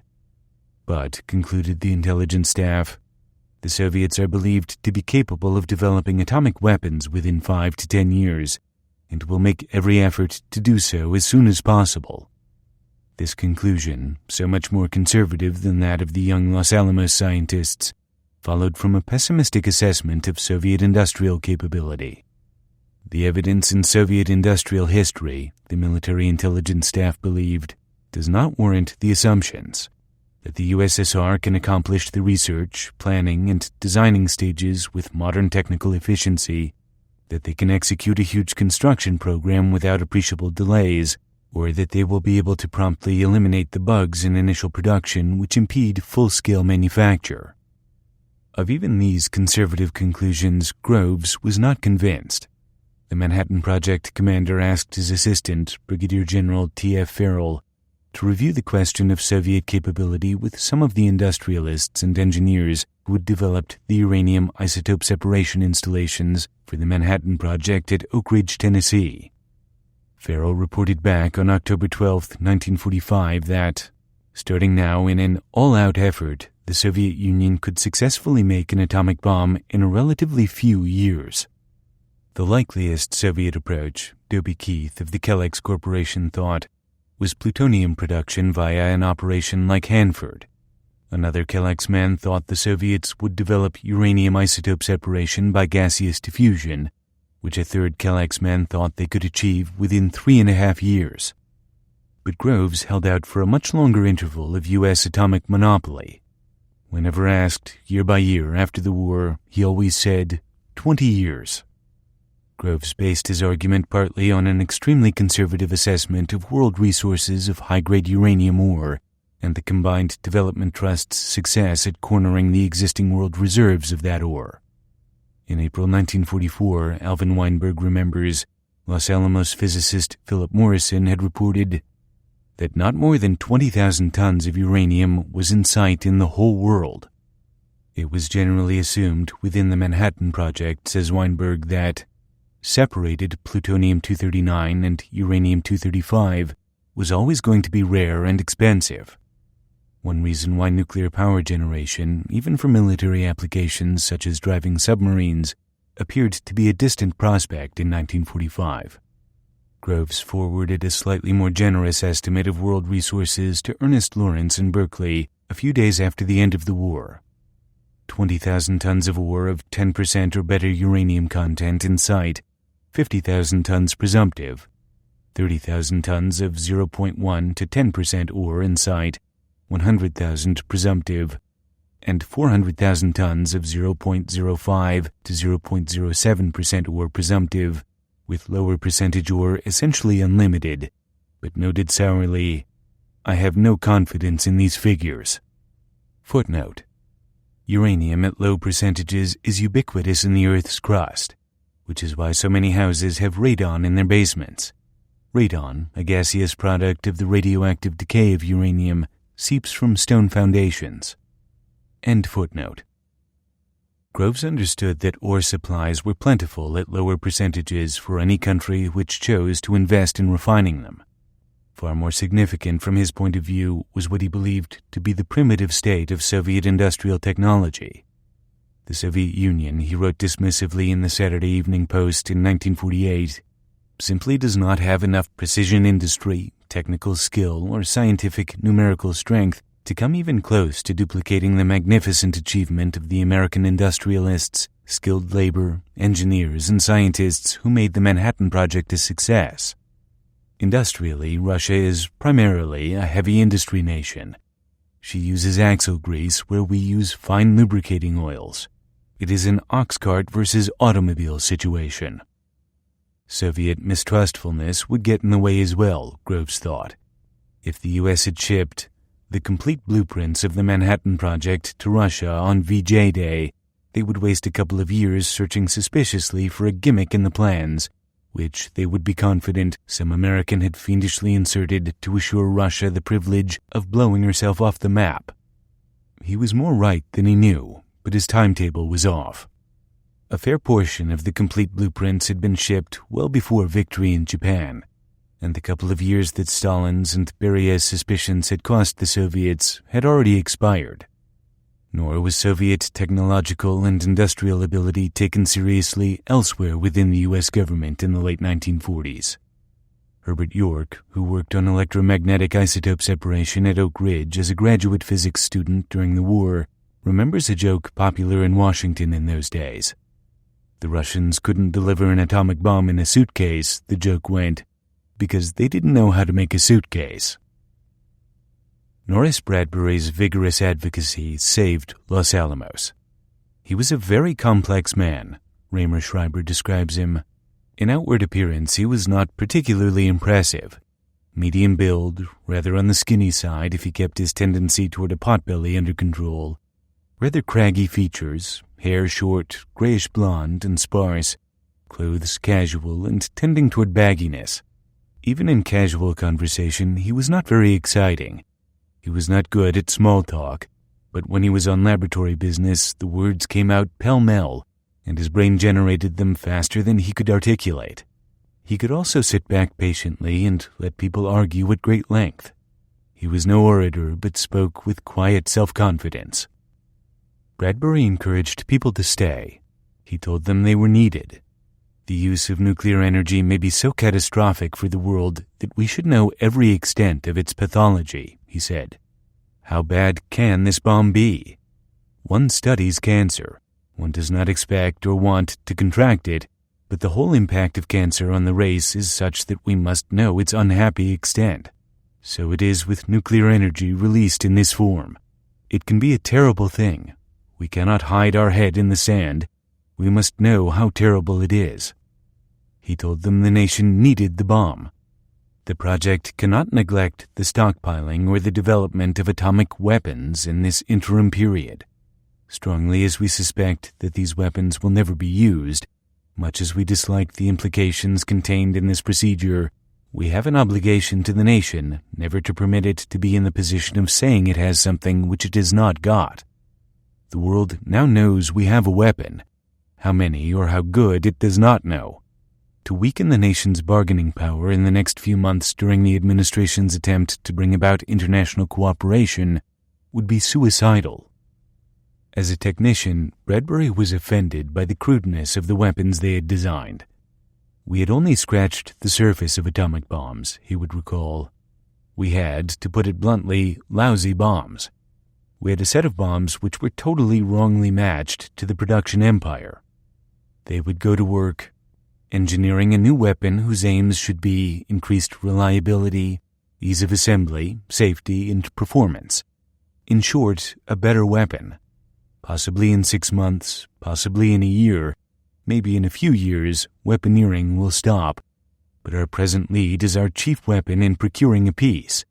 We must not lose it until that peace and that cooperation is established. In the meantime, they would stockpile the current Fat Man up to a number of 15, but they would develop internal modifications, possibly in the method of fusing, almost certainly in the method of detonating. They would also develop a levitated model, consistent with the recommendations of the Interim Committee Scientific Panel, but not with the moral qualms Compton had expressed. Bradbury proposed that the fundamental experiments leading to the answer to the question, is or is not a super-feasible, be undertaken.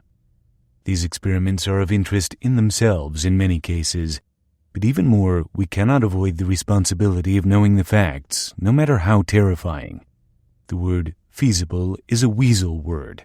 It covers everything from laboratory experiments up to the possibility of actual building, for only by building something do you actually finally determine feasibility. This does not mean we will build a super. It couldn't happen in our time in any event. But someday, someone must know the answer, is it feasible? So Los Alamos had a new leader and a program, and a staff of several thousand younger men and women, about half its wartime complement. They would get busy again working on improvements. Bradbury set everyone to work writing down what he or she had learned during the war. The resulting multi-volume series of technical reports became a significant historical record of the development of the first atomic bombs. By October 1945, Los Alamos had procured hardware, but not uranium, plutonium, or initiators, sufficient for 60 bombs, and had begun developing an improved implosion design with a levitated composite core. Maybe the lab would survive. The urgent long sittings in Moscow of September and October gave way to action. It was necessary to employ more and more people and to choose the staff for work on the nuclear enterprises, Mikhail Pervyukin recalled. There was no nuclear industry as such, and there were no trained personnel for it. But we had chemists, metallurgists, and other specialists. We needed engineers and workers for the nuclear enterprise. We explained to people that we needed them for a new field that was very important to the state. Not everyone understood immediately. It was difficult to negotiate with ministers. You are taking our people from us, they would say, while we have our own tasks to do, our own state plans. We will not give away our people. In such cases, the Central Committee apparatus was very helpful. It was their job to explain everything in the right way and to attract the necessary people. On the scientific front as well, Igor Golovin writes, every institute capable of helping solve the atomic problem was called upon to mobilize its scientific resources and contribute under an integrated scientific plan. New institutes were brought into being to develop research that had not existed before the war, for example, uranium and plutonium metallurgy. The task they faced was daunting. Yesterday I met the physicists and the radiochemists from the Radium Institute. Boris Vannikov, who was responsible under Beria for the industrial part of the enterprise, told one of his deputies in September, for the present we are still speaking different languages, or more precisely, they are speaking while I blink. We engineers are used to touching everything with our hands and seeing everything with our eyes, and in extreme cases a microscope will help. But here it is powerless.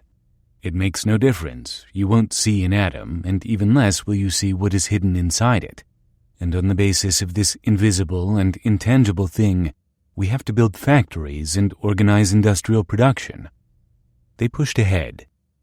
Avril Harriman in Moscow later that autumn reported to Soviet contact with a Westinghouse engineer that offered possible indications that the USSR is studying equipment for the manufacture of the A-bomb. In September, Soviet troops had occupied Japanese mining sites in North Korea and had begun a preliminary survey of the ores found there, which included useful sources of uranium and thorium. On November 19th, a reliable source in Czechoslovakia cabled the U.S. State Department that the Czechoslovakian government has been officially requested to furnish uranium ore to the Soviet government. The Soviet Union concluded a secret agreement with Czechoslovakia on November 23rd, granting it exclusive rights to all uranium mined within the country, and began expanding mining around Yakimov, the old site in the Ore Mountains where the ores were dug from which uranium was first isolated in 1789. Marie and Pierre Curie had extracted the first polonium and radium from Yakimov ores. U-238 decays to radium and polonium along the way to becoming lead. Czechoslovakia would get part of the radium recovered from the ore in return. Under Soviet supervision, 64 German, presumably Nazi, political prisoners first worked the Czech mines in 1946, increasing to nearly 12,000 in 1953, by that time all Czech. The Czech government organized some 17 forced labor camps at its mines over the years. Czech ore deposits met about 15% of Soviet uranium requirements through 1950. Soviet geologists also began extensive exploration throughout the USSR and found additional deposits in southwestern Siberia.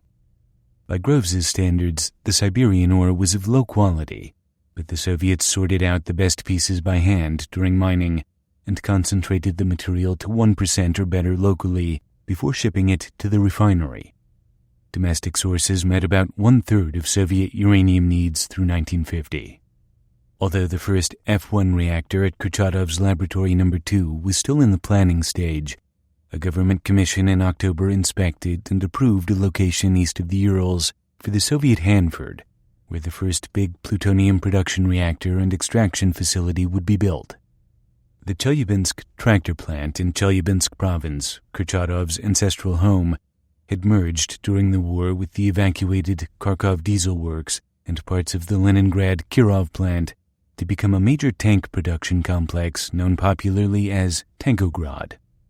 To supply the complex and dozens of other armament works in the area, a huge new power station had gone up in 1942, from which electricity could be drawn. Chelyabinsk province, particularly around the small town of Kishtim, was also a major gulag station, with some 12 labor camps in the area. In November 1945, site studies began for the plutonium production complex to be known as Chelyabinsk 40, some 15 miles east of Kishtim, in the area around Lake Kiziltash in the upper drainage basin of the Teka River. The first buildings for what would become a city, Beria, it was gloomily named, also went up that month. There were 4 gulags in the immediate area of the site, 3 for men, 1 for women. Prisoners started cutting down forests by hand. Army tanks fitted with bulldozer blades graded out roads. In September 1945, Lavrenti Beria appointed Pavel Sudoplatov, an NKVD officer who had previously specialized in organizing assassinations, including Trotsky's, and guerrilla warfare, to head a new Department S. S for Sudoplatov, Sudoplatov claims.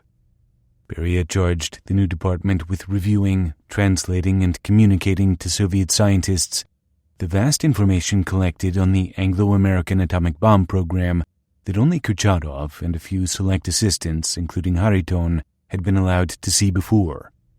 According to the Russian Foreign Intelligence Service, the successor agency to Soviet intelligence, Sudoplatov's department had no direct contact with the agent's network, and Sudoplatov himself had access to atomic problems during a relatively brief period of time, a mere 12 months, that is, from September 1945 to September 1946.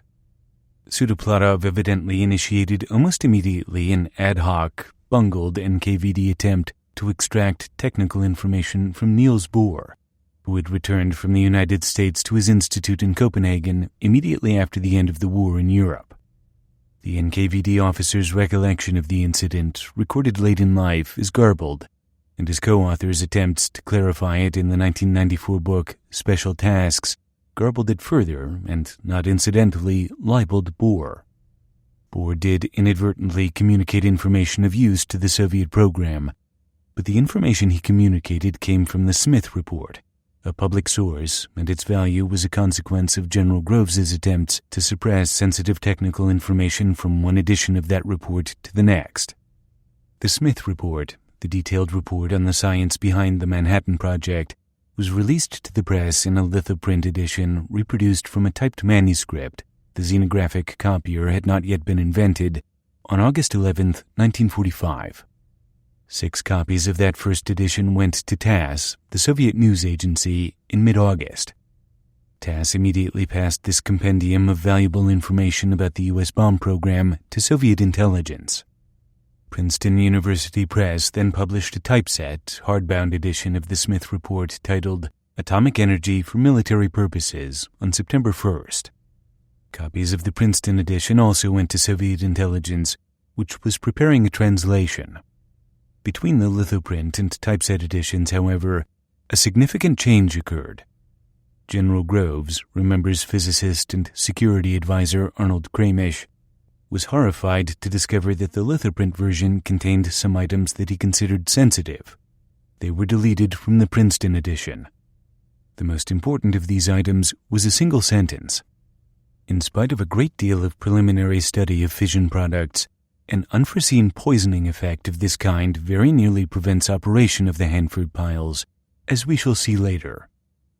The sentence refers to the near disaster the plutonium production complex at Hanford, Washington faced on September 27, 1944, when its first big production reactor, the B pile, started up successfully, ran for about 12 hours, mysteriously died, started up again spontaneously after a delay, and 12 hours later began another decline. Princeton theoretician John Archibald Wheeler, on hand for the startup, worked out the problem in an all-night marathon review of fission physics. Uranium, 92, does not always break up into barium, 56, and krypton, 36. 56 plus 36 equals 92 when it fissions. It frequently breaks up into other fragment sizes instead. Iodine, 53, and yttrium, 39, for example. Wheeler realized that the high neutron flux of the B pile, the first large reactor built anywhere in the world, was creating a fission product that was poisoning the chain reaction by soaking up needed neutrons. After working through the possibilities, he decided on iodine-135, a radioactive isotope of iodine, and calculated that it would decay with a half-life of about 6 hours into a previously unknown daughter product, xenon-135, which had a 9-hour half-life. Wheeler estimated that xenon-135 had an appetite for pile neutrons that was a whopping 150 times as great as the most absorptive element previously known, cadmium, the metal of which the pile's control rods were made. The big production pile, it seemed, would start up normally and chain react. Fission would produce increasing quantities of iodine-135. The iodine would decay to xenon-135. As the xenon-135 built up, its atoms would absorb neutrons one for one, and slowly the pile would be poisoned until there were not enough free neutrons left circulating to sustain the chain reaction. The xenon-135 would then decay into a non-absorptive daughter product. The flux of free neutrons would build until finally the pile had enough neutrons circulating to begin chain reacting again, at which time the cycle would repeat. Xenon, Wheeler writes, had thrust itself in as an unexpected and unwanted extra control rod. The solution to the problem at Hanford was to increase the pile's reactivity by adding more uranium slugs until the sheer number of free neutrons available from fission overrode the poisoning effect. But that solution was only possible because the pile had been designed deliberately with a third again as many uranium channels drilled through its massive graphite block as calculations had indicated it needed. And such a generous margin of error had been possible in turn only because the United States had acquired ample supplies of uranium ore by 1944 and had mastered the production and quantity of highly purified graphite and of uranium metal. Had the B-pile been designed with minimal tolerances, as someone might design a production reactor whose supplies of graphite and uranium were limited, it would have had to be completely rebuilt, delaying plutonium production by months or even years. All this science, engineering, and industry lay hidden behind that one fugitive sentence of Henry Smith's report, and Groves's deletion of the sentence from the typeset Princeton edition highlighted its importance as surely as if the general had waved a red flag. Uli Hariton and Yakov Zeldovich had warned presciently in their March 7, 1940 paper on chain reaction kinetics that just such a problem might occur. As examples of such factors affecting criticality which need investigation, we may note the appearance of new nuclei capable of capturing neutrons in decay. Obviously, fission product poisoning of the Hanford reactor was a phenomenon Kurchatov needed to know more about as he began to design the first Soviet production reactor destined for Chelyabinsk-40. Which product caused the poisoning effect? At what stage of operation did it occur? How did the U.S. overcome it? On all these vital questions, the Smith report was silent. At some point during autumn 1945, someone within the Soviet atomic bomb establishment noticed the discrepancy. Evidently, he or she did so prior to Sutoplatov's Bohr caper. Department S was responsible for translating the Smith report. Its technical editor, comparing the two American editions sentence by sentence, was probably the first to notice the discrepancy. In his 1994 memoir, Sudoplatov remembered the issue of reactor poisoning in garbled form. A pivotal moment in the Soviet nuclear program occurred in November 1945, he writes. The first Soviet nuclear reactor had been built, but all attempts to put it into operation ended in failure, and there had been an accident with plutonium, How to solve the problem? Shortly after the end of the war, Bohr had publicly expressed his hope that the scientific knowledge developed in the United States during the Manhattan Project years would be shared internationally as part of an agreement to forestall an atomic arms race.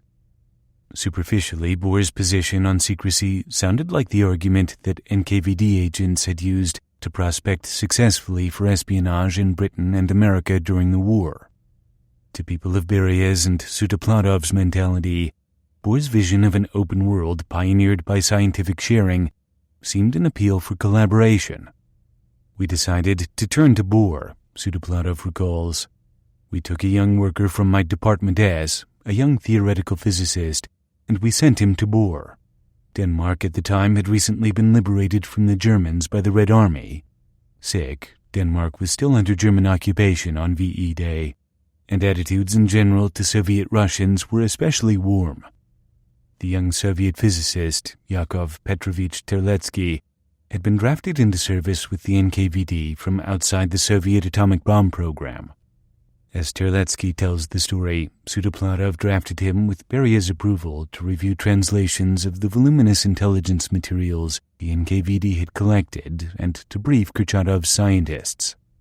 It was Terletsky who learned, on his first day on the job, October 11, 1945, that some 10,000 pages of espionage materials lay on hand at the Lubyanka. These were photocopies of scientific reports typed on a typewriter, he writes.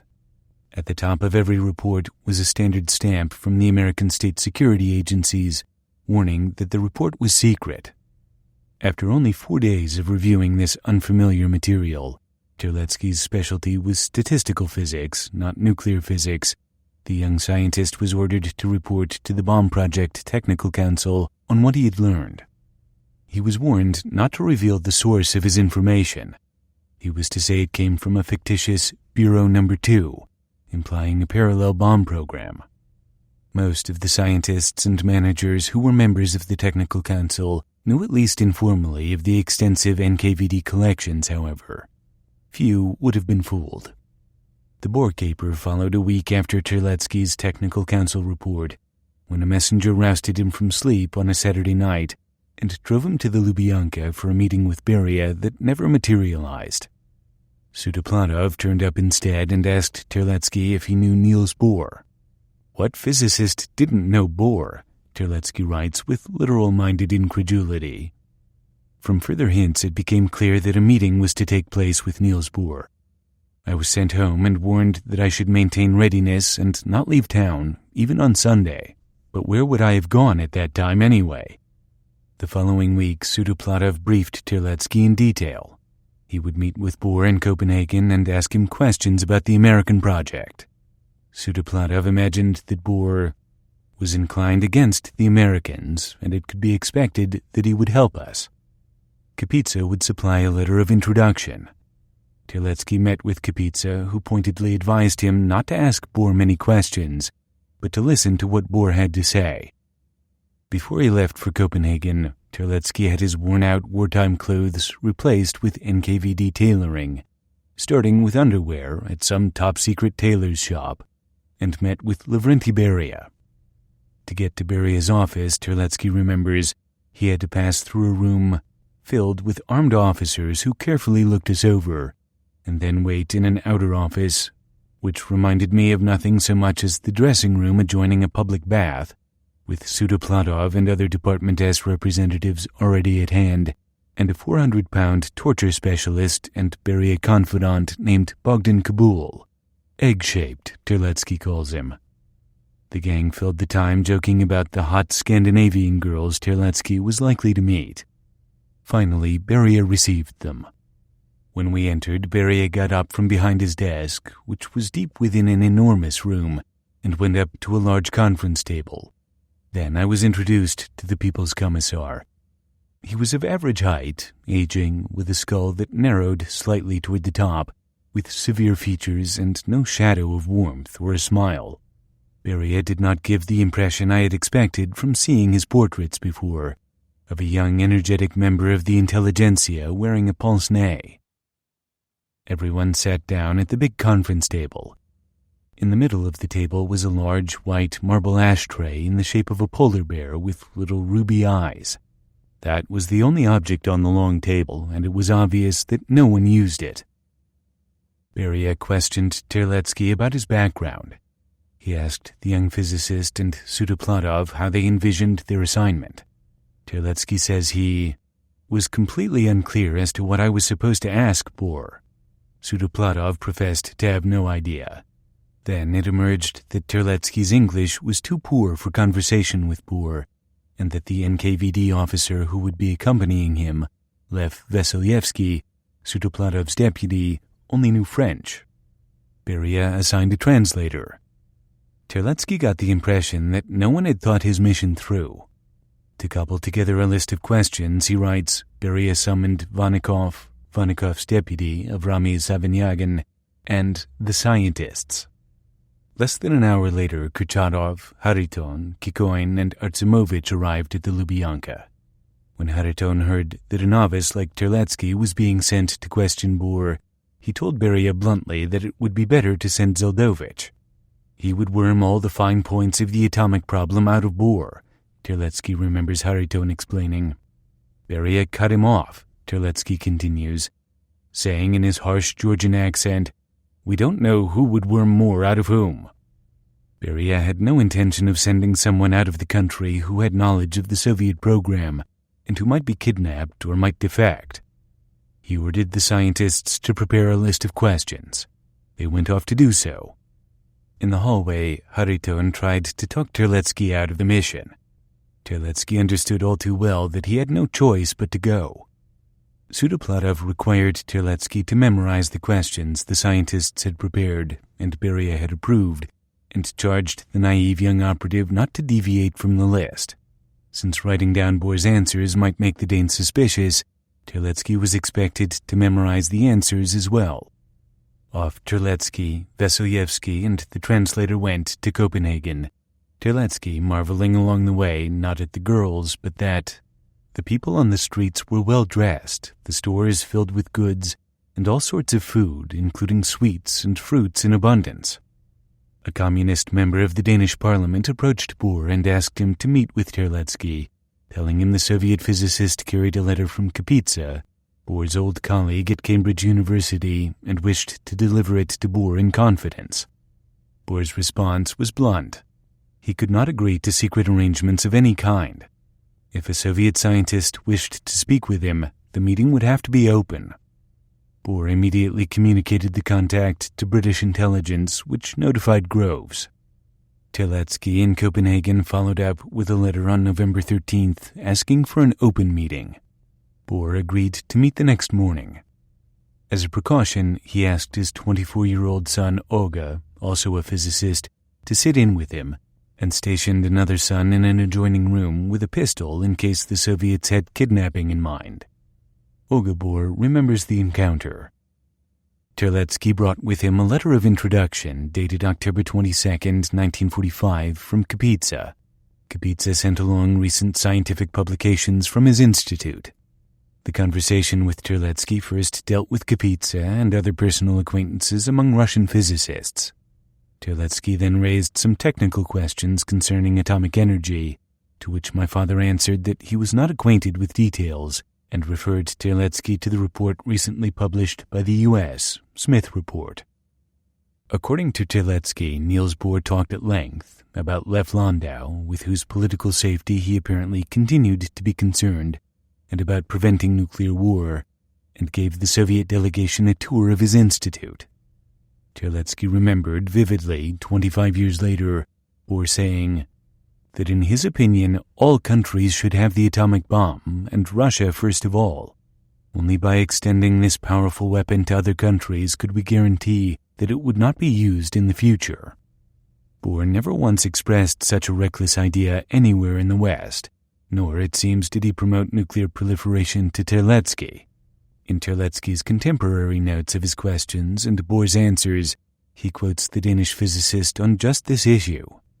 In response to the question if there were any defenses against the atomic bomb, Bohr told him that only international cooperation, exchange of scientific discoveries, internationalization of the achievements of science can lead to the elimination of wars, and thus to the elimination of the very necessity to use the atomic bomb. This is the only rightful method of defense. All scientists believe that this greatest discovery must belong to all the nations and serve the unprecedented progress of humankind. Atomic energy, once discovered, cannot remain the asset of one nation, since a country which does not possess this secret can soon discover it independently. Independently, of course, does not mean giving the bomb away. Terlecki heard what he wanted to hear. He seems not to have understood the terms Bohr had set for the meeting. Only after the group finished the tour did he realize that he would not be allowed to talk to Bohr privately, without Olga present, and hastened to start on his list of questions. His allotted hour ended before he was finished.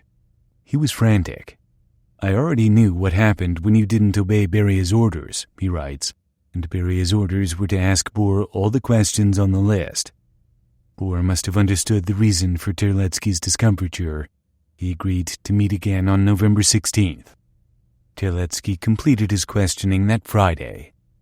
The Niels Bohr interrogation, Sudoplatov christened the black comedy sarcastically. Then, says Terlecki, at his father's orders, Olga brought us a unique present, the report by Henry Smith. Terlecki thought in mid-November that the Smith report had only just been declassified and we were probably the first Soviet people to see it. Had Terlecki seen it in Moscow, he would have realized that the document answered most of the questions he had been assigned to ask Bohr. Ironically, Bohr had written Robert Oppenheimer on November 9th praising the decision to publish the account of the pioneer work, but wishing that further steps as regards release of information about purely scientific matters could soon be taken. Buried deep in Terlecki's list was the crucial question about reactor poisoning, placed there, Terlecki's account implies, by one of the scientists who made up the list. Question 15. Is there a process of slowing down the reactor due to the accumulation of waste from the fission of the light isotope of uranium? On the way back to the Soviet embassy from Bohr's Institute, Terletsky conferred with the translator to reconstruct Bohr's answer. Answer: pollution of the reactor with waste as the result of the fission of the light isotope of uranium takes place, but so far as I know, the Americans do not make special stops to clean the reactor. The reactor is cleaned when the uranium rods are removed for the extraction of plutonium. Bohr was no reactor expert. The reactor was never cleaned to remove xenon. It was enlarged to override the poisoning effect. Kurchatov got less information than he needed, but at least Bohr, having seen the lithoprint version of the Smith report where the information appeared, had confirmed that poisoning took place and that the problem had a solution. Further espionage might reveal the poisonous isotope. Bohr, for his part, promptly reported the episode to Danish, British, and U.S. security. Terletsky went back to digging through the vast Lubyanka accumulation, concluding correctly that Bohr told us nothing new beyond the Smith report. When he reported these disappointing results to Beria, the People's Commissar was disgusted. Terletsky says Beria interjected crude curses addressed to Bohr and Americans. Andrei Sakharov remembered that the British ally began serial publication of the Smith report early that winter. I would snatch up each new issue of the ally and scrutinize it minutely. Sakharov was a graduate student by then at FIAN, the Physics Institute of the Soviet Academy of Sciences, studying under Igor Tamm. He was not yet a member of Kurchatov's team, but he did not go unnoticed. The Institute's staff got younger by the autumn of 1945, his engineering colleague L.V. Perovskaya remembers. The youths came back from the front, the women became livelier. We cleaned up as much as possible. The junk and old crates were thrown away, the age-old dirt was scrubbed off the parquet floor, the damned blackout curtains were pulled off, the windows were washed.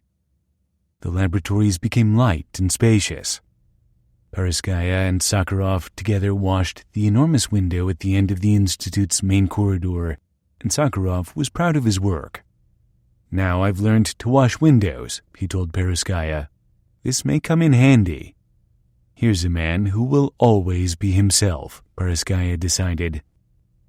The Russian translation of Atomic Energy for Military Purposes, edited by G.N. Ivanov, whose real name was G.N. Kolchenko, a member of the Department S staff, was published in Moscow ostensibly by the State Railway Transportation Publishing House in an edition of 30,000 copies on January 30th, 1946.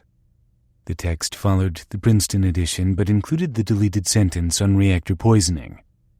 Arnold Kramish, by then on the staff of the U.S. Atomic Energy Commission, discovered the discrepancy in 1948, correctly concluding that at least one Soviet technical man has screened the Smith report in great detail, and it is very unlikely that some of the references which we have hoped maybe they won't notice have not been noticed.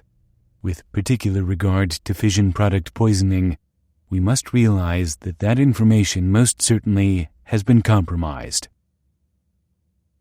With the discovery of fission, comments C.P. Snow, physicists became almost overnight the most important military resource a nation-state could call upon. Stalin still had his suspicions about his physicists, but he now arranged for their comforts. Kurchatov met with Stalin, Beria, and Molotov at the Kremlin late on the night of January 25, 1946, to discuss the bomb program. Kapitsa was on someone's mind that night, probably Beria's. Kurchatov notes chillingly that a question was asked about Ioffe, Alikhanov, Kapitsa, and FIAN director Sergei Vavilov, and about the utility of Kapitsa's work. Misgivings were expressed. Who were they working for, and to what were their activities directed? The good of the motherland or not? Stalin decisively rejected Kapitsa's proposal of an independent Soviet program, which the physicists had argued would be cheaper than the U.S. approach. In the course of the conversation, write Hariton and Smirnov, Stalin advised avoiding side issues or wasting time looking for inexpensive solutions to problems. He stressed that the work should be done on a broad front, on a Russian scale, and that he would give it full support. Stalin mentioned that our scientists are modest people and sometimes don't realize that they don't live well enough. Kurchatov noted at the meeting that, in respect to scientists, Stalin was concerned to improve their everyday conditions and to reward them for major achievements, for example, for the solution to our problem. He proposed that we report on the measures necessary to speed our work, to list everything that we need. Exiled geneticist Zores Medvedev comments, "Financial resources for science were increased sharply. The average salary for scientists was doubled or tripled, and in a country where food and consumer goods were still rationed, scientists found themselves in the highest privileged group. Almost half of the western part of the Soviet Union was in ruins, and the farmers of many destroyed villages lived in dugouts on the sites of their war-burnt homes, but scientists suddenly became the privileged elite of the country, their living standards having been raised much higher than the pre-war level. The new institutes multiplied like cells in a culture, and almost all demobilized soldiers who had a secondary education were absorbed by the enlarged network of higher technical schools and universities. The number of students, which was 817,000 just before the war, reached more than 1.5 million in 1948 to 1949. Our state has suffered very much," Kurchatov paraphrased Stalin in his notes on their January 25th meeting. "Yet it is surely possible to ensure that several thousand people can live very well, and several thousand people better than very well, with their own dachas so that they can relax, and with their own cars." Stalin had a special gift for Igor Kurchatov. The Soviet dictator authorized building the project director a house on the grounds of Laboratory No. 2. An academician architect designed an elegant 8-room, 2-story Italianate structure with a classical pediment, large windows, parquet floors, marble fireplaces, fine wooden paneling, and a sweeping central stairway. Building began early in 1946 with Italian craftsmen imported to finish the interior. The Kurchatovs occupied the house the following November. In contrast to the usual shoddy socialist construction, the opulent structure that Kurchatov's staff nicknamed ironically the Forester's Cabin was comparable in the quality of its workmanship to the Kremlin, which was built, of course, for the Tsars. From his cabin, Kurchatov could stroll through a forest aromatic with birch and pine to the site he had chosen nearby for the F1 reactor, which would be shielded below ground in a 10-meter pit dug under tenting, but later fitted with a brick laboratory building of its own, codenamed Assembly Workshops. Highly purified uranium metal and graphite were still in short supply in 1945. Excavation for the F1 reactor had not yet begun at the end of the year. 12. Peculiar Sovereignties. In the months immediately post-war, United States military and intelligence organizations wheeled their attention like heavy artillery around from Germany and Japan to the Soviet Union. Not only did real Soviet forces on the ground in Europe challenge, by their continued presence, the demobilizing Western defense, the Soviet Union was also the only theoretical enemy visible, as far ahead as it was sensible to look. In a first working estimate of the number of atomic bombs the U.S. should stockpile, for example, confined to the years 1945 to 1955, when conventional bombers would still be the only available means of delivery, U.S. Army Air Forces Major General Loris Norstad pointed out that, during this period, Russia and the United States will be the outstanding military powers, and for that reason the estimate used the destruction of the Russian capability to wage war as a basis upon which to predicate the United States atomic bomb requirements. To General Groves, who continued by default to direct the atomic weapons program, the Soviet Union had always been the ultimate adversary. From the beginning, Groves had guided the Manhattan Project in the direction not of making a few bombs to end a war, but of developing a broad industrial capability to turn out atomic weapons in quantity after the war was won. Regardless of political views, responsible contingency planning required military leaders to consider from which direction war might come, and what forces and strategy they would need to forestall it or to claim victory. This planning proceeded even as the United States government attempted to negotiate through the United Nations a program of international control of atomic energy.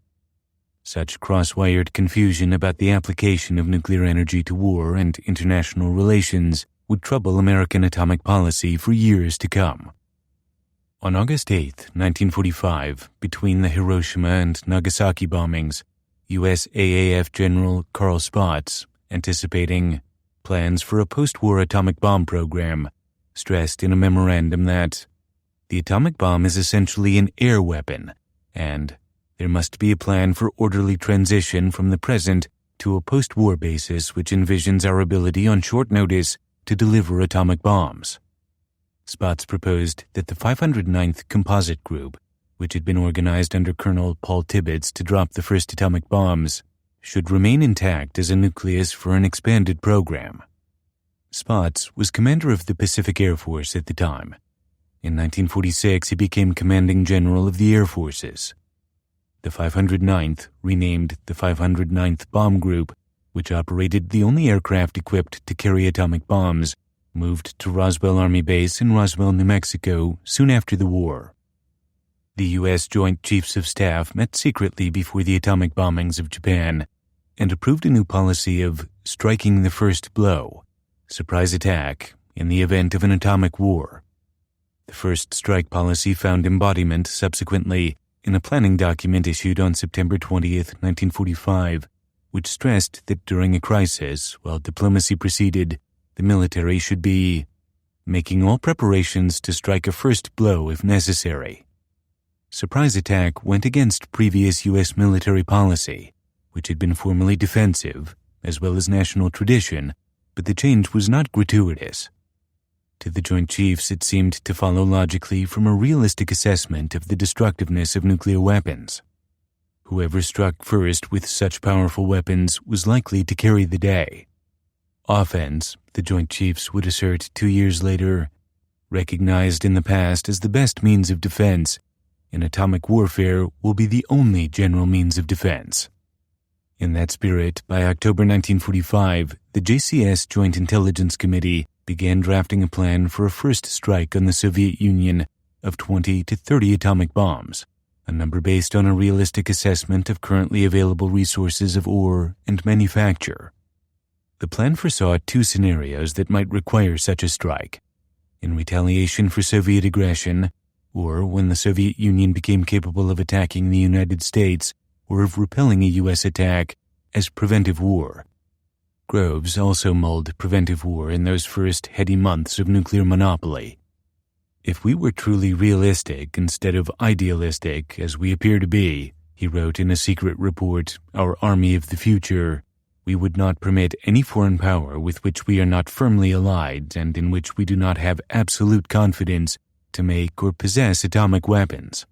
If such a country started to make atomic weapons, we would destroy its capacity to make them before it has progressed far enough to threaten us.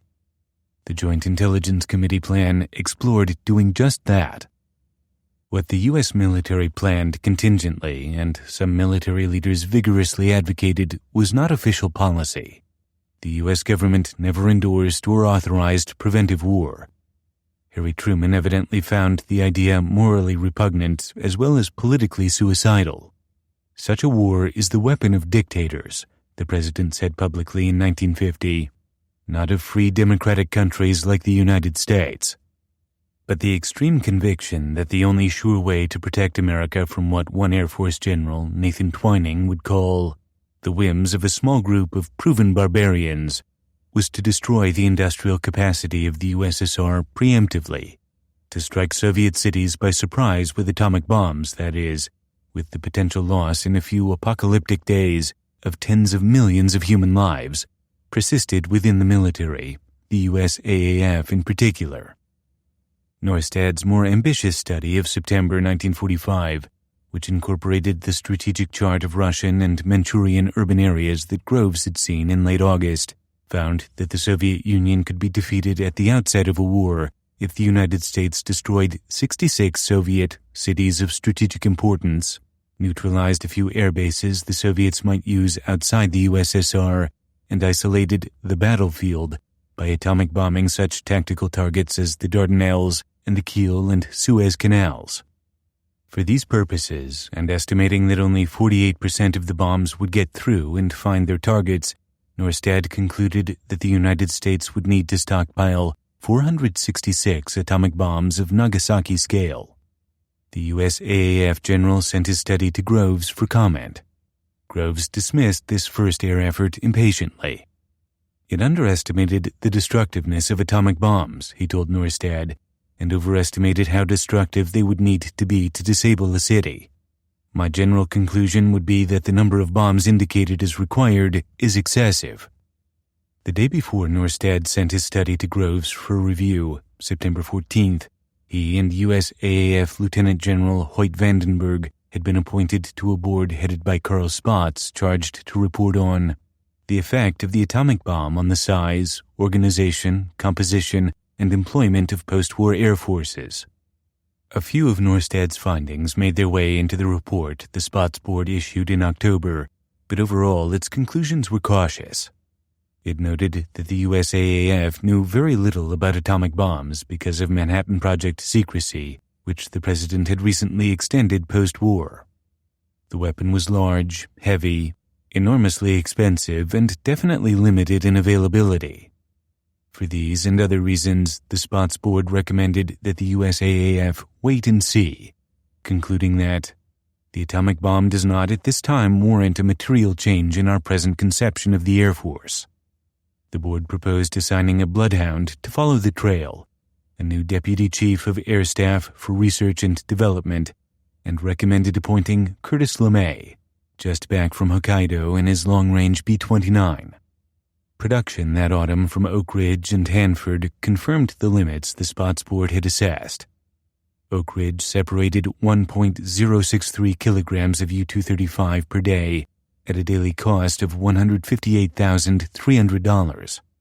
The Little Boy uranium gun used 64 kilograms, which was 2 months' production, 6 Little Boys per year, and with composite cores in the offing for the implosion bomb, Groves decided to stockpile the U-235 rather than make it up into wasteful and obsolete guns.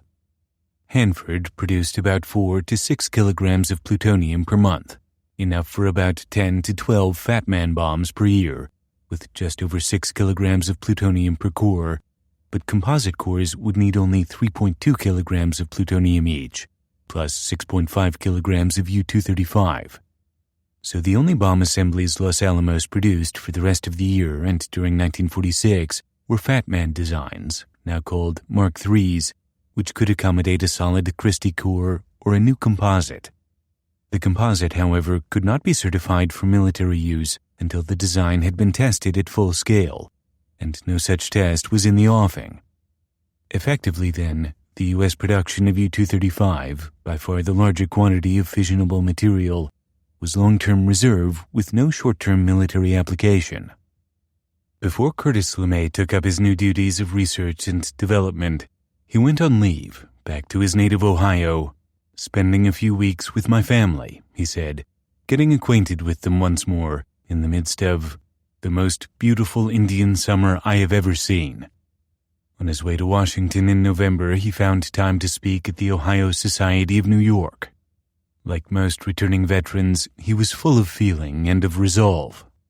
He could not describe, he told his fellow Ohio State alumni, the difference between the bomb-blackened ruins and the desolation of our enemies' cities and the peaceful Ohio cities and landscape, untouched and unmarred by war. I can only say to you, if you love America, do everything you can to make sure that what happened to Germany and Japan will never happen to our country. On leave, he had thought through the last 4 years of war, he said. America had not been prepared.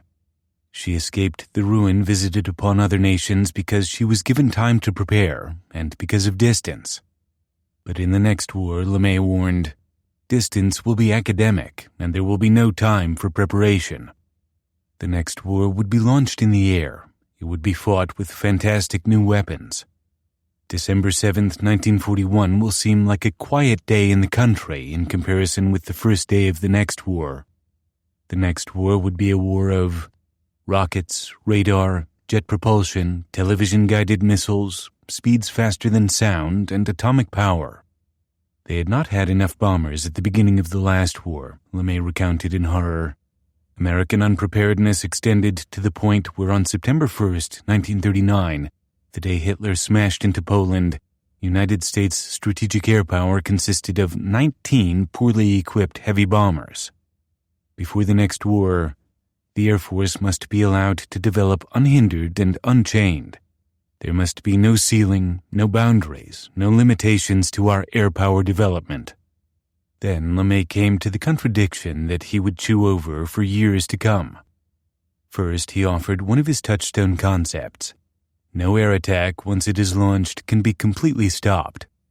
In late 1945, that meant to LeMay that the U.S. would have to have an air force in being that could move immediately to retaliate if the country was attacked.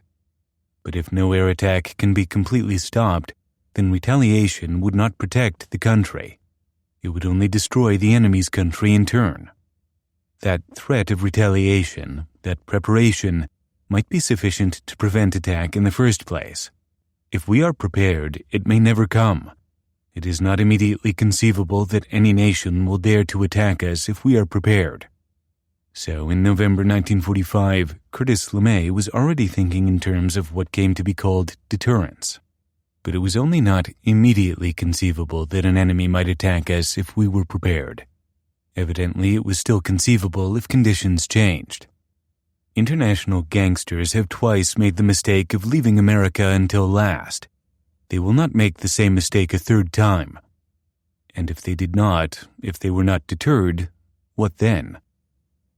Moving on to the Pentagon after his stop in New York, LeMay remembered feeling like a square peg in a round hole at first, out of his depth, technically, in research and development. But it didn't take me long to become mighty interested. To glean the spoils of advanced technology from defeated Germany, he organized Project Paperclip, which brought German scientists to the U.S. as prisoners of war and put them to work continuing the research they had begun for the Third Reich. LeMay's chief catches were Walter Dornberger and Werner von Braun, who had developed the V-2 rocket, the first long-range ballistic missile. He built a wind tunnel complex for advanced aircraft research in Tullahoma, Tennessee. He commissioned the consulting company that became the RAND Corporation, the first think tank, and assigned it the research that resulted in May 1946 in its first report, Preliminary Design of an Experimental World-Circling Spaceship, that is, a satellite. The reason for having RAND do the study, comments Herbert York, was to get a jump on the Navy, which also was studying satellites. LeMay was determined that it wasn't going to be a Navy program, it wasn't going to be a joint Navy-Air Force program, it was going to be an Air Force program. The report noted pointedly that the development of a satellite will be directly applicable to the development of an intercontinental rocket missile. LeMay also lobbied the USAAF during his R&D tenure to develop the long-distance capability to detect an atomic explosion, but his proposal fell on deaf ears. Why bother to look for what everyone knew the Soviets couldn't soon make? In the midst of these duties, LeMay won another assignment. An aide to Secretary of the Navy James Forrestal, an investment banker with long-standing connections in the physics community named Louis L. Strauss, had recommended shortly after the end of the war that the Navy test the ability of ships of present design to withstand the forces generated by the atomic bomb. To scotch, loose talk to the effect that the fleet is obsolete in the face of this new weapon.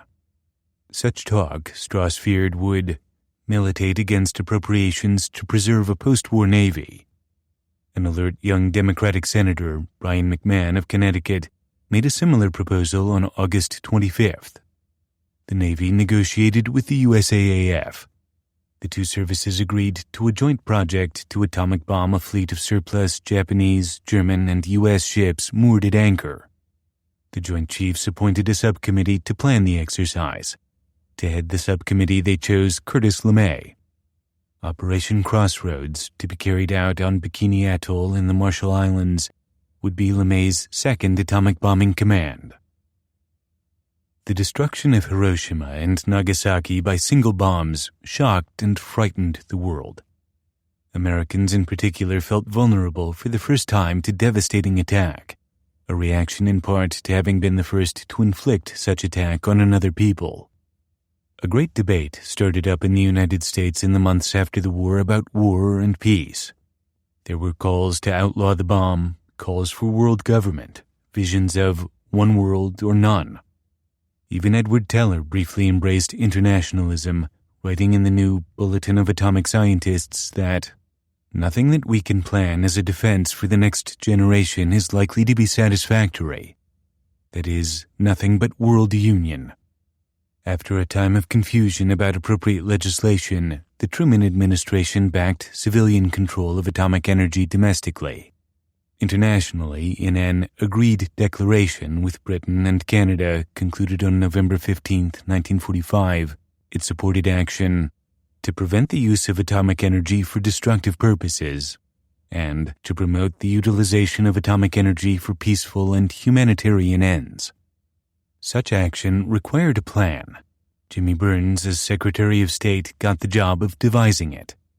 Burns appointed a protesting Dean Acheson chairman of a committee that included Groves, the two civilian wartime leaders of atomic bomb development, Vannevar Bush and James Bryant Conant, and from the War Department, Henry Stimson's former aide, John J. McCloy. Stimson had retired. Acheson in turn appointed a 5-man board of expert consultants. David Lilienthal, a lawyer who was head of the Tennessee Valley Authority, agreed to serve as chairman. The other 4 members were Monsanto Chemical Vice President and Plutonium Specialist Charles Thomas, General Electric Engineering Vice President Harry Wynne, New Jersey Bell President Chester Barnard, and Robert Oppenheimer. Oppenheimer came prepared. He had explored the complexities of international control not only with Niels Bohr at Los Alamos and with Conant, but also with shrewd, tough I.I. Robbie. Oppenheimer and I met frequently and discussed these questions thoroughly, Robbie told an interviewer many years later. I remember one meeting with him on Christmas Day of 1945 in my apartment on Riverside Drive west from Columbia University in Manhattan. From the window of my study, we could watch blocks of ice floating past on the Hudson. We were then developing the ideas that became the basis of the Acheson-Lilienthal report. The work of formulating a plan was a way beyond misgivings and despair. Once Oppenheimer got interested in something, Robbie observes, he went right in and became the leader of it. Gordon Arneson, the State Department's specialist on atomic matters, says Oppenheimer became the chief teacher for the Acheson-Lilienthal group. To Lilienthal, the group's work was one of the most memorable intellectual and emotional experiences of my life. The men met first in Washington. Oppenheimer gave them a 10-day course in nuclear physics, properly taking control as the only real expert of defining the technical basis of the problem. But other than serving as their savant, he kept his own counsel at first. They moved next to New York to talk to a group of scientists, including Luis Alvarez, who had explored for Groves a scheme of control by inspection alone. Discussion intensified. Ideas came from every side. These were men of diverse background and conviction, and they debated them night and day. When patience gave way to exasperation and someone proposed simply outlawing the bomb, which happened frequently, Lilienthal always waved a newspaper clipping about the agreed declaration to remind them that their government had already committed itself to international control. Back to Washington to study geology. They made progress. Then they got seriously stuck. Lilienthal proposed they tour Oak Ridge and Los Alamos, whiskey on the train down to Knoxville, and a hungover tour of the vast gaseous diffusion plant, where supervisors prowled among the surrealistic piping on bicycles, warmed their friendship. They flew to Los Alamos in Groves's private C-54, which Lilienthal in his diary called a luxurious army transport plane. The president was trying to reach Lilienthal to offer him a cabinet post as Secretary of the Interior, the TVA chairman thought, But not even that provocation dulled him to the significance of the secret mesa, with the high mountains forming a majestic backdrop, where they went into casual little buildings, saw things only few men have seen, talked with soft-spoken, gentle, intelligent men about the things they had done. Now I have a sense that this thing of atomic bombs is real. Herbert Marks, Atchison's personal representative to the board, who accompanied the men on their travels, caught the stenchy note of brimstone that accented the Faustian essence. It wasn't a large place, and it wasn't a spectacular one. I looked around me, and there were the same materials, colors, textures, and fabrics you might see in any warehouse. I saw the receptacles that contained the labor of God knows how many men, the cargoes of thousands of freight cars, the mental triumphs of gifted scientists born in a dozen countries. The receptacles were small, and I thought to myself, hell, I could walk out of here with one of them in my pocket. Not that I could have. Too many soldiers outside and inside the vault were watching us closely. Tough troops who looked as though they kept their rifles clean. And supposing I had got away with one, what could I, an ordinary layman, have done with it? In a way, the same was true of so much of the whole Manhattan district. It bore no relation to the industrial life or social life of the country. It was a separate state, with its own airplanes and its own factories and its thousands of secrets. It had a peculiar sovereignty, one that